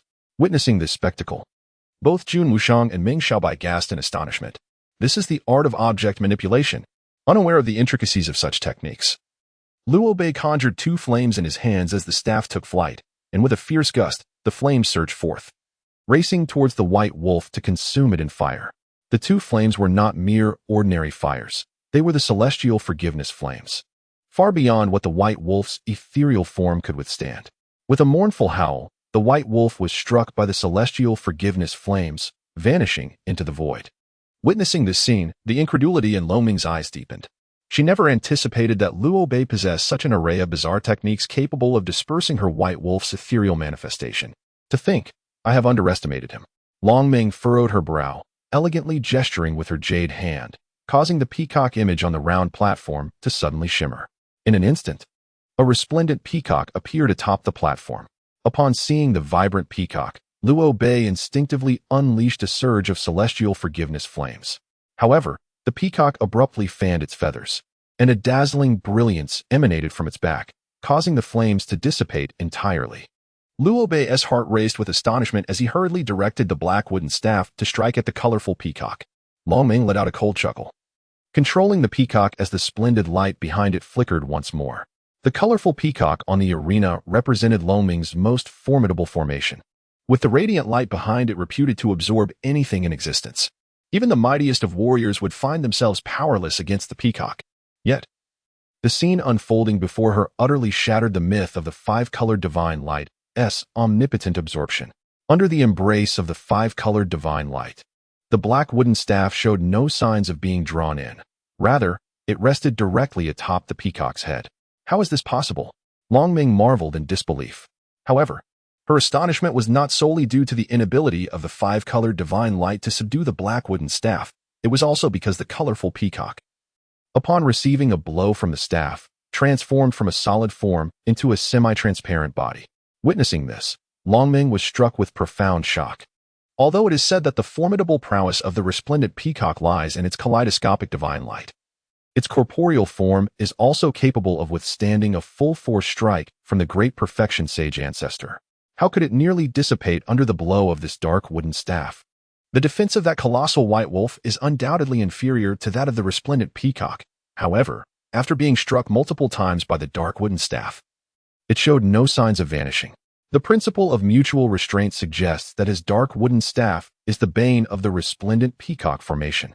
In her heart, Long Meng contemplated, directing the resplendent peacock to refrain from reclaiming the dark wooden staff and instead turn its assault towards Liu Bei. Liu Bei realized that the resplendent peacock was so fragile that it could not withstand further blows, prompting him to control the dark wooden staff to launch another attack on the peacock. Yet, the kaleidoscopic divine light suddenly enveloped Liu Bei entirely, and he found himself unable to connect with the dark wooden staff. The staff clattered to the ground, and in a desperate bid, Liu Bei employed his instantaneous technique to escape. However, amidst this divine light, he discovered that he was unable to move at all. In the blink of an eye, he found himself transported to a vibrant, multicolored realm. At the moment Liu Bei vanished, a look of astonishment crossed Long Meng's face, for she realized that although Liu Bei had been drawn into the kaleidoscopic divine light, she could not ascertain his current location. This implied that even she was incapable of locating him or releasing him. Such an occurrence had never transpired since she completed the formation. Meanwhile, enveloped by the kaleidoscopic divine light, Liu Bei entered a space suffused with dazzling hues, at the center of which resided a transparent orb emitting this radiant light. Where am I? Liu Bei pondered as he surveyed his surroundings and approached the luminous orb. Are you the new master of the Beast King's staff? Why do you not kneel before this old man? A voice emanated from the orb, imbued with an air of authority. At the mere sound of it, Liu Bei felt his legs tremble, an overwhelming urge to prostrate himself washing over him. Kneel, the orb commanded with a thunderous shout. Upon hearing this, Liu Bei felt as if a colossal weight had been placed upon his back, causing his legs to bend involuntarily. He gasped for breath, his legs weakening, rendering him unable to rise. Yet, despite this, he refused to kneel, instead choosing to sit cross-legged upon the ground. He cast a scornful glance at the orb. Do you think I will bow simply because you demand it? Who do you believe yourself to be? A man's knees symbolize his dignity. I kneel only to my parents and my masters. You possess no authority to compel my submission. With that, Liu Bei shouted into the void, Liu Meng, release me. I am aware of your prowess now, Liu Meng, mentor Liu Meng, sister Liu Meng. Cease your cries. No one will come to your aid. No matter how loud you shout, the orb retorted with a chilling laugh. Must you utter such misleading words to a pure-hearted youth? What do you mean by saying no one will come to rescue me? Are you not under Liu Meng's control? Liu Bei gazed at the orb, a flicker of doubt igniting within him. Liu Meng? She merely harnesses my power. The orb scoffed. Listen well, boy, kneel before me, become my puppet, and I shall bestow upon you greater strength than even Liu Meng possesses. In time, you could become invincible, with the fates of all beings in your grasp. The notion of being unmatched and wielding control over life and death sounded tantalizing indeed. Looking at the orb, Liu Bei smiled and said, however, if this means sacrificing my freedom to become your puppet, I refuse. I desire only to be myself and will not be anyone's marionette, nor will I be manipulated by others. The orb continued to tempt him. Young man, consider this. If you become my puppet, I shall not typically occupy your body. It would only be an occasional possession, and you could become a paramount entity capable of dominating the world. Why would you not embrace such an opportunity? Liu Bei laughed heartily. Do not even begin to suggest that you can elevate me to such heights. But the mere thought of sharing a body with a man like you repulses me. Release me at once. I shall not entertain any of your propositions. Humph. You truly are one who refuses to drink the toast and instead opts for punishment. The orb's voice was laced with unmistakable anger. My apologies. But whether it be a toast or punishment, unless it is the wine I desire, I shall not partake. As he spoke, golden Sha Tian Yin manifested around him. Humph. Sha Tian Yin, you say? If it were the sacred fire of the vermilion bird, I might be somewhat intimidated. But this Sha Tian Yin? Humph. Even if it were to warm my bed, I would find it cold. No sooner had the orb's words left its mouth than a radiant spectrum of colors erupted from it, transforming into multicolored arrows that shot towards Liu Bei. With a swift motion, Liu Bei thrust his hands forward, conjuring the Sha Tian Yin to form a fiery shield before him. Yet, against the onslaught of the multicolored arrows, the shield appeared as if it were not, instantly pierced through by the barrage. Alarmed, Liu Bei felt a surge of dread as the Xiantian ring emitted a silvery glow. The sound of clashing resonated, and he staggered back several steps, his face paling in shock. Ah, there exists the Xiantian ring of the Tian man. What is your true origin? The voice of the bead resonated with astonishment, followed by a cold laugh.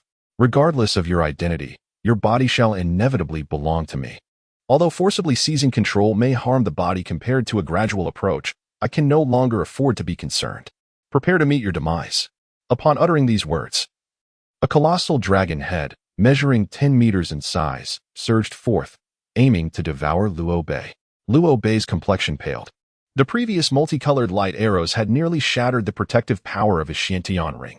The dragon head that now emerged wielded even greater force, leaving Liu Bei with no semblance of hope.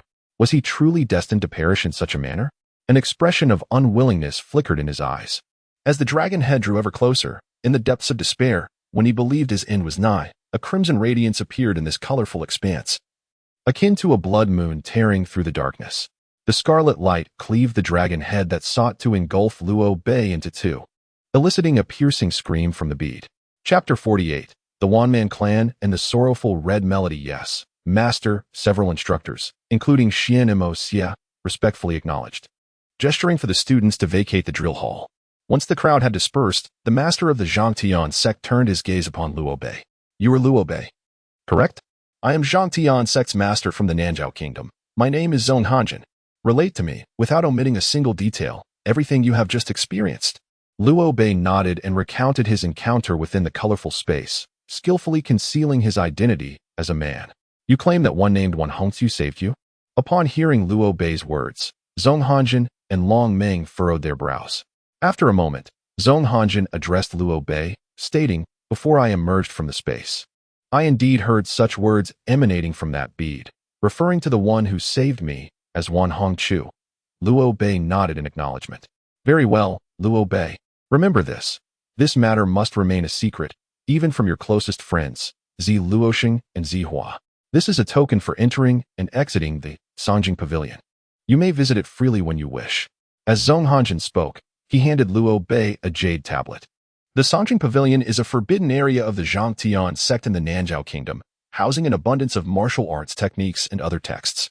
Among its treasures are methods that rival the royal technique, burning sky slash, and even those that surpass it, including some barbaric arts from ancient tribes. In the Zhangtian sect, only the sect master and mentors, along with students who have made significant contributions to the sect, are granted access to the Sanjing Pavilion, and even then, with time restrictions. However, Zhong Hanjin's words to Liu Bei suggested a carefree access without any specified time limits, indicating the great importance he placed on the events surrounding Liu Bei. Thank you, Master. Liu Bei received the jade tablet and bowed respectfully to Zhong Hanjin. Do you understand the value of this jade tablet? Zhong Hanjin inquired, nodding slightly. Yet he did not release the tablet from his grasp. Instead, he gazed at Liu Bei and added, as your disciple, I assure you I will not disclose this matter. If others inquire, I shall fabricate a plausible excuse. Liu Bei, a man of his word, declared that a gentleman's promise is as binding as a team of 4 horses, warning against any threats. After stating this, he exited the drill hall. Zhong Hanjin observed Liu Bei's departing figure, his expression darkening and brows furrowing. Before addressing Long Meng in a cold tone, do you realize that you nearly exposed a significant secret of our South Zhao Kingdom's Zhangtian sect? Hearing Zhong Hanjin's words, Long Meng hurriedly knelt. Master brother, I did not anticipate such an occurrence. The barbarian divine pearl was supposed to be stable. Who could foresee that today? Silence. Zhong Hanjin interjected, glaring at Long Meng. Do not mention that object again. Furthermore, remember this. Without my consent, you are forbidden from utilizing the colorful peacock. Otherwise, I shall erase your name from the annals of the Zhangtian sect and the history of the Hanhai continent forever. Understood. Long Meng quickly replied. Rise. Zhong Hanjin gestured dismissively. While I am troubled by the sudden disobedience of the barbarian divine pearl, my greater concern lies elsewhere. Are you referring to Wan Hongqiu? Long Meng inquired, looking at Zhong Hanjin. Indeed, Wan Hongqiu was a formidable figure from the Moon barbarian tribe, 30,000 years ago. By all accounts, he should have perished long since. How could he possibly re-emerge, and here of all places? Zhong Hanjin pondered with a furrowed brow. Could it be that Wan Hongqiu has also anchored his soul within some artifact, which now lies in Luo Bei's possession? Long Meng contemplated this, suddenly struck with realization. Could it be his black wooden staff? What black wooden staff? Zhong Hanjin questioned, gazing at Long Meng. Long Meng recounted the matter of the blackwood staff of Luo Bei being capable of restraining the colorful peacock. Upon hearing Long Meng's words, Zhong Hanjin furrowed his brow. It is not impossible. I shall have Xian Imoxia investigate this matter. His understanding of the barbarian tribes is unparalleled within this sect, and even across the vast expanse of the Hanhai continent. Few can rival his knowledge. Thus, this parchment will undoubtedly facilitate Luo Bei's comprehension of the formation and meaning of the barbarian tongue. Do you have a particular fondness for the studies of the barbarian tribes? Just as Luo Bei was absorbed in his reading, the gentle voice of Xian Imoxia resonated in his ears. Startled by Xian Imoxia's words, Luo Bei hastily closed the parchment. He looked at Xian Imoxia, who had seemingly entered his room unnoticed and was seated, sipping tea. When did you arrive? Luo Bei inquired. Xian Imoxia took a sip of tea and replied with a smile, I just arrived. It is not a good habit to enter a room without knocking. Luo Bei's brow tightened. That applies to ordinary individuals, but I am different. I was dispatched by the sect leader to monitor you. Xian Imoxia spoke candidly, revealing his purpose directly. What? Luo Bei gazed at Xian Imoxia in astonishment. If what Xian Imoxia said is true, then why would Zhong Hanjin send him to watch over him? Could it be that he already suspects him to be a barbarian? Do not be so anxious. The sect leader merely harbors doubts about the spirit of a barbarian warrior residing within the Blackwood staff. Therefore, I have been tasked with monitoring you. Xian Imoxia seemed to perceive Luo Bei's thoughts, setting down his teacup and smiling. Since you are here to monitor me, why disclose it? Luo Bei inquired, puzzled. Monitoring you is the order of the sect leader, and I cannot defy it.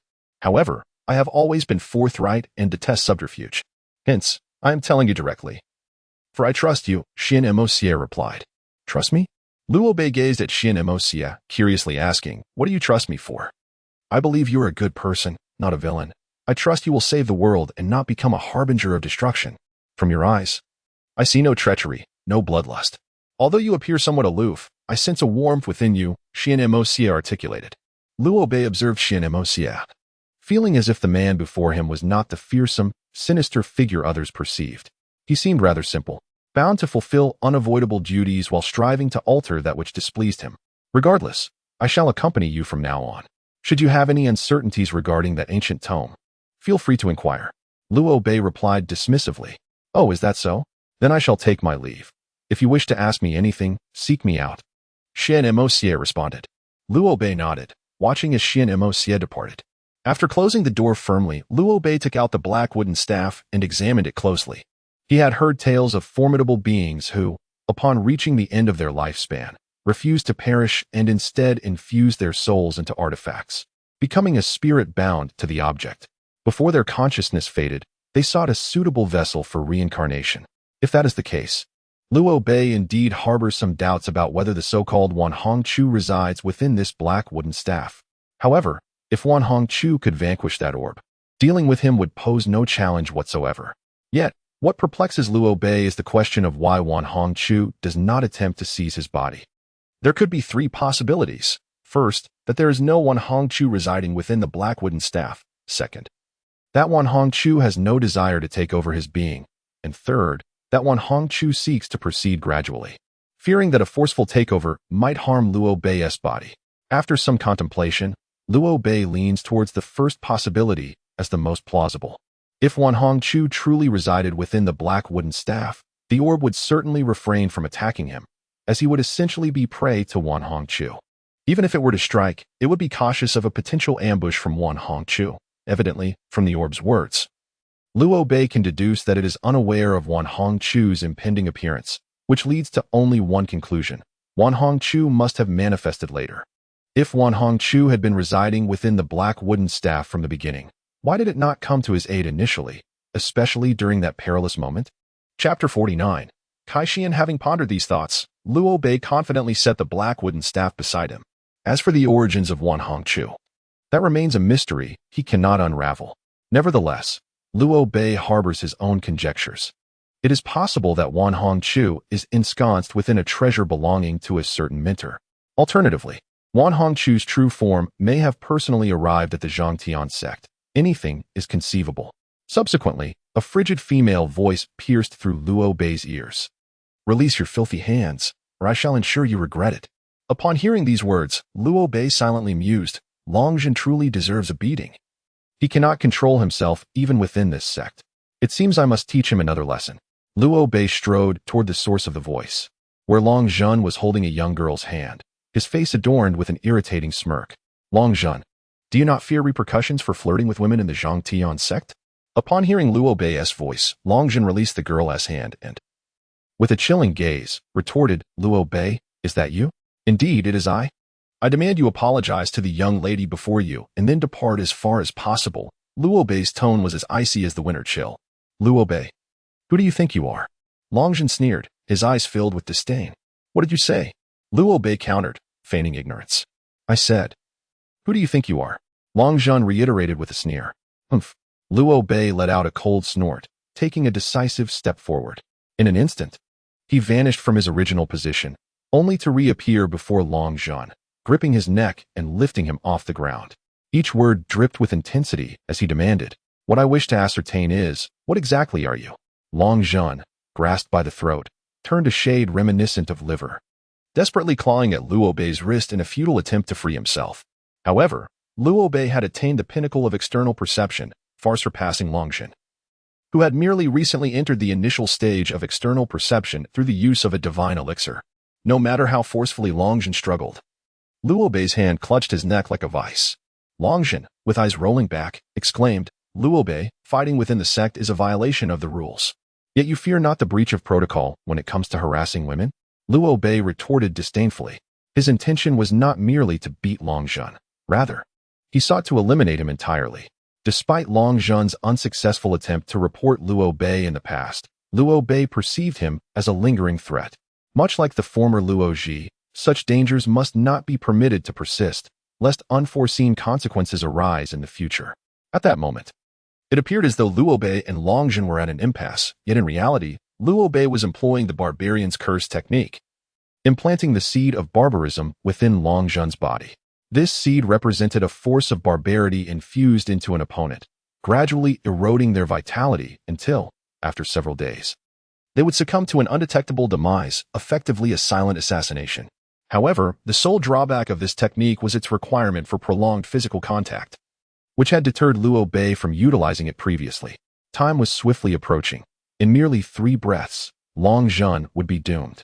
Just then, a fragrant aroma wafted through the air, and Luo Bei felt a sudden numbness in his hand as the very girl he had just rescued intervened. Gazing at Longjun, whose complexion had turned a ghastly purple-black, she coldly declared, "Leave at once. Should you dare lay a hand on me again, I shall sever your arms." How exquisite!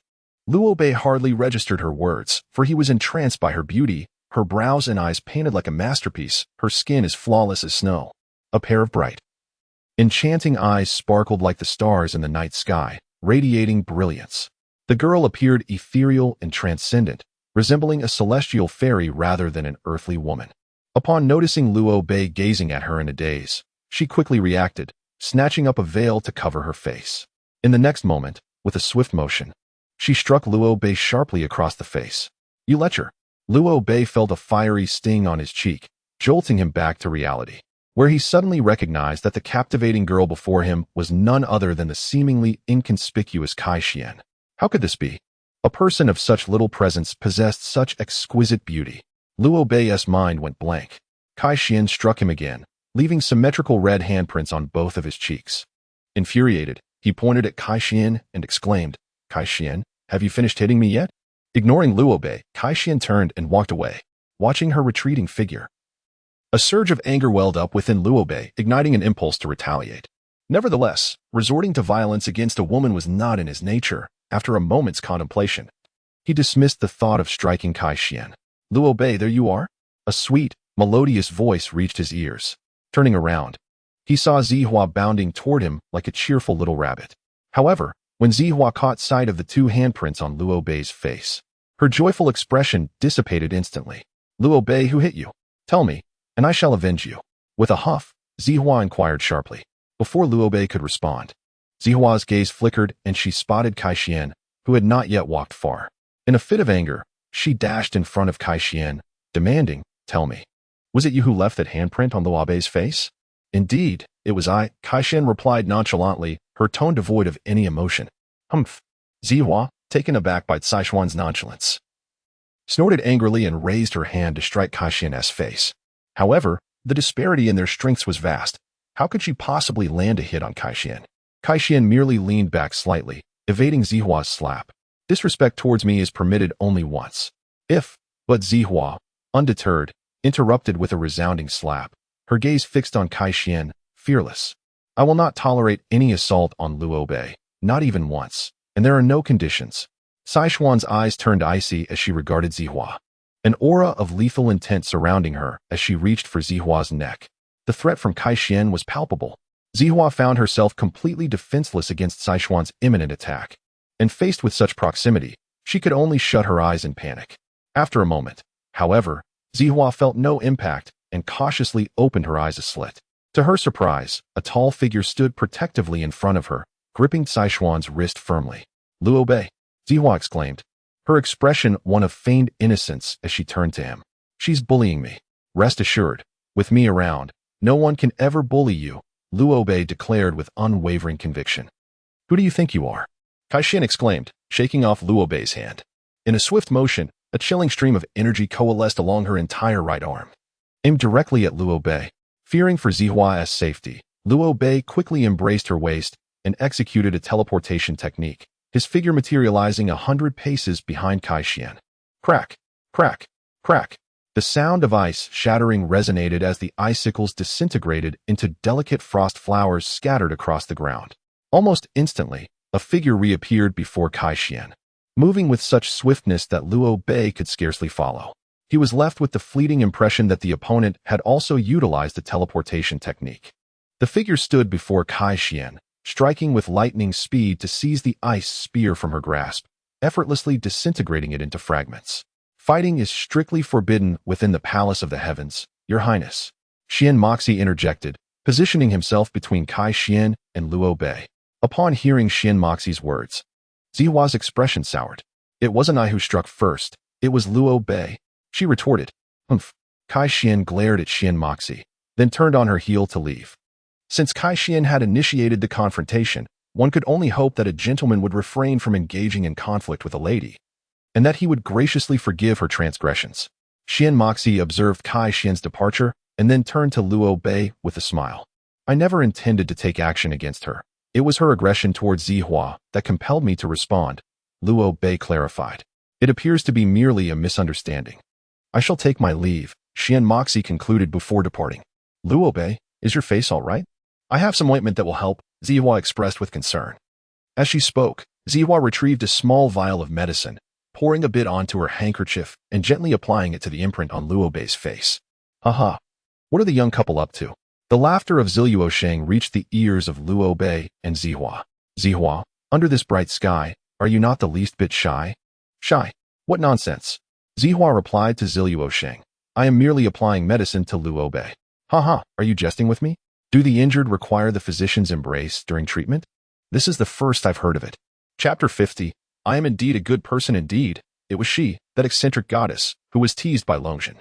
I rescued her, not only preventing myself from reprimanding Longjin, but also receiving 2 slaps in return. The more I ponder, the more my ire swells. Henceforth, should she find herself in dire straits, I shall no longer intervene. Luo Bei clenched his fists, recalling the recent events, filled with rage. Perhaps she and Longjin are a couple. When young lovers quarrel, one naturally incurs their wrath by intervening.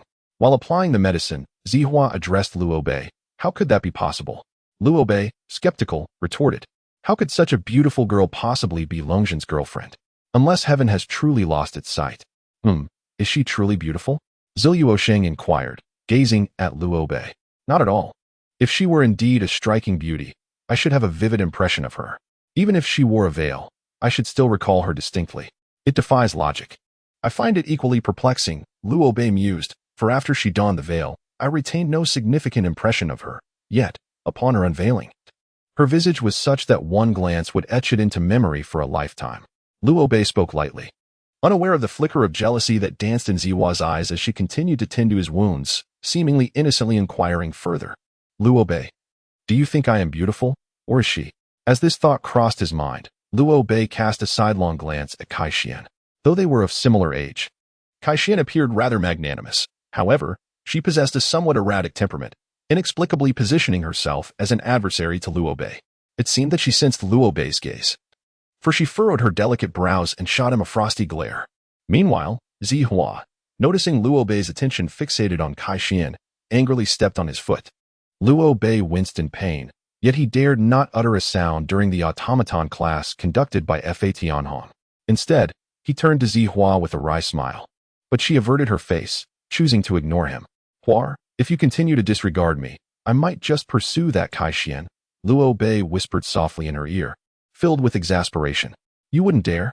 Upon hearing this, Zihua swiftly turned to face him, her expression intense. If you ignore me any longer, I might genuinely seek her out. Who knows? Liu Bei chuckled with a sense of triumph. At that moment, Fa Tianhong's discordant voice intruded upon the exchange between Liu Bei and Zihua. Liu Bei, I would like you to examine the ancient rune technique I just explained. Identify which rune on this low-level puppet would bird is flawed. Huh?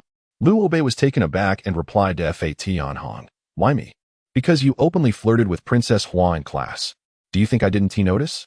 Hurry up and come here to take a look. If you fail, I shall unleash my iron bird to punish you. As Liu Bei was called upon by Fa Tianhong, Long Zhun wore a smirk of schadenfreude on his face. Humph. Liu Bei, it seems fortune has not favored you today. With a disdainful glance at Long Zhun, Liu Bei approached the table where the wooden bird was displayed. While he was not particularly skilled in mere calculations, he possessed a profound confidence in the ancient runic arts. After all, Liu Bei was well versed in the barbarian tongue and had perused several ancient manuscripts. Thus, the rudimentary runes inscribed upon the wooden bird posed no challenge for him. He picked up the wooden bird, examined the runes adorning it, and then carefully disassembled it to inspect the runes within. Are you merely trying to hold on until class ends? How utterly dull, Long Zhun sneered at Liu Bei's actions. Is barking all you can do? Liu Bei raised his gaze to meet Long Zhun's, then turned his attention to Fa Tianhong. There are two errors in the runes on this wooden bird. The first is a conflict between the flight rune and the energy supply rune, due to the absence of a connecting rune between them. The second error lies in the lightness rune, which has an extraneous, inadvertently transforming it into a heaviness rune. Furthermore, there exists an opportunity for improvement by layering the lightness rune with the flight rune. This would not only avert the rune conflict, but also enhance the agility of the wooden bird in flight. Layering runes? Fa Tianhong gazed at Liu Bei in astonishment. You have only attended 3 days of class, and yet you have already delved into the study of layered runes. Very well, you may proceed. In the future, during my lectures on automaton puppetry, consider it your free time. However, you must attend my classes on numerical arts. Thank you, Mentor Fa Tianhong. Liu Bei nodded respectfully and then descended. Hey, Liu Bei, you are truly impressive. Zihua gazed at him with admiration. It's nothing extraordinary, merely theoretical knowledge. Liu Bei feigned modesty. It's not as if I am required to take action myself. Long Zhun, your earlier mockery of Liu Bei suggests you possess some understanding of the ancient runic arts. Therefore, it falls upon you to rectify the runes on this wooden bird. Of course, you need not concern yourself with the overlaying runes. Should you fail, I shall summon the iron divine bird to attend to you. Master this. Long Zhun had not anticipated that such a task would be assigned to him. Understanding the ancient runic arts? Nonsense. The mere sight of the ancient runes left him bewildered. He did not recognize a single one, let alone modify them. Yet, the gaze of Fa Tianhong indicated that failure would bear consequences far graver than mere confusion. Steeling himself, Long Zhun approached the table adorned with the wooden bird. The components appeared as indecipherable as cryptic symbols, and after standing there for an eternity, he remained at a loss for how to proceed. Hey, Long Zhun, are you capable or not? If not, you might as well accept your punishment. Liu Bei remarked with a faint smile. Long Zhun glared at Liu Bei, silently pondering. Although he was clueless, He could not afford to fail in front of Liu Bei. He recalled that Liu Bei had mentioned something about a rune having an additional point. Where might that point be? As he scrutinized the runes on the wooden bird, he discovered that each rune indeed possessed a point. Frustration surged within Long Zhan as he focused on the rune with the most points, thinking himself clever. Indeed, this is it. With the thought in mind, Long Zhan utilized the cleansing talisman water to erase a single point of the rune. Observing this scene, Fa Tianhong furrowed her brows slightly, gestured with her hand, and the mechanism sprang to life. The ceiling of the mechanism hall opened, and a steel divine bird descended, seizing Long Zhan as effortlessly as one would catch a chick. Below, I shall proceed to the next lesson. Fa Tianhong maintained an expression as if nothing had occurred. After the class on mechanical puppets concluded, Liu Bei, Zi Luoxing, Zi Hua, and Lan Weiyang stood in the square, gazing upward at the steel divine bird, which was mercilessly toying with the wailing Long Zhan. To soar through the heavens is the dream of every human. Thus, even if Long Zhan were to plummet from the sky and meet his demise, it would be worth it. Lan Weiyang appeared to offer a heartfelt blessing. Ha ha. Zi Luoxing laughed. Lan Weiyang, your words sound like an incantation for Long Zhan to fall from the sky. However, I must admit, this brat does rub me the wrong way. Cursing others is ill-advised, Liu Bei remarked, shaking his head. Hearing the instigator himself say such a thing, Zi Hua pouted. Liu Bei, aren't you quite averse to Long Zhan? Indeed, but that is precisely why I wouldn't stoop to the petty act of cursing him, Liu Bei replied, casting a glance at the wretched Long Zhan in the sky. Just as Zi Hua and the others pondered the implications of Liu Bei's words, the black wooden staff in his hand suddenly shot forth, and Liu Bei added, what I shall do is ensure that he truly falls. As Liu Bei's words faded, the black wooden staff transformed into a streak of dark light. Under the astonished gazes of Zi Hua and the others, it struck down the dragon, Long Zhan. From the sky, good heavens, Liu Bei, you truly mean business, exclaimed Zi Luosheng, his face pale with shock. Rest assured, he won't perish, Liu Bei replied. Observing the plummeting Long Zhan, who was now screaming in terror, the world's foremost tenor. I am, after all, a good person. The glances exchanged among Zi Hua and her companions were laden with disbelief. A good person, indeed, would a virtuous individual bring another crashing down from the heavens? Chapter 51. The madwoman. The anguished cries of Long Zhan reverberated through much of the sect. Just as everyone anticipated his imminent demise upon impact, a figure materialized in midair, catching Long Zhan and subsequently descending to the ground. It was none other than Yuan Tianyi. Long Zhan, how dare you ride the celestial steel bird, Fa Tianhong? Without permission? Had I not discovered your folly, you would have met your end. Yuan Tianyi scolded, her brow furrowed in ire. At that moment, Long Zhan trembled uncontrollably, his lips quivering as he struggled to articulate a response, yet he could only stammer incoherently. Truly, it was a case of a mute suffering in silence, unable to voice his woes. Observing Long Zhan's predicament, Liu Bei and the others couldn't contain their mirth. Upon hearing Liu Bei's laughter, Long Zhan crawled over to him, mumbling inarticulately, unable to convey his thoughts. Nevertheless, the fury and tears glistening in his eyes only intensified Liu Bei's amusement. Long Zhan, pilfering your mentor's puppet is a serious violation of sect rules. Thus, I decree that you shall transcribe the regulations 100 times today. Otherwise, tomorrow will be a sight to behold. Upon hearing Yuan Tianyi's words, Long Zhan was momentarily taken aback. What did it mean to steal the mentor's puppet? It was clearly an act of punishing students under the guise of authority. Furthermore, he had been struck down by Liu Bei's black wooden staff. Yet why did no one witness it? Why was there no one to testify on his behalf? The heavens were unjust. The more Long Zhan contemplated, the more aggrieved he felt, and the more suffocating his emotions became. Yet, at that moment, his lips trembled uncontrollably, rendering him speechless. In the face of such injustice, with no one to bear witness to his plight, Long Zhan's eyes could no longer contain the tears that flowed forth. This lad actually wept. Upon witnessing Long Zhan's tears, Yuan Tianyi was taken aback. Why was a grown man crying? Was it not merely a punishment of copying the rules 100 times? Meanwhile, Liu Bei, noticing Long Zhan's sorrowful state, wickedly produced a recording orb, starting to document Long Zhan's heart-wrenching cries. Observing Long Zhan's escalating sorrow, as if he had suffered a tremendous grievance, Yuan Tianyi furrowed his brow and addressed the crowd, including Liu Bei, saying, all of you, disperse and attend to your own matters. Liu Bei, cease your filming at once, and put away your recording orb. Luo Bei glanced at Zihua and retorted, Luo Bei, are you preventing me from attending the military strategy class because you wish to sneak a peek at Kai Xian? Zihua pouted. Upon hearing her words, Luo Bei felt a wave of annoyance wash over him. Sneak a peek at Kai Xian? He was not that idle. Although Kai Xian was indeed quite beautiful, her erratic temperament was enough to deter any man without a penchant for masochism. As Luo Bei was about to explain, Kai Xian walked past several individuals and calmly stated, Zihua, you need not worry. My sole interest in this southern barbarian thief is to eliminate him. Luo Bei furrowed his brows at Kai Xian, pondering internally why this woman referred to him as the southern barbarian thief. What does that even mean? Did Huaer hear that? He certainly holds no interest in me. And I, in turn, harbor not a shred of interest in this ungrateful mad woman. Resolutely, Luo Bei exclaimed, What did you say? Kai Xian suddenly halted, turning to face Luo Bei with ire. Southern barbarian thief, who are you calling a madwoman? Why, none other than yourself. Luo Bei retorted. Both of them locked in a fierce confrontation. Daring to disrespect me is akin to courting death, Kai Xian declared, conjuring an icy spear in her hand, while Luo Bei firmly grasped his black wooden staff. Not far from them, Yuan Tianyi observed the escalating tension, sensing that the two appeared ready to engage in a lethal clash. Infuriated, he strode between them. The sect rules clearly state that fighting is prohibited within the clan.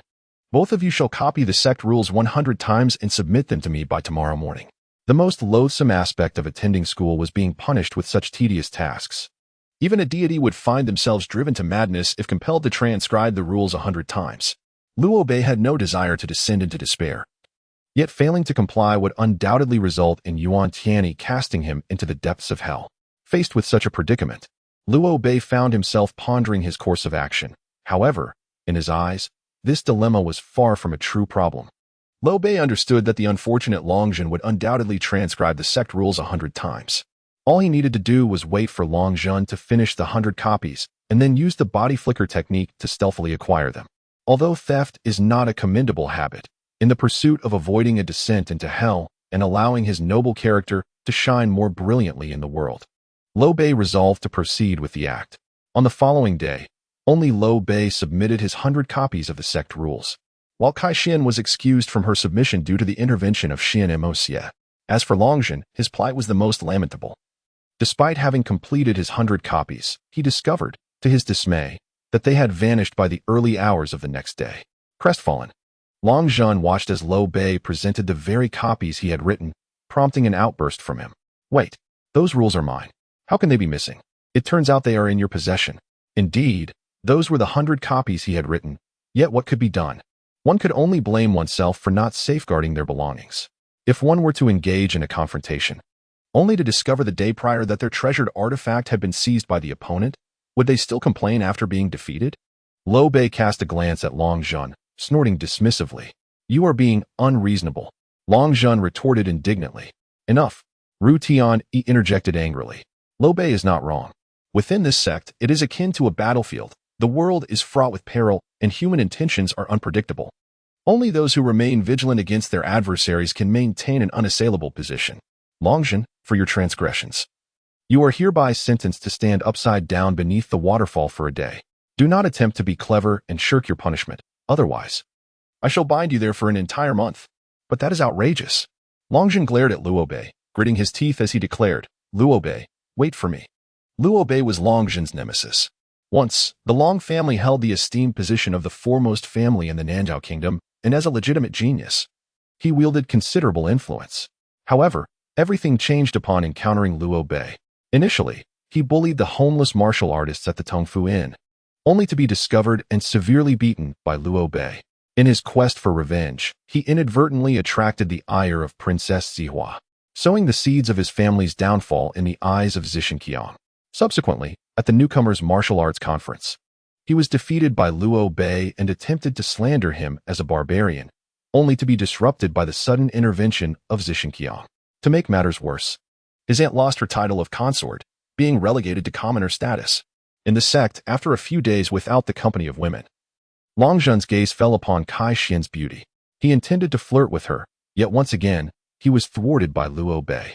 The incidents involving the mechanical puppet class and the iron divine bird, along with the current matters concerning the sect's rules, all culminated in Long Zhen's repeated defeats at the hands of Liu Bei. At this moment, Long Zhen's animosity towards Liu Bei had reached an excruciating peak. He harbored a fervent desire to consume his flesh and wear his skin. Yet, Liu Bei too harbored thoughts of eliminating Long Zhen. At the Tongfu Inn, he had bullied the weak and sought to harass Liu Bei's younger sister, Liu Lan.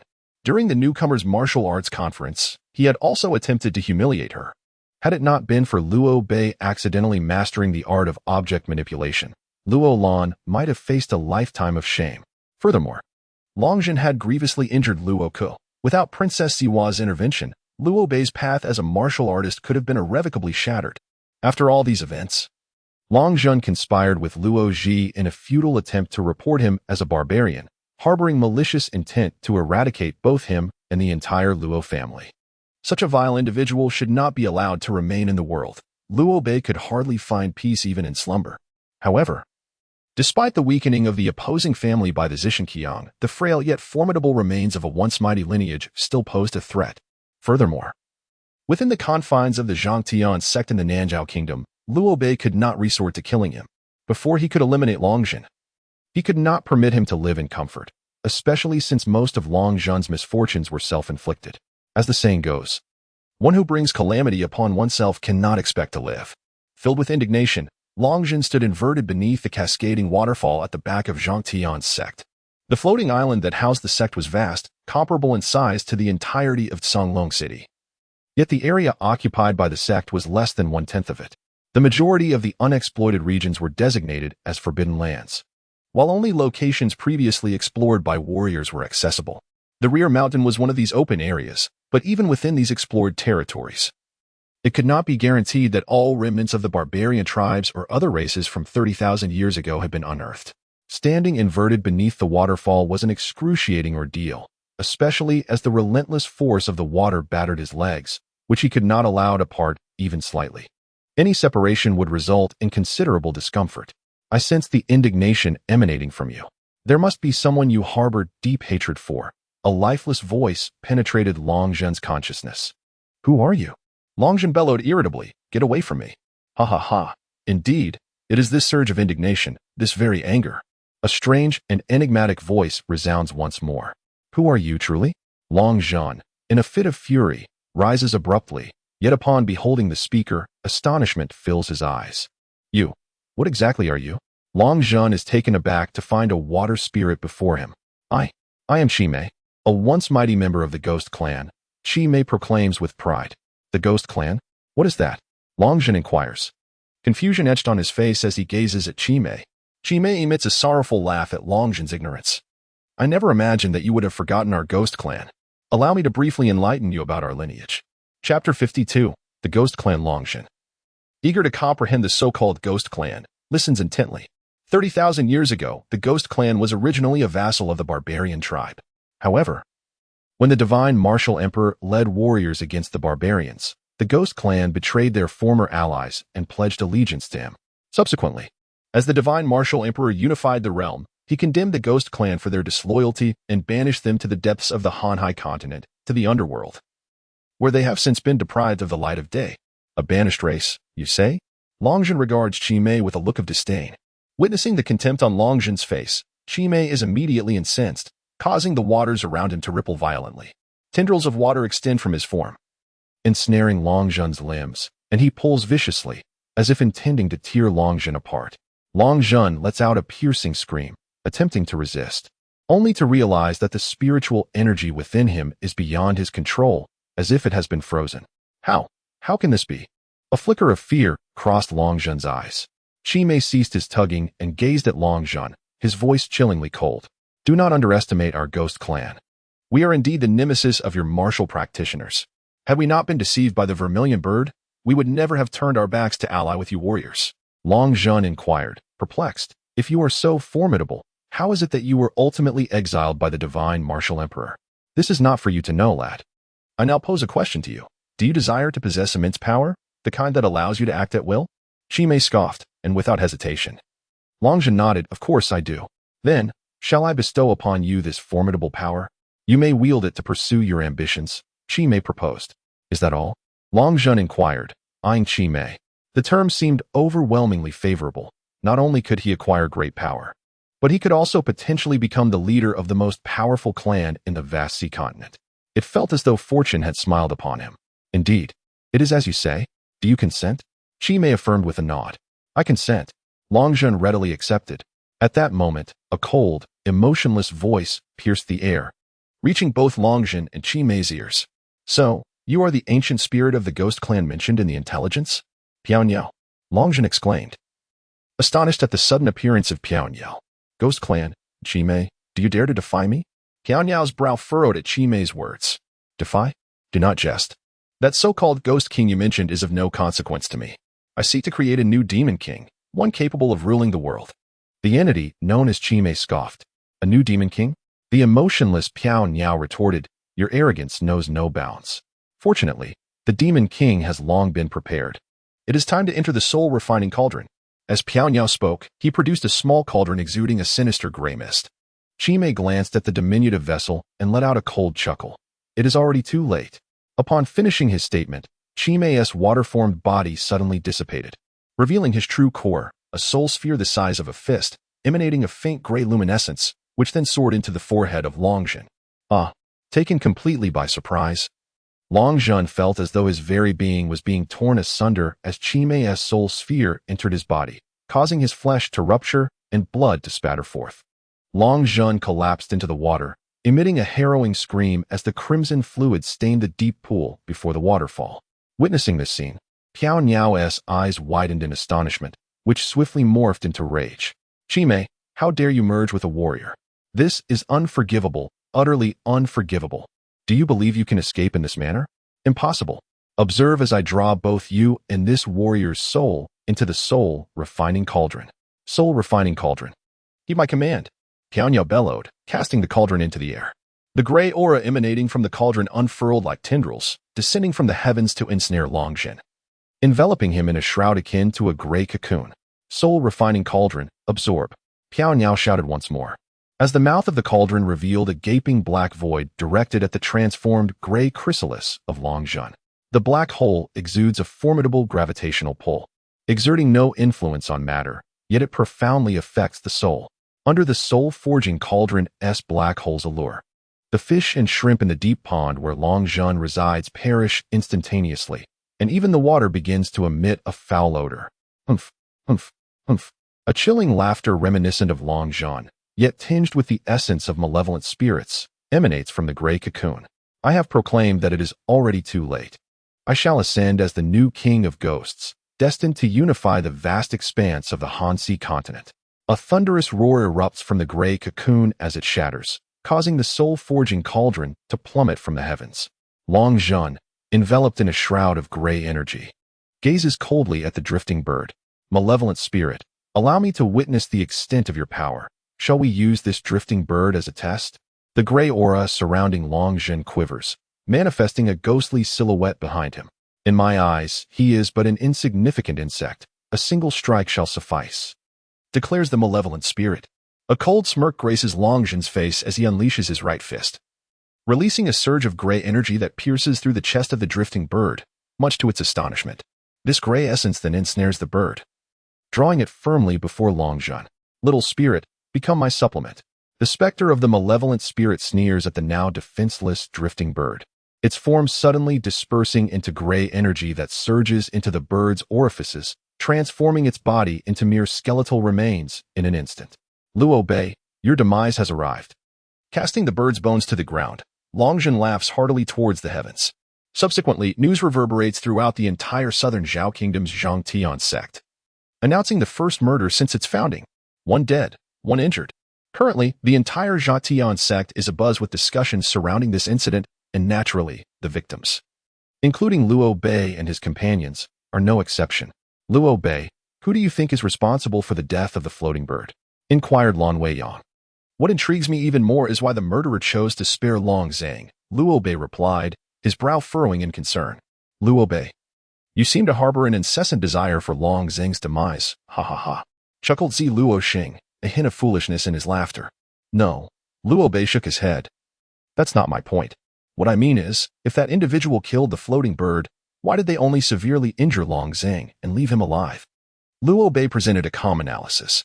Are you suggesting that the one who committed the murder and the one who inflicted the injury might not be the same person? Asked Lan Weiyang, puzzled.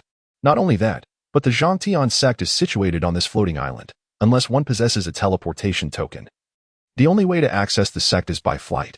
The only individuals capable of flying are those from the Swordmaster families who have reached the inner awareness realm or the formidable beings of the celestial realm. Yet the tearing wounds on Long Zhang and the skeletal remains of the floating bird could not have been inflicted by sword arts, Luo Bei articulated thoughtfully. Oh, Zihua exclaimed, her eyes widening in understanding. You're suggesting that the murderer is likely within our sect. However, if it were a powerful being from the celestial realm, there would be no need for such secrecy in their actions. War, you are quite astute, Luo Bei acknowledged. Yet I have an unsettling feeling that the floating bird may have been slain by Long Zhang. He gently patted Zihua's head. A statement that left everyone in stunned silence. How could this be? Although I have never confronted the floating bird, the aura he exudes is undeniably potent. How could he possibly fall to a wretch like Long Zhan? Lan Weiyang remained unconvinced. This was merely my own suspicion. Nevertheless, it is not entirely implausible. Suddenly, Luo Bei recalled his own encounters in the multicolored space. Given that this place was once the territory of the celestial realm's great barbarians, could it possibly conceal some ancient tribal treasures or perhaps harbor the soul of a formidable warrior? If Long Zhan had acquired such treasures or the power of a warrior's spirit, then extinguishing the floating bird would be a trivial endeavor for him. Should such an event transpire, Long Zhan's threat would escalate significantly. Luo Bei realized that he must act swiftly to eliminate Long Zhan before the situation spiraled further out of control. In the chamber where Long Zhan resided, the sect leader was personally overseeing matters, observing Long Zhan as he lay in bed, his brow furrowed in concern. The conjectures that Luo Bei had entertained were also on the mind of the sect leader, who, armed with even more intelligence, found his suspicions fortified. Chapter 53. Do you think you are the only one who can fly? The floating bird's pretense of studying at the sect was but a facade. His true intention was to seek the so-called soul of the ancient ghost tribe. His sudden demise in the depths of the Back Mountains pool, coupled with the manner of his death suggesting an assault by ghostly powers, indicates a strong possibility that he had indeed discovered the ancient ghost tribe's soul, only to be subsequently slain by it. However, the prowess of those in soul form is inevitably constrained, given that the drifting bird wields a treasure that counters souls. It is unlikely that death would befall him. The pressing concern is the presence of Long Zhan, who, it is highly plausible, has been possessed by the adversary. Should Long Zhan awaken and sense something amiss, I shall strike him down on the spot to prevent future calamity. Observing Long Zhan lying on the bed, Zhong Hanjin contemplated this matter deeply. With that thought, Zhong Hanjin discreetly channeled his spiritual energy, regarding Long Zhan as a formidable foe. Meanwhile, Long Zhan's spirit resided within his sea of consciousness, engaged in dialogue with the Qimei. The Qimei was ensnared by numerous iron chains, binding it tightly. No matter how it struggled, it could not free itself in the slightest. What shall we do now? Long Zhan inquired of the Qimei. In your current state, can you still bestow me with power? If your ambition is to dominate the world, I am unable to assist you until you break free from the soul-binding curse. However, if your intent is merely to exact revenge upon the one you despise, Luo Bei, I am confident in my ability to aid you. The Qimei retorted with a disdainful snort. Is that truly the case? Long Zhan mused. While world domination may be unattainable, possessing sufficient power to confront Luo Bei would indeed be advantageous. Naturally, our ghostly clan's spectral force is the nemesis of martial artists' spiritual energy, irrespective of your proficiency in swordsmanship. Under our spectral might, all martial artists shall be reduced to crawling on the ground, worshipping in reverence. The Qimei spoke with a tone of arrogance. Very well. That is agreeable, Long Zhan exclaimed with delight. By the way, Qimei, when will you be able to break free from the soul-binding curse?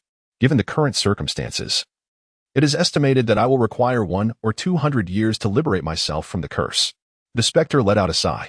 A century or two, Long Zhan exclaimed. In a century or two, I would have already become an old man. What dominion remains to be claimed? Such ignorance. The specter regarded Long Zhan with a cold smile and spoke. If you were to unify the Hanhai continent, you could unveil its secrets. It is said that those secrets possess the power to rejuvenate you, granting immortality and elevating you to a godlike existence. You may depart now. Should you wish to harness my power, simply call upon my name. Luo Bei, your doom has arrived. Long Zhun pondered silently as his figure vanished from the sea of consciousness, opening his eyes. Upon awakening, there was no sign of possession, leading the sect leader to begin doubting his previous assumptions. To prevent panic among the disciples, the day after the death of the bird, the higher-ups of the sect confirmed that the perpetrator had fled from the Zhangtian sect, thus superficially quelling the incident. The fervent discussions surrounding the death of the bird among the disciples faded over the course of 10 days. However, Luo Bei felt an unsettling difference in Longzhen upon his awakening. He could not articulate what precisely was amiss, yet this feeling lingered in his mind, instilling a sense of heightened danger, intensifying his murderous intent towards Longzhen. Nightfall. The moon was shrouded by dark clouds. Longzhen stood outside the courtyard where Luo Bei resided, speaking to himself. In this darkness, the powers of the ghostly clan would be amplified, particularly on a moonless night such as this. Luo Bei, prepare yourself for death. With that, Longzhen suddenly leaped, a swirling mass of gray smoke appearing beneath his feet. As Longzhen treaded upon the swirling mists, it felt akin to ascending a staircase, lifting him into the lofty heights of the sky. At an altitude of 200 meters above the ground, Longzhen paused. This elevation marked the limit of his capabilities. Gazing down at the dormitory where Luo Bei resided, Longzhen plummeted from the heavens. As he descended, a dense gray aura enveloped him, resembling a falling gray meteorite. Die, Luo Bei. Once you perish, it won't be long before I annihilate your entire family, Longzhen declared, his expression twisted with malice. In the room, Luo Bei, who had been resting upon his bed, abruptly opened his eyes. He sensed the murderous intent emanating from Longzhen in the skies above. Expanding his consciousness, Luo Bei locked onto the figure of Longzhen.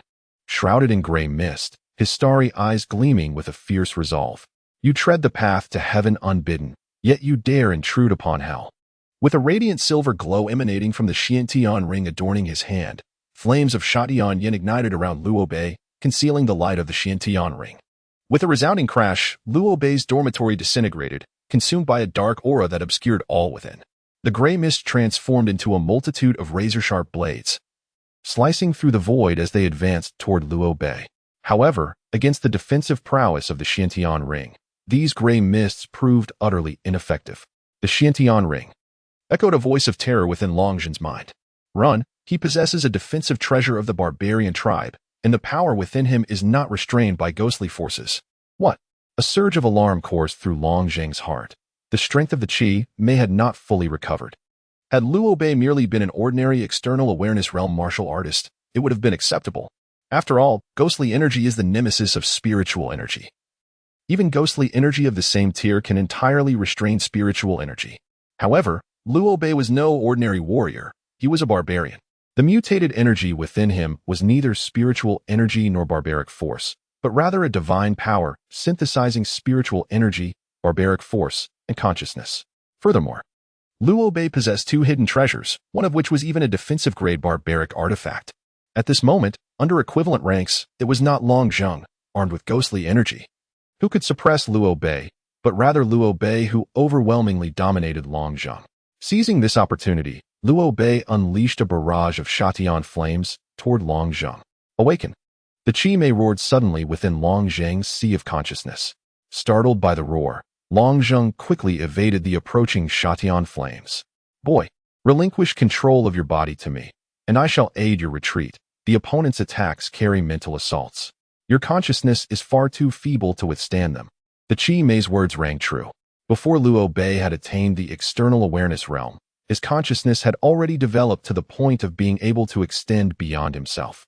Now, having reached the external awareness realm, his consciousness had experienced a significant enhancement, and due to the divine power, his attacks bore the characteristics of mental assaults.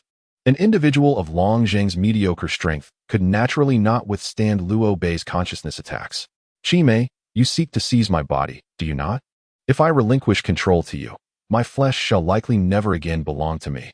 However, Longzhen, upon hearing the words of Qi Mei, remained unconvinced and roared within his heart, I speak the truth. Qi Mei, in a state of urgency, implored, if you do not hasten, those ancient ones within the sect will arrive. Should they discover your current state, they will undoubtedly suspect you as the murderer of the drifting bird.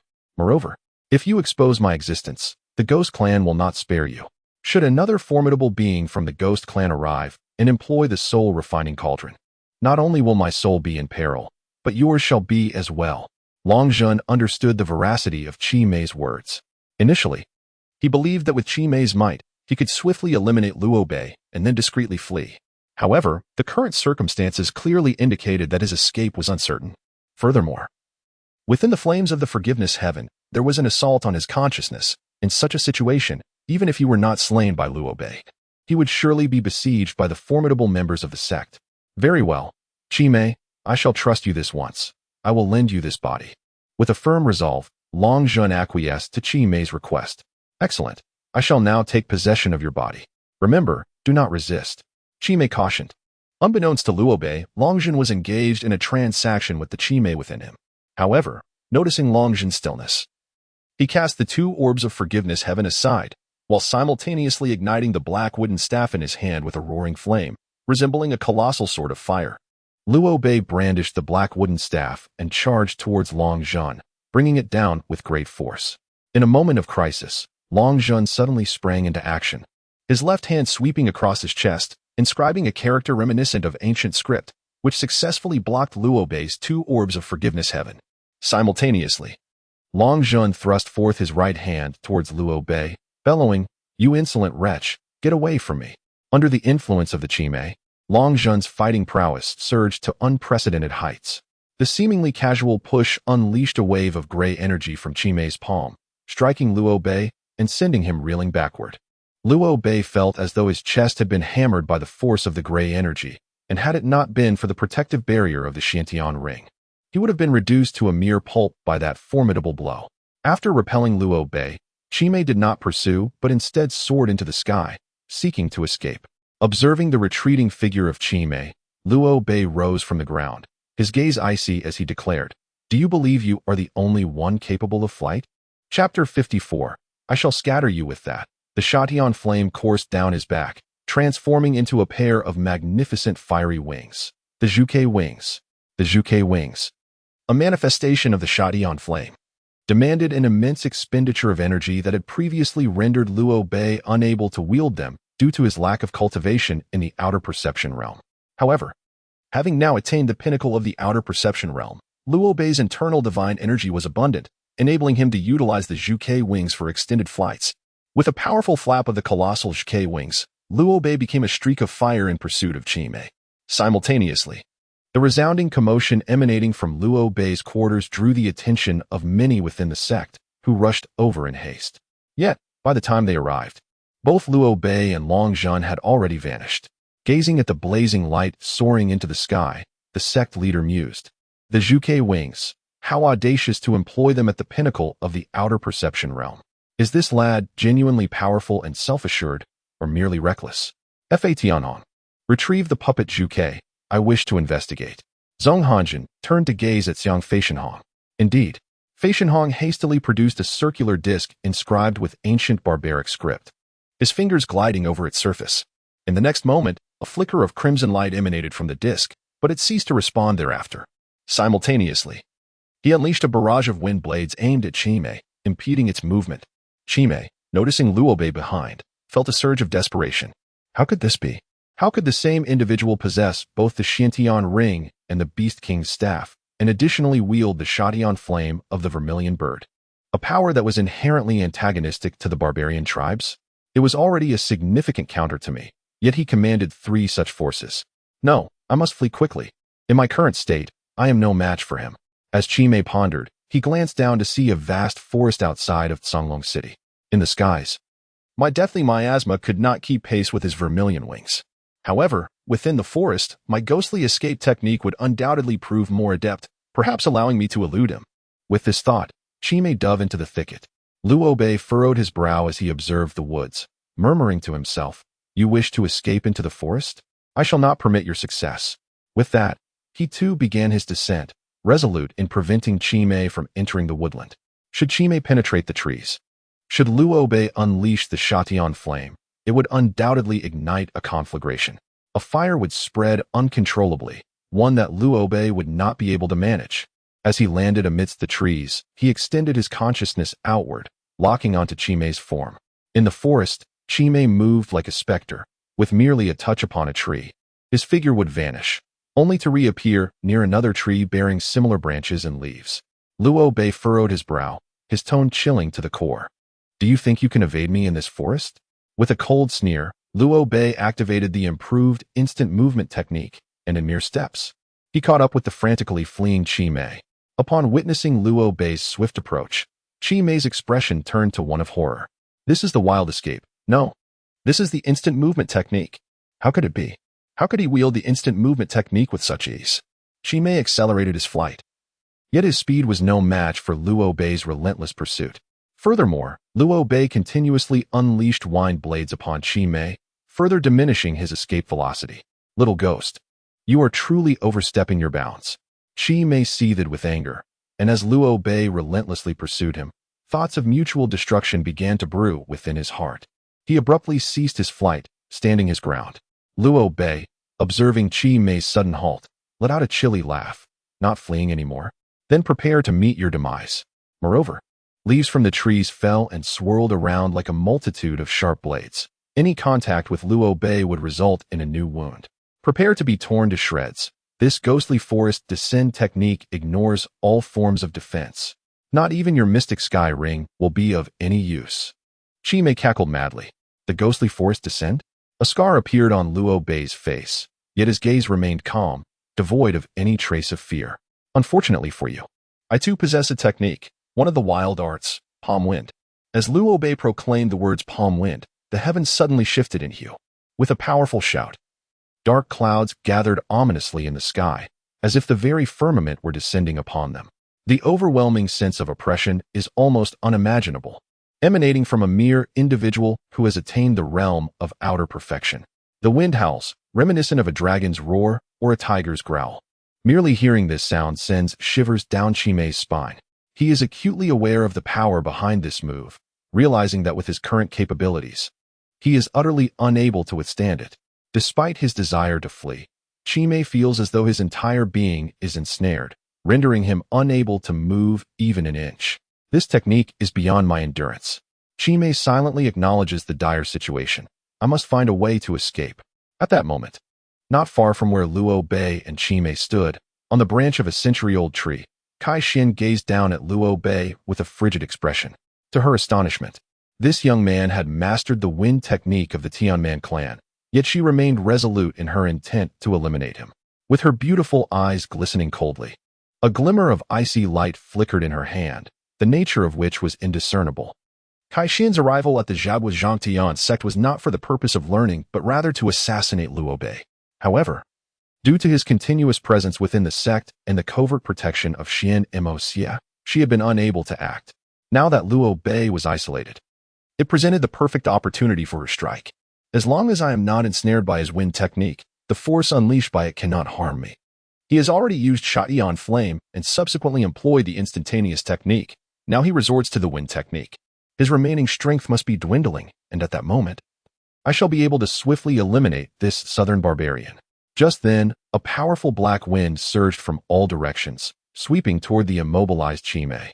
Upon closer inspection, one can discern a colossal black dragon's head amidst the tempestuous winds. The trees within the forest, under the ferocity of this dark gale, are uprooted as if they were mere weeds. As Kai Xian is swept up by the howling winds, her form gracefully descends to the ground, merging seamlessly with the earth beneath her. Is this the end? Ah, there is a living soul. The spirit of the forest turned its gaze towards Kai Xian's direction, a glimmer of surprise illuminating its eyes. Truly, fate has not entirely forsaken me, although employing the art of substitution may severely deplete my energy. It is far preferable to death. With this thought, the spirit let out a resounding cry, and a surge of gray energy enveloped its being. Simultaneously, a vast cloud of gray aura surrounded Kai Xian as well. Just as she was taken aback by this phenomenon, her vision blurred, and she found herself inexplicably transported to the very spot where the spirit had previously stood. How could this be? Kai Xian's phoenix-like eyes widened in disbelief, revealing rare glimpses of fear and helplessness. She had been intently focused on Luo Bei, never anticipating that the spirit would turn its attention towards her. Now caught in the onslaught of the palm wind technique, her fate seemed sealed. Am I truly to perish here? Despair flickered in Kai Xian's eyes. At that moment, Luo Bei, wielding the palm wind technique, observed the spirit's surprising retreat through a secret art, only for Kai Xian to take its place as the target. Astonishment filled Luo Bei's gaze as he pondered, what purpose does this woman serve in this place? Dissipate the winds, he bellowed, unleashing his divine power with reckless abandon to thwart the wind attack aimed at Kai Xian. However, the technique to disperse the winds could only effectively nullify the palm wind assault if executed prior to its initiation. At this moment, the technique of wind palm had fully erupted. Even if the wind dispersion technique could thwart the assault of the wind palm, it would still result in a backlash against Luo Bei. A gasp escaped his lips as a trickle of crimson stained the corners of his mouth, followed by a spurt of blood. Yet, the onslaught of the wind palm against Kai Xian did not cease.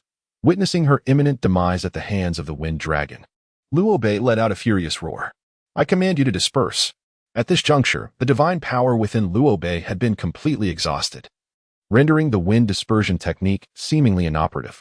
Strangely, however, a surge of searing energy suddenly erupted from his dantian, inexplicably reigniting the wind dispersion technique. Despairing, Kai Xian was astonished to see the surrounding dark winds abruptly vanish into nothingness.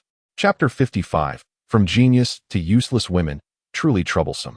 Luo Bei's complexion turned ashen, blood trickling from the corner of his mouth as he gazed at Kai Xian. Before he could utter another word, his body collapsed to the ground. Simultaneously, searing flames enveloped him, incinerating his garments and leaving charred marks upon his skin. A backlash of bloodlines. Witnessing this scene, Kai Xian's countenance paled. With a wave of her delicate hand, a stream of icy water materialized, dousing the flames consuming Luo Bei. Taking a deep breath, Kai Xian suddenly pondered why she felt compelled to save Luo Bei. Her intentions were singular and clear, to slay him. Well, let this be a repayment of the life he had saved. It would not be too late to kill him now. Contemplating this, she grasped her weapon, the celestial halberd, into her hand, and with graceful steps, approached Luo Bei. After the southern barbarians, prepare to meet your end. With the spear of frost in Kai Xian's grasp poised to strike the heart of the unconscious Luo Bei, her hand suddenly halted. She gazed at him, engulfed in hesitation. He had just saved her, risking his life in the process. Could she truly bring herself to take his? Trembling, her heart wavered. This was an unparalleled opportunity. If she let it slip away, she might never again have the chance to end Luo Bei's life. Yet, he had fought desperately to save her. The very person who sought to kill him. A tumult of conflicting emotions swirled within her. To spare Luo Bei would be a grave disappointment, but to slay him would betray her own conscience. Gritting her teeth, Kai Xian closed her eyes and plunged the icy spear downward with fervor, causing a spray of crimson to erupt. However, the spear missed Luo Bei's heart, striking the ground beside him and merely grazing his arm. This time, I shall let you go. We owe each other nothing, Kai Xian declared coldly, her gaze fixed on him. With that, she bent down, hoisting Luo Bei onto her shoulder, and retrieved the teleportation jade talisman to enter the southern Zhao kingdom's Zhangtian sect.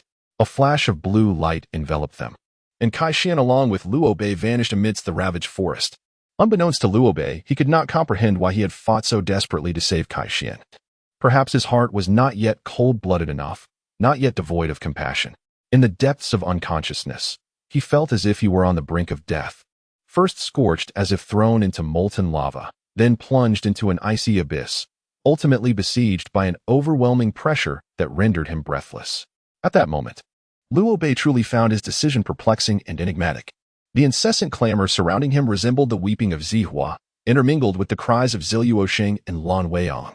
Additionally, there was a low voice, almost as if in murmured soliloquy, saying, "You cannot perish yet. Your life may only be extinguished by my hands." Who could it be? Luo Bei pondered inwardly. Is this merely a figment of my imagination? Who would find amusement in whispering such things beside a half-dead person? Pain engulfed Luo Bei, spreading throughout his entire being. He yearned to scream, to release the torment that besieged him. Yet, at that moment, it felt as though his body belonged to someone else, incapable of producing even the slightest sound apart from the agony. Beneath this intense suffering, Luo Bei's consciousness began to fade. It felt as if something heavy pressed upon his chest, making each breath increasingly laborious. Upon opening his eyes, the morning sun poured into Luo Bei's gaze, its blinding rays forcing him to squint. After a moment, his eyes adjusted to the light, allowing him to observe the four figures in the room. Jiuxiao and Lan Weiyang were sprawled across the table, lost in slumber. Meanwhile, Zihua lay with swollen eyes and tear-streaked cheeks, resting her head upon his chest, already asleep. By his bedside stood Kai-Xian, akin to a sentinel, her gaze icy as she regarded Liu Bei, showing no sign of gratitude for the life he had saved. Kai-Xian let out a disdainful hum, seemingly in disagreement with Liu Bei, yet he paid her no heed. In his heart, he regarded Kai-Xian as an exceptionally beautiful, yet somewhat neurotic and proud woman. As the sound of their conversation reached her, Zihua slowly opened her eyes. Upon awakening, Liu Bei found himself unable to utter a single word, and in a moment of despair, he was enveloped in a heartfelt embrace from Zihua, who wept uncontrollably. "Hey, Zihua, you're suffocating me," Liu Bei managed to utter with a wry smile. Hearing his words, Zihua loosened her grip and playfully struck his chest with her delicate fist. "You scoundrel! You terrified me. Your entire body is burnt, and I thought you might die." Just as Zihua's words trailed off, Liu Bei suddenly expelled a copious amount of blood, followed by a fit of violent coughs that rendered him unconscious. Witnessing this alarming scene, Zihua was thrown into a panic, hastily using her handkerchief to wipe the blood from the corner of Liu Bei's mouth. "Liu Bei, are you all right? I didn't apply much pressure just now." He had become as fragile as tofu. Kai-Xian observed Liu Bei and remarked, "He has suffered a backlash from his bloodlines. His internal meridians must be entirely destroyed." "Impossible," Zihua exclaimed. "I examined Liu Bei's condition yesterday. He merely suffered from external burns and exhaustion of his internal spiritual energy. If you doubt me, then look at his current state." Kai-Xian gestured towards Liu Bei. Zihua, with trembling hands, slowly lowered them towards Liu Bei's chest, filled with trepidation and concern. If Kai-Xian's assertion were true, what fate awaited Liu Bei? Could he accept the transformation from a genius to a mere waste? Qian gently placed her hand upon Liu Bei's chest, allowing Zihua's spiritual energy to flow into him like a gentle spring breeze, examining his internal condition. 1 breath, 2 breaths, 3 breaths. Zihua's eyes were rimmed with red, tears streaming down her cheeks. Within Liu Bei, turmoil reigned supreme. His meridians lay shattered, broken beyond repair, with not a single intact channel remaining. Even his dantian had crumbled. At this moment, Liu Bei indeed resembled the fragile tofu that Kai-Xian had described. "Zihua, could it be that what she said is true?" Jiuxiao, witnessing Zihua's relentless tears, inquired with a worried expression. Zihua, through her sobs, nodded affirmatively. "Why has this come to pass?" Lan Weiyang exclaimed in panic. "Just yesterday, he seemed perfectly well. How could he have deteriorated so?" "It is the backlash of his bloodline. Last night, in his attempt to save me, he suffered this backlash. His body will gradually disintegrate. Not only his meridians, but even his internal organs will fail, ultimately leading him to his demise." Kai-Xian succinctly explained the situation. "No, you speak nonsense. Liu Bei will not perish," Zihua cried in anguish. In her hand, a 10-star spiritual dagger materialized, poised at Kai-Xian's throat, her gaze icy as she declared, "It is because of you. Were it not for your interference, Liu Bei would not have faced such backlash. If anything were to happen to him, I shall demand your life in return." Kai-Xian met Zihua's icy glare with a cold smirk, an aura of frigidness emanating from her neck, causing the dagger in Zihua's grasp to transform into ice, shattering into countless pieces upon impact with the ground. "Treasure the moments you have together. His lifespan is no more than 3 days." With that, Kai-Xian turned and walked toward the door, her voice devoid of warmth. "Wait." The blade glimmered as Lan Weiyang unsheathed her Qitian blade, crackling with arcs of electricity as it rested upon Sichuan's shoulder. "Liu Bei is the sole man worthy of being my opponent, and also the only one deserving of my friendship.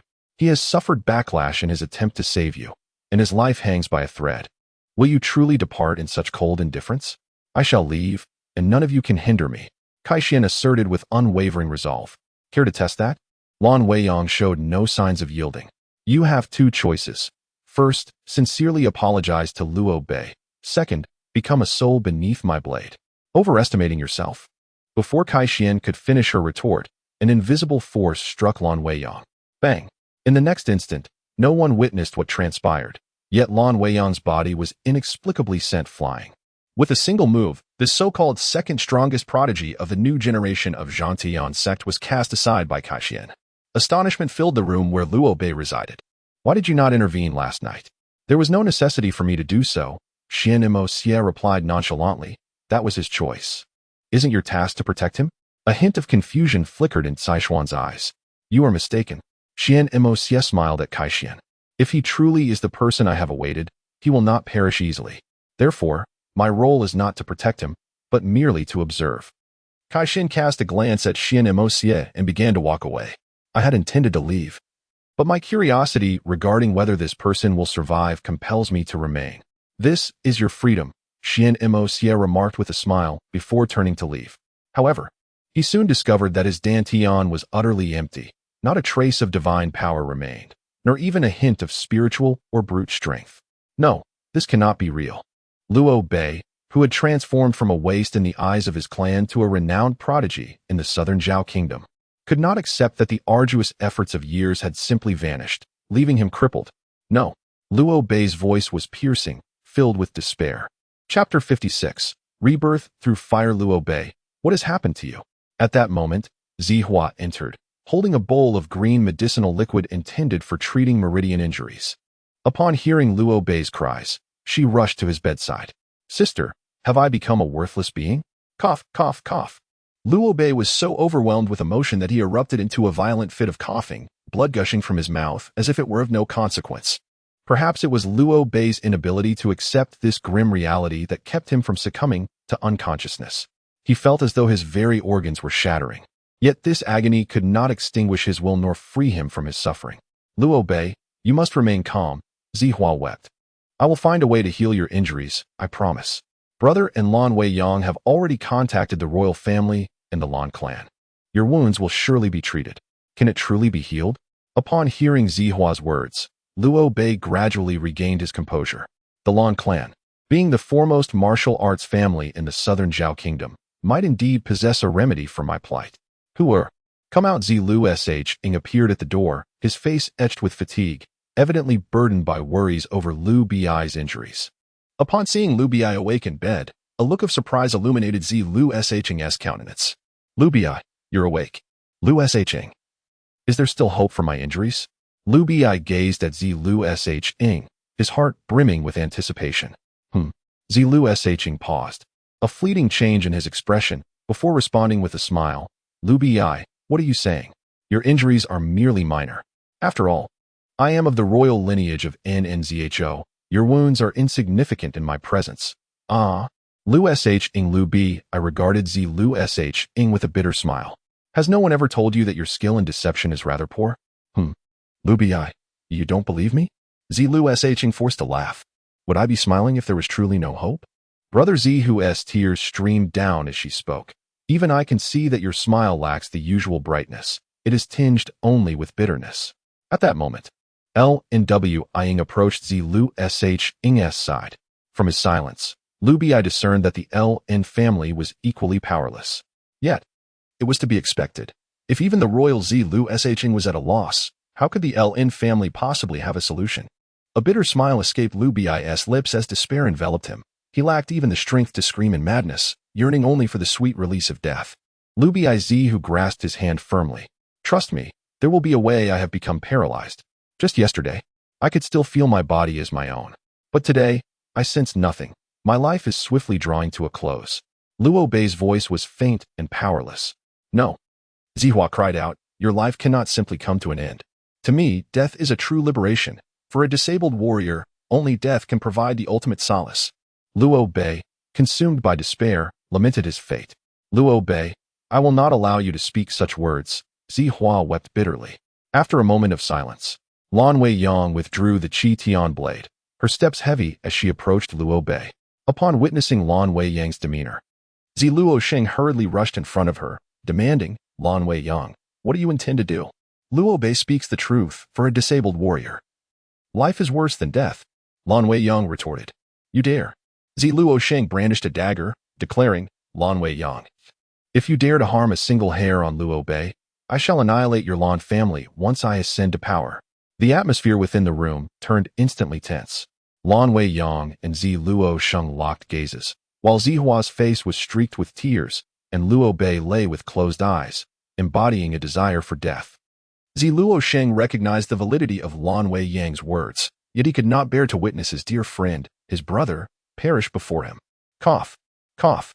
Cough. Suddenly, Luo Bei erupted into a violent fit of coughing, expelling fragments of his insides along with blood, acutely aware of death's imminent approach. Though his current state had led him to desire death, in that moment of impending demise, his eyes reflected profound reluctance and sorrow. Often, as one stands on the precipice of death, they become acutely aware of the people they cherish, the matters that weigh on their hearts, and the unfulfilled dreams and aspirations that had previously gone unnoticed. At present, Luo Bei finds himself in a state of near demise. Yet he is unwilling to succumb to death so easily. He still harbors unfulfilled aspirations and has yet to etch his name into the annals of history. What significance does it hold to be merely a prodigy among the new martial artists of the Nanzhao kingdom?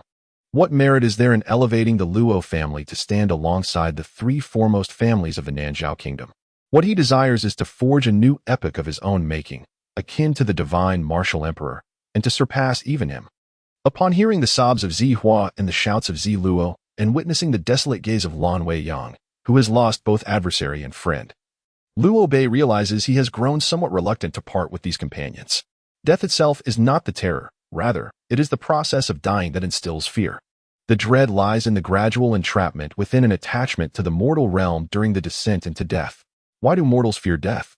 Is it not due to their lingering affection for the world? Memories of his life flash through Luo Bei's mind like scenes from a film. Luo Shizhu and grandfather Tsang. These are the two individuals he feels he has wronged the most. One bestowed upon him life, while the other granted him a new beginning, and he still has not come to terms with the fate of his mother in his final moments. Luo Bei realizes the depth of his attachment to this world as his consciousness begins to fade. The light before him is gradually consumed by darkness. The sounds around him grow fainter, and the signs of life slowly recede from his being. Regardless of Zi Hua's weeping, Zi Luo's calls, or Lan Wei Yang's heartfelt reluctance, they cannot retain the spark of life within Luo Bei. Within the Zhu palace, Zi Tianqiong sits with a furrowed brow, eyes closed, lost in thought. Your Majesty, the Emperor, he reflects, Luo Bei has passed away. The voice of the shadow suddenly reached Zishinqiang's ears. Is he dead? Zishinqiang spoke to the shadow, I understand. His brow furrowed as he pondered internally. What should I do? Should I attempt to revive him, or allow him to perish? If I bring him back, it will be challenging to confront him in the future. Yet, if I do not save him, in 30,000 years, only 2 individuals have awakened the vermilion bird bloodline. I cannot afford to wait for another. What should I do? He has already passed, and there is only a quarter of an hour left. After that, not even I will be able to revive him. As Zishinqiang contemplated whether to save Luo Bei, within the Zhao's Zhangtian sect, the mentors, the sect leader, and the students gathered in Luo Bei's dormitory upon hearing the news of his death. Sect leader Zhang gazed mournfully at Luo Bei, who lay on the bed, breathless. Luo Bei was the most talented individual I have ever encountered. It is tragic that fate has conspired against such brilliance. Long Chung cast a sidelong glance at Kai-Shian. Although he was unaware of the events that followed, he knew that Kai-Shian had been present during the battle between the spirits and Luo Bei. Observing her current expression, it was evident that Luo Bei's demise was likely connected to her. You three do not intend to let Luo Bei lie here until his body decays, do you? Let him rest in peace, Zhang urged as he looked at Xiren and the others. That will not be necessary. Zishinqiang's authoritative voice resonated in the ears of all present. Gazing at Luo Bei's still form on the bed, Zishinqiang extended his hand, and a tremendous surge of spiritual energy emanated from it, drawing Luo Bei towards him. What do you intend to do? Ziluo Sheng gazed at Zitianqiong and roared in fury, as he looked at the lifeless body of Luo Bei in his hands. Zitianqiong pondered inwardly. Time is of the essence. I cannot wait for the second awakening of the Zhuge bloodline. Thus, even if it requires considerable effort on my part in the future, I must revive you. Suddenly, a flame appeared in Zitianqiong's hand. And under the astonished gazes of the onlookers, this flame enveloped Luo Bei. Zitianqiong, Ziluo Sheng bellowed. This is not an act of revival. It is clearly cremation. Ziluo, this is the sacred fire of the Zhuge. Any ordinary person would be incinerated upon contact. Yet, observe Luo Bei within the flames. Does he show any signs of being consumed? As the crowd heard Zitianqiong's words, they suddenly realized that Luo Bei was not vaporizing in the fire, nor did he bear any signs of scorching. His flesh within the sacred fire of the Zhuge transformed into countless sparks, dispersing and then converging, creating a cyclical phenomenon. Gradually, a golden radiance emanated from Liu Bei, while the color of the sacred fire dimmed.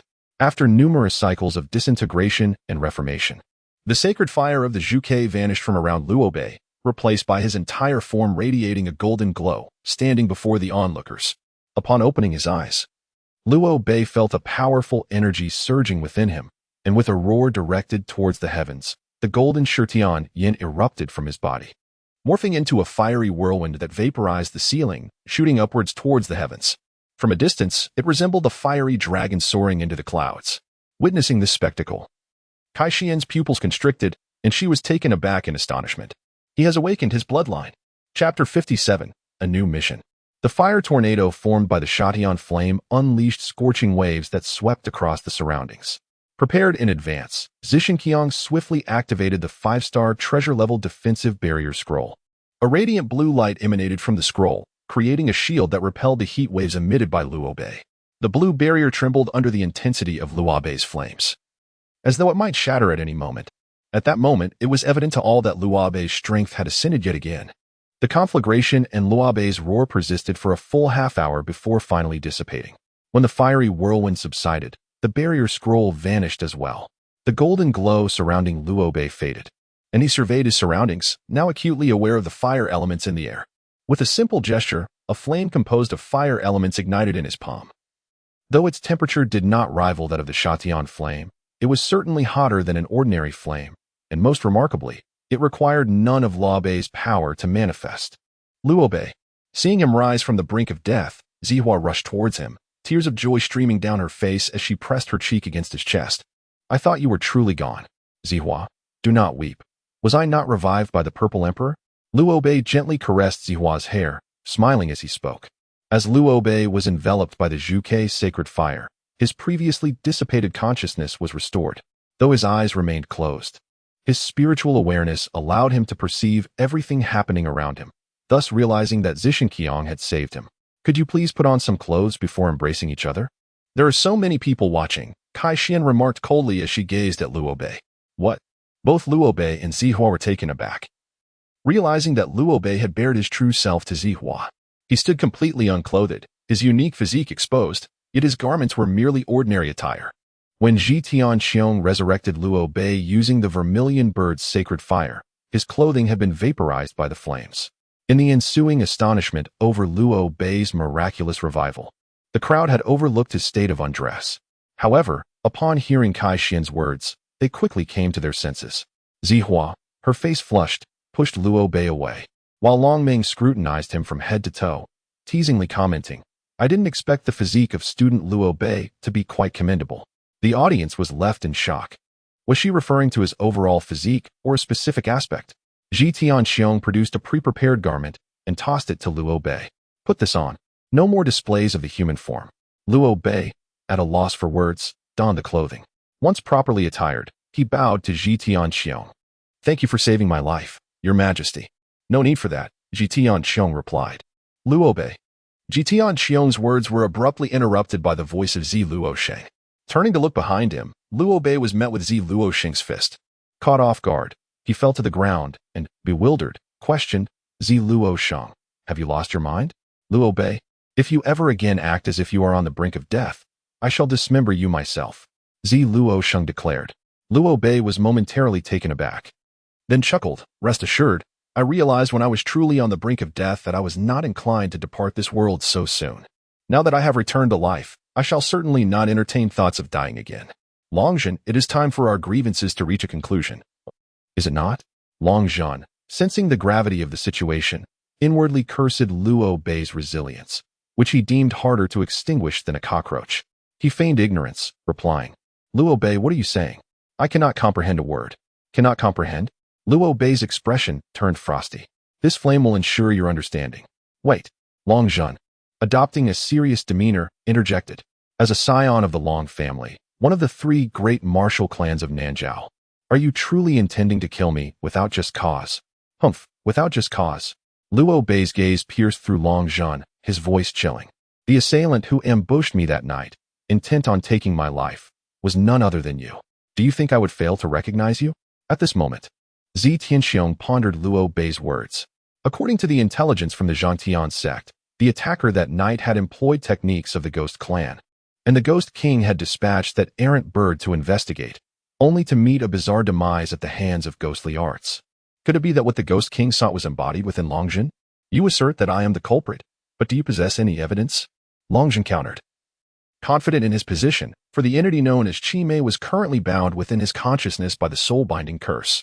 As long as he refrained from invoking Qi Mei's power, no one aside from the Ghost King could uncover its presence within him. Thus, Longjun felt justified in his denial, maintaining a posture of unwavering assurance. No evidence is necessary. As Luo Bei spoke, he hurled a flame towards Longjun. Having witnessed Longjun's formidable abilities that fateful night, Luo Bei had categorized him as an imminent threat that must be eradicated. If such a person were not dealt with promptly, future attempts to eliminate him would undoubtedly become troublesome. Longjun was taken aback. He never anticipated that Luo Bei would declare his intent to kill him in front of Zi Tianxiong and the others. In a moment of desperation, he prepared to escape using the power of the spirits when the flame abruptly halted mid-flight. The crowd was momentarily stunned, only to see the flame soar into Zi Tianxiong's hand. Zi Tianxiong regarded Luo Bei and remarked, "Luo Bei, after all, Longjun hails from one of the three great martial clans, the Long family of Tianyuan City. To speak of killing him so casually seems rather inappropriate." Luo Bei gazed at Zi Tianxiong in astonishment. He had never expected Zi Tianxiong would intervene to prevent him from slaying Longjun. Longjun's surprise mirrored that of Luo Bei. The Long family, once a distinguished martial clan, had been abandoned by Zi Tianxiong.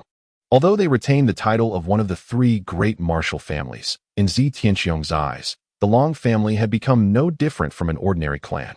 Conversely, the Luo family was currently ascendant, and it was well understood that in the balance of power between the Luo and Long families, the Long family was decidedly inferior. No one could fathom the true intentions behind Zi Tianxiong's intervention. Observing him, Luo Bei furrowed his brow. Though he was reluctant to spare Longjun, he felt compelled to relent due to Zi Tianxiong's opposition. Despite harboring a fierce resolve to eliminate Longjun, he ultimately had to let him go for the time being. As he looked at Longjun, Luo Bei silently vowed, "Longjun, prepare yourself tonight. I shall return to claim you."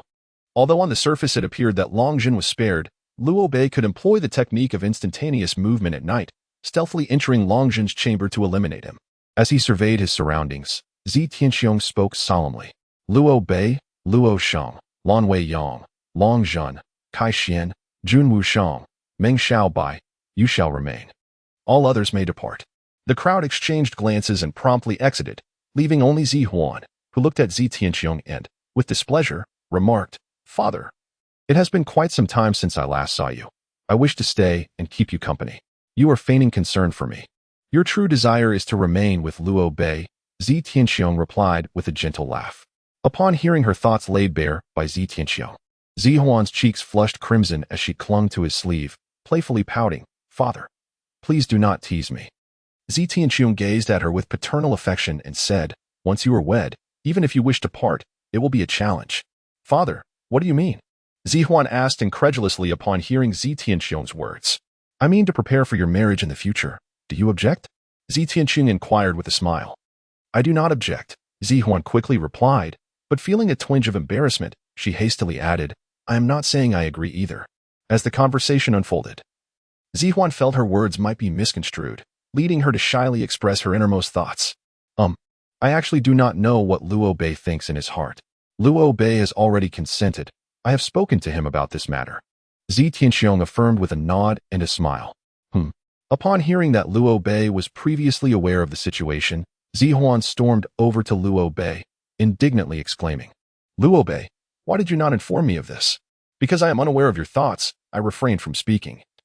Luo Bei remarked with a gentle smile directed at Zi Hua. "Fool," Zi Hua retorted, scrunching her delicate nose. "Hua, you may take your leave now.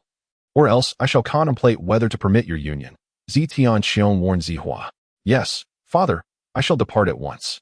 However, father, when shall my marriage to Luo Bei be held?" Turning back, Zi Hua gazed at Luo Bei and said, "Luo Bei, be sure to secure that great merit." "Rest assured," Luo Bei replied, affectionately ruffling Zi Hua's hair. "Your Majesty, may I inquire what this great merit you speak of entails?" Luo Bei questioned Zitian after Zihua had exited. What I refer to as great merit is the assault on the divine martial kingdom. Zitian's declaration astonished all present, leaving them in stunned silence. Assault the divine martial kingdom?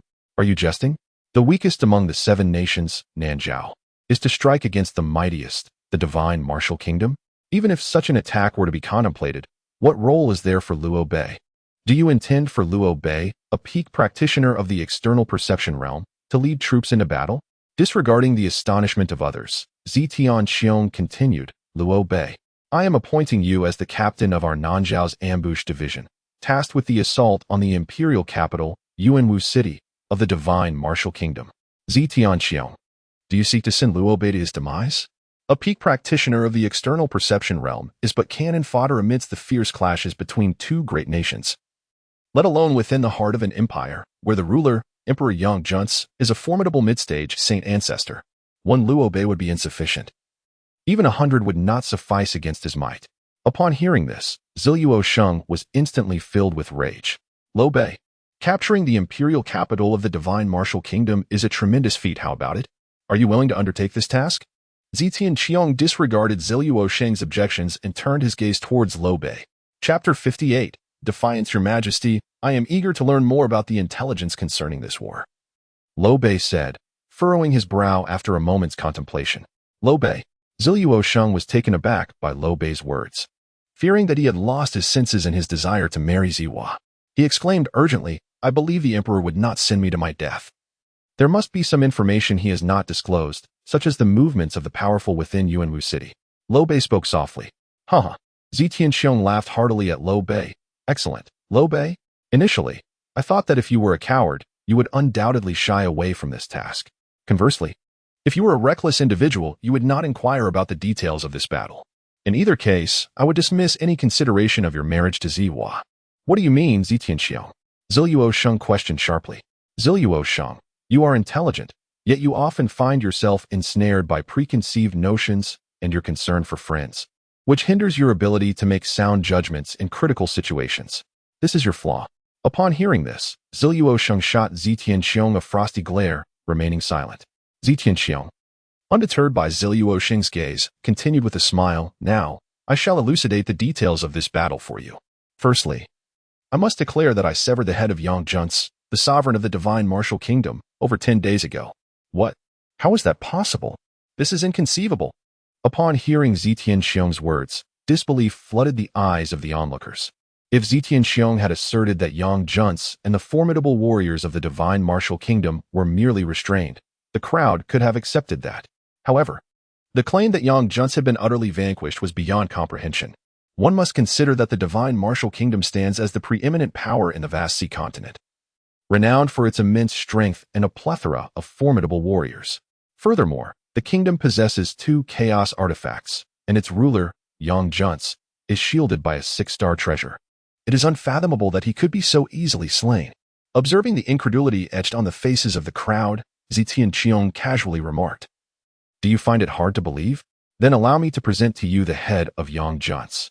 With that, Zitian clapped his hands, and a man at the pinnacle of the inner perception realm entered, holding a jade box crafted from a millennium-old cold jade.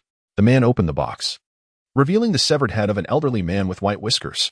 Luo Sheng, you have accompanied me to the divine martial kingdom and met Yang Junce. Surely, you would recognize his head, Zitian stated.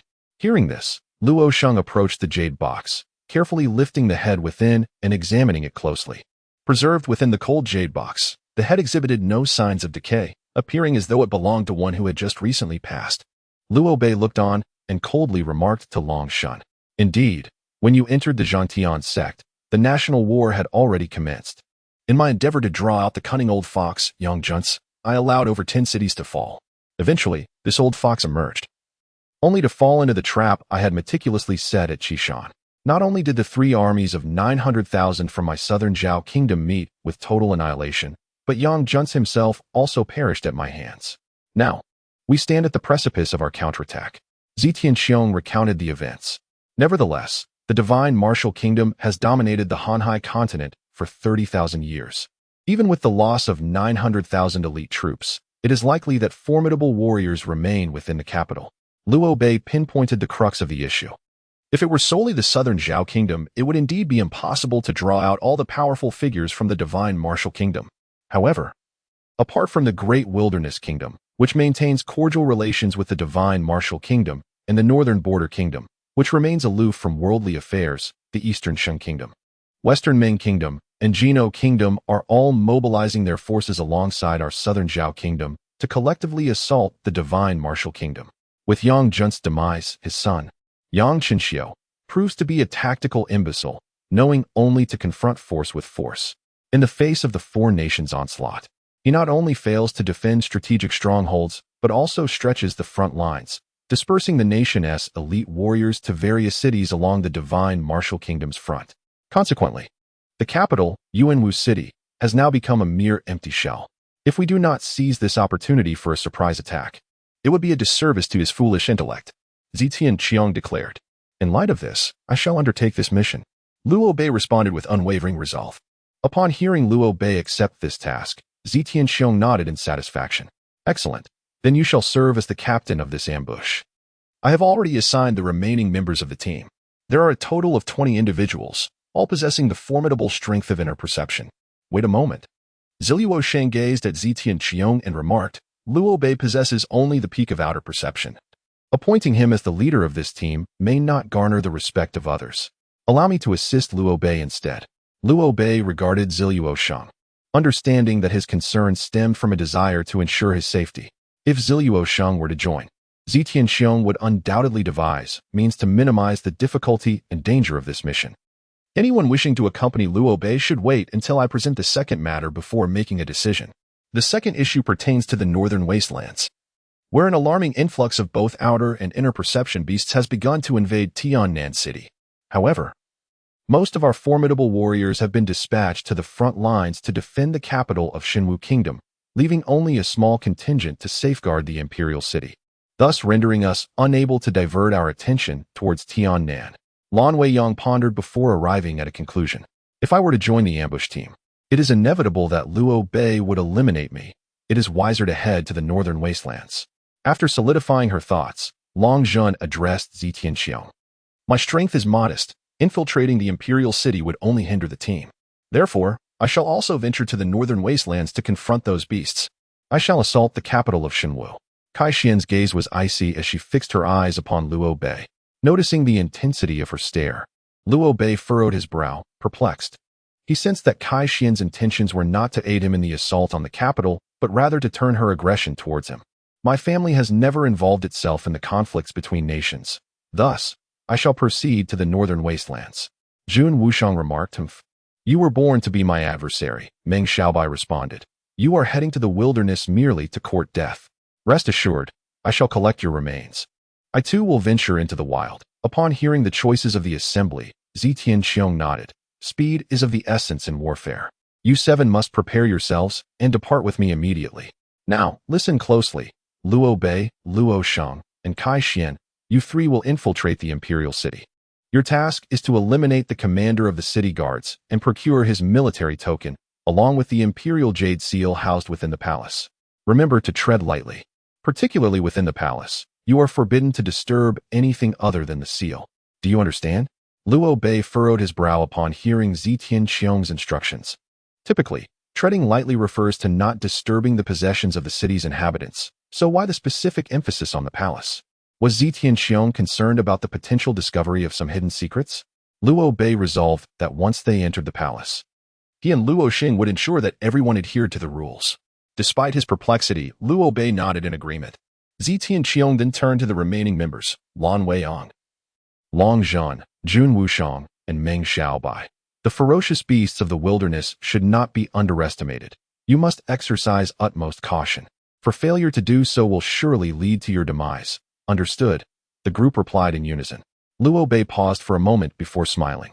Aside from the trio of Luo Bei, there would be a total of 20 individuals in the ambush unit, each a formidable warrior at the early stages of inner perception. When they learned that the captain and vice-captain were, in fact, the two Outer Realm warriors, Luo Bei and Zi Luo Xing, dissatisfaction was etched on their faces. In the training grounds of the Imperial Guard, 20 members of the ambush team regarded Luo Bei, Zi Luo Shang, and Kai Xian with disdain. Among them, a man adorned with a pair of gauntlets voiced his opinion to Tianxiao. Your Highness, we are heading to ambush Yuanwu City, not to babysit a couple of youngsters. 2C, it seems you hold them in contempt, Tianxiao remarked with a smile, observing the man. Given their strength, it is difficult to regard them with respect, replied the man known as 2C, casting a scornful glance at Liu Bei. A smile crept across Liu Bei's face. For warriors, strength reigns supreme. Although Luo Xing was the prince of the southern Zhao kingdom, such a title could only garner a modicum of respect from these individuals. However, to lead these warriors who surpassed him in strength solely based on his status would be an insurmountable challenge. To earn the genuine loyalty of warriors, one must first dominate them through prowess. It is the simplest and most direct approach. I suspect you are not the only one who doubts me. If that is the case, let us have a contest before His Highness. If I lose, I shall leave here obediently, allowing your highness to find another leader for you. But if you lose, you shall serve under me, Liu Bei proposed with a smile, addressing one of the ambush team members. Chapter 59, What Girlfriend? Do not speak nonsense. 2C and his companions were momentarily taken aback. They had not anticipated that Liu Bei would propose such a challenge. A practitioner of the external awareness realm daring to confront a formidable opponent from the internal awareness realm was, quite evidently, an act of self-degradation. Are you willing to accept Captain Luo's challenge? Tianxiao inquired with a light chuckle, gazing at 2C and the others. Of course. We are prepared to accept His Majesty's challenge, 2C responded confidently. Liu Bei is not mistaken. Feel free to unleash your full potential in combat. Whoever can defeat Liu Bei will not only face no repercussions from me, but shall also receive a reward of 1,000 taels of gold. Tianxiao nodded in agreement. Splendid, 2C exclaimed, a grin spreading across his face. The bounty is as good as mine. Young man, your strength pales in comparison to mine. So I shall allow you to strike first with 3 moves, lest anyone accuse me of bullying you. Stepping forward, 2C beckoned to Liu Bei with a flick of his fingers. I'll permit you 10 moves, if you manage to touch even the hem of my garment. I shall concede defeat. Liu Bei stood resolutely, exuding an air of pride that swept across the surroundings. Upon hearing Liu Bei's words, 2C frowned, interpreting them as a personal affront. Humph, you possess quite the audacity, young one. Let me show you just how futile your bravado is. With that, 2C advanced a step and launched a powerful right hook towards Liu Bei.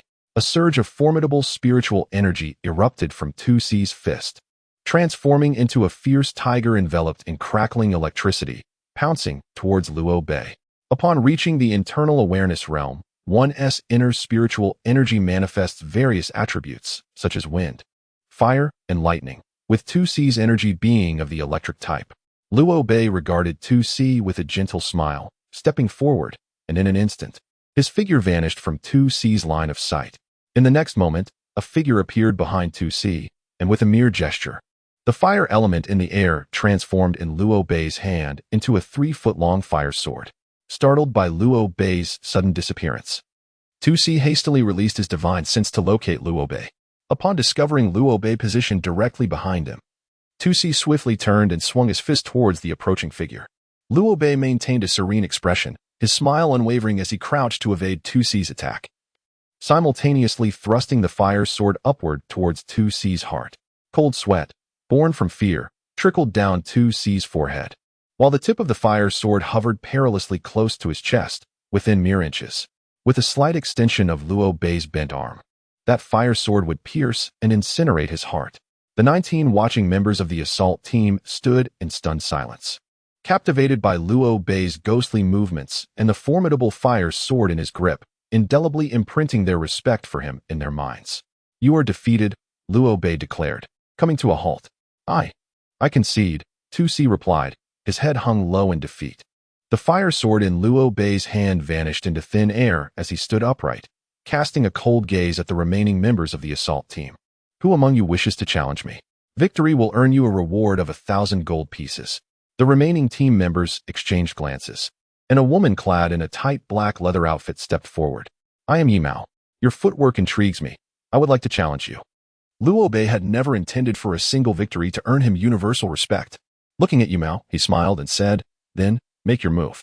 The night cat unsheathed 2 obsidian daggers from her waist and, with a swift step, lunged towards Liu Bei. Upon witnessing the night cat's speed, Luo Bei's eyes widened in astonishment, and he could not help but exclaim, such speed, enhanced by wind attributes spiritual power.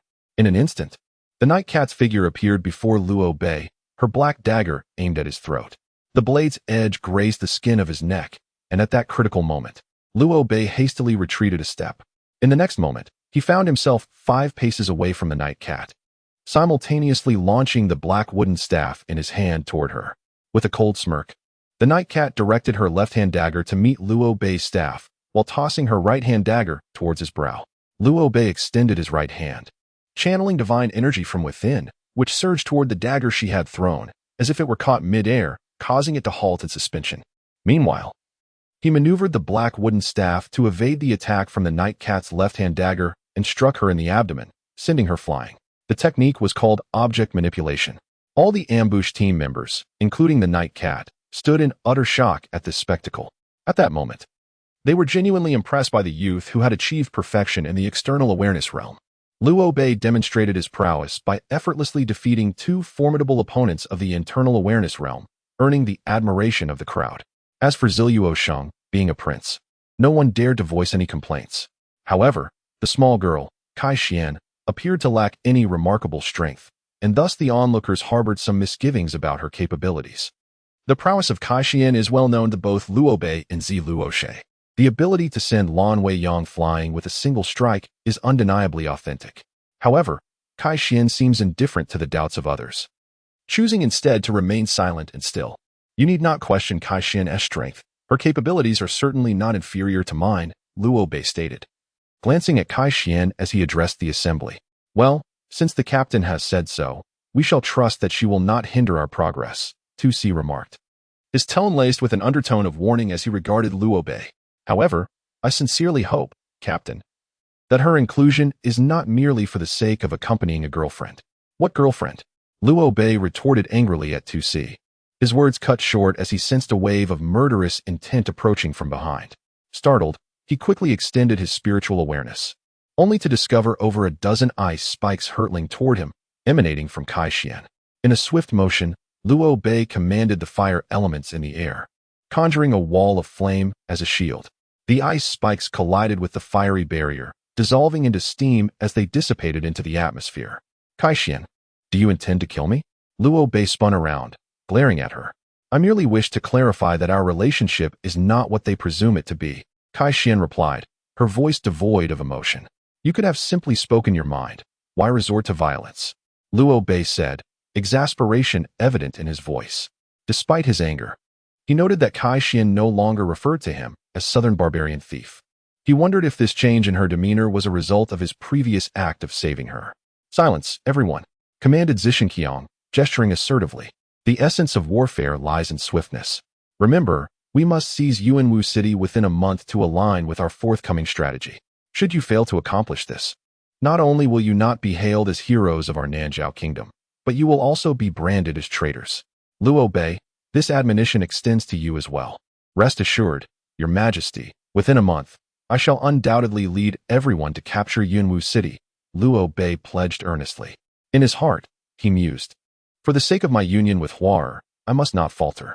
This accomplishment will surely cement our marriage as a matter of course.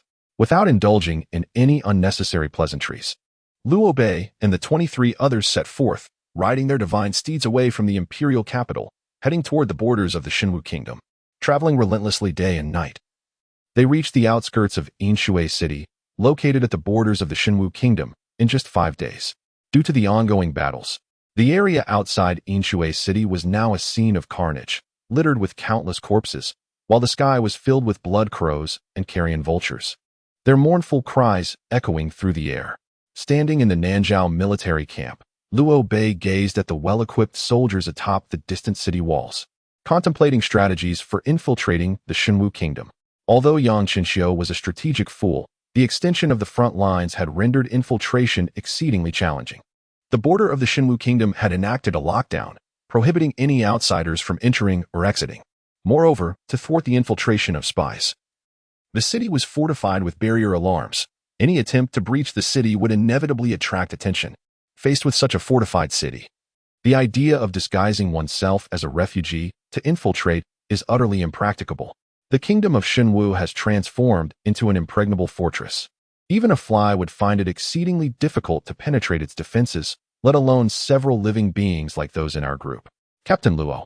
The current state of Yinshi City is heavily guarded, making entry nearly impossible. What should we do? Tusi inquired about Luo Bei's thoughts. Luo Bei furrowed his brow in contemplation before turning to Kai Xian. Kai Xian, I recall your proficiency in the biological anatomy and numerology from the puppet mechanism class. Kai Xian nodded in acknowledgement. That simplifies matters. We can utilize the puppet beasts to enter Yinshi City openly. Upon hearing Luo Bei's words, Tusi frowned, looking at him with confusion. Luo Bei, do you intend to forcefully breach the city using the puppet beasts? That seems utterly impossible. If we could simply break in, we might as well ride the steel divine bird from our camp directly. After all, the city is equipped with rune cannons. Chapter 60. You are the queen. You are the goddess Kai Xian. Rest assured, I have no ulterior motives. If you feel uneasy about studying together, Luo Sheng can join us. Although his academic performance is lacking and he tends to doze off during puppet mechanism class, at least it would put your mind at ease, Luo Bei assured her. Luo Sheng looked at Luo Bei in disbelief. Did he really need to disclose his habit of sleeping in class in front of so many people? As the crown prince, such revelations could tarnish his reputation. You have overthought the matter. The research only requires the two of us, without the interference of others. For that sinister laughter would only serve to vex my spirit. Kai Xian cast a frosty glance at Luo Bei.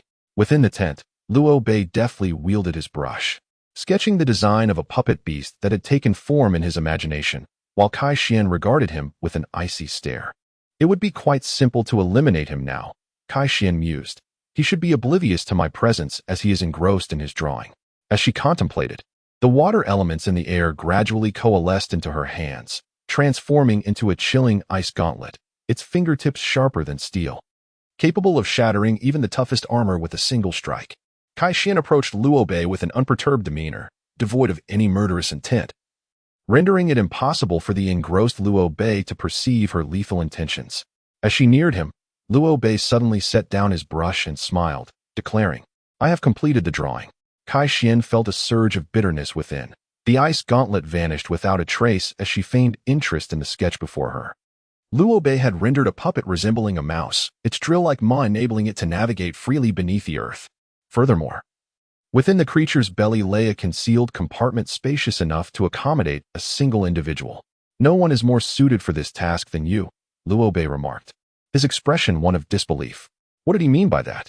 Did he imply that, despite being the esteemed prospective prince consort of the Nanjiao kingdom, he resembled merely a lowly errand boy?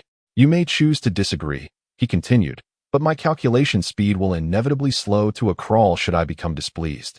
It may take over 20 days to compute the results, and as for the accuracy of those results, I cannot guarantee anything. Kai Xian sat down and began to calculate with pen and paper, speaking as she worked. Indeed, you are the queen, you are the goddess. It is my honor to serve you. How could I possibly refuse? Luo Bei hurriedly flashed a smile. 20 days to arrive at a conclusion? What an international joke. If the results were incorrect, recalculating would take an indeterminate amount of time, and he had less than 25 days remaining. Standing beside Kai Xian, Luo Bei wore a look of utter boredom, watching as she focused intently on her calculations. Kai Xian's concentrated demeanor was rather charming. After a while, Kai Xian began to feel a bit parched. She reached for the cup of hot tea beside her, took a sip, and resumed her calculations. Suddenly, a look of surprise appeared in her eyes as she lifted her gaze to Luo Bei and asked, When did you place that tea there? I noticed your lips were dry, so I had someone bring you a cup. How is the temperature? Luo Bei replied with a sense of pride. The tea is too hot.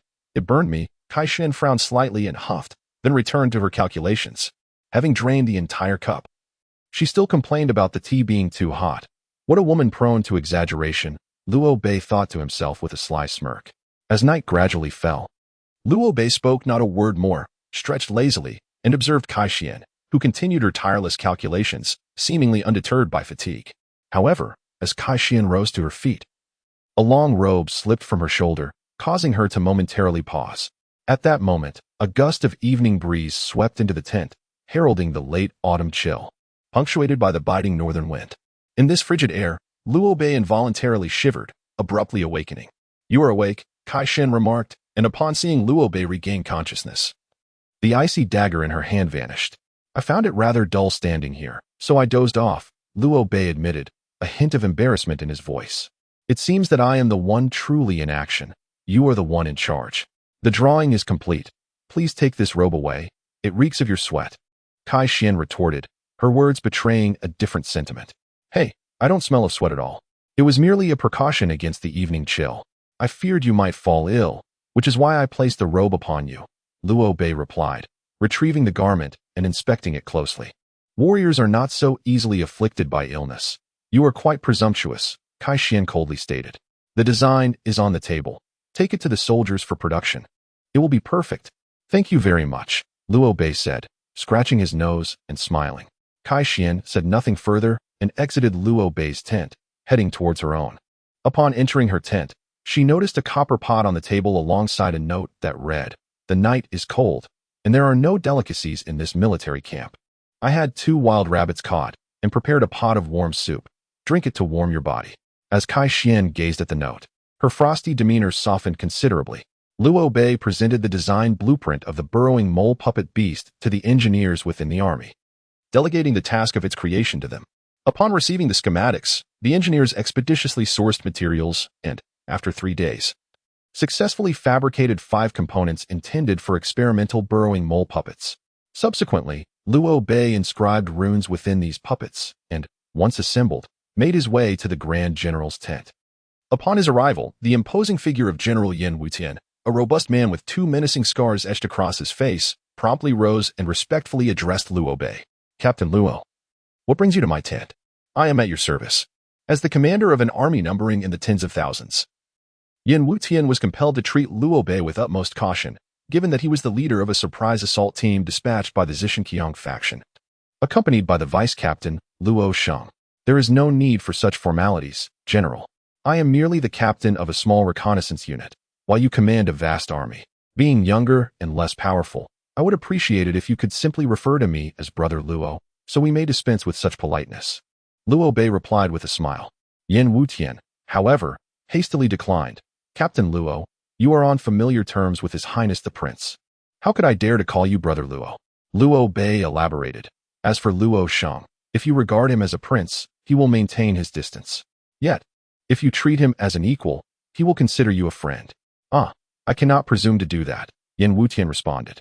Yin Wutian hastily remarked, "Among the 7 kingdoms of the Hanhai continent, the hierarchy between sovereign and subjects is exceedingly rigid. Thus, I dare not treat His Highness Luo Sheng with the same egalitarianism as Captain Luo suggests." "Well then, General Yin, let us discuss matters of importance," Luo Bei said, shaking his head in resignation, choosing not to dwell on the issue of status. Fixing his gaze upon Yin Wutian, he continued, "Captain Luo, I wonder what orders you may have?" Yin Wutian respectfully inquired, "Captain Luo, might you have any commands?" Luo Bei found himself at a loss for words. He had intended to negotiate with Yin Wutian, yet the conversation had shifted to one of commands. "General Yin, you are aware of the burrowing puppet beasts I have created, correct?" Luo Bei coughed lightly, addressing Yin Wutian. "I am aware," Yin Wutian replied with deference. "As this is my inaugural attempt at crafting a burrowing beast, I am uncertain whether it possesses any flaws. My assault team is limited in numbers. Hence, I would like to request that you assign a few astute individuals to assist me in testing the effectiveness of this creature. What do you think?" Luo Bei continued. Upon hearing Luo Bei's words, Yin Wutian nodded without hesitation. "Very well, Captain Luo, I shall find suitable individuals for you immediately." He then commanded his subordinates to gather over 20 individuals. "Captain Luo, these individuals are among the most astute I know, though I am unsure if they will suffice." 10 will suffice. No need for more than that," Luo Bei replied. Yin Wutian nodded, pointing to several individuals as he issued his orders. "You 10 shall accompany Captain Luo to assist in the experiment of the new puppets. The rest may stand down." "Yes, General." The crowd responded in unison. 10 individuals stepped forward to stand beside Luo Bei, their expressions imbued with deep respect. Chapter 61. The burrowing rodent stall. There is no need for such trepidation. "The peril of this mission is quite minimal," Luo Bei remarked, a smile gracing his lips as he regarded the 10 men. "Captain Luo, we have emerged from the depths of death itself. We fear not the end. Our anxiety stems from your youth juxtaposed with your remarkable wisdom and valor. Standing before you evokes a sense of awe akin to gazing upon towering mountains or peering into an abyss. A slender man in his 30s spoke earnestly. Stop! Luo Bei interjected swiftly, taken aback by the man's flattery, which reminded him of a certain official's son, Qin, who had once idolized him. He had no desire to endure the endless stream of sycophantic praise. His time was far too precious for such trivialities. What I require from you is to maneuver the burrowing rodents through the city of Inshui and beyond its rear, Luo Bei instructed, shaking his head. Understood? The slender man nodded in affirmation. Then follow me. I shall instruct you on the operation of the burrowing rodents, Luo Bei stated. The following day, Luo Bei had imparted the knowledge of utilizing the burrowing rodents to the tin soldiers and led them to a forest in close proximity to the city of Inshui. Are you all prepared? He inquired, his demeanor serious as he surveyed the tin soldiers behind him. We are ready, they replied in unison, nodding their heads. Then, enter the burrowing rodents and commence the operation. With a command from Luo Bei, the soldiers opened the backs of the moles, entering the hidden compartments within. The sound of machinery activating echoed as the tin drill heads emitted a buzzing noise, rapidly spinning to break the ground apart. In an instant, the tin moles burrowed underground. It will succeed, Luo Bei murmured, gazing at the shadowy water city ahead. General Yan commenced the deployment of troops to divert the enemy's attention, but remember, engagement must be avoided. Breaking the pact among the four nations to encircle the divine martial kingdom would render all of the Purple Emperor's meticulously crafted plans to naught. At the midnight hour, the night was tranquil as water, with thick clouds obscuring the sky, concealing even the stars and the bright moon. Luo Bei, accompanied by Zi Luo Sheng and Kai Xian, led a team of surprise attackers, preparing for their mission amidst the trees. Everyone remembers how to operate the moles, correct? Luo Bei inquired. We do, the others nodded in unison. Then let us set forth. With that, Luo Bei entered the hidden compartment within the mole, placing his hands on the control panels at his sides. With a gentle tap, the luminous runes within the compartment emitted a soft white glow. Activate, he commanded. To ensure better communication among the three moles, Luo Bei had installed sound transmission talismans and projection orbs to observe each other's circumstances. We are entering this surprise attack with a mindset of certain death. If anyone is afraid, they are welcome to leave. Huzi hastily explained upon hearing Tusi's ire. Captain, brother too, it is not that I fear death. You are aware of my humble origins, and I already have children to care for. My intention was to achieve a significant accomplishment this time, allowing my child to hold their head high in the future. I would not even mind perishing in Yuanwu City. My only fear lies in meeting a suffocating end underground. Do not worry. We will be able to escape in just a quarter of an hour, swiftly. Luo Bei smiled. Yes, Tiger remarked cheerfully. Since the captain has said so, I feel reassured. Then, let us proceed. Upon finishing his words, Luo Bei gently pressed a button on the control panel, and the mole drill activated, burrowing into the depths below. The drill head of the mole drill was crafted from exceptionally tough shin iron, capable of piercing even solid rock. To the mole drill, the soil beneath was as effortless to navigate as water, presenting no hindrance whatsoever. As the group progressed halfway, a terrified voice echoed in Luo Bei's ears through the communication talisman. Captain, there's trouble. My mole drill is stuck. What? How can that be? Luo Bei was taken aback. Tiger, remain calm. I will assist you immediately. As he spoke, he manipulated the projection orb within the mole drill to locate Tiger's device and steered his mole drill towards him. Tiger, deactivate your drill head. I will help you break through the rock ahead. I certainly do not wish to be impaled by your mole drill, Luo Bei instructed. Understood, I have turned it off. Tiger replied. Luo Bei then directed his mole drill to tunnel through a piece of blue stone in front of Tiger.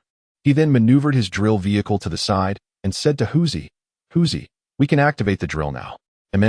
Huzi replied, but soon after, his anxious voice rang out, Captain, this is bad. The drill's bit is stuck. Am I going to perish inside this drill? Don't be ridiculous. Luo Bei exclaimed in anger. I will come to your rescue. You need to reverse your drill slightly. I will clear a path ahead, and you can follow behind. All right. Huzi hurriedly controlled his drill to move backward. Subsequently, Luo Bei directed his drill to the front of Huzi's, carving out a passageway.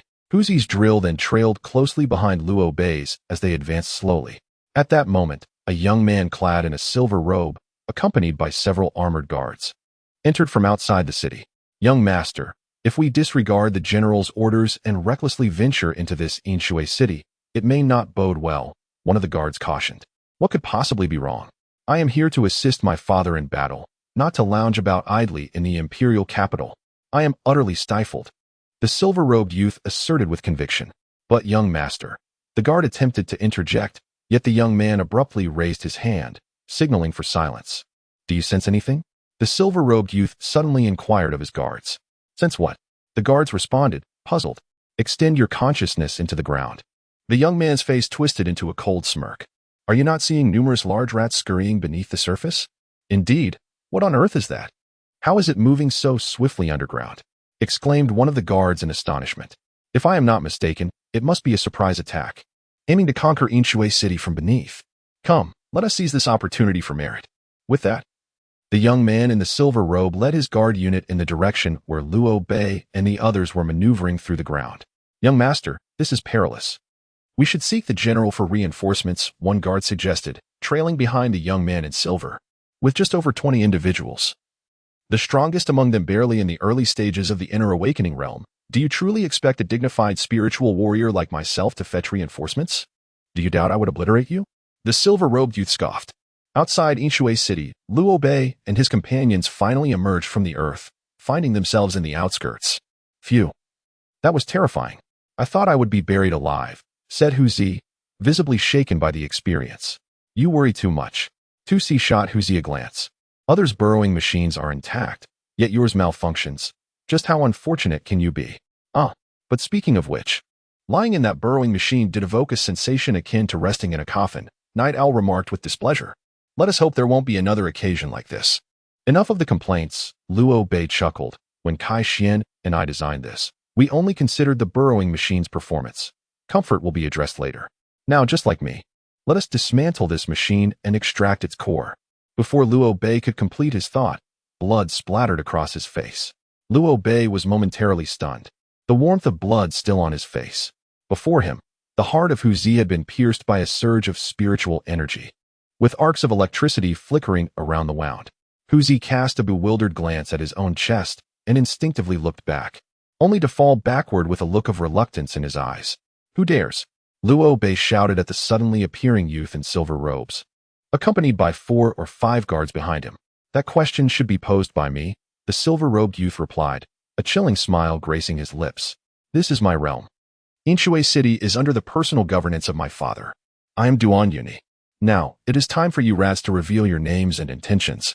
Chapter 62, The Undying Body. Duan Yuni, upon hearing the name of the silver-robed youth, everyone's hearts skipped a beat. If Liu Fei was a renowned prodigy within the Nanzhao kingdom, then Duan Yuni was a figure of immense fame across the entire Hanhai continent. Duan Yuni's notoriety did not stem from the rapidity of his cultivation, but rather from the fact that he was a mental energy warrior. Upon recognizing Duan Yuni's name, Liu Fei understood why their movements had been detected. Mental energy warriors do not need to actively disperse their consciousness.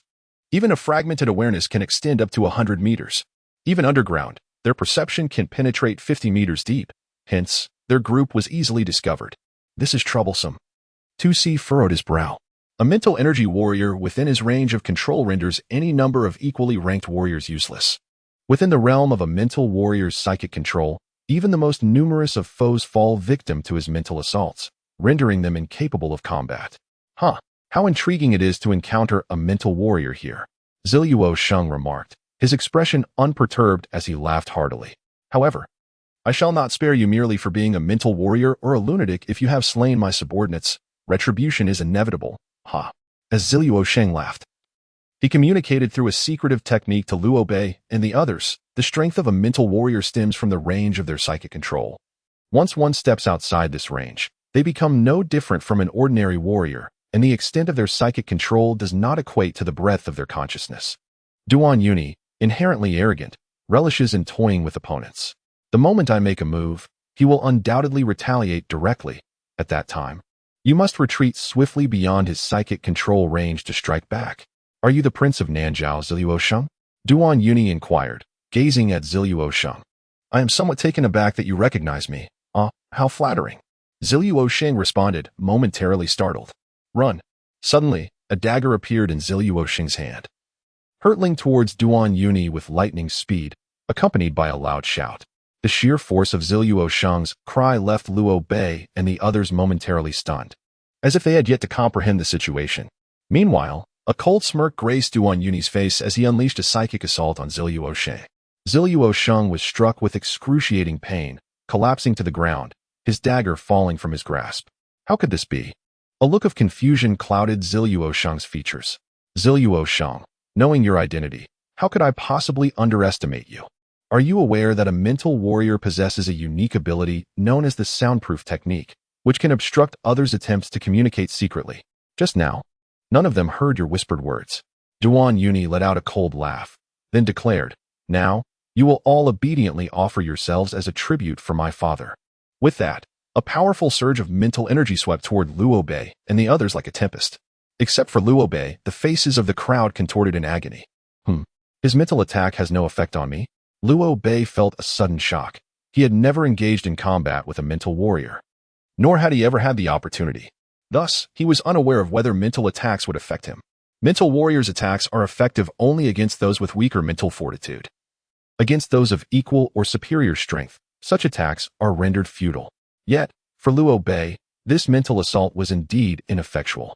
The fire elements in the air coalesced in Luo Bei's hand into a fiery gauntlet, which he thrust directly into Duan Yuni's chest, incinerating his heart.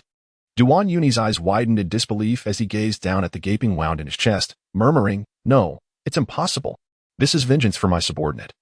Your heart was pierced just as his was, and now Huzi can rest in peace." Luo Bei's voice was cold and devoid of warmth. How infuriating. Duan Yuni did not collapse as Luo Bei had anticipated.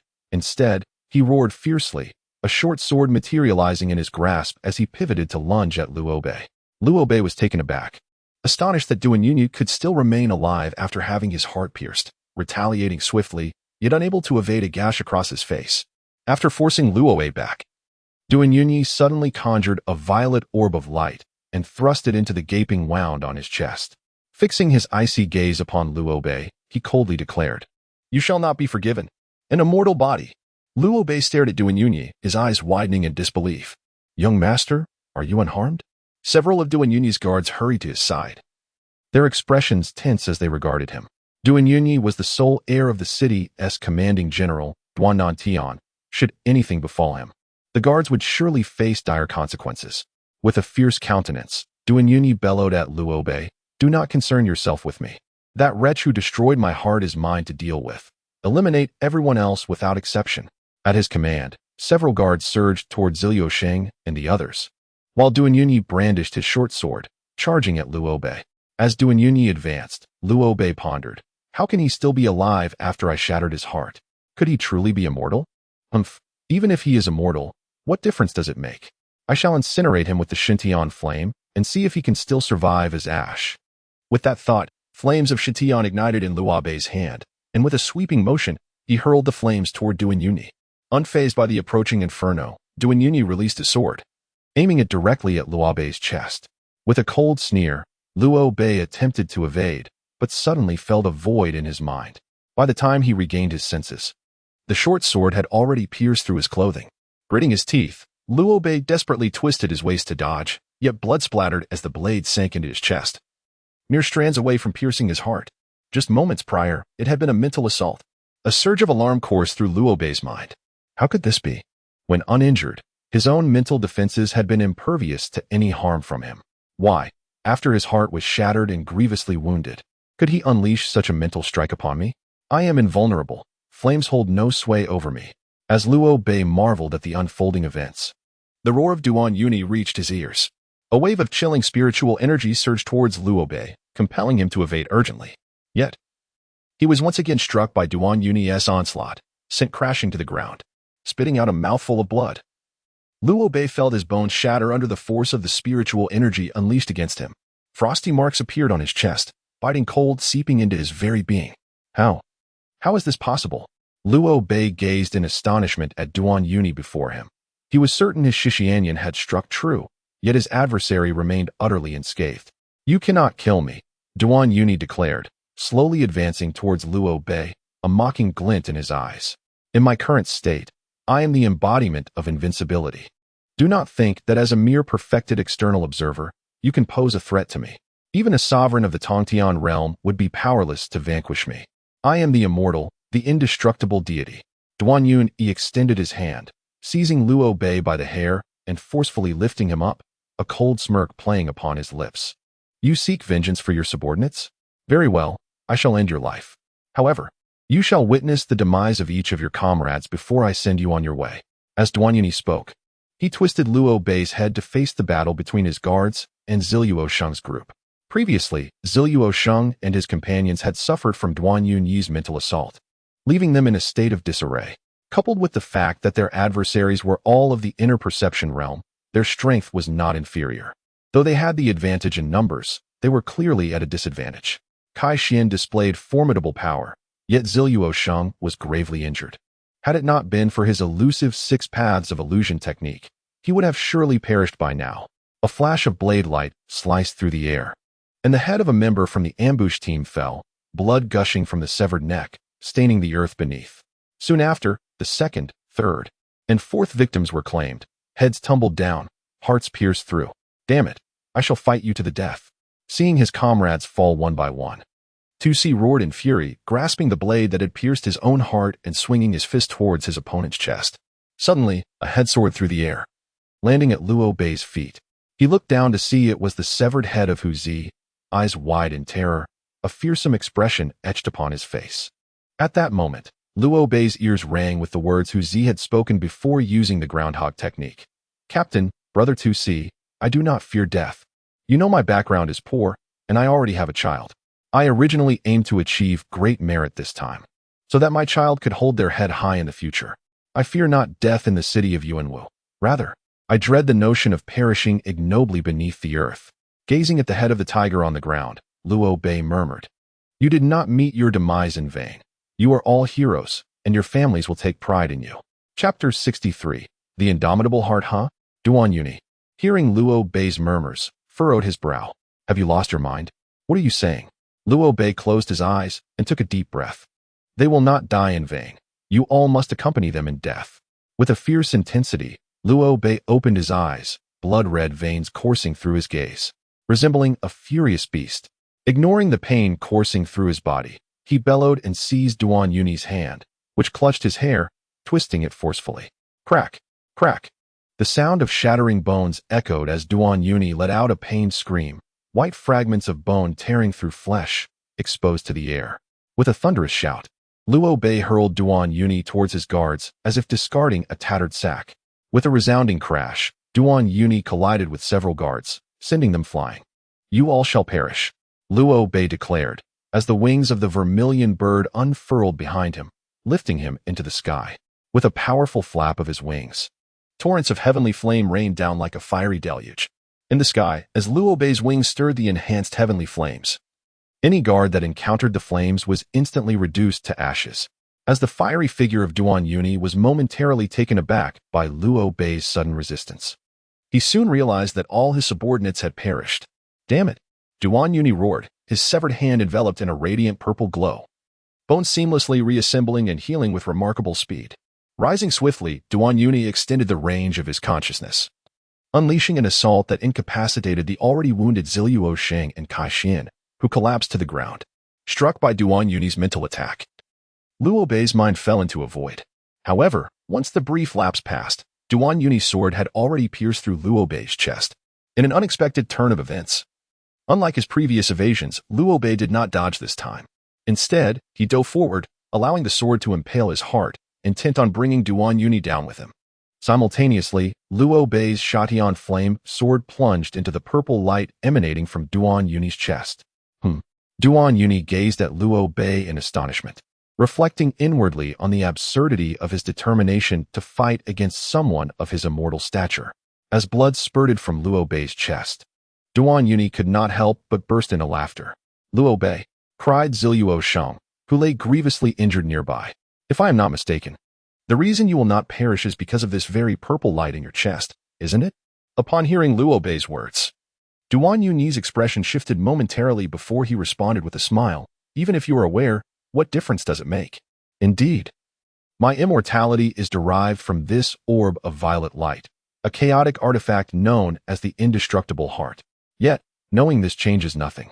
You are utterly incapable of touching the indestructible heart, hence you cannot destroy it. The indestructible heart. I must admit, I am curious as to why such a formidable chaotic artifact resides within you. However, it seems my body cannot endure long enough for you to reveal its origins.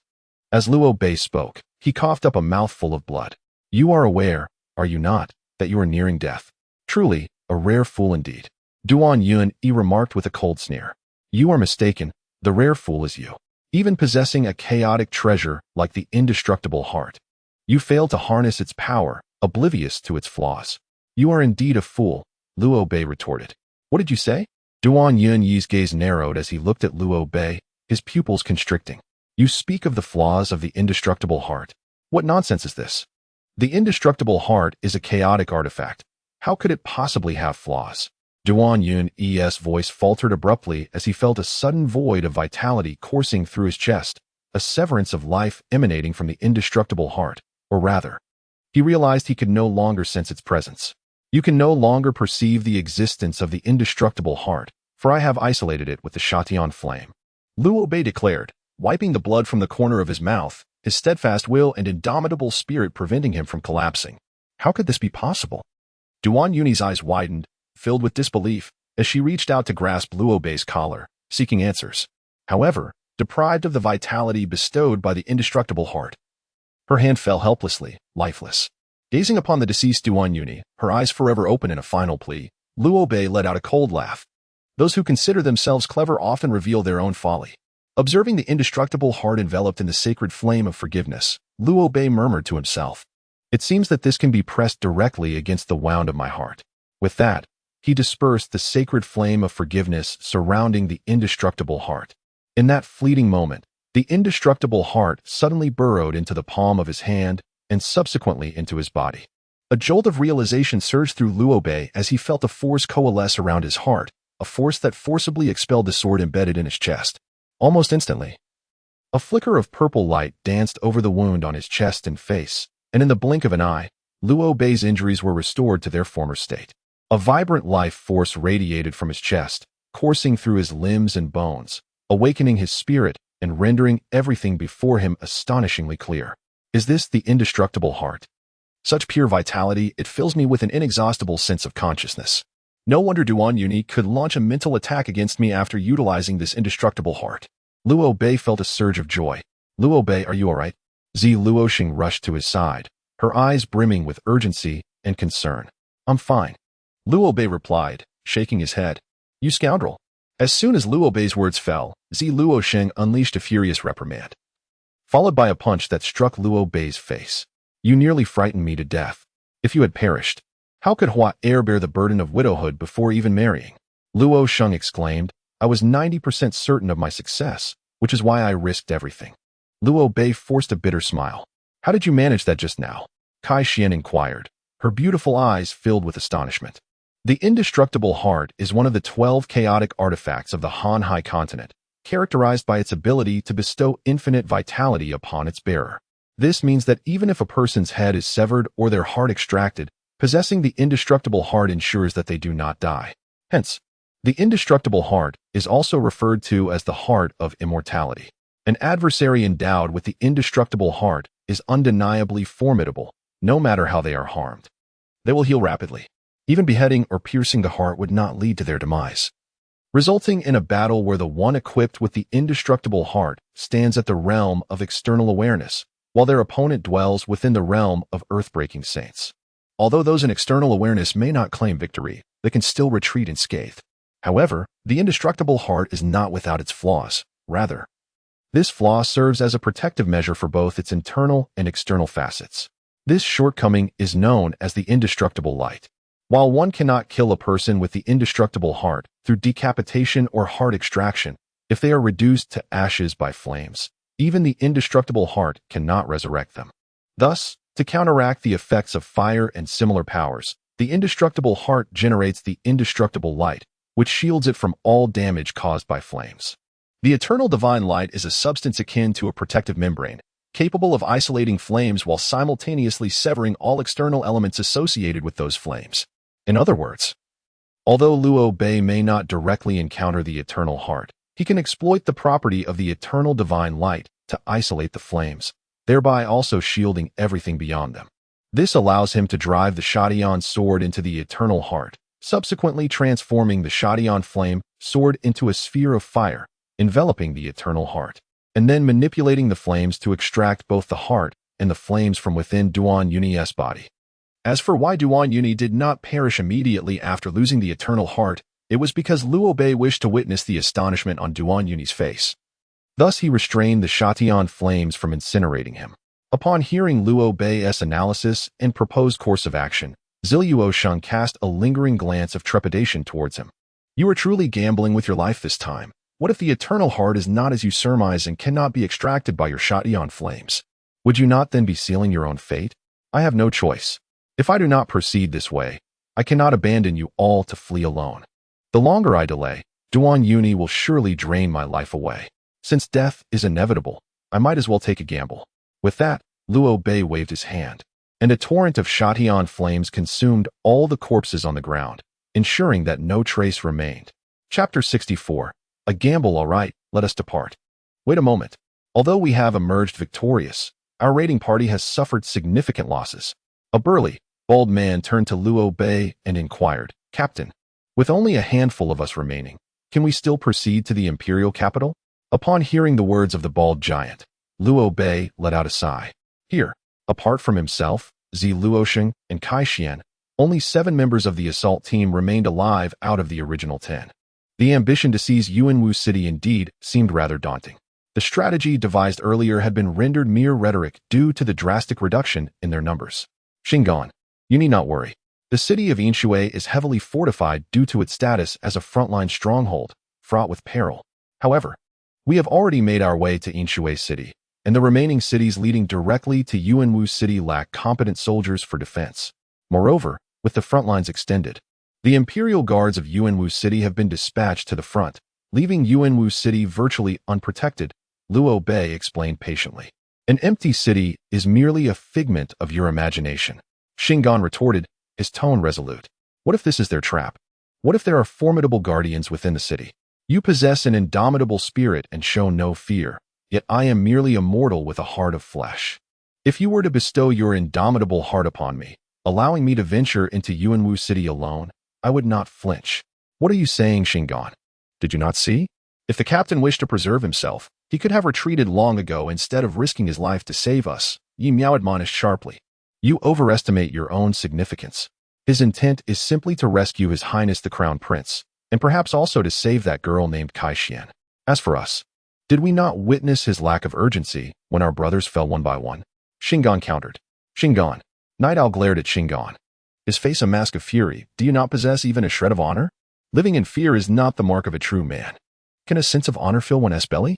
Shingon replied with a cold smirk. What I understand is that as long as the Green Mountains stand, one need not worry about firewood. If a person is dead, what good is honor? You. Night Owl was about to unleash a tirade against Shingon. Silence. Luo Bei's countenance darkened as he spoke in a frigid tone. Shingon, if you wish to depart, I shall not detain you. Anyone else who fears death and lacks a sense of honor may leave as well. In my ranks, I seek only heroes, not cowards. The remaining few exchanged glances, and 2 stepped forward. Captain, we have elders above and young ones below. We do not wish to perish for something deemed worthless, so begone. Luo Bei bellowed. Do not speak to me of worth, for you will never comprehend what true value resides in the heart of a genuine hero. Those willing to accompany me to Yuanwu City, come forth. As for those who wish to retreat, they may leave aboard the groundhog. Having spoken, Luo Bei turned resolutely, striding towards Yuanwu City. The remote detonation talismans I placed within the groundhog have now turned it to mere fragments. He summoned a ball of Shintian flame, vaporizing the control panel, and spoke indifferently. Luo Bei, why did you not eliminate Shingon at the moment of his betrayal? Ziluo Sheng inquired, perplexed. Had you slain him then, it is likely the others would not have turned against us. Threatening others with death to secure their loyalty is ill-advised. For when faced with life and death, they may very well betray you. As for me, I shall ensure that this mission is devoid of any unstable factors. I will identify and eliminate all such uncertainties.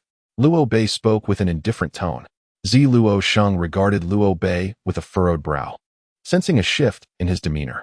The Luo Bei of the past was gentle-hearted, easily trusting others, and reluctant to take a life.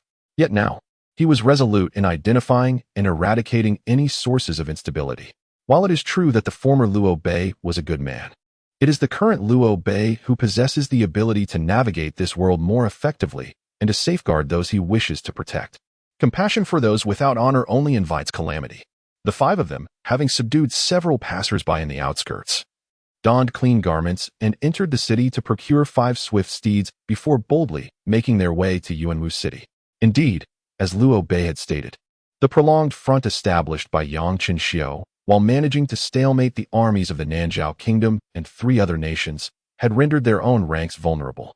Should the enemy find a means to infiltrate the front lines of the divine martial kingdom and breach its interior, they would encounter little resistance. The divine martial kingdom was inherently a vast empire, far surpassing the Nanzhao Kingdom. And given that the speed of the swift steeds could not compare to that of the divine beasts, it took Luo Bei and his companions 10 arduous days of relentless travel to reach the borders of the Nanzhao Kingdom.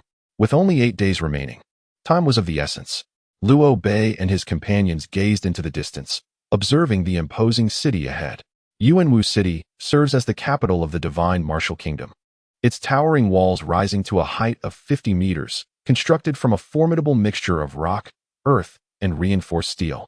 The walls are intricately designed with various mechanisms, while the main gate is a 5-meter-thick lift gate forged from tempered black iron.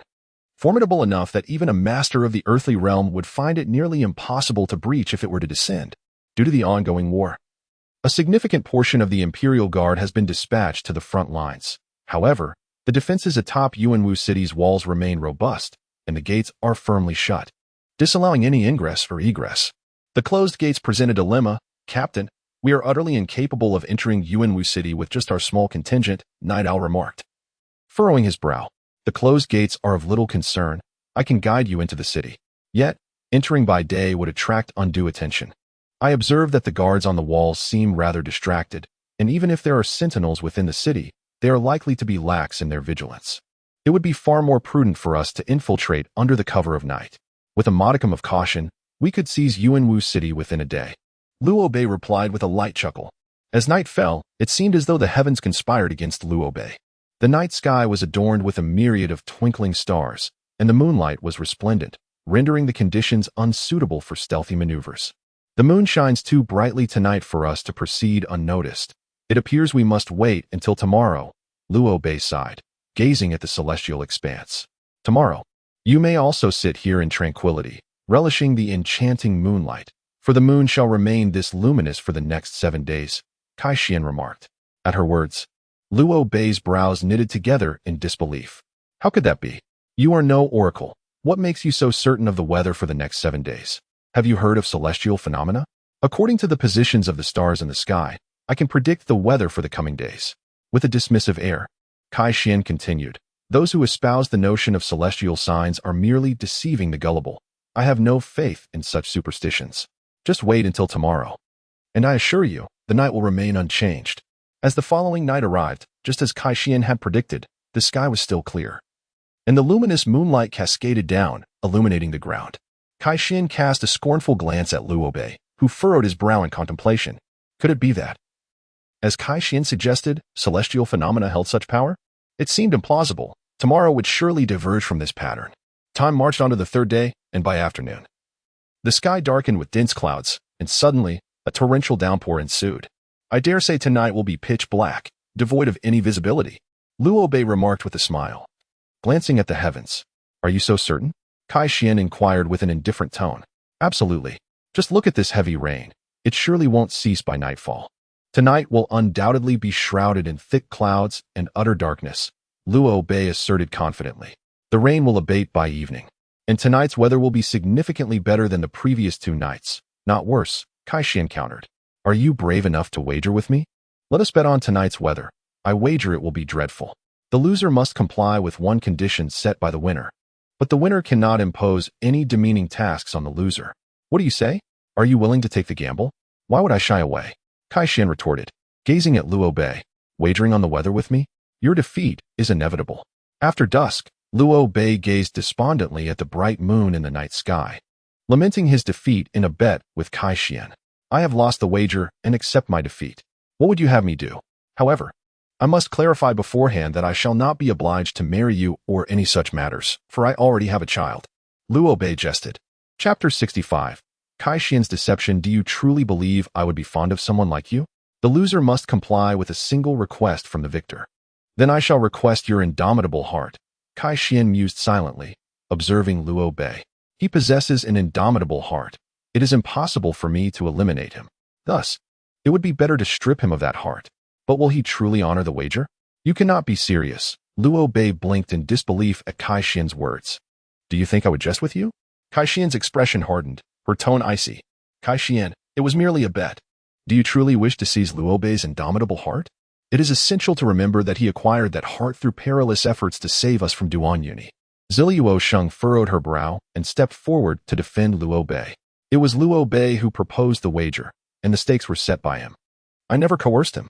Kai Xian remained unyielding. Kai Xian, you need not take this so seriously. In truth, the captain's intention in this wager was mostly in jest. Just as he would not impose unreasonable conditions upon you should he win, there is no need for you to present such excessive demands. Nix arched a brow, deeming Kai Xian's request exceedingly presumptuous.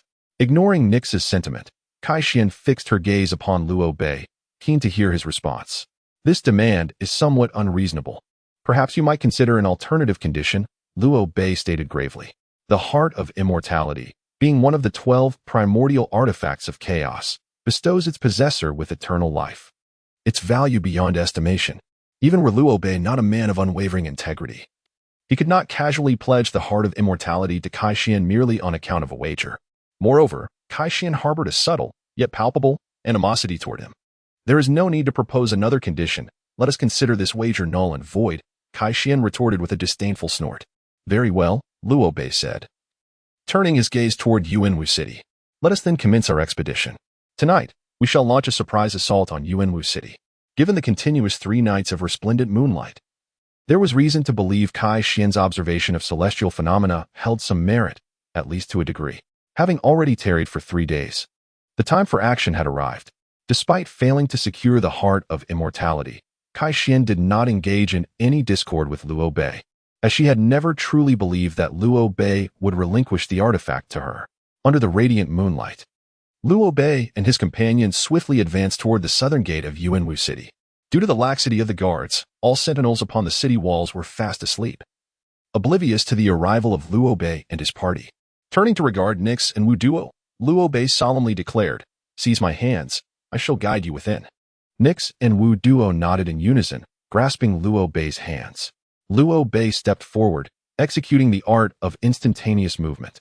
Nix and Wu Duo experienced a momentary blur before finding themselves within the confines of Yuanwu City. Is this the art of passing through walls? How did you accomplish this? Night Owl, astonished, gazed at the firmly closed city gates, nearly exclaiming in surprise. Consider it as the art of passing through walls, Luo Bei replied. Turning around, he exited Yuanwu City and addressed Kai Xian and Ziluo Sheng. Let us proceed. I shall lead you inside. Ziluo Sheng moved to Luo Bei's side and grasped his hand. Luo Bei turned to Kai Xian, expecting her to be upset over the matter concerning the indomitable heart. Yet to his surprise, she approached him and took his hand as if nothing were amiss. I thought it would take some persuasion for you to hold my hand, Luo Bei said with a light chuckle. Kai Xian shot him a sidelong glance, a chilling surge of spiritual energy emanating from her grip, causing Luo Bei to involuntarily shudder. With a wry smile, he activated his instantaneous movement technique, escorting Ziluo Sheng and Kai Xian into Yuanwu City. Releasing Kai Xian's hand, he noticed his own hand had developed a layer of frost. Women truly are formidable, he mused. Unaware of Kai Xian's thoughts and oblivious to the subtle trap she had laid for him, he dismissed the frost on his hand as a mere tantrum of hers. Summoning the fire elements from the air to melt the frost, Luo Bei produced a map. This was given to me by the Purple Emperor, the layout of the Imperial Guard's barracks within the city. Kai Xian, Night Owl, Wu Duo. First eliminate the sleeping Imperial Guards on the southern wall, then rendezvous with me and Ziluo Sheng at the southern barracks. Remember, it must be a covert operation. After Luo Bei's instructions, the 3 cast a glance at the map, committing the location of the southern barracks to memory. The trio nodded in assent and hastened towards the city walls. Luo Sheng, our destination is the eastern garrison. Show no mercy, leave no survivors. Should word leak out, the ensuing chaos would be disastrous, instructed Luo Bei. Just ensure you don't falter when the time comes. For me, ending lives is as simple as taking a meal. Let us proceed. Luo Bei stowed away the map, and under the radiant moonlight, he and Zi Luo Sheng sprinted towards the eastern garrison. En route, they encountered lax patrols, whom Luo Bei dispatched by incinerating their heads with concentrated fire elements, preventing any outcry. In a mere couple of hours, the entire garrison of Yuanwu City, encompassing over 2,000 martial artists from the outer awakening to the inner awakening realms, were annihilated by Luo Bei's elite squad of 5. The once proud imperial capital of the Shenwu Kingdom was now firmly under their control, with the city now devoid of guards. Our next objective is the imperial jade seal within the palace. At that moment, Luo Bei stood within the eastern garrison camp. The imperial palace is unlike any other place in the city. Given that the jade seal is concealed within, it will undoubtedly be heavily guarded. It's highly probable that a saint ancestor of the earth-shattering realm is stationed there, Zi Luo Sheng voiced with concern. Indeed, Luo Bei concurred. That is the most challenging aspect of this mission. Initially, I intended for the others in the squad to employ a diversion, luring away those guarding the jade seal. However, as things stand, Luo Bei trailed off, casting a pensive look at Zi Luo Sheng and the others, and sighed. Luo Bei rejected Luo Sheng's suggestion. Captain, what course of action should we take? The night owl gazed at Luo Bei and inquired, Luo Bei, did you not just assert that 4 individuals could not accomplish the task of luring the tiger away from its mountain? I fear you may be mistaken. Kai Xian suddenly interjected. Do you possess a solution? Upon hearing this, Luo Bei's eyes brightened with realization. Indeed, there is a way. You shall serve as the bait to lure the tiger away, disregarding any obstacles. Even a venerable ancestor of the broken earth realm would find it exceedingly challenging to capture me. Zi Luo Sheng looked at Luo Bei, concerned about his reckless endeavor. Luo Bei, rest assured, I have not yet wet Hua air. I am confident I will emerge unscathed. For I have no desire to witness her tears shed on my behalf. Zi Luo Sheng spoke with genuine sincerity. Fear not, I would never jest with my own life. Should I sense danger, I shall not press on, even if it means forfeiting the jade seal. I can ensure that the intruder within the city is perceived as lacking the strength to seize the jade seal, thereby causing the adversary to underestimate us and refrain from reporting to Yang Qinxiu on the front line. Chapter 66. The sorcerer Lich Pox and Luo Bei approached the obsidian iron gate and with a swift motion of his hand, unleashed a surge of celestial flames that melted the door. As he stepped through the iron gate, he was met with a scene starkly contrasting the underground cemetery outside. Within lay an expansive space illuminated by the radiance of runes, adorned with exotic flowers and grasses, while butterflies danced amidst them. Countless rare trees surrounded the area, and small creatures frolicked about. If the exterior resembled the realm of the underworld, this place was akin to the celestial realm. You, who are not of the Yang clan, why do you dare trespass upon this forbidden ground? A cold, sharp voice echoed from the depths of the forest. Upon hearing the sound, Luo Bei ventured into the depths of the forest, where he beheld a peculiar figure. This being possessed alabaster skin, a bald head, a hunched back, and slender limbs, with sharp fingers. Clad only in a grass mat that barely concealed his lower half, he appeared almost primal, engaged in some mysterious activity before a stone platform. Who are you? What are you doing? Luo Bei inquired, his voice steady. The strange man emitted a harsh, cackling laugh in response. He reached into a nearby bucket filled with blood, retrieving a root stained crimson, the origin of which was unknown. The oddity placed this root into the hollowed-out body of a figure upon the stone platform, then turned to scrutinize Luo Bei from head to toe. Forgive me, Luo Bei said, his tone icy. I have no interest in becoming like that unfortunate soul on your platform. Huh? No interest? The strange man retorted, his laughter echoing. Whether in ancient times among the savages or later with martial artists, both the barbaric arts and divine martial techniques emerged in pursuit of immortality. Transforming into his form grants one true eternal life. Yet you dare claim disinterest? The man's gaze darkened as he regarded Luo Bei. Eternal life? Luo Bei replied defiantly. I would rather live with the limitations of my consciousness until death than lose my awareness and become a mere shell of a being. Now tell me, where is the imperial seal? Do not compel me to take action. Observing Luo Bei's formidable aura, the strange man showed no signs of fear, Instead, he laughed maniacally. It seems you remain oblivious to the gravity of the situation. The peculiar figure gazed at Liu Bei with a sinister smile and remarked, "This is not a domain where you can exert your authority. While your ability to traverse the refuse of the outside world unharmed does attest to a certain level of prowess. Here, even the revered masters of the broken earth realm would not dare to act recklessly." Liu Bei let out a cold snort and stepped forward, employing his instantaneous movement technique to appear before the strange man in an instant. The figure, taken aback by Liu Bei's extraordinary ability, displayed a look of astonishment and exclaimed, "Barbarian." Seizing the moment of surprise, Liu Bei extended his right hand, aiming to grasp the figure's throat and subdue him. Although the creature's strength was not formidable, merely at the initial stage of inner perception, his audacity to claim that even the masters of the broken earth realm would not dare to misbehave here suggested that something unusual was afoot. However, upon noticing the hands upon Liu Bei's chest, the strange man suddenly erupted into laughter. "Ha ha ha, a barbarian, how rare. In the past, our Lich clan merely served as menial workers for the barbarians. I never imagined that, 3,000 years after the fall of the barbarians, I, Bo's son, would still encounter one. Indeed, ha ha ha indeed. Is this your handiwork as well, merging man with tree?" Liu Bei inquired. "Indeed," Bo's son replied, his gaze fixed on Liu Bei. "The ones you initially vanquished were merely discarded remnants. Those surrounding you are mere half-finished products. Do not assume that defeating the discarded makes you invincible. Ha ha." "Surrounding me?"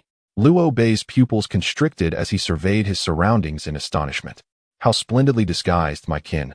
Let us all awaken." Bo's son chuckled with a chilling mirth. As his words echoed through the air, the surrounding flora and fauna seemed to come alive. Bark shed to reveal expressionless visages, while the earth itself upheaved, unveiling the craniums of undead sorcerers adorned with exquisite flora sprouting from their cracked skulls.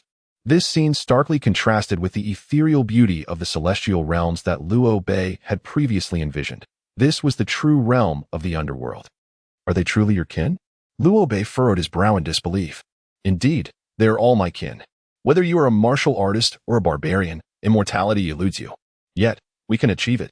We undead sorcerers possess the genuine secret to eternal life. I, Bosun, have lived for over 30,000 years. Ha ha ha.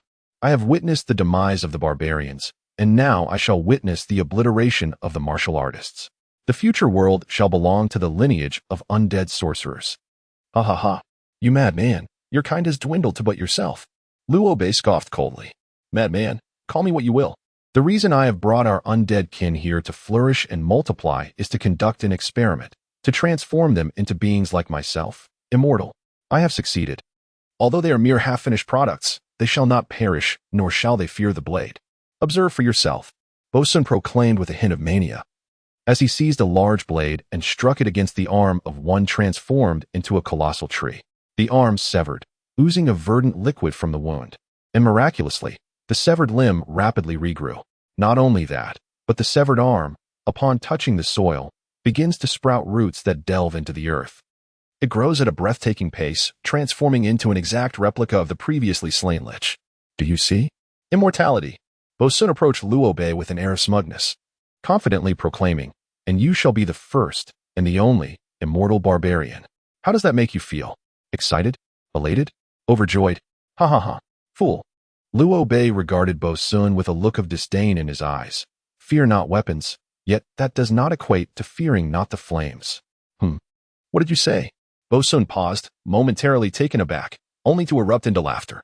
"You speak of fire? Are you jesting? Flames cannot possibly consume their bodies. Do you think they are mere trees? No, they are liches destined to rule the world, to become the most exalted race, the Lich kin. Surely, all your resources are gathered here, yes?" Liu Bei inquired with calm composure. Bosun hesitated, then nodded. "Indeed, what of it? I merely wish to showcase the magnificent spectacle of your 30,000 years of arduous labor being obliterated in an instant by me." Liu Bei's lips curled into a slight smile, enigmatic and self-assured. "You? Destroy them? Are you jesting? The one facing imminent demise is you. Look at the fragrant blood spilled upon the ground. Having lost so much, how do you expect to contend with me?"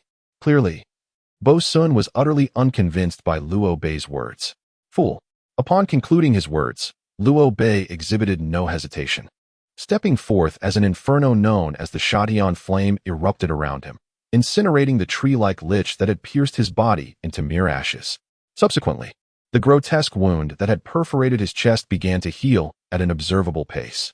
Immortal and undying, I shall demonstrate to you the formidable power of the Shatian flame that consumes all. As Liu Bei spoke, a whirlwind of fire spiraled around him. The firestorm suddenly detonated, and the Shatian flame surged forth like a tidal wave, cascading in all directions. In his quest to uncover the location of the imperial seal, Liu Bei, under his meticulous control, ensured that the flames did not harm the maniac Bo's son. However, the surrounding undead liches were instantaneously reduced to ashes, returning to nothingness. No, no, no. Bo's son shrieked in a frenzy, his eyes wide as he beheld the ground strewn with remnants of ash. How is it that you remain unscathed? How can this fire not consume you? Could it be? No, it cannot be the Shatian flame. It is impossible. Liu Bei's figure flickered and morphed into a fleeting shadow, reappearing before the frantically shouting Bo's son in an instant. He raised his hand, clenched his fist, and delivered a powerful blow to Bo's son's abdomen, sending him crashing to the ground. Tell me where the imperial seal is, and perhaps I may spare your life. His voice was devoid of warmth, cold and penetrating, a palpable aura of menace piercing Bo's son's heart. Spare my life? What are you saying? Are you jesting? You shall not obtain the seal, for you no longer require it. As Bo's son spoke, he reached out, aiming to stab Liu Bei in the chest, his fingers transforming into sharp, extending branches. Chapter 67. Seeking death with a mere gesture, the atmosphere trembled with intensity. Fury ignited, and golden flames ascended. Liu Bei unleashed the full force of the Shatian flame, hurtling towards Bo's son. To his astonishment, Liu Bei's Shatian flame failed to ignite Bo's son's hand. Alarmed, Liu Bei hastily retreated a step, employing his instant movement technique to evade from a distance. Your body. Liu Bei's eyes widened in shock. Surprised, are you? I am the sole perfected creation. How could you easily defeat me? I am perfected, and thus, I am unafraid of your fiery divine abilities. No matter how formidable the Shatian flame may be, I have lived for 30,000 years, yet the vermilion bird has long since fallen. I dare say that even if the vermilion bird deity were alive today, it could not harm me in the slightest, for my body has no flaws left. Bo soon rose from the ground, gazing at Liu Bei with a sinister smile. Unfazed by the Shatian flame? How could that be? The indestructible heart of the chaos artifact is merely this. Can he truly mass-produce the indestructible heart? If so, it would lose its value. Liu Bei's mind swirled with uncertainty. You possess the indestructible heart of a chaos artifact, do you not?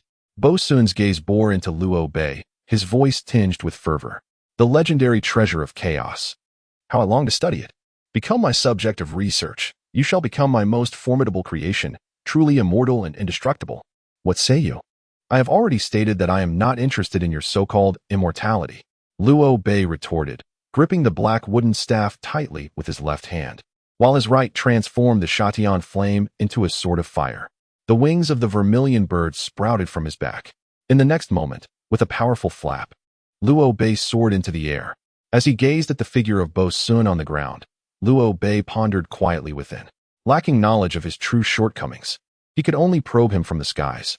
Bo Sun lifted his gaze towards Liu Bei, bursting into a hearty cackle. Ha ha! Do you think you alone possess the ability to soar? With those words, a series of cracking sounds emanated from his back as branches sprouted forth. With the trunks serving as bones and the leaves as feathers, a pair of wooden wings emerged behind Bo Sun. With a powerful flap, he ascended into the air, fixing his gaze upon Liu Bei. Liu Bei furrowed his brow, deep in thought. Just as he was taken aback, Bo Sun's chest suddenly split open, and branches erupted from within, aiming directly at Liu Bei. In the sky, he found himself unable to employ his instant movement technique to evade them, rendering him defenseless against the onslaught of branches that pierced through him in an instant. Ha ha ha, barbarian. What can you do? The barbarians have already been vanquished. It is the will of heaven, unalterable. And now, the fate of the warriors has also reached its conclusion. It is we, the Lich clan, who shall rise. Bo Sun drew Liu Bei's impaled body closer with the branches, reaching out to caress his face with a sinister grin. Foolish delusion. You, the last of the Lich clan, truly believe you can dominate the world alone? Yes, indeed, I am the sole survivor of the Lich clan, Bo Sun murmured, his gaze upon Liu Bei suddenly turning fierce and menacing. He roared, "It is you. You who have slaughtered my kin. Yet, it matters not. Without the Lich clan, I can create the Wood Demon tribe. Indeed, a tribe of beings half tree, half demon, just like myself. And you, a barbarian, shall become the first member of my Wood Demon clan." Luo Bei, observing Bushuan's maniacal demeanor, retorted with disdain, "To become a member of your Wood Demon clan? I'm afraid that does not pique my interest. For if I were to do so, my father, Hua heir, Luo Sheng, and all those I hold dear would no longer recognize me." As he spoke, Luo Bei simultaneously thrust his black wooden staff and the celestial sword towards Bushuan's chest. He glanced at the black wooden staff in his hand, noticing drops of crimson liquid falling from it. Turning his attention to Boshan, he saw black smoke emanating from the latter's chest. "Is this your weakness? Or perhaps the reason for your immortality? This mysterious plant?" Luo Bei realized in an instant. "You have wounded my Mafoluo heart," Boshan exclaimed, his expression frenzied. "I had intended to bestow upon you the noble status of a Wood Demon, yet you repay kindness with malice. You have injured my Mafoluo heart. You are unforgivable, absolutely unforgivable. Prepare to die." Boshan bellowed, and from his body emerged branches that aimed to pierce Luo Bei. With a cold smirk, Luo Bei advanced rather than retreating, wielding the black wooden staff and the celestial sword in a fluid motion, deftly deflecting the oncoming branches. In a fleeting instant, he soared before Mara, releasing his grip as the ebony staff, guided by his divine sense, hovered in midair, emblazoned with the blazing flames of divine pardon. Luo Bei's hands resembled gauntlets of fire as he plunged them into Mara's chest, into the unhealed wound. "Rent!" Luo Bei roared, his hands tearing open Mara's chest with brute force as the ebony staff descended, piercing into the depths of Mara's chest. The ebony staff pierced into Mara's chest, and with but a fraction more of an inch, it would pierce Mara's heart of the devil, unlike the undying heart, which scorns both physical and magical assaults. The heart of the devil was exceedingly fragile, Mara's sole vulnerability. Luo Bei pressed down on Mara, pinning him from the heavens to the earth. His voice frigid as he gazed upon Mara. "Reveal to me the hiding place of the Imperial Jade Seal, or face your demise." Mara, his heart of the devil assailed, no longer possessed his initial arrogance, his eyes wide with terror. "Nay, spare me. I shall reveal the whereabouts of the Jade Seal and guide you to it." Luo Bei regarded Mara, his gaze icy, as a cluster of flames of divine pardon materialized in his hand, entering Mara's chest. Yet, under Luo Bei's control, the flames remained harmless. He warned Mara, "Should you dare to deceive me, I shall detonate the flames of divine pardon within you, ensuring your inevitable doom." A flicker of rage crossed Mara's face, yet he gazed upon Luo Bei with utter humility. "Mara would not dare. I am but a servant of the barbarians. And your servant as well. As long as you spare Mara, you shall be my eternal master. I disdain the notion of becoming your master. Guide me to the Jade Seal, and I shall restore your freedom." Luo Bei rose to his feet. "Yes, please follow me," Bo Sun replied respectfully, standing up and treading upon the ash-laden ground to lead Luo Bei. Before a towering cliff, Bo Sun halted and addressed Luo Bei. "Please wait a moment while I unlock the mechanisms here." Luo Bei nodded. Possessing an indomitable spirit, he was already an immortal being. No matter what contrivance Bo Sun employed, it could not harm him. Moreover, he had embedded the flame of redemption within Bo Sun, and with a mere thought, Bo Sun would descend into the netherworld. Given this, even Bo Sun would not dare to play any tricks. Approaching the cliff, Bo Sun stood before a smooth rock face adorned with over 30 small holes scattered across its surface. "Could you perhaps turn around? I feel somewhat embarrassed to have you watch as I activate this rock face," Bo Sun suggested, turning to Luo Bei with a request. "Cease your antics and swiftly unveil this rock face." Luo Bei flatly refused. Within mere moments, a series of clicks resonated, and the smooth stone wall began to descend slowly, revealing a spacious stone chamber. Inside the chamber lay an array of gold, silver, jewels, and divine artifacts. At the center stood a 5-foot-high stone pillar, upon which rested a jade seal radiating a spectrum of colors. Luo Bei advanced a few steps, reached for the jade seal, and noticed the inscription below, "Mandated by Heaven. Fortune everlasting." "Mandated by Heaven, fortune everlasting," he mused with a chuckle, finding the phrase rather absurd. As the strategy of the Emperor Yang unfolded, one might wonder if the eternal prosperity of the realm would indeed be extinguished by the purple sovereign.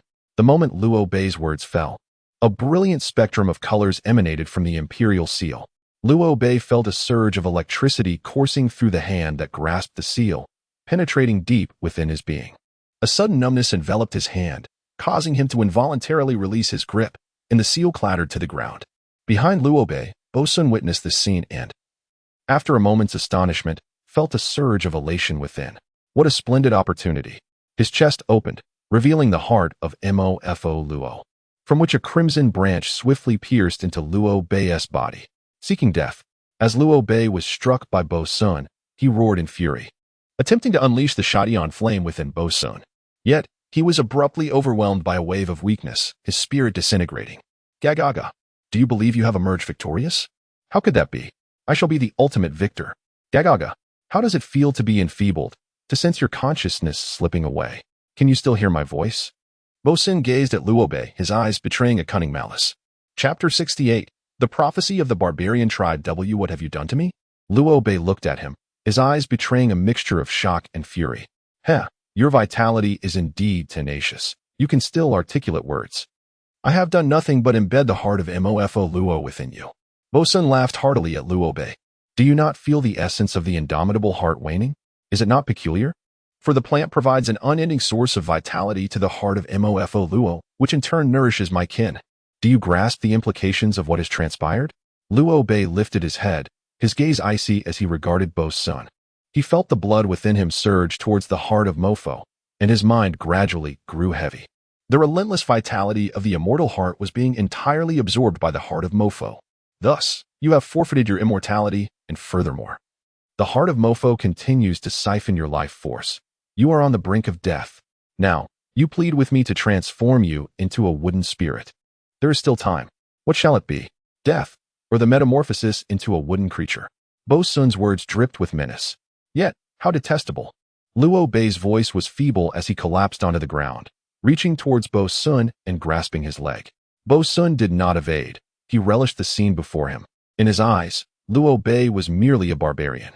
Witnessing a barbarian kneel before him filled Bo Sun, a member of the oppressed witch demon clan, with a sense of exquisite satisfaction. Die, Luo Bei uttered coldly, channeling the last vestiges of his consciousness to direct divine energy through his hand into Bo Sun's body, igniting the Shadian flame within him. Boom! The Shadian flame erupted, and Bo Sun was reduced to ashes before he could even utter a cry. The flames from the explosion spread, transforming the entire stone chamber into a vast ocean of fire. Amidst the inferno, the imperial seal radiated with a spectrum of colors, soaring towards Luo Bei and enveloping him in a multicolored glow.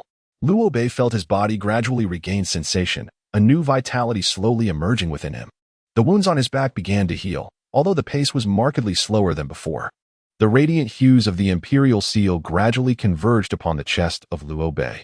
Beneath this kaleidoscopic luminosity, his garments, skin, muscles, and bones began to take on a translucent quality, revealing a crimson entity reminiscent of plant roots entwined with his blood vessels.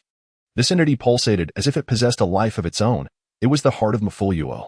It became evident that a significant portion of Luo Bei's blood had been siphoned away by this heart, which resembled a bloodthirsty creature, relentlessly consuming the sanguine essence within him without bestowing any vitality in return. The vibrant radiance of the imperial seal enveloped the heart of Mofo Luo, causing the filaments that had penetrated Luo Bei's veins to gradually detach. In the end, only a single main root remained tethered to his heart, while all other tendrils freed themselves from his bloodstream. The multicolored light permeated through Luo Bei's skin and muscle, encasing the heart of Mofo Luo within him. The imperial seal gently descended from the air, landing upon Luo Bei's chest. He coughed and opened his eyes, feeling an uncomfortable heaviness in his chest. Upon introspection, he beheld the heart of Mofo Luo ensconced in the vibrant light. Damn it! Luo Bei cursed in anger, realizing he had underestimated the madness of Poxin. That crimson entity within him must indeed be the heart of Mofo Luo. Yet, what was the source of that resplendent glow? Was it the seal? Most of the energy from the undying heart had been absorbed by the heart of Mofo Luo. Furthermore, the communication talisman on my person was damaged during the battle with Poxin. It appears I must rest while seeking alternative avenues. Turning on his heel, Lok re-entered the portal, with his eyes shut. He harnessed the ambient fire element to scrutinize the area, seeking any concealed chambers or clandestine passages. A hidden doorway within the chamber. Lok's eyes snapped open as he strode towards the chamber concealing the imperial jade seal.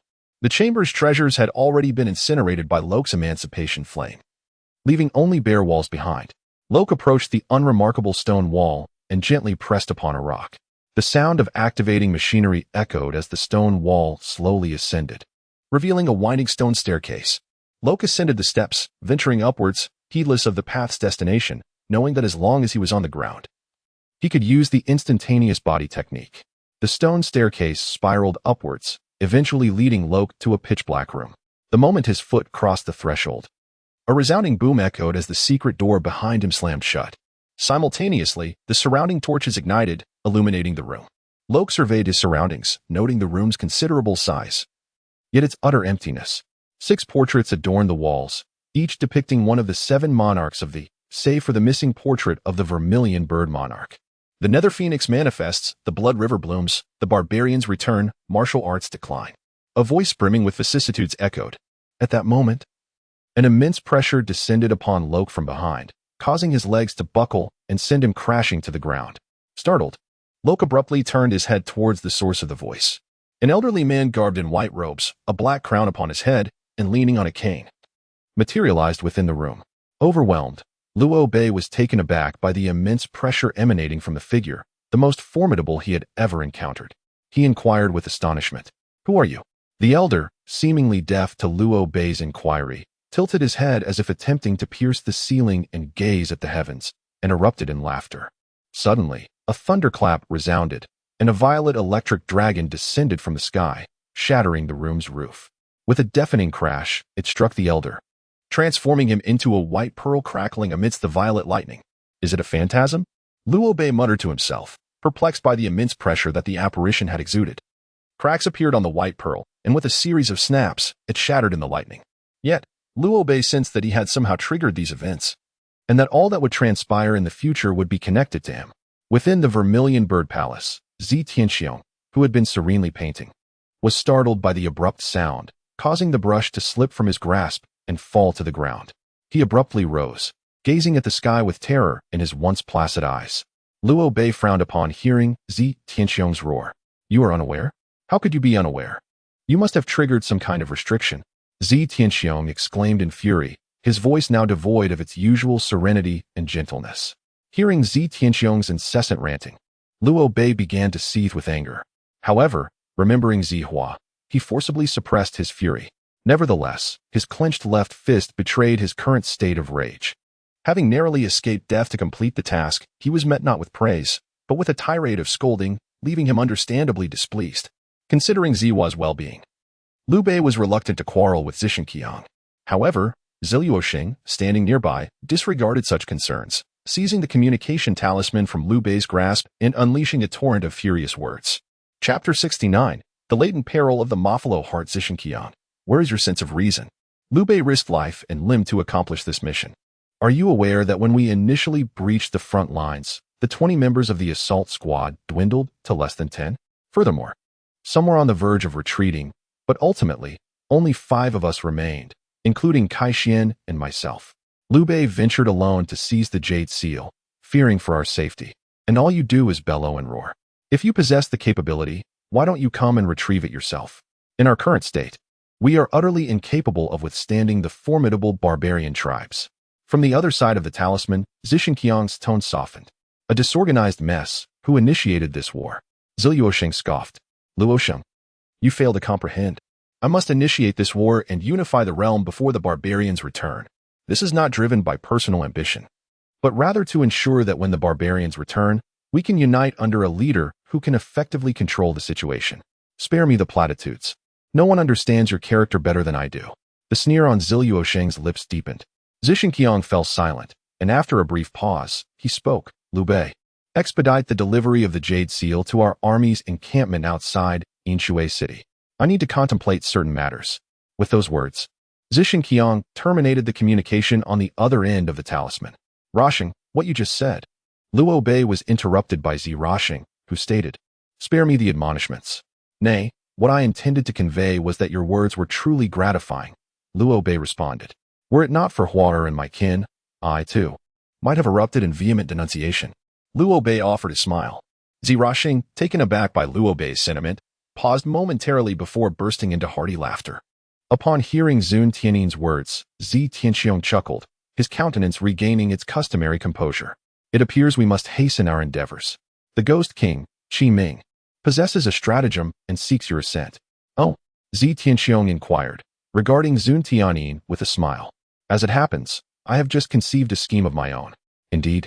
Then, pray, elucidate your plan, Zun Tianin remarked with a knowing smile. The nether phoenix descends, the blood river blooms.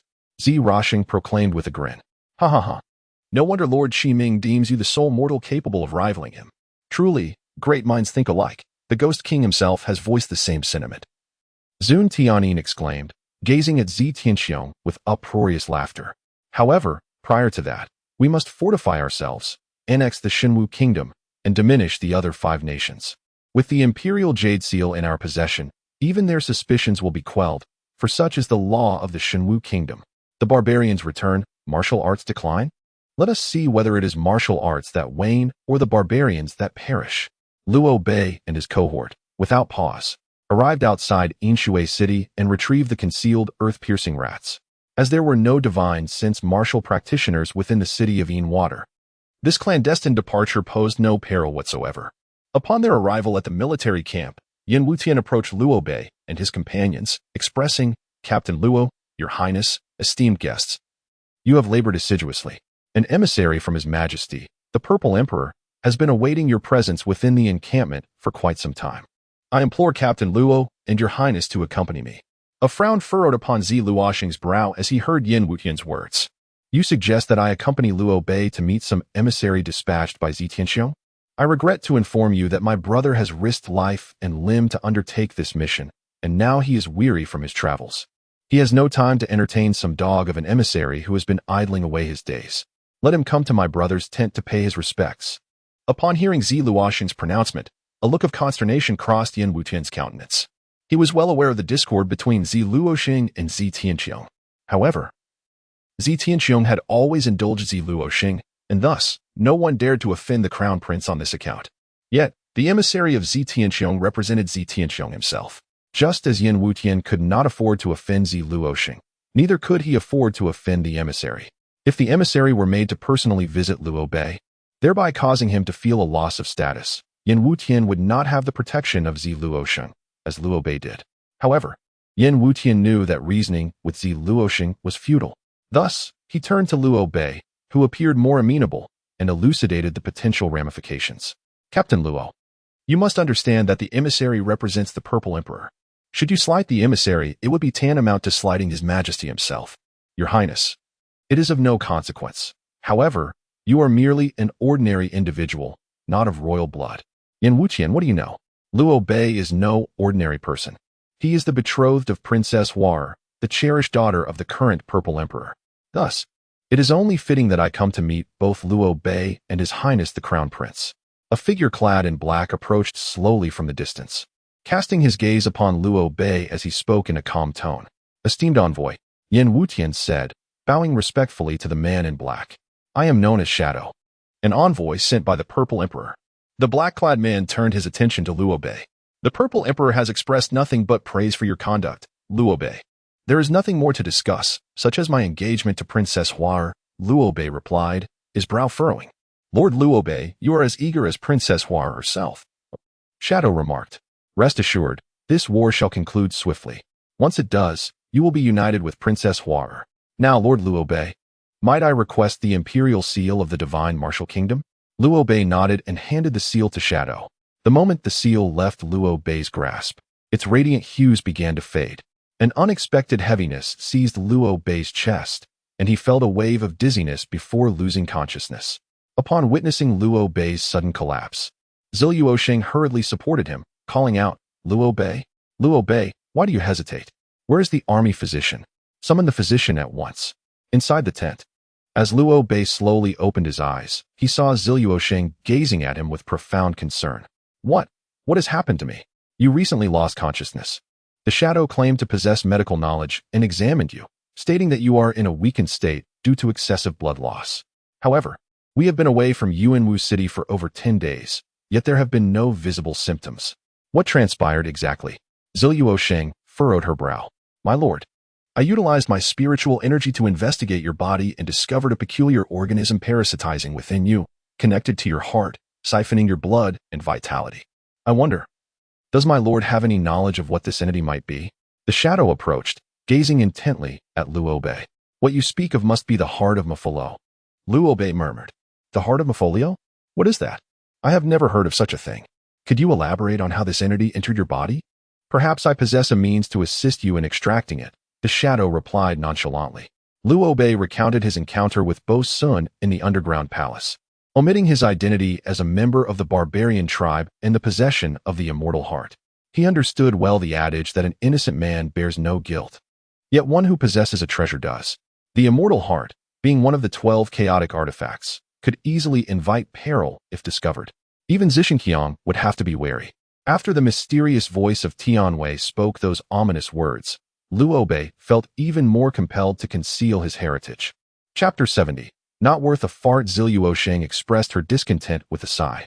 Humph. After all, she is Liu Bei's fiancée. What harm is there in a mere embrace? Zihua released Liu Bei, letting out a huff. Ah, so you are the renowned Liu Bei, as frequently mentioned by Princess Hua. Indeed. Meeting you in person is far more striking than mere hearsay. A voice belonging to a stranger reached the ears of Liu Bei and his companions. Liu Bei's brows furrowed as he noticed a striking youth, clad in a black robe adorned with silver silk embroidery depicting bamboo, standing a short distance away, gazing at him. Who are you? Liu Bei inquired coldly, fixing his gaze upon the young man. Liu Bei, he is Jiuxiao, the third prince of the northern frontier kingdom. A notorious dandy who follows others like a stray dog, Zihua remarked, her expression reflecting disdain. Liu Bei turned to Jiuxiao, who regarded him and Zihua with palpable jealousy, indicating that the prince harbored feelings for her. As the third prince, Jiuxiao was accustomed to others bowing and scraping before him. Never had he been subjected to such disrespect. Yet, considering that he was being compared to the crown prince of the southern Jia kingdom, Liu Sheng, who resided in a foreign land, it would be unwise to offend him. However, Liu Bei was a different matter entirely. Liu Bei, your previous remarks were quite disrespectful. Shall I interpret them as a provocation against the royal family of the northern frontier? Jiuxiao directed his ire toward Liu Bei. And what of the northern frontier royal family? Are you aware that we 5 infiltrated the divine martial kingdom and seized the imperial seal? You are merely the third prince of the northern frontier kingdom, insignificant in my eyes. Liu Bei's words were fierce and brimming with arrogance. In this vast expanse of the Hanhai continent, strength was the sole arbiter of authority.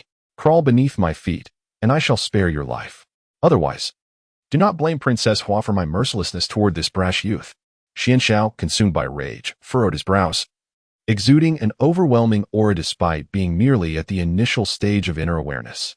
His icy voice directed at Liu Bei was filled with menace. How dare you? Zihua glared at Jiuxiao, her brows raised in fury. Liu Bei gently patted Zihua's head and, with a smile directed at Jiuxiao, remarked, You are likely unaware that one in the initial phase of inner awareness can be dispatched as easily as one would slaughter a dog. Were it not for your royal lineage from the northern frontier, your head would have already rolled. Liu Sheng, Zihua, let us depart, Liu Bei declared, preparing to escort Zihua and Liu Sheng away. Although unafraid of Jiuxiao, he preferred to avoid a direct confrontation. After all, Jiuxiao belonged to the royal family. And despite Zishinqiang's ambitions to unify the Hanhai continent, initiating conflict with other nations was not prudent at this moment. Jiuxiao had come to the southern Zhao kingdom, presumably to negotiate matters with Zishinqiang. Liu Bei wished to avoid jeopardizing the recent achievements by offending Jiuxiao, which could provoke discord between the southern Zhao and northern frontier kingdoms, thereby disrupting Zishinqiang's strategy. He deemed it wiser to settle accounts after his marriage to Zihua. Fool, do you think you can escape? As Liu Bei attempted to leave, Xuanxiao's face contorted with fury. A short golden rod slipped from his sleeve into his grasp. With a swift motion, he aimed the rod at Liu Bei, and in the next moment, a golden sphere of light erupted from it, tearing through the void and hurtling towards Liu Bei. Sensing the impending ambush from behind, Liu Bei let out a cold laugh, cradling Zihua in his arms as he activated the instantaneous movement technique, his figure vanishing in an instant. As the golden orb illuminated the cart pushed by a pedestrian, both the cart and its contents instantaneously transformed into glittering gold. Upon witnessing Liu Bei's ability to evade his gilding rod, Xianzhao's face displayed a flicker of astonishment. Although he had heard tales of Liu Bei's enigmatic agility, he had always deemed such accounts exaggerated. Liu Bei released Zihua and executed his instantaneous movement technique once more, his figure appearing in front of Xianzhao in an instant. He concentrated the fire elements suspended in the air, shaping them into a fiery sword that rested against Xianzhao's neck, his voice as frigid as a winter's chill. I am yielding to you solely because you belong to the northern frontier's royal lineage. Do not overestimate your position, or else. As Liu Bei spoke, the flames of the sword flickered, singeing several strands of hair atop Xianzhao's head, which fell to the ground, transformed into ashes. Otherwise, the next thing to fall will be your head. Just as Liu Bei finished his sentence, he suddenly felt a heaviness in his chest, followed by a blur before him, as the fiery sword dissipated and he collapsed onto the ground. Upon witnessing Liu Bei's sudden fainting, a glint of cold light flashed in Xianzhao's eyes. As he pointed his gilding rod towards Liu Bei, Zihua cried out in alarm, rushing towards him. Simultaneously, Xianzhao, seeing Liu Bei's collapse, inwardly cursed. Useless fool, perish. He directed the gilding rod straight at Liu Bei. You dare. From the fracture, two beams of golden light emerged, slicing outward like sharp swords. A combination-type magical artifact. Liu Sheng's face reflected surprise, yet her steps did not falter. With her two avatars, she formed hand seals and declared, illusion. The two beams of light from the gilding rod passed through the two manifestations of Liu Sheng, merely traversing through phantoms. Upon hearing Ziluo's words, Kai Xian displayed a mocking smile, contemplating silently. Those who are parasitized by the heart of Mafalo have but one path: to wield the book of deprivation or face inevitable demise. Liu Bei, I am intrigued to see how you will navigate this perilous trial this time. Within the Nanzhao Kingdom's Zhangtian sect, Liu Bei sensed a gentle warmth circulating through the meridians of his body. As he opened his eyes, he beheld a stunning silver-haired woman, her hand pressed against his chest, gradually infusing her spiritual energy into him. Instructor by Su, Liu Bei inquired of the silver-haired beauty, have I lost consciousness again? How long has it been this time? 3 days, she replied, her expression tinged with concern. I have heard from His Highness about the heart of Mafoluo within you. This entity is exceedingly malevolent. It consumes the host's blood, vitality, and essence. It is a legendary evil, and I had presumed it to be merely a figment of ancient imagination, yet here it is. A tangible reality. Is there any hope for me? Liu Bei asked in a hushed tone. I cannot say for certain. Ancient texts indicate that those afflicted by such a parasite are doomed. Furthermore, they assert that even the mightiest beings of the Tongtian realm cannot survive more than 3 days under its influence. Yet, astonishingly, you have endured for a month. And I have discovered a form of energy sealing within you. Could it be the imperial seal of the divine martial kingdom? Liu Bei exclaimed in astonishment. The seal? Upon hearing Liu Bei's words, Bai Su furrowed her brows and remarked, I have never heard of the jade seal possessing such powers. However, it is said that the jade seal was obtained by the divine martial emperor in the forbidden lands of the barbarian tribe. Perhaps it truly possesses such abilities. Nevertheless, the imperial jade seal is an undeniable testament to royal authority. I fear that even as the husband of Princess Hua, the purple emperor would not bestow the seal upon you. Chapter 71. An inopportune awakening. At that moment, the door swung open, and Zihua, her eyes reddened, entered with a bowl of medicinal soup. Upon seeing Liu Bei awake, she hurried to his bedside, tears streaming down her face as she scolded, Liu Bei, you scoundrel. You have the heart of mortal parasitizing within you, yet you did not inform me. You claim to spare me worry. But do you not realize that your silence only heightens my concern? You are a rogue, an utter rogue. Huar, do not weep. You always cry so easily. I kept it from you simply to see you smile. Liu Bei consoled her. You shall take this medicine yourself. No one will feed you. Zihua, hearing his words, placed the bowl by his bedside. Liu Bei forced a bitter smile, sitting up to grasp the bowl, draining its contents in one go. How bitter, he exclaimed, furrowing his brow. Was I given this medicine while I was unconscious?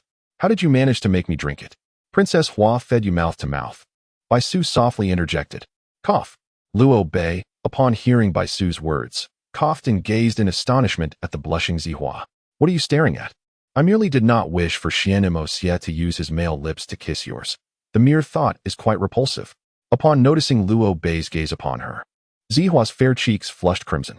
It seems I have awakened at the most inopportune moment. Liu Bei smirked mischievously.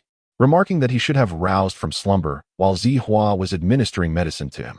Luo Bei, Zihua, overwhelmed by shyness, felt an urge to find a crevice to hide herself. Enough of your banter, the two of you. I must examine Luo Bei's condition. Huara, please step outside. Bai Su interjected with a smile.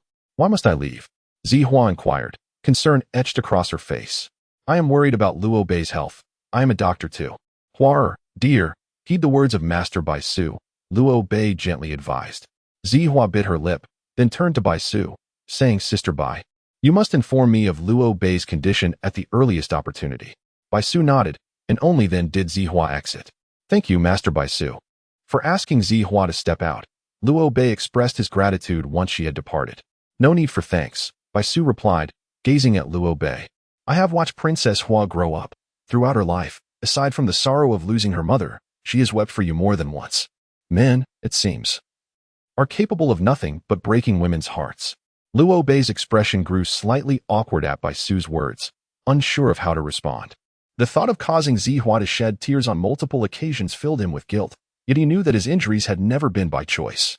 Luo Bei, I have heard from the Crown Prince that you spoke of a certain Wushuan from the Necromancer clan, who, using the heart of Mofoluo, has created beings known as the immortal wooden creatures. Is that correct? Bai Su observed Luo Bei's awkward expression and decided to change the subject. Indeed. He mentioned that transforming into a wood spirit would allow one to traverse through trees, providing an endless source of vitality. I find it curious. The life force of plants should not be particularly strong, so how can it counteract the life-devouring nature of the heart of Mofoluo? Luo Bei nodded in agreement. In truth, what he wished to convey was that the vitality of plants could indeed mitigate the life-draining effect of the heart of Mofoluo. Yet the vitality provided by his own undying heart was insufficient to fully replenish the heart of Mofoluo. Could it be that the vitality of the undying heart is inferior to that of plants? If so, the potency of the undying heart would seem rather excessive. Bai Su, upon hearing Luo Bei's words, furrowed her brow and, after a moment of contemplation, responded, I understand. Luo Bei gazed at her with curiosity, eager to hear her interpretation of how the life force of plants could counterbalance the consuming power of the heart of Mofoluo. The vast source of vitality does not solely come from the trees and plants, but from the entire expanse of the Hanhai continent. Bai Su declared, the entire Hanhai continent. Luo Bei inquired, puzzled. How does the life force of plants relate to the Hanhai continent? Bai Su clarified. Plants merely serve as a conduit for the heart of Mofoluo to absorb the energy from the land of the Hanhai continent. The heart of Mofoluo resides within the wood spirit, linking it to the trees, whose roots delve into the earth, anchoring them to the land. The heart of Mofoluo draws life force from the earth through the trees, which is then transferred to the wood spirit, granting it an unceasing flow of vitality. No wonder, Luo Bei mused, still perplexed. But what about Pastin? He lacks tree roots. How does he manage it? If I am not mistaken, he has been fused with the heart of Morphoro for far too long, transforming him into a living embodiment of that very essence. If we were to liken him to a queen ant, his purpose becomes clear.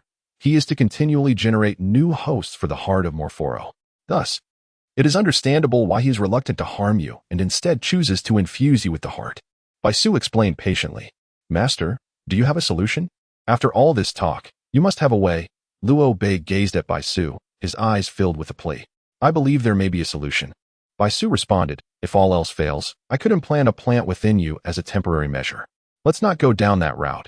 Luo Bei interjected hastily. I refuse to become like that. You have no idea, those wood spirits are entirely devoid of consciousness. Is there no way to extract this thing directly from my body? That is not feasible, Bai Su explained. It has already established a connection with your heart's meridians. The heart of Morphoro is a sentient entity. Should anyone attempt to forcibly sever its bond with its host, it would self-detonate, reducing both itself and the host to mere fragments. Furthermore, your ability to strike will be constrained by time, she added, furrowing her brow. It matters not. If it is merely the fire elements condensed from the air, I would not require the energy within my body. Thus, only powers like the celestial forgiveness flame are subject to restrictions. I can manage to wield some of it. Especially since within the confines of the Zhangtian sect, I am unlikely to encounter significant danger. Confrontations will be infrequent. Luo Bei nodded in agreement with Bai Su's decision. Now, I shall commence the sealing of the Morpholo heart within you. The process will be excruciating. Please bear with it. Upon hearing her words, Luo Bei silently acquiesced. Bai Su parted the fabric of his chest and retrieved a silver needle, plunging it into his body. Simultaneously, a surge of spiritual energy coursed through the needle, tightening his meridians. Luo Bei felt a pain akin to having his bones scraped, beads of sweat cascading down his forehead, yet he refrained from uttering a single cry. Subsequently, Bai Su continued to puncture his body with 4 additional needles. It felt as though all 4 penetrated simultaneously, yet the agony was far greater than 4-fold. Uncertain of how many needles Bai Su had inserted in total, Luo Bei even lost count of how many times he had fainted and regained consciousness. When Bai Su finally withdrew the last needle, she exhaled softly. The Morpholo heart within you has been sealed, but this seal is not permanent. Remember, you must come to me each month for a resealing. Every month, I must return? Luo Bei's voice was hoarse, his head weakly turning to the side. Just kill me. Consider Huar, you have caused her to weep so many times. What is this little pain in comparison? Moreover, I shall diligently seek a method to unravel it. Perhaps within a month, I will have resolved the issue of the Morpholo heart, Bai Su encouraged him. And if your research takes longer? Luo Bei countered. Then it may take decades, or even centuries, or perhaps after my passing, I shall entrust it to my disciples to continue the pursuit. Then, my disciple's disciple. My disciple's disciple's disciple. Bai Su joked. Do you think I am an ancient demon? When your disciple's disciple's disciple is around, will I still be alive? Luo Bei pondered silently. Bai Su cautioned Luo Bei that if he felt a heaviness in his chest during battle, he must cease fighting and rest for at least half an hour. Otherwise, the heart of Mofo Luo would break through its seal, and it would double its consumption of his essence and vitality, leading to a 90% chance that Luo Bei would perish instantly. Luo Bei nodded in understanding, left the dormitory, and reassured Zi Hua that he was fine, urging her not to worry, before they departed the sect together. After their departure, Bai Su went to the Zhuke Palace. Is Luo Bei's injury real? Zi Tianqiong asked solemnly. His back turned to Bai Su as he gazed at the paintings on the wall. No need. Zi Tianqiong waved his hand. It is sufficient to suppress it as it is. There is no need to exhaust oneself in extracting the heart of Mofo Luo. Huh? What? Bai Su was taken aback, gazing in surprise at Zi Tianqiong's back. In her heart, Luo Bei was Zi Hua's intended consort, and she expected Zi Tianqiong to be eager for her to heal him. Yet, why did he say there was no need to extract the heart of Mofo Luo? Chapter 72. One more word. Cut your tongue. Zi Tianqiong's words were perplexing. My lord, what exactly are you scheming? Bai Su voiced her confusion. This. You need not know. Zi Tianqiong shifted the topic. Is Hua still with Luo Bei? Yes, Bai Su nodded. In the future, you must keep a watchful eye on Huer and ensure she does not draw too close to Liu Bei. What kind of decorum is this for a young lady? Moreover, she is to be married soon. You should feel a sense of joy, should you not? Zi Tianqiong's words startled Bis. Is she not to wed Liu Bei? Bis hastily inquired, discerning from Zi Tianqiong's remarks that she did not intend for Hu to marry Liu Bei. Yet she found it hard to believe that Zi Tianqiong was willing to sacrifice her own flesh and blood. Of course not. Zi Tianqiong replied with a sinister smile. Do you truly believe I would marry my daughter to a dead man? You would only turn your daughter into a lifeless shell. Bis regarded Zi Tianqiong with a frigid gaze, devoid of any trace of fear. You are well aware that Hu only has eyes for Liu Bei. If she were to marry another, her existence would be a living hell. How dare you speak to me in such a manner? Do you think I am afraid to kill you? Zi Tianqiong's anger simmered. Humph. You ought to know that I fear not death. Bis's voice was icy. However, I know whom you fear losing. If you wish to keep that person alive, you must comply with my demands. Otherwise, I shall obliterate that individual along with you. Zi Tianqiong's words were laced with menace. Are you truly so heartless? Bis retorted. To achieve great things, one must possess a ruthless heart. To use outsiders as pawns is trivial. One must even regard their own kin as mere pieces on the board. Only such individuals can unify the realm, akin to the divine martial emperor of yore. The reason why the Lord of the Vermilion Bird faltered was that he lacked sufficient ruthlessness. Zi Tianqiong's expression twisted in fury, and with a wave of his hand, he commanded, Enough. You may withdraw now. Within the confines of Songlong City, Luo Bei accompanied Zi Hua on a leisurely stroll. Whenever she was in his presence, Zi Hua transformed into a vivacious little bird, chattering incessantly and laughing joyfully. However, It is often during moments of exuberance that one encounters ill-mannered individuals, akin to bothersome flies that interrupt a delightful meal. Ah, Princess Hua, I find you here. What business do you have with this dying commoner? Such company does little justice to your esteemed status. Xianyao approached Luo Bei and Zi Hua from a distance, speaking with an air of arrogance. Xianyao, are you here to provoke us again? Luo Bei's voice was frigid as he regarded Xianyao. Provoke? Certainly not. Xianyao replied with a smile. I have come to see my betrothed, Princess Hua.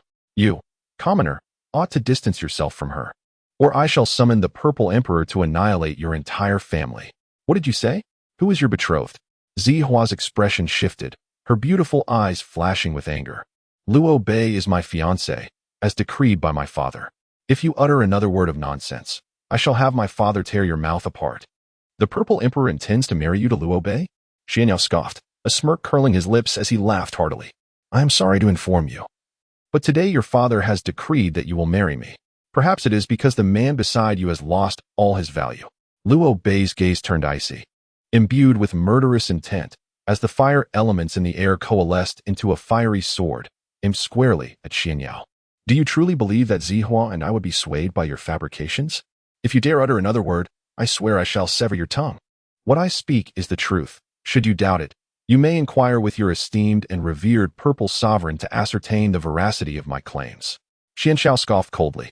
Observing Xuanxiao's demeanor, which seemed devoid of deceit, Luo Bei dissipated the fire sword in his hand and turned to Zi Hua.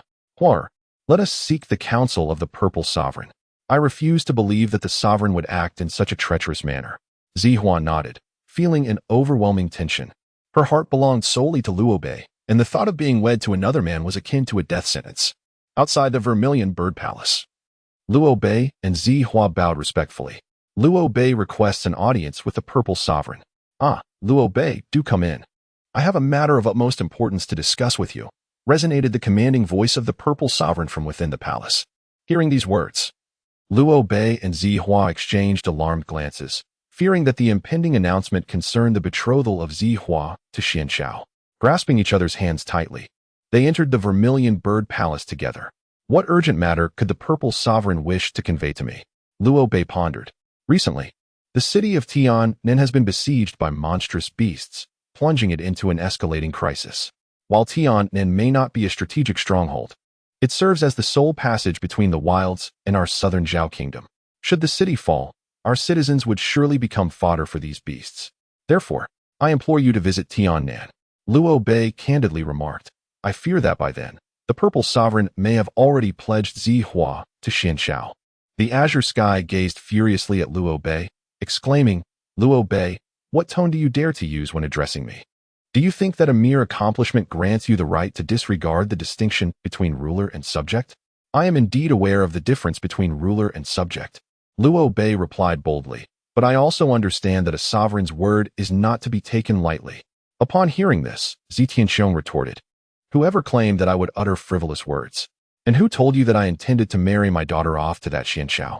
While I was out shopping with Luo Bei, we encountered Xianyao, who claimed that you had personally declared your intention to wed your daughter to him. He even suggested that if we doubted his words, we could consult the emperor, interjected Zi Hua. Nonsense. Zi Tianxiong responded with a hint of anger. I have never uttered such words. Zi Hua, you are my most cherished daughter, ever since the passing of your mother. Do you not realize how I have cared for both of you? How could I possibly force you to marry someone you do not love? Father, is it true? You truly have no intention of marrying me off to Xianyao? Upon hearing Zi Tianxiong's words, Zi Hua's face brightened with joy. Of course not. Although Xianyao is the third prince of the Beijiang kingdom, you must understand that my aim is to unify the Hanhai continent, to provide a common leader for the warriors against the impending return of the barbarian tribes. With Luo Bei's extraordinary talents, he is destined to play a significant role in the battles against these invaders. Why would I forsake Luo Bei to marry you off to a prince of a kingdom doomed to destruction? Do you think your father has lost his senses? Hearing the words of Zishenqiang, Luo Bei felt their sincerity and earnestness, as if they emanated from the depths of one's soul. He observed the affectionate glimmer in Zishenqiang's gaze towards Zi Hua and pondered that Zishenqiang would never disregard Zi Hua's feelings by marrying her off to Xianyao, whom she did not love. Your Majesty, I have been misled by others and questioned your authority. I sincerely hope for your forgiveness, Luo Bei expressed as he respectfully bowed to Zishenqiang. Very well. For the sake of Huar, I shall not hold this against you. However, I do not wish for a recurrence of such incidents. Do you understand why I was angered? It is because you are someone I hold dear. In my heart, you are akin to Luoxing and Huar. I cannot bear the thought of you becoming a second Luoxing opposing me, for such a betrayal would cause me great pain. Upon hearing Zishinqiang's words, Zihua turned to Luobei. Luobei, you must exercise caution when you go to Tianan City. If you encounter formidable beasts, let others intervene. Do not act recklessly. Luobei gently patted Zihua's head and smiled. Huar, do not speak such nonsense. The Purple Emperor has entrusted me with this mission to Tianan City because he has faith in my abilities. If I were to slack off, it would be a disservice to the Emperor's expectations and to you as well. Turning back to Zishinqiang, Luobei continued, Your Majesty, I have a humble request, and I wonder if it may be granted. Chapter 73. Support for the small city of Tian, and you wish for me to release Luoxing, do you not? The azure sky gazed at Luobei and said, There is no issue. I shall release him. Furthermore, I will ensure that he, along with Kai Xian, Yi Mao, and Wu Duo, accompany you to Tianan City. You all are the future pillars of our southern Zhao kingdom, so exercise extreme caution. Moreover, Luo Sheng is quite disobedient. Should any unforeseen circumstances arise, I will rely on you to look after him. Luobei responded, Rest assured, Your Majesty. Luo Sheng is my brother. I would never allow him to come to harm. Father, may I also accompany you? My medical skills are quite proficient. I could tend to the injured, pleaded Princess Zihua, tugging at the sleeve of Zitianxiang. Absolutely not. He replied decisively. Your abilities are too feeble. You have yet to reach the bone formation stage. If you encounter a beast, you would only become a burden to Luo Sheng and Luobei, hence you cannot go. Disheartened, Zihua turned to Luobei and said, Luobei, this time Kai Xian will be joining you. You must not develop feelings for her. A sense of inexplicable dread enveloped her at the thought of Luobei being whisked away by Kai Xian, perhaps stemming from the previous incident where Luobei remarked that Kai Xian was more beautiful than her. Fear not, I am not infatuated with anyone but you, Luobei assured sincerely. Thus, Luobei, along with Luo Sheng, Kai Xian, Yi Mao, and Wu Duo, rode upon the swift beast, heading towards Tianan City at the northern border of the southern Zhao kingdom. Zihua couldn't shake the feeling that Zitianxiang had some ulterior motives in allowing her to join this journey. Before you depart, did you leave anything for Huar? Something that could enable us to reach her in case of an unforeseen event? Ziluo Sheng inquired, his brow furrowed. Indeed, though the words of Zihuang seemed to convey genuine sentiment, I still harbored concerns that Huar might be coerced into marrying that Xianxiao. After all, Zihuang imprisoned you for Xianxiao, which clearly indicates that Xianxiao holds far greater significance in his heart than he professes. Thus, aside from providing Huar with a communication talisman, I also entrusted her with a portable bracelet. Should anything occur, she would use it to inform me. Luobei replied with a nod. That is reassuring. Regardless of whether that old man schemes against others, I will not permit him to manipulate Huar or you. Let us hasten to Tianan City and ascertain what has transpired there. If we can resolve matters within a month, we should be able to thwart Zishinqiang's machinations. Ziluo Sheng stated with a serious tone. Luo Sheng, it is prudent not to underestimate our foes. It is said that Lan Weiyang has already sustained injuries, indicating that the beasts in Tianan City must be formidable adversaries. Luobei's gaze darkened, his tone growing grave. Lan Weiyang has been injured? Ziluo Sheng furrowed his brow, but soon relaxed. However, this is not insurmountable. Your prowess surpasses that of Lan Weiyang, and Kai Xian previously sent Lan Weiyang flying with a single strike. As long as Kai Xian remains diligent, all possibilities remain open. As she spoke, Ziluo Sheng cast a glance at Kai Xian, who remained silent, seemingly oblivious to Ziluo Sheng's words. Ah! Kai Xian truly embodies the essence of an ice mountain. Ziluo Sheng chuckled awkwardly. Turning away, a glimmer sparkled in Ziluo Sheng's eyes as she pondered in her heart. Kai Xian, I shall devise a means to draw forth your utmost potential. Do not accuse me of scheming against you. For the sake of Huar and Luobei, I must mobilize the latent abilities of everyone. The Wildlands, a realm untouched by martial artists on the vast Hanhai continent, is governed by formidable demonic beasts. Unlike ordinary wild animals, these creatures possess various innate abilities, with strengths ranging from the transcendent realm to the earth-shattering realm. Some exceptionally powerful demonic beasts, thanks to their unique talents, are rumored to rival even the most formidable beings in the celestial realm. Yet, akin to feral beasts, There are those that revel in bloodshed and slaughter. Typically, most demonic beasts remain within the wildlands. However, a small fraction may venture forth to hunt humans and decimate villages. Wherever these beasts tread, unless eradicated entirely, even a solitary one will persist in its carnage, relentlessly eliminating humanity until none are left. Lord Lv Luo, the ruler of Tianan City, has met with His Highness the Crown Prince and others. Currently, Tianan City is in dire need of items such as rune cannons. It remains uncertain whether His Highness might convey this request to Lord Zihuang, in hopes that the Tianzhao Kingdom's Zhangtian sect could provide a few units for support. This matter is of no use even if you speak to that old fellow. He has dispatched all the rune cannons to the front lines and will certainly not grant you any, Lord Liu. I wonder if the beasts have continued their relentless assaults on Tianan City as before. Zi Luoxing shook his head. The attacks have never ceased. Yet recently the strength of the beasts has generally diminished, now reduced to mere bone formation realm creatures. Nevertheless, I cannot shake an ominous feeling, sensing that more formidable beasts will soon arrive. Lu Luo spoke gravely. Thus, do you require the rune cannons? Luo Bei inquired of Lu Luo. Might you take us to view your armory and material storage? Who are you? Lu Luo furrowed his brow at Luo Bei's words. Tianan City is a remote outpost, situated in a perilous region with scarce traffic, thus information exchange is limited. Lu Luo is unfamiliar with Luo Bei, and he likewise remains unaware of the discord between Zi Luoxing and Zi Tianxiao. This is my brother Luo Bei, the intended fiancé of Huar, and a prodigy in the realm of mechanical puppetry. Allow him to examine your materials store. He may well conjure a few rune cannons from thin air. Zi Luoxing introduced. Your Highness, is what you say true? Lu Luo's eyes brightened at Zi Luoxing's words. I can certainly attempt it, but I cannot fabricate rune cannons alone. It largely depends on whether Kai-Xian is willing to assist. Upon finishing his words, Luo Bei turned to look at Kai-Xian. While Lu Luo gazed at her with eager anticipation. I refuse to collaborate with you. Kai-Xian coldly declined. I can only sketch talismans. The complexities of material selection and design must be handled by you. Luo Bei shrugged and turned to Lu Luo. Miss Kai-Xian, please lend a hand. Look at the current state of Tianan City. Can you bear to see its citizens devoured by monstrous beasts? Upon hearing Luo Bei's words, Lu Luo turned to Kai-Xian, pleading earnestly. Kai-Xian surveyed the ruins of Tianan City, collapsed buildings, wounded souls lying homeless on the ground, and the anguished cries that echoed through the air. Kai-Xian's response startled Luo Bei. But what if the rune cannon you designed cannot be inscribed with runes? Perhaps I should assist you. After all, your understanding of runes is not quite. Luo Bei's sentence was abruptly interrupted by Kai-Xian.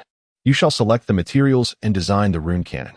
Kai-Xian regarded Luo Bei with a frigid demeanor, exuding an air of impenetrability. Very well, I shall comply. Luo Bei replied, but did you not drink the soup I had the chef prepare for you last time? I discarded it all. Kai-Xian shot him a cold glance. Enough. From this moment forth, vanish from my sight. I am going to see Lan Weiyang. In a hurry, Luo Bei spoke, utilizing the fire elements in the air to locate Lan Weiyang. In the next instant, he activated the instantaneous movement technique, arriving swiftly in Lan Weiyang's chamber. Lan Weiyang lay with closed eyes on the bed, her right hand wrapped in bandages, while her left still rested upon the Qitian blade. Chapter 74. The onslaught of beast. Lan Weiyang had always believed himself to be a person born for the blade. He could not exist without it. Without his sword, he would cease to be Lan Weiyang, and his weapon would likewise be incomplete without him. Away from Lan Weiyang, the sword's edge would dull. Suddenly, Luo Bei materialized in Lan Weiyang's chamber. The instant Luo Bei appeared, Lan Weiyang's eyes sprang open, radiating brilliance. His left hand brushed against the scabbard, grasping the hilt. As the Qitian blade emitted a resonant cry and was drawn forth, thrusting directly toward Luo Bei. Luo Bei was taken aback. In less than 2 months within Tianan City, Lan Weiyang had developed such acute reflexes. Faced with the sword aimed at him, Luo Bei exhibited no sign of alarm. Slightly tilting his head, he evaded Lan Weiyang's strike. Simultaneously, he conjured a fire sword from the air with a mere gesture, positioning it against Lan Weiyang's throat. In a soft voice, Luo Bei remarked that he might not have evaded Lan Weiyang's strike had it not been for his awakening of bloodline powers. The fire elements in the atmosphere felt as if they were an extension of his own being. Although Lan Weiyang's attack was incredibly swift, the mightier a person, the more their strikes would carry a distinct energy. This energy disturbed the air, altering the placement of the fire elements, which in turn revealed the trajectory of Lan Weiyang's blade. It was precisely because Luo Bei discerned this path that he could successfully avoid the strike. "What happened to your right hand?" Luo Bei inquired, furrowing his brow as he observed Lan Weiyang's right hand. "It's fine. It hasn't been rendered useless. Once my right hand recovers, Luo Bei, I intend to engage in a proper duel with you, so do ensure that you do not concede defeat." Lan Weiyang declared earnestly, Rest assured, to defeat me is still a distant endeavor, a century away at least." Luo Bei replied with a chuckle. Lan Weiyang spoke with unwavering determination gleaming in her eyes. "Weiyang, it's time for dinner." The door swung open, and Lan Shenxiu stepped inside. Upon noticing Luo Bei's unexpected presence in the room, Lan Shenxiu was initially taken aback, then exclaimed in surprise, "Luo Bei, you are here too. What a coincidence." "Lan Shenxiu, you are here as well?" Luo Bei turned to glance, momentarily stunned. He recalled their encounter at the newcomers' martial arts conference, where he had narrowly escaped defeat at her hands, thanks only to his Xian Tian ring, which had come to his rescue at a critical moment. The memory of Lan Shenxiu's keen observation of his weaknesses and her ability to counterattack left a profound impression on him. Tiannan City is under the jurisdiction of the Lan family, so my presence here is quite normal. "You haven't dined yet, have you? Let us eat together." Lan Shenxiu offered graciously. Luo Bei nodded in agreement as Lan Shenxiu placed several plates of roasted meat upon the table. This Tiannan City is a border town and thus lacks ample provisions. Our meals primarily consist of the flesh of the beasts that invade our territory. Today, we have roasted white-horned deer, which is quite palatable. To give it a try, Luo Bei picked up a piece of the roasted white-horned deer meat and took a bite, only to find the texture as dry as timber, making it difficult to swallow. He couldn't help but wrinkle his brow. Observing Luo Bei's reaction, Lan Weiyang chuckled softly. The white-antlered deer meat is not to be consumed in any ordinary manner. One must savor it alongside a cup of venison blood wine to truly appreciate its exquisite flavor. As she spoke, Lan Weiyang poured a bowl of blood-red, pungent venison blood wine for Luo Bei. "Can this even be drunk?" Luo Bei furrowed his brow in skepticism. "Place a piece of white-antlered deer meat in your mouth, then sip the venison blood wine, followed by chewing," Lan Weiyang demonstrated, guiding him through the process. With a blink, Luo Bei gazed at the wine, reminiscent of blood, exhaling deeply before placing the white-antlered deer meat in his mouth and taking a generous gulp of the venison blood wine. Luo Bei, Lan Weiyang, and Lan Shenxiu were engaged in a lively discussion over their feast when the door swung open, revealing Zi Luoxing. Upon witnessing the merriment of Luo Bei and the others, Zi Luoxing expressed his discontent. "Luo Bei, Lan Weiyang, you are quite lacking in decorum. Here you are, indulging in food and drink while I am left outside to supervise the city defenses with that Luo. Do you wish to exhaust me? Greetings, Your Highness." Lan Shenxiu quickly rose to bow respectfully upon seeing Zi Luoxing. "No need for excessive formalities," Zi Luoxing replied. "Look at how leisurely your brother Lan Weiyang sits." He then approached the table, picked up a piece of white-antlered deer meat, and took a bite, only to spit it out moments later. "What is this? Are you all eating wood?" "Wood? This is white-antlered deer meat, not meant to be consumed in such a manner." Luo Bei laughed heartily at Zi Luoxing's reaction. "If this is not how it is eaten, then how is it meant to be enjoyed?" Luo Bei poured a bowl of deer blood wine for Zi Luoxing and recounted the method of consuming white-antlered deer meat. After listening, Zi Luoxing gazed at the bowl of deer blood wine in Luo Bei's hand for quite some time before responding, "Perhaps I shall forego it. I suddenly find my appetite has vanished." Yet, as if in defiance of her own sentiments, her stomach emitted a rumbling sound. "Luoxing, you are not squeamish about blood, are you? This delicacy is truly exquisite. I would not deceive you," Luo Bei remarked with a light chuckle. Upon hearing this, Zi Luoxing took a piece of white-antlered deer meat and began to eat it as Luo Bei had instructed. The deer blood wine, when consumed, did not possess the anticipated metallic tang. Rather, it exuded a peculiar fragrance. The white-antlered deer meat, moistened by the wine, became tender and slippery, and a delightful meaty aroma enveloped Zi Luoxing's palate. Just as she savored the first bite, the door suddenly burst open, and Lu Luo rushed in, flustered. "Your Highness, this is dire. A multitude of demon beasts is advancing towards Tiannan City. What? Not even a moment's peace to enjoy my meal." With that, Zi Luoxing, along with Luo Bei and the others, followed Lu Luo out of the room and ascended the city walls. In the distance, from the chasm of the Divide Mountain, an army of no fewer than 1,000 demon beasts surged towards Tiannan City. On the walls, The pre-constructed ballistae fired massive arrows towards the horde of beasts. Yet often, after a volley, fewer than a single beast was struck. This approach is ineffective, Liu Bei frowned and said. Lord Liu, instruct the defending soldiers to cease firing and to prepare the giant arrows. Luo stared at Liu Bei in surprise. Should they not be shooting more arrows to eliminate as many demon beasts as possible? Even in the absence of encounters with the demonic beasts, their advance towards the city would still be impeded. How could one cease the archery? Trust in my brother. He means you no harm. Zilasheng, standing nearby, spoke with an air of authority. Upon hearing Zilasheng's voice, Liu shouted, "Convey the order. Cease firing and scatter the arrows." The archers at Tiannan City halted their volleys, while the demonic beasts, roaring fiercely, surged forward with increased fervor. Dust rose like a curtain, enveloping the sky, and an overwhelming sense of pressure gripped the hearts of the defending soldiers. Instinctively, they tightened their grips on their weapons, cold sweat beading upon their brows. Liu turned to glance at Liu Bei, only to find him with his eyes closed. Liu furrowed his brow, puzzled by Liu Bei's thoughts. Resuming fire. After a brief moment, Liu Bei opened his eyes. Hearing Liu Bei's command, Liu urgently shouted, "Resume firing." The soldiers, filled with confusion, could not fathom why Liu had oscillated between ordering them to shoot and to cease. Yet, there was no time for contemplation. They swiftly placed the massive arrows onto the crossbows and launched them towards the advancing beasts. Unlike the earlier volleys, the speed at which the arrows were released this time exceeded that of the previous barrage by tenfold. The enhanced velocity caught many demonic beasts off guard, resulting in numerous strikes. Furthermore, upon impact, each arrow erupted in a violent explosion, the flames radiating an area with a diameter of over 10 meters. Any beast unfortunate enough to be caught in the fiery blast suffered grievous injuries, with some reduced to charred remains on the spot.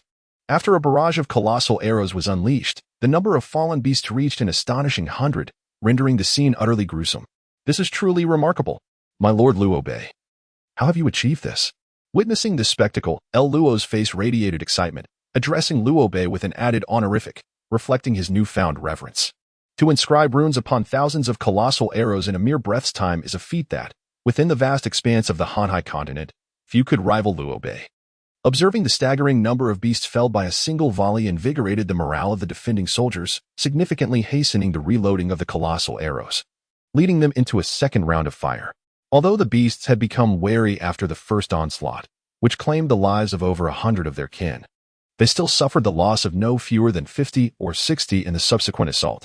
Chapter 75. The Scorching of the Beast Horde. As Liu Bei beheld the advancing horde of beasts closing in on Tiannan City, a frown creased his brow. This method of exterminating the beasts was proving rather sluggish.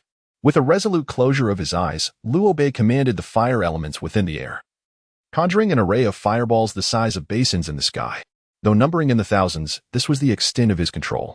Suddenly opening his eyes, Liu Bei proclaimed with a booming voice, "Beasts, prepare to experience the taste of the fiery rain."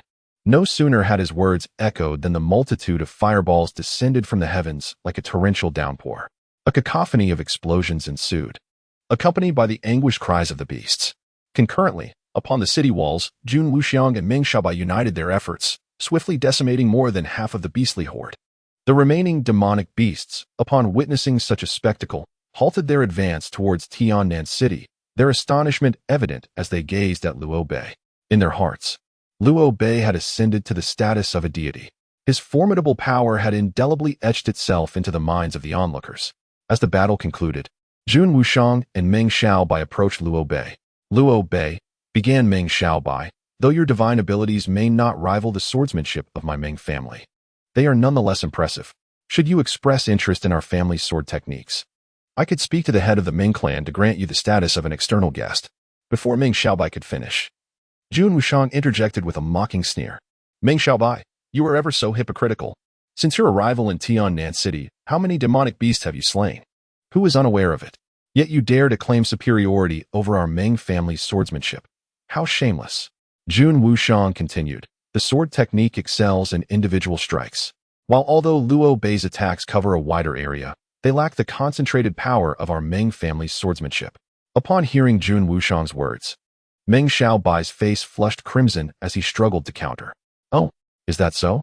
Yet I recall that you required 2 sword strikes to slay a single demonic beast, while Luo Bei's fireball was sufficient to vanquish his foe with a single blow. Jun Wushang's tone dripped with sarcasm. That is irrelevant. I was confronting a beast of the external realm, while he faced one of the bone construction realm. Luo Bei, observing the exchange, chuckled softly and shook his head. He descended the city wall alongside Zi Luo Sheng and Lan Wei Yang, and as they reached the stairs, they fortuitously encountered Long Jing. Having not seen you for quite some time, I had assumed you had perished at the jaws of some beast. With a hint of a cold smirk, Luo Bei approached Longjin and spoke in a frigid tone. Longjin, who had witnessed Luo Bei's prowess in repelling the beast's tide, felt a burgeoning fear towards him. Yet, unwilling to submit so easily, he merely huffed and turned away, retreating to a distance. Observing Longjin's departure, Luo Bei contemplated inwardly. Longjin, since our paths have crossed in the southern city, it seems fate desires me to eliminate you. With a surge of murderous intent, Luo Bei resolved to extinguish Longjun under the cover of night. However, Longjun was no fool. He too was pondering how to evade this looming peril. Meanwhile, on another front, Kai Xian was in her chamber meticulously calculating the designs for a rune cannon. To ensure the cannon's formidable power, high-quality materials were essential. Yet the southern city offered scant resources, with some rare materials completely depleted. She needed to find substitutes for those vital components. Licking her lips, Kai Xian felt a twinge of thirst and instinctively reached out, only to grasp at emptiness. Frowning, she dismissed her desire for water and returned her focus to her calculations. As night fell, Yimao approached Kai Xian's door and knocked. Kai Xian, dinner is ready, he called. I understand. Please leave the food at the door. I shall eat once I feel hunger, she replied with a huff, disregarding the chill that swept in as she continued her design work with her head bowed. At this moment, Luo Bei arrived outside Longjin's chamber. By discerning the fire elements in the air, he confirmed Longjin's presence within. Without hesitation, Luo Bei executed the technique of instantaneous movement and entered the room. As soon as he materialized, a fiery sword manifested in his grasp, and he swung it fiercely towards Longjun's head. A look of panic flashed in Longjun's eyes before he could utter a sound. His head was severed from his body. Strangely, however, after Luo Bei decapitated him, Longjun's corpse transformed into a pair of have-leaves. Furrowing his brow, Luo Bei picked up the leaves, only to find fading runes upon them. A substitute technique? Luo Bei conjured a flame in his hand and incinerated the leaves. Rest assured, that scene was captured by the memory orb, was it not? Tomorrow, in the presence of the city lord, simply play back the recording, and Luo Bei shall not face punishment. He will think twice before brazenly confronting you again. At that moment, the voice of Qi Mei resonated within Longjun's consciousness. Yet, Luo Bei is the favored one of the purple sovereign. Perhaps even if he were to slay me before LV Luo would turn a blind eye. Longjun harbored lingering concerns. Fear not, for since the purple sky dome once spared you, he will not allow Luo Bei to take your life. Moreover, Luo Bei is now on the brink of death, Qi Mei stated with profound significance. On the brink of death? What do you mean? Longjun inquired, perplexed. The purple sky dome will assuredly kill Luo Bei, Qi Mei replied with a smile. Why is that? Longjun questioned, increasingly bewildered by Qi Mei's words. They did not seem to be mere jest, yet why would the purple sky dome seek to eliminate Luo Bei? Having refrained from slaying Longjun, Luo Bei emerged from Longjun's chamber, ambling towards his own quarters while lost in thought. The survival of Longjun posed a significant threat, however. If he could escape merely by the means of a single leaf, eliminating him would be nearly impossible. No, that leaf must not be an ordinary one. If he possessed the ability to conjure countless leaves, he would be an invincible entity. I surmise that even if he still has that leaf, it cannot exceed 3 in number. As Luo Bei continued on his path, he passed by Kai Xian's residence and noticed several plates of cold dishes left at her doorstep. He furrowed his brow. This individual truly lacks the ability to care for herself. Harnessing the fire element in the air, Luo Bei warmed Kai Xian's meal. Just then, Kai Xian unexpectedly stepped out of her door.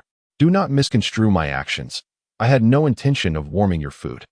I merely wished to practice my control over the fire element, Luo Bei hurriedly explained, although such a pretext seemed rather unconvincing. Kai Xian regarded him with an emotionless gaze, picked up the steaming dishes from the ground, and retreated indoors. I shall not partake. It is merely for the cat, she stated before closing her door. Observing that Kai Xian did not question his presence or his act of warming her meal, Luo Bei exhaled deeply, relieved. That was a close call. I feared she might admonish me for no longer crafting rune cannons. The following day, the lord of Tiannan City, Lu Luo, summoned Luo Bei, Zi Luo Sheng, and others to the city lord's residence. Once all had gathered, Lu Luo spoke. When calamity befell my Tiannan city, you all came here to wish for its resilience against the monstrous beasts. I, El Luo, stand here to express gratitude on behalf of the citizens. Upon hearing Zi Luo Sheng mention an early departure, El Luo hastily inquired, "What is the matter?" Meng Xiaobai looked at El Luo, curiosity gleaming in his eyes. "El City Lord, are you referring to the two-headed wolf from yesterday?" Luo Bei articulated with clarity. "And what of the two-headed wolf?" "It is a common occurrence for such creatures to emerge during beastly assaults. They are hardly rare." Meng Xiaobai remarked nonchalantly. "Is that so?" "So it appears that the two-headed wolf is always present," Luo Bei chuckled. However, upon hearing Luo Bei's words, Meng Xiaobai's brow furrowed. "Luo Bei, what exactly do you mean? What is so significant about the two-headed wolf? It is merely a beast of the bone-molding realm, is it not?" "Meng Xiaobai, did you not observe? Among the beasts that appeared yesterday, there were indeed many of the bone-molding realm, yet when they sensed fear, they did not flee immediately. Instead, it was only upon hearing the voice of the two-headed wolf that they retreated as if heeding a command." Luo Bei continued. "What are you implying? Are you suggesting that those beasts are submissive to the two-headed wolf?" Meng Xiaobai remained puzzled. One could say that, but asserting that all those beasts follow the two-headed wolf is somewhat questionable. In terms of individual strength, the two-headed wolf does not rank as particularly formidable among its peers. In the realm of beasts, strength reigns supreme, and among those that fled yesterday, both the thunderstorm lion and the windchaser leopard possess greater prowess than the two-headed wolf. Yet, why did they all heed its call? Luo Bei posed. Chapter 76. The troublemakers because they are fools, Meng Xiaobai remarked, unable to comprehend the situation. "It seems you're the fool, not understanding even this," Jun Wuxiang retorted with a cold laugh, sitting beside Meng Xiaobai. "Jun Wuxiang, do not feign understanding as if you possess profound insight," Meng Xiaobai replied in a fit of anger. "I certainly do understand," Jun Wuxiang replied confidently with a smile. "Within an army, the strength of the messenger need not be formidable, yet the soldiers must heed the orders of the messenger. For the words uttered by the messenger are indeed the commands of their general.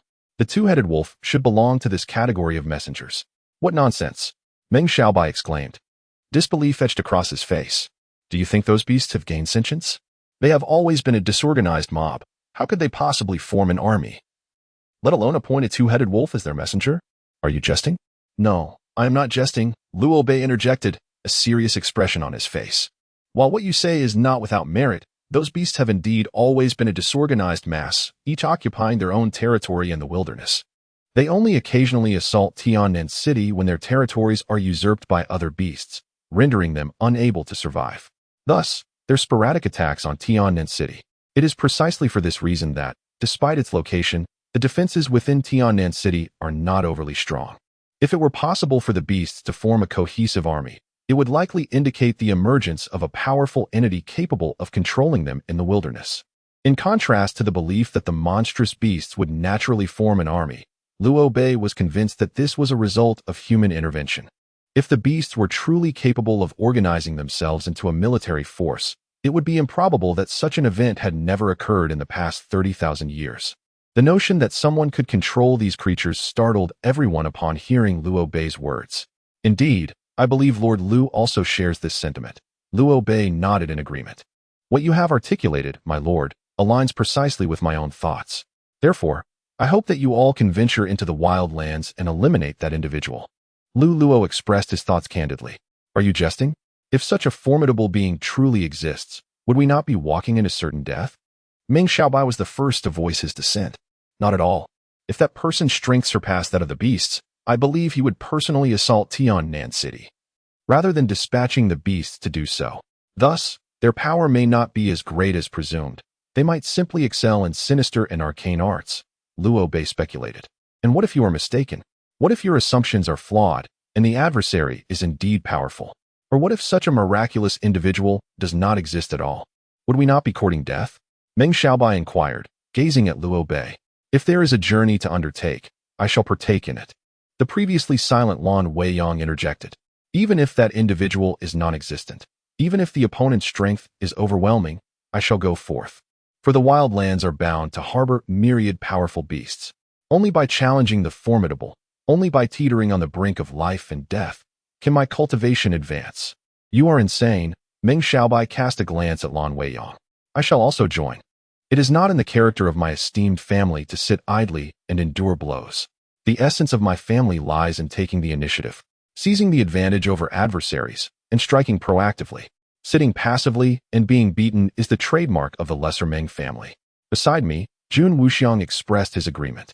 Indeed, our Meng family also values the principle of overcoming the enemy rather than being subdued by them. I shall join as well.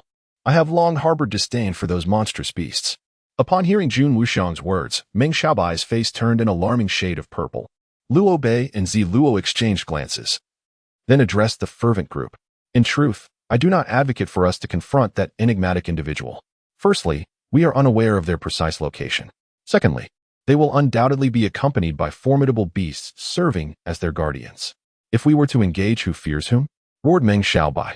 My Meng family is not composed of cowards. Luo Bei gazed at this impassioned trio, utterly speechless. He had to admit that El Luo was a fool, and this troublemaking trio was the epitome of foolishness. El Luo's folly lay in the fact that although he considered the wilds in the existence of someone capable of controlling beasts, he failed to realize that if the individual could command beasts, they would undoubtedly have protection and would not be easily vanquished. The folly of the troublemaking trio was that Lan Weiyang was a battle fanatic. He would risk even a 99% chance of death to enhance his strength. Jun Wuxiang often followed Lan Weiyang's lead to provoke Meng Xiaobai, while Meng Xiaobai continuously resisted Jun Wuxiang's provocations, determined to pursue what Jun Wuxiang deemed impossible. Do not be so agitated, my three companions. If we venture into the wilderness now, it would be akin to courting death. After all, the wilderness is rife with formidable beasts, including those of the earth-shattering and celestial realms. Shaking his head, Luo Bei gazed at the trio causing the commotion and said with resignation, "No." Kai Xian, who had always been reserved, suddenly interjected. Beasts above the earth-shattering realm reside in the core of the wilderness, within the mirage of the wilderness. If someone possesses the ability to control these beasts, including those of the earth-shattering realm, why would they not command them to besiege the city? An assault from such beasts would undoubtedly render this small city of Tiannan utterly defenseless. Luo Bei furrowed his brow slightly. Kai Xian's words held truth. However, recklessly entering the wilderness was far from a prudent choice, even in the absence of earth-shattering beasts. The creatures of the innate awareness realm would be more than enough to overwhelm the likes of Luo Bei and his companions. Kai Xian was indeed correct. If the adversary could genuinely control the earth-shattering beasts, they could effortlessly unleash them upon the city. Regardless of your intentions, I have resolved to venture into the wilderness, declared Lan Weiyang with determination. So have I. Both Jun Wuxiang and Meng Xiaobai chimed in unison. After their proclamation, the two exchanged a glance, each huffing slightly, resembling a pair of feuding companions. Kai Xian, have you completed the design for the rune cannon? Luo Bei asked, gazing at her with a hint of exasperation. Indeed, I have already commenced the fabrication process with the townsfolk, Kai Xian replied, nodding gracefully. Then let us await the completion of the rune cannon before we embark on our journey to the wilderness. After all, if we were to leave Tiannan City, it would be impossible for Master L, with his initial stage of cultivation, to defend it. Just as everyone was about to depart, Long Zhun suddenly rose to his feet. Wait a moment, I have something to say. The crowd halted, gazing at Long Zhun, uncertain of his intentions. Master L, as a direct descendant of the Long family, I have come to Tiannan City under the orders of His Majesty, the Purple Emperor, to assist your city in repelling the beast horde. Should I fall to the jaws of those fiends, I would never utter a word of grievance. Young Master Long, your sentiments bring me great comfort, El Luo replied, his voice filled with emotion. However, just last night, there was an attempt on my life. Luo Bei, what are your thoughts on this matter? Long Zhun's tone suddenly turned icy as he fixed his gaze upon Luo Bei. Your appearance is repugnant, and your character is despicable. To wish for your demise is entirely reasonable. I remember, Luo Bei retorted, his voice growing equally frigid. It is precisely because of this that you have managed to survive until today. Yet, you attempted to assassinate me last night, which is a direct violation of His Majesty's orders. Do you no longer regard the Purple Emperor with any respect? Long Zhun's demeanor was resolute, clearly aiming to intimidate Luo Bei with the weight of the purple sky. Long Zhun, if you claim that someone sought to assassinate you, then where is your evidence? Anyone can make baseless allegations. I could just as easily assert that you wish to eliminate me. With a cold snort, Luo Bei challenged, you desire proof, do you? I shall provide you with it. As he spoke, Long Zhun produced a storage orb and activated it, which immediately emitted a brilliant white light. Before the gathered crowd, an image materialized, depicting the scene of last night's assassination attempt on Long Zhun by Luo Bei. Luo Bei, what do you have to say now?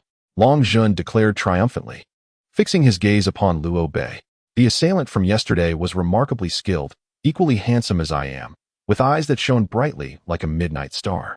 Surely, such a figure must be quite appealing to the ladies. Indeed, it is true that heroes emerge in their youth. Luo Bei paused momentarily, contemplating the image from the storage orb. Long Zhun. His words incited Long Zhun's fury. Do not divert the topic. My question is whether you acknowledge that the person who attempted to assassinate me last night was you. Whether or not it was I is of little consequence. What truly matters is how you managed to escape on a mere leaf. That cannot possibly be a martial art technique, can it? Luo Bei retorted. Chapter 77. Thunderbeast the newcomer was none other than the shadowy subordinate of Jiuxiao. Are you suggesting that he employed the long-lost escape technique of the Long family? Luo Bei inquired, gazing at the shadow. Indeed, I can confirm this, for Lord Zihuang once spoke to me about this divine art. However, I never anticipated that Long Zhun would master this technique, which has been forgotten for nearly 10 millennia. The shadow nodded in affirmation. Shadow, what brings you here?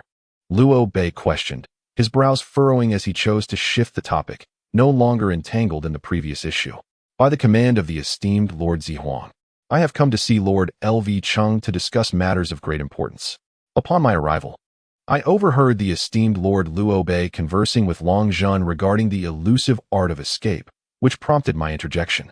However, prior to my visit, Lord Zihuang expressed concern that a rift might exist between Lord Luo Bei and Long Zhun, potentially leading to conflict. He instructed me to convey the importance of harmony, as both are paragons of our Nanzhao kingdom. In response, Luo Bei glanced at Long Zhun with a smile, saying, I understand. Please continue your discussion. Ziren shook his head in disbelief. Even you, Luo Bei, are unaware of this individual? Luo Bei furrowed his brow, remarking, his timing is rather suspect, coinciding perfectly with my intent to reveal Long Zhun's identity as a member of the Ghost Clan and eliminate him. Yet, that shadow appeared unexpectedly, claiming Long Zhun was employing an ancient art of evasion thought lost for millennia. Such an excuse seems rather flimsy. He may very well be affiliated with the dark faction of our kingdom. Ziren's words astonished Luo Bei. The dark faction? Are you suggesting it engages in clandestine intelligence gathering, assassination, and surveillance? Indeed, if they are involved, it seems that the old rascal Ziuxiao is plotting against you. Ziren replied, his expression turning grave, eyes filled with concern. But why? Luo Bei questioned, confused. Why would he target me? Ziren lowered his gaze, lost in thought. After a moment of contemplation, he appeared resolute and addressed Luo Bei. Luo Bei, do you know why I have refrained from cultivating the Shatian flame? Why? Luo Bei regarded Zi Luo Sheng with curiosity, pondering a matter that had long perplexed him. It was not that he was unwilling to learn, but rather, he could not. Before Zi Luo Sheng could finish his thought, he was interrupted. Ah, Your Highness, came the voice of Shadow, resonating in the ears of both Zi Luo Sheng and Luo Bei. Your Highness, I have come at the behest of the Purple Emperor to deliver an item to you. Luo Bei, my mission is complete. I shall take my leave. Shadow chuckled lightly. Luo Bei furrowed his brow and nodded, all the while discreetly manipulating the fire elements in the air, which coalesced into a rune that briefly flickered before vanishing on Shadow's neck. Turning away, Luo Bei made his way toward his residence, contemplating within. Indeed, the Purple Emperor harbored ill intentions toward me. However, what would become of Hua Er if I were to confront him head-on? That night, the sky was shrouded in dark clouds. The moon obscured its luminous glow. Unable to find rest, Luo Bei stepped out of his chamber and ambled beneath the starry sky. The prospect of opposing the Purple Emperor was most unwelcome to him. Firstly, because Purple Tian Qiong was the sovereign of the Nanzhao kingdom, and could easily eradicate the Luo family with but a word. Secondly, it was due to the fact that Purple Tian Qiong was the biological father of both Zi Hua and Zi Luo Sheng. Although the relationship between Zi Luo Sheng and Purple Tian Qiong was strained, it could not alter their blood ties. Moreover, Hua held profound respect for her father, and to stand against Purple Tian Qiong would not only put him at odds with Zi Luo Sheng, but also bring sorrow to Zi Hua. Suddenly, Luo Bei recalled by Su's words. Aside from weeping at her mother's passing, Zihua had only genuinely cried for him. A wave of guilt washed over Luo Bei as he reflected on the times he had caused Zihua worry and sorrow. If he were to confront Zihua's father once more, he could only imagine the depths of her heartbreak. Shaking his head, Luo Bei sighed heavily, only to catch sight of an enormous radiance soaring towards Tiannan City. What could that be? His pupils constricted in shock. Hastily, Luo Bei closed his eyes, harnessing the fire elements in the air to discern the nature of the approaching light. It was a thunder beast. Alarmed, Luo Bei activated his instant transmission technique and appeared beneath the city walls, shouting to the soldiers on guard, "Sound the alarm. A monstrous beast is invading." The soldiers, initially taken aback by Luo Bei's exclamation, instinctively turned their gaze toward the city's perimeter. Yet, they saw no trace of any beast. Just as they were about to inquire further, a ferocious roar echoed from the heavens. Upon hearing this terrifying sound, the inhabitants of Tiannan City rushed out of their homes, gazing upwards in trepidation. There, soaring above, was a 30-meter-long beast resembling a lion, its scales shimmering with white light. It bore a magnificent pair of pristine wings and a single horn atop its head, exuding an air of majesty. The immense pressure radiating from this creature made the people of Tiannan City feel as though a heavy weight pressed upon their chests, rendering them pale and breathless. Mid-level inner awakening realm beast, the Thunder Beast. As the crowd beheld the creature in the sky, astonishment etched across their faces. The Thunder Beast, a mid-stage creature of the inner awakening realm, is known for its bloodthirsty and ferocious nature. Its singular horn possesses the ability to summon thunder from the heavens to launch attacks, while its scales are remarkably resilient, impervious to ordinary artifacts. What poses the greatest challenge, however, is that the Thunder Beast is capable of flight. While many creatures can soar through the skies, few possess the lethal combination of offensive and defensive prowess, coupled with such a savage disposition as the Thunder Beast. Upon sighting the creature in the sky, the inhabitants of Tiannan City hurriedly armed themselves. Simultaneously, the soldiers stationed along the city walls swiftly repositioned their crossbows, aiming at the airborne menace. The Thunder Beast cast a disdainful glance at the anxious crowd, snorted dismissively, and with a powerful flap of its wings, ascended into the air. Its horn radiated a brilliant white light, causing dark clouds to coalesce above. As bolts of lightning danced amidst the storm, "Fire! Do not allow it to unleash the wrath of thunder," Lu Luo urgently commanded upon witnessing the unfolding scene. At the sound of his authoritative shout, the soldiers on the walls hastily released their crossbow bolts. Whoosh, whoosh, whoosh. The massive arrows soared towards the Thunder Beast, their explosive impacts resonating through the air, engulfing the sky in flames. The crowd gazed upward, eager to see if the creature would be felled by their barrage. However, to their dismay, as the flames dissipated, the Thunder Beast remained unscathed. With a deafening roar, a bolt of lightning, as thick as a barrel, descended from the heavens, striking the creature's horn. Observing this harrowing spectacle, despair washed over the hearts of the onlookers. Should such a bolt of lightning strike the small city of Tiannan apart from the formidable practitioners who have reached the fourth stage of qi refinement, such as Luo Bei, the odds of survival for others are less than 10%. With the emergence of the Zhuke wings behind him, Luo Bei soared into the sky with a powerful flap of his wings. Simultaneously, the Qitian blade in Lan Weiyang's grasp erupted with arcs of lightning as she fiercely slashed at the Thunder Beast above. The Thunder Beast flicked its head, redirecting the lightning that fell from its singular horn. However, to their astonishment, the bolt of lightning did not strike within the confines of Tiannan City, but rather outside its borders. The thunderous impact created a deep crater, measuring several dozen meters, upon striking the ground. The earth trembled as if in the throes of an earthquake, prompting both Luo Bei and Lan Weiyang to halt their assaults, their attention captured by the spectacle of the Thunder Beast above. Given that the Thunder Beast's lightning, even when misdirected, would not miss its target by such a wide margin to strike outside Tiannan City, it became evident that the creature had no intention of bombarding the city. Consequently, Luo Bei and Lan Weiyang refrained from attacking the beast, lest they provoke its wrath and inadvertently endanger Tiannan City.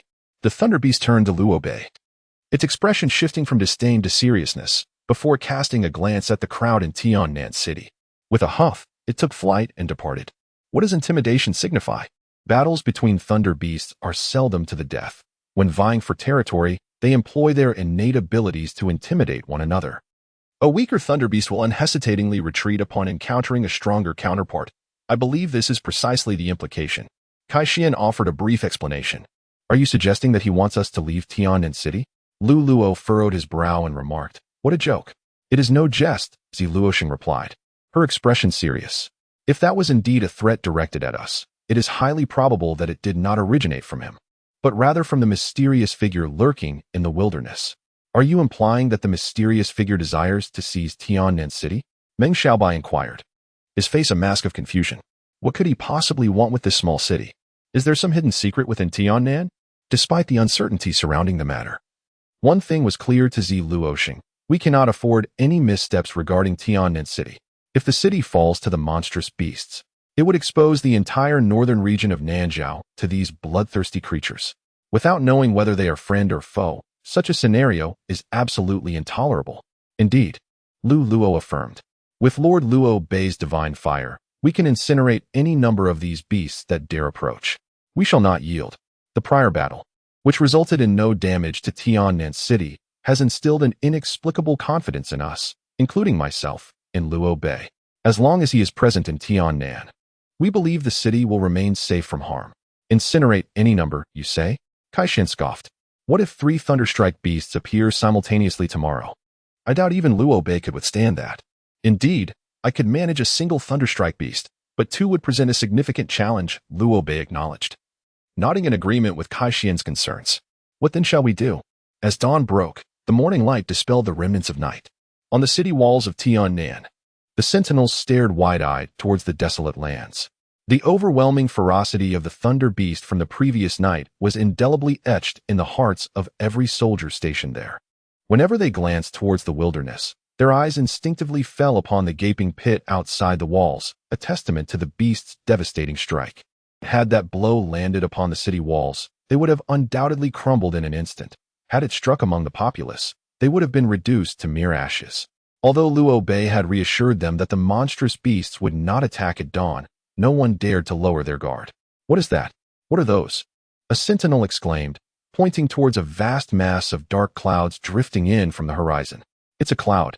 No, wait, it's the Yasha demon. Another soldier, witnessing the scene, gasped in alarm and hurried to sound the alarm. This is bad. The monsters are attacking. Upon hearing the alarm, Luo Bei rushed out of his chamber and ascended the city walls, his gaze fixated on the ominous swarm of beasts that loomed in the sky, resembling a dense cloud. How could they arrive so swiftly? It has only been 3 short hours. Do they afford us no time for preparation? The approaching demons were Yasha, humanoid fiends with ebony skin, bald heads, and enormous eyes, their mouths lined with razor-sharp teeth. Their forelimbs were transformed into bat-like wings, while their feet were disproportionately large, each adorned with 5 slender toes, the claws of which were as sharp as blades, capable of easily shredding any defensive treasures below the rank of precious.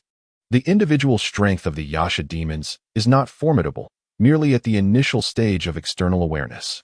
Aside from their ability to soar through the skies, they possess no particularly powerful innate abilities. However, the Yasha demons exhibit remarkable agility. Should they gather in numbers, even a practitioner of internal awareness would find them quite troublesome. A series of whooshing sounds pierced the air as enormous arrows shot towards the approaching Yasha demons. Yet, the demons deftly evaded each projectile, none of them being struck. Observing the soldiers around him, who were preparing their crossbows, Luo Bei shouted, "Those are Yasha demons. The giant arrows cannot reach them. Ready the lightspeed crossbows and set up the defensive arrow formation." Yes. At the sound of Luo Bei's command, the previously panicked soldiers regained their composure. Hastily abandoning their heavy crossbows, they swiftly retrieved the lightspeed crossbows, arranging them in 3 rows to form the arrow formation.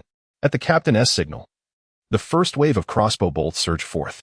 The bolts from the lightspeed crossbows flew with astonishing velocity, making it impossible for even the agile Yasha demons to completely evade them.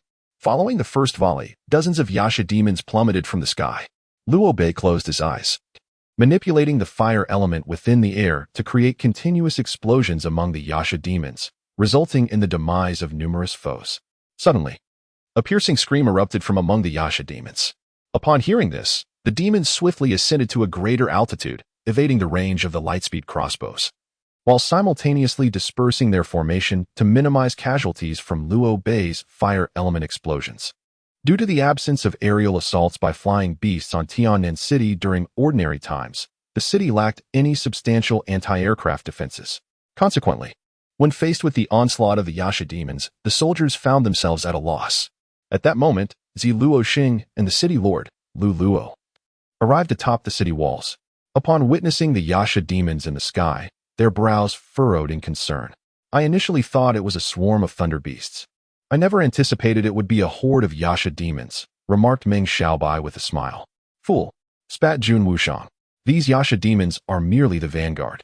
Behind them lurks even more formidable beasts. With that, Jun Wushang executed a sword technique, channeling his internal energy to point towards the multitude of Yasha demons in the sky. Seventh sword technique, slaughter. As he cast the spell, the sword at his back transformed into a streak of white light, soaring into the heavens and flashing 7 times. In the next instant, it appeared as though a rain of blood had fallen from the sky, as dozens of Yasha demons were severed in midair, plummeting to the ground. Witnessing this, Meng Xiaobai refused to be outdone. Behold the might of the Ming family's sword technique, Star Flash. He invoked a spell, and his sword materialized in the sky, emitting a dazzling brilliance. Over a dozen Yasha demons shrieked in agony as their massive bodies tumbled downwards. Lord Liu, how is the construction of the rune cannon progressing? Queried Luobei, who was simultaneously directing fire elemental attacks against the Yasha demons. The first rune cannon is currently being manufactured. It will require at least 2 more hours to complete, Lu Luo replied. 2 hours. Very well, Lord L. Now instruct the soldiers to retreat to a secure location. In the face of these nightmarish fiends, ordinary soldiers are of little use. We must avoid unnecessary casualties. Upon hearing Lord Luobei's words, a soldier hastily replied, My lord, we fear not death. We vow to share the fate of Tiannan. Our duty and mission are to protect Tiannan City. How can we abandon our posts when the beasts assail our city? This is not a matter of cowardice, Luobei said, his brow furrowed in seriousness, but rather a refusal to engage in futile sacrifices. Death must hold significance. Withdraw and await the use of the rune cannon to safeguard the city after 2 hours. If all the soldiers perish, who will wield the rune cannon to defend our stronghold? You speak the truth, my lord. Everyone, retreat at once. This is an order. El Luo gestured dismissively. The soldiers exchanged glances and, in silence, turned away from the city wall, seeking refuge within the buildings. At that very moment, as they descended, the nightmarish fiends soared above Tiannan City, diving from the sky. A soldier who was slow to take cover was instantly seized by one of the fiends. Torn asunder in midair, Luo Bei summoned a fiery sword. Employing a technique of instantaneous movement, he appeared like a specter, reducing the fiends to ash with each strike. Moreover, he occasionally unleashed the wings of the vermilion bird, soaring into the sky to vanquish those fiends that had ascended. Within a mere span of tea time, hundreds of the fiends were dispatched by Luo Bei and his companions. Yet, this was far from the conclusion. Bloodied and resolute, Luo Bei's gaze pierced through the dust-laden horizon of the cliffs ahead, revealing a solemn intensity in his eyes. After the first wave of attacks from the Yasha demons was vanquished by Luo Bei and his companions, the true army of beasts advancing towards Tiannan City had arrived. Sensing something amiss with Luo Bei, Luo Sheng could not help but inquire, Luo Bei, what do you see? 4 thunder strikers and over 10,000 beasts. Luo Bei gritted his teeth. At this moment, he was the only one capable of fighting within the city. The only warriors capable of standing against this onslaught were Luo Bei, Lan Weiyang, Jun Wushang, Meng Xiaobai, Luo Xing, Kai Xian, Yimao, Wu Duo, Long Zhan, and the city lord of Tiannan, El Luo. Just these 10 individuals, and aside from Luo Bei, there was likely no one else who could contend with the Thunder Strikers one-on-one. Chapter 79. None shall escape at this juncture. Countless beasts, numbering in the thousands, surrounded the cliffs. Not only were there beasts on the ground, but also those soaring through the skies, including 4 Thunder Strikers. Upon hearing Luo Bei's words, everyone's hearts raced. Last night, he had made it clear that confronting 2 Thunder Strikers would overwhelm him. Now, 4 were present, accompanied by a horde of thousands of beasts. The implications of facing such a colossal number of beasts were dire. This small Tiannan city would be flattened in an instant. Luo Bei, leave me one of the Thunder Strikers, Lan Weiyang stated gravely, gazing at him amidst the sky. I also reserve one, Jun Wushang declared, unwilling to be outdone. As he belonged to the Swordmaster clan, do you think you are the only one capable of handling it? Luo Bei, set aside a thunderstriker for me. I will show Jun Wushang who the true genius of swordsmanship is. Meng Xiaobai retorted, casting a disdainful glance at Jun Wushang. Silence. Do you believe the thunder beasts are easily subdued?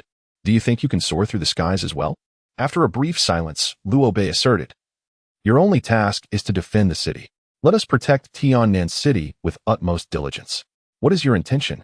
Zi Luo Sheng gazed at Luo Bei in the sky, her expression tinged with apprehension. The destructive power of the thunder beasts is immense. I cannot allow even one to breach our defenses. Upon uttering these words, Luo Bei's Zhuke wings unfurled, and to the astonishment of the onlookers, he took flight from Tiannan City. Luo Bei, are you out of your mind? Zi Luo Shen shouted, watching him depart. Luo Bei's audacious maneuver was indeed a viable strategy. His agility was unparalleled, and with the Zhuke wings, he could navigate the skies effortlessly. There was no one but him capable of diverting and restraining these thunder beasts. At this moment, Kai Xian spoke in a calm tone. What are you saying? Do you not realize those are thunder beasts? Do you truly believe Luo Bei can contend with 4 of them alone? Furthermore, your own power is formidable. It was you who sent Lan Wei Yang flying with a single strike, was it not? Your strength is certainly on par with Luo Bei's. This is a critical juncture. Will you remain a bystander? Zi Luo Sheng retorted angrily at Kai Xian. Ignoring her outburst, Kai Xian turned and ascended the city wall, her gaze fixed on Luo Bei amidst the throng of beasts. Luo Bei, observing the 4 thunder beasts in the sky, declared with defiance, let me see if your organization is as formidable as you believe. If you wield your innate skills amidst this horde, surely it will be these beasts who suffer the most. However, this was not the most lethal aspect. The true peril lay in the innate ability of the thunder beast. With a swift toss of its head, a bolt of lightning, as thick as a barrel, surged forth from the creature's horn, striking towards the location of Luo Bei. Had it finally descended? A cold smile crept upon Luo Bei's lips as he executed the instantaneous movement technique, evading the impending strike. At the very moment Luo Bei vanished, the lightning crashed down, resounding with a thunderous roar, obliterating all beasts within a nearly 100-meter radius into mere fragments. Subsequently, a second bolt of lightning descended upon the spot where Luo Bei reappeared, followed by a third and a fourth. Each time, Luo Bei deftly avoided them with his instantaneous movement, none of the bolts ever touching him. A howl pierced the air. The thunder beast, poised to unleash another thunderous assault upon Luo Bei, appeared to have received a command, abruptly ceasing its attack and veering towards the city of Tiannan. Curse be it! Luo Bei seethed, watching the thunder beast depart for Tiannan. Had it reacted so swiftly? Those accursed 2-headed wolves shall perish. No sooner had Luo Bei's words left his lips than dozens of 2-headed wolves were incinerated by the explosive flames of elemental fire. The flames of Shutian ignited around Luo Bei as he bellowed, causing them to radiate outward from his center, leaving only charred earth in their wake. With the wings of the vermilion bird manifesting behind him, Luo Bei soared towards the 4 thunder beasts, transforming his fire sword into the sword of Shutian flames. Not a single one shall escape. I shall not permit you to enter Tiannan City, nor shall I grant the purple sky dome the opportunity to trouble me. I shall never confront the azure firmament. I shall never allow Huar to suffer on my behalf again. All of you shall perish. Luo Bei roared, wielding the Shengtian flame sword with ferocity. As he swung the sword, it elongated, incinerating all flying demonic beasts within its reach into mere ashes. A roar erupted from a thunderstrike beast as its tail was struck by Luo Bei's Shengtian flame sword, which ignited the beast instantly, reducing it to cinders. They could not bear the humiliation of witnessing one of their kind annihilated by an insignificant human of the external awareness realm.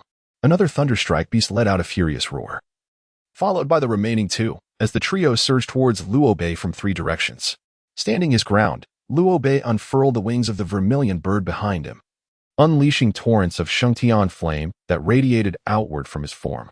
The angles at which these flames were launched were exceedingly cunning, rendering the massive forms of the thunderstrike beasts unable to evade them. Aware of the Shengtian flame's formidable nature, the 3 beasts summoned arcs of lightning from their own horns as they saw the flames approaching. Although their own lightning was not as potent as the wrath of the heavens, it sufficed to disperse the Shengtian flames. After successfully dissipating the flames, the 3 thunderstrike beasts charged at Luo Bei from their respective directions. Although Luo Bei anticipated that the Shengtian flames would not easily extinguish the thunderstrike beasts, he was nonetheless taken aback by how effortlessly the beasts had neutralized his flames. It appeared that he would have to resort to close combat. With a furrowed brow, Luo Bei murmured to himself as he gripped the Shengtian flame sword and soared towards one of the thunderstrike beasts. As the thunder beast noticed Luo Bei soaring towards it, its singular horn flickered with arcs of lightning aimed directly at him. Luo Bei deftly dodged the onslaught of the thunder beast's attack, ascending above it, where he swung the sword of divine forgiveness with fierce intent. The thunder beast flapped its wings, abruptly descending to evade Luo Bei's strike, while simultaneously, two other thunder beasts launched their assaults from either side. Their horns crackled with electric energy, and the intertwining bolts of lightning formed a net that ensnared Luo Bei within its grasp. How infuriating! Luo Bei exclaimed, facing the electric net that left him no avenue for retreat. In that moment, he resolved to withstand the impending onslaught. With a huff of indignation, he enveloped himself with the wings of the vermilion bird, resembling a colossal egg aflame with fire. With a resounding crash, the electric net collided with the fiery wings, resulting in a cataclysmic explosion that echoed through the air, causing the wings to dissipate. Bloodied and battered, Luo Bei plummeted from the sky, crashing amidst a horde of monstrous beasts below.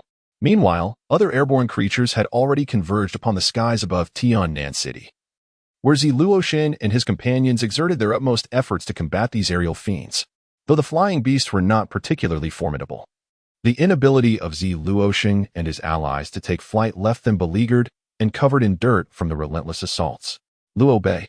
Zi Luoshin cried out in alarm upon witnessing Luo Bei's descent from the heavens, his heart racing with urgency. He attempted to rush down but was thwarted by several flying beasts. In a moment of carelessness, a mocking windbird's talon raked across his back, leaving 5 deep wounds that exposed bone. Clear the way. Upon seeing Luo Bei fall, Lan Weiyong roared fiercely, her Qitian blade crackling with electrifying energy. In the midst of the tumult, it appeared as though one wielded a whip of lightning. Those beasts struck by this electric force fell lifeless from the sky. Captain! Night Owl and Wu Duo exclaimed in unison, their eyes fixed on the plummeting Luo Bei. Although the ambush squad had already disbanded, they instinctively referred to Luo Bei as their captain.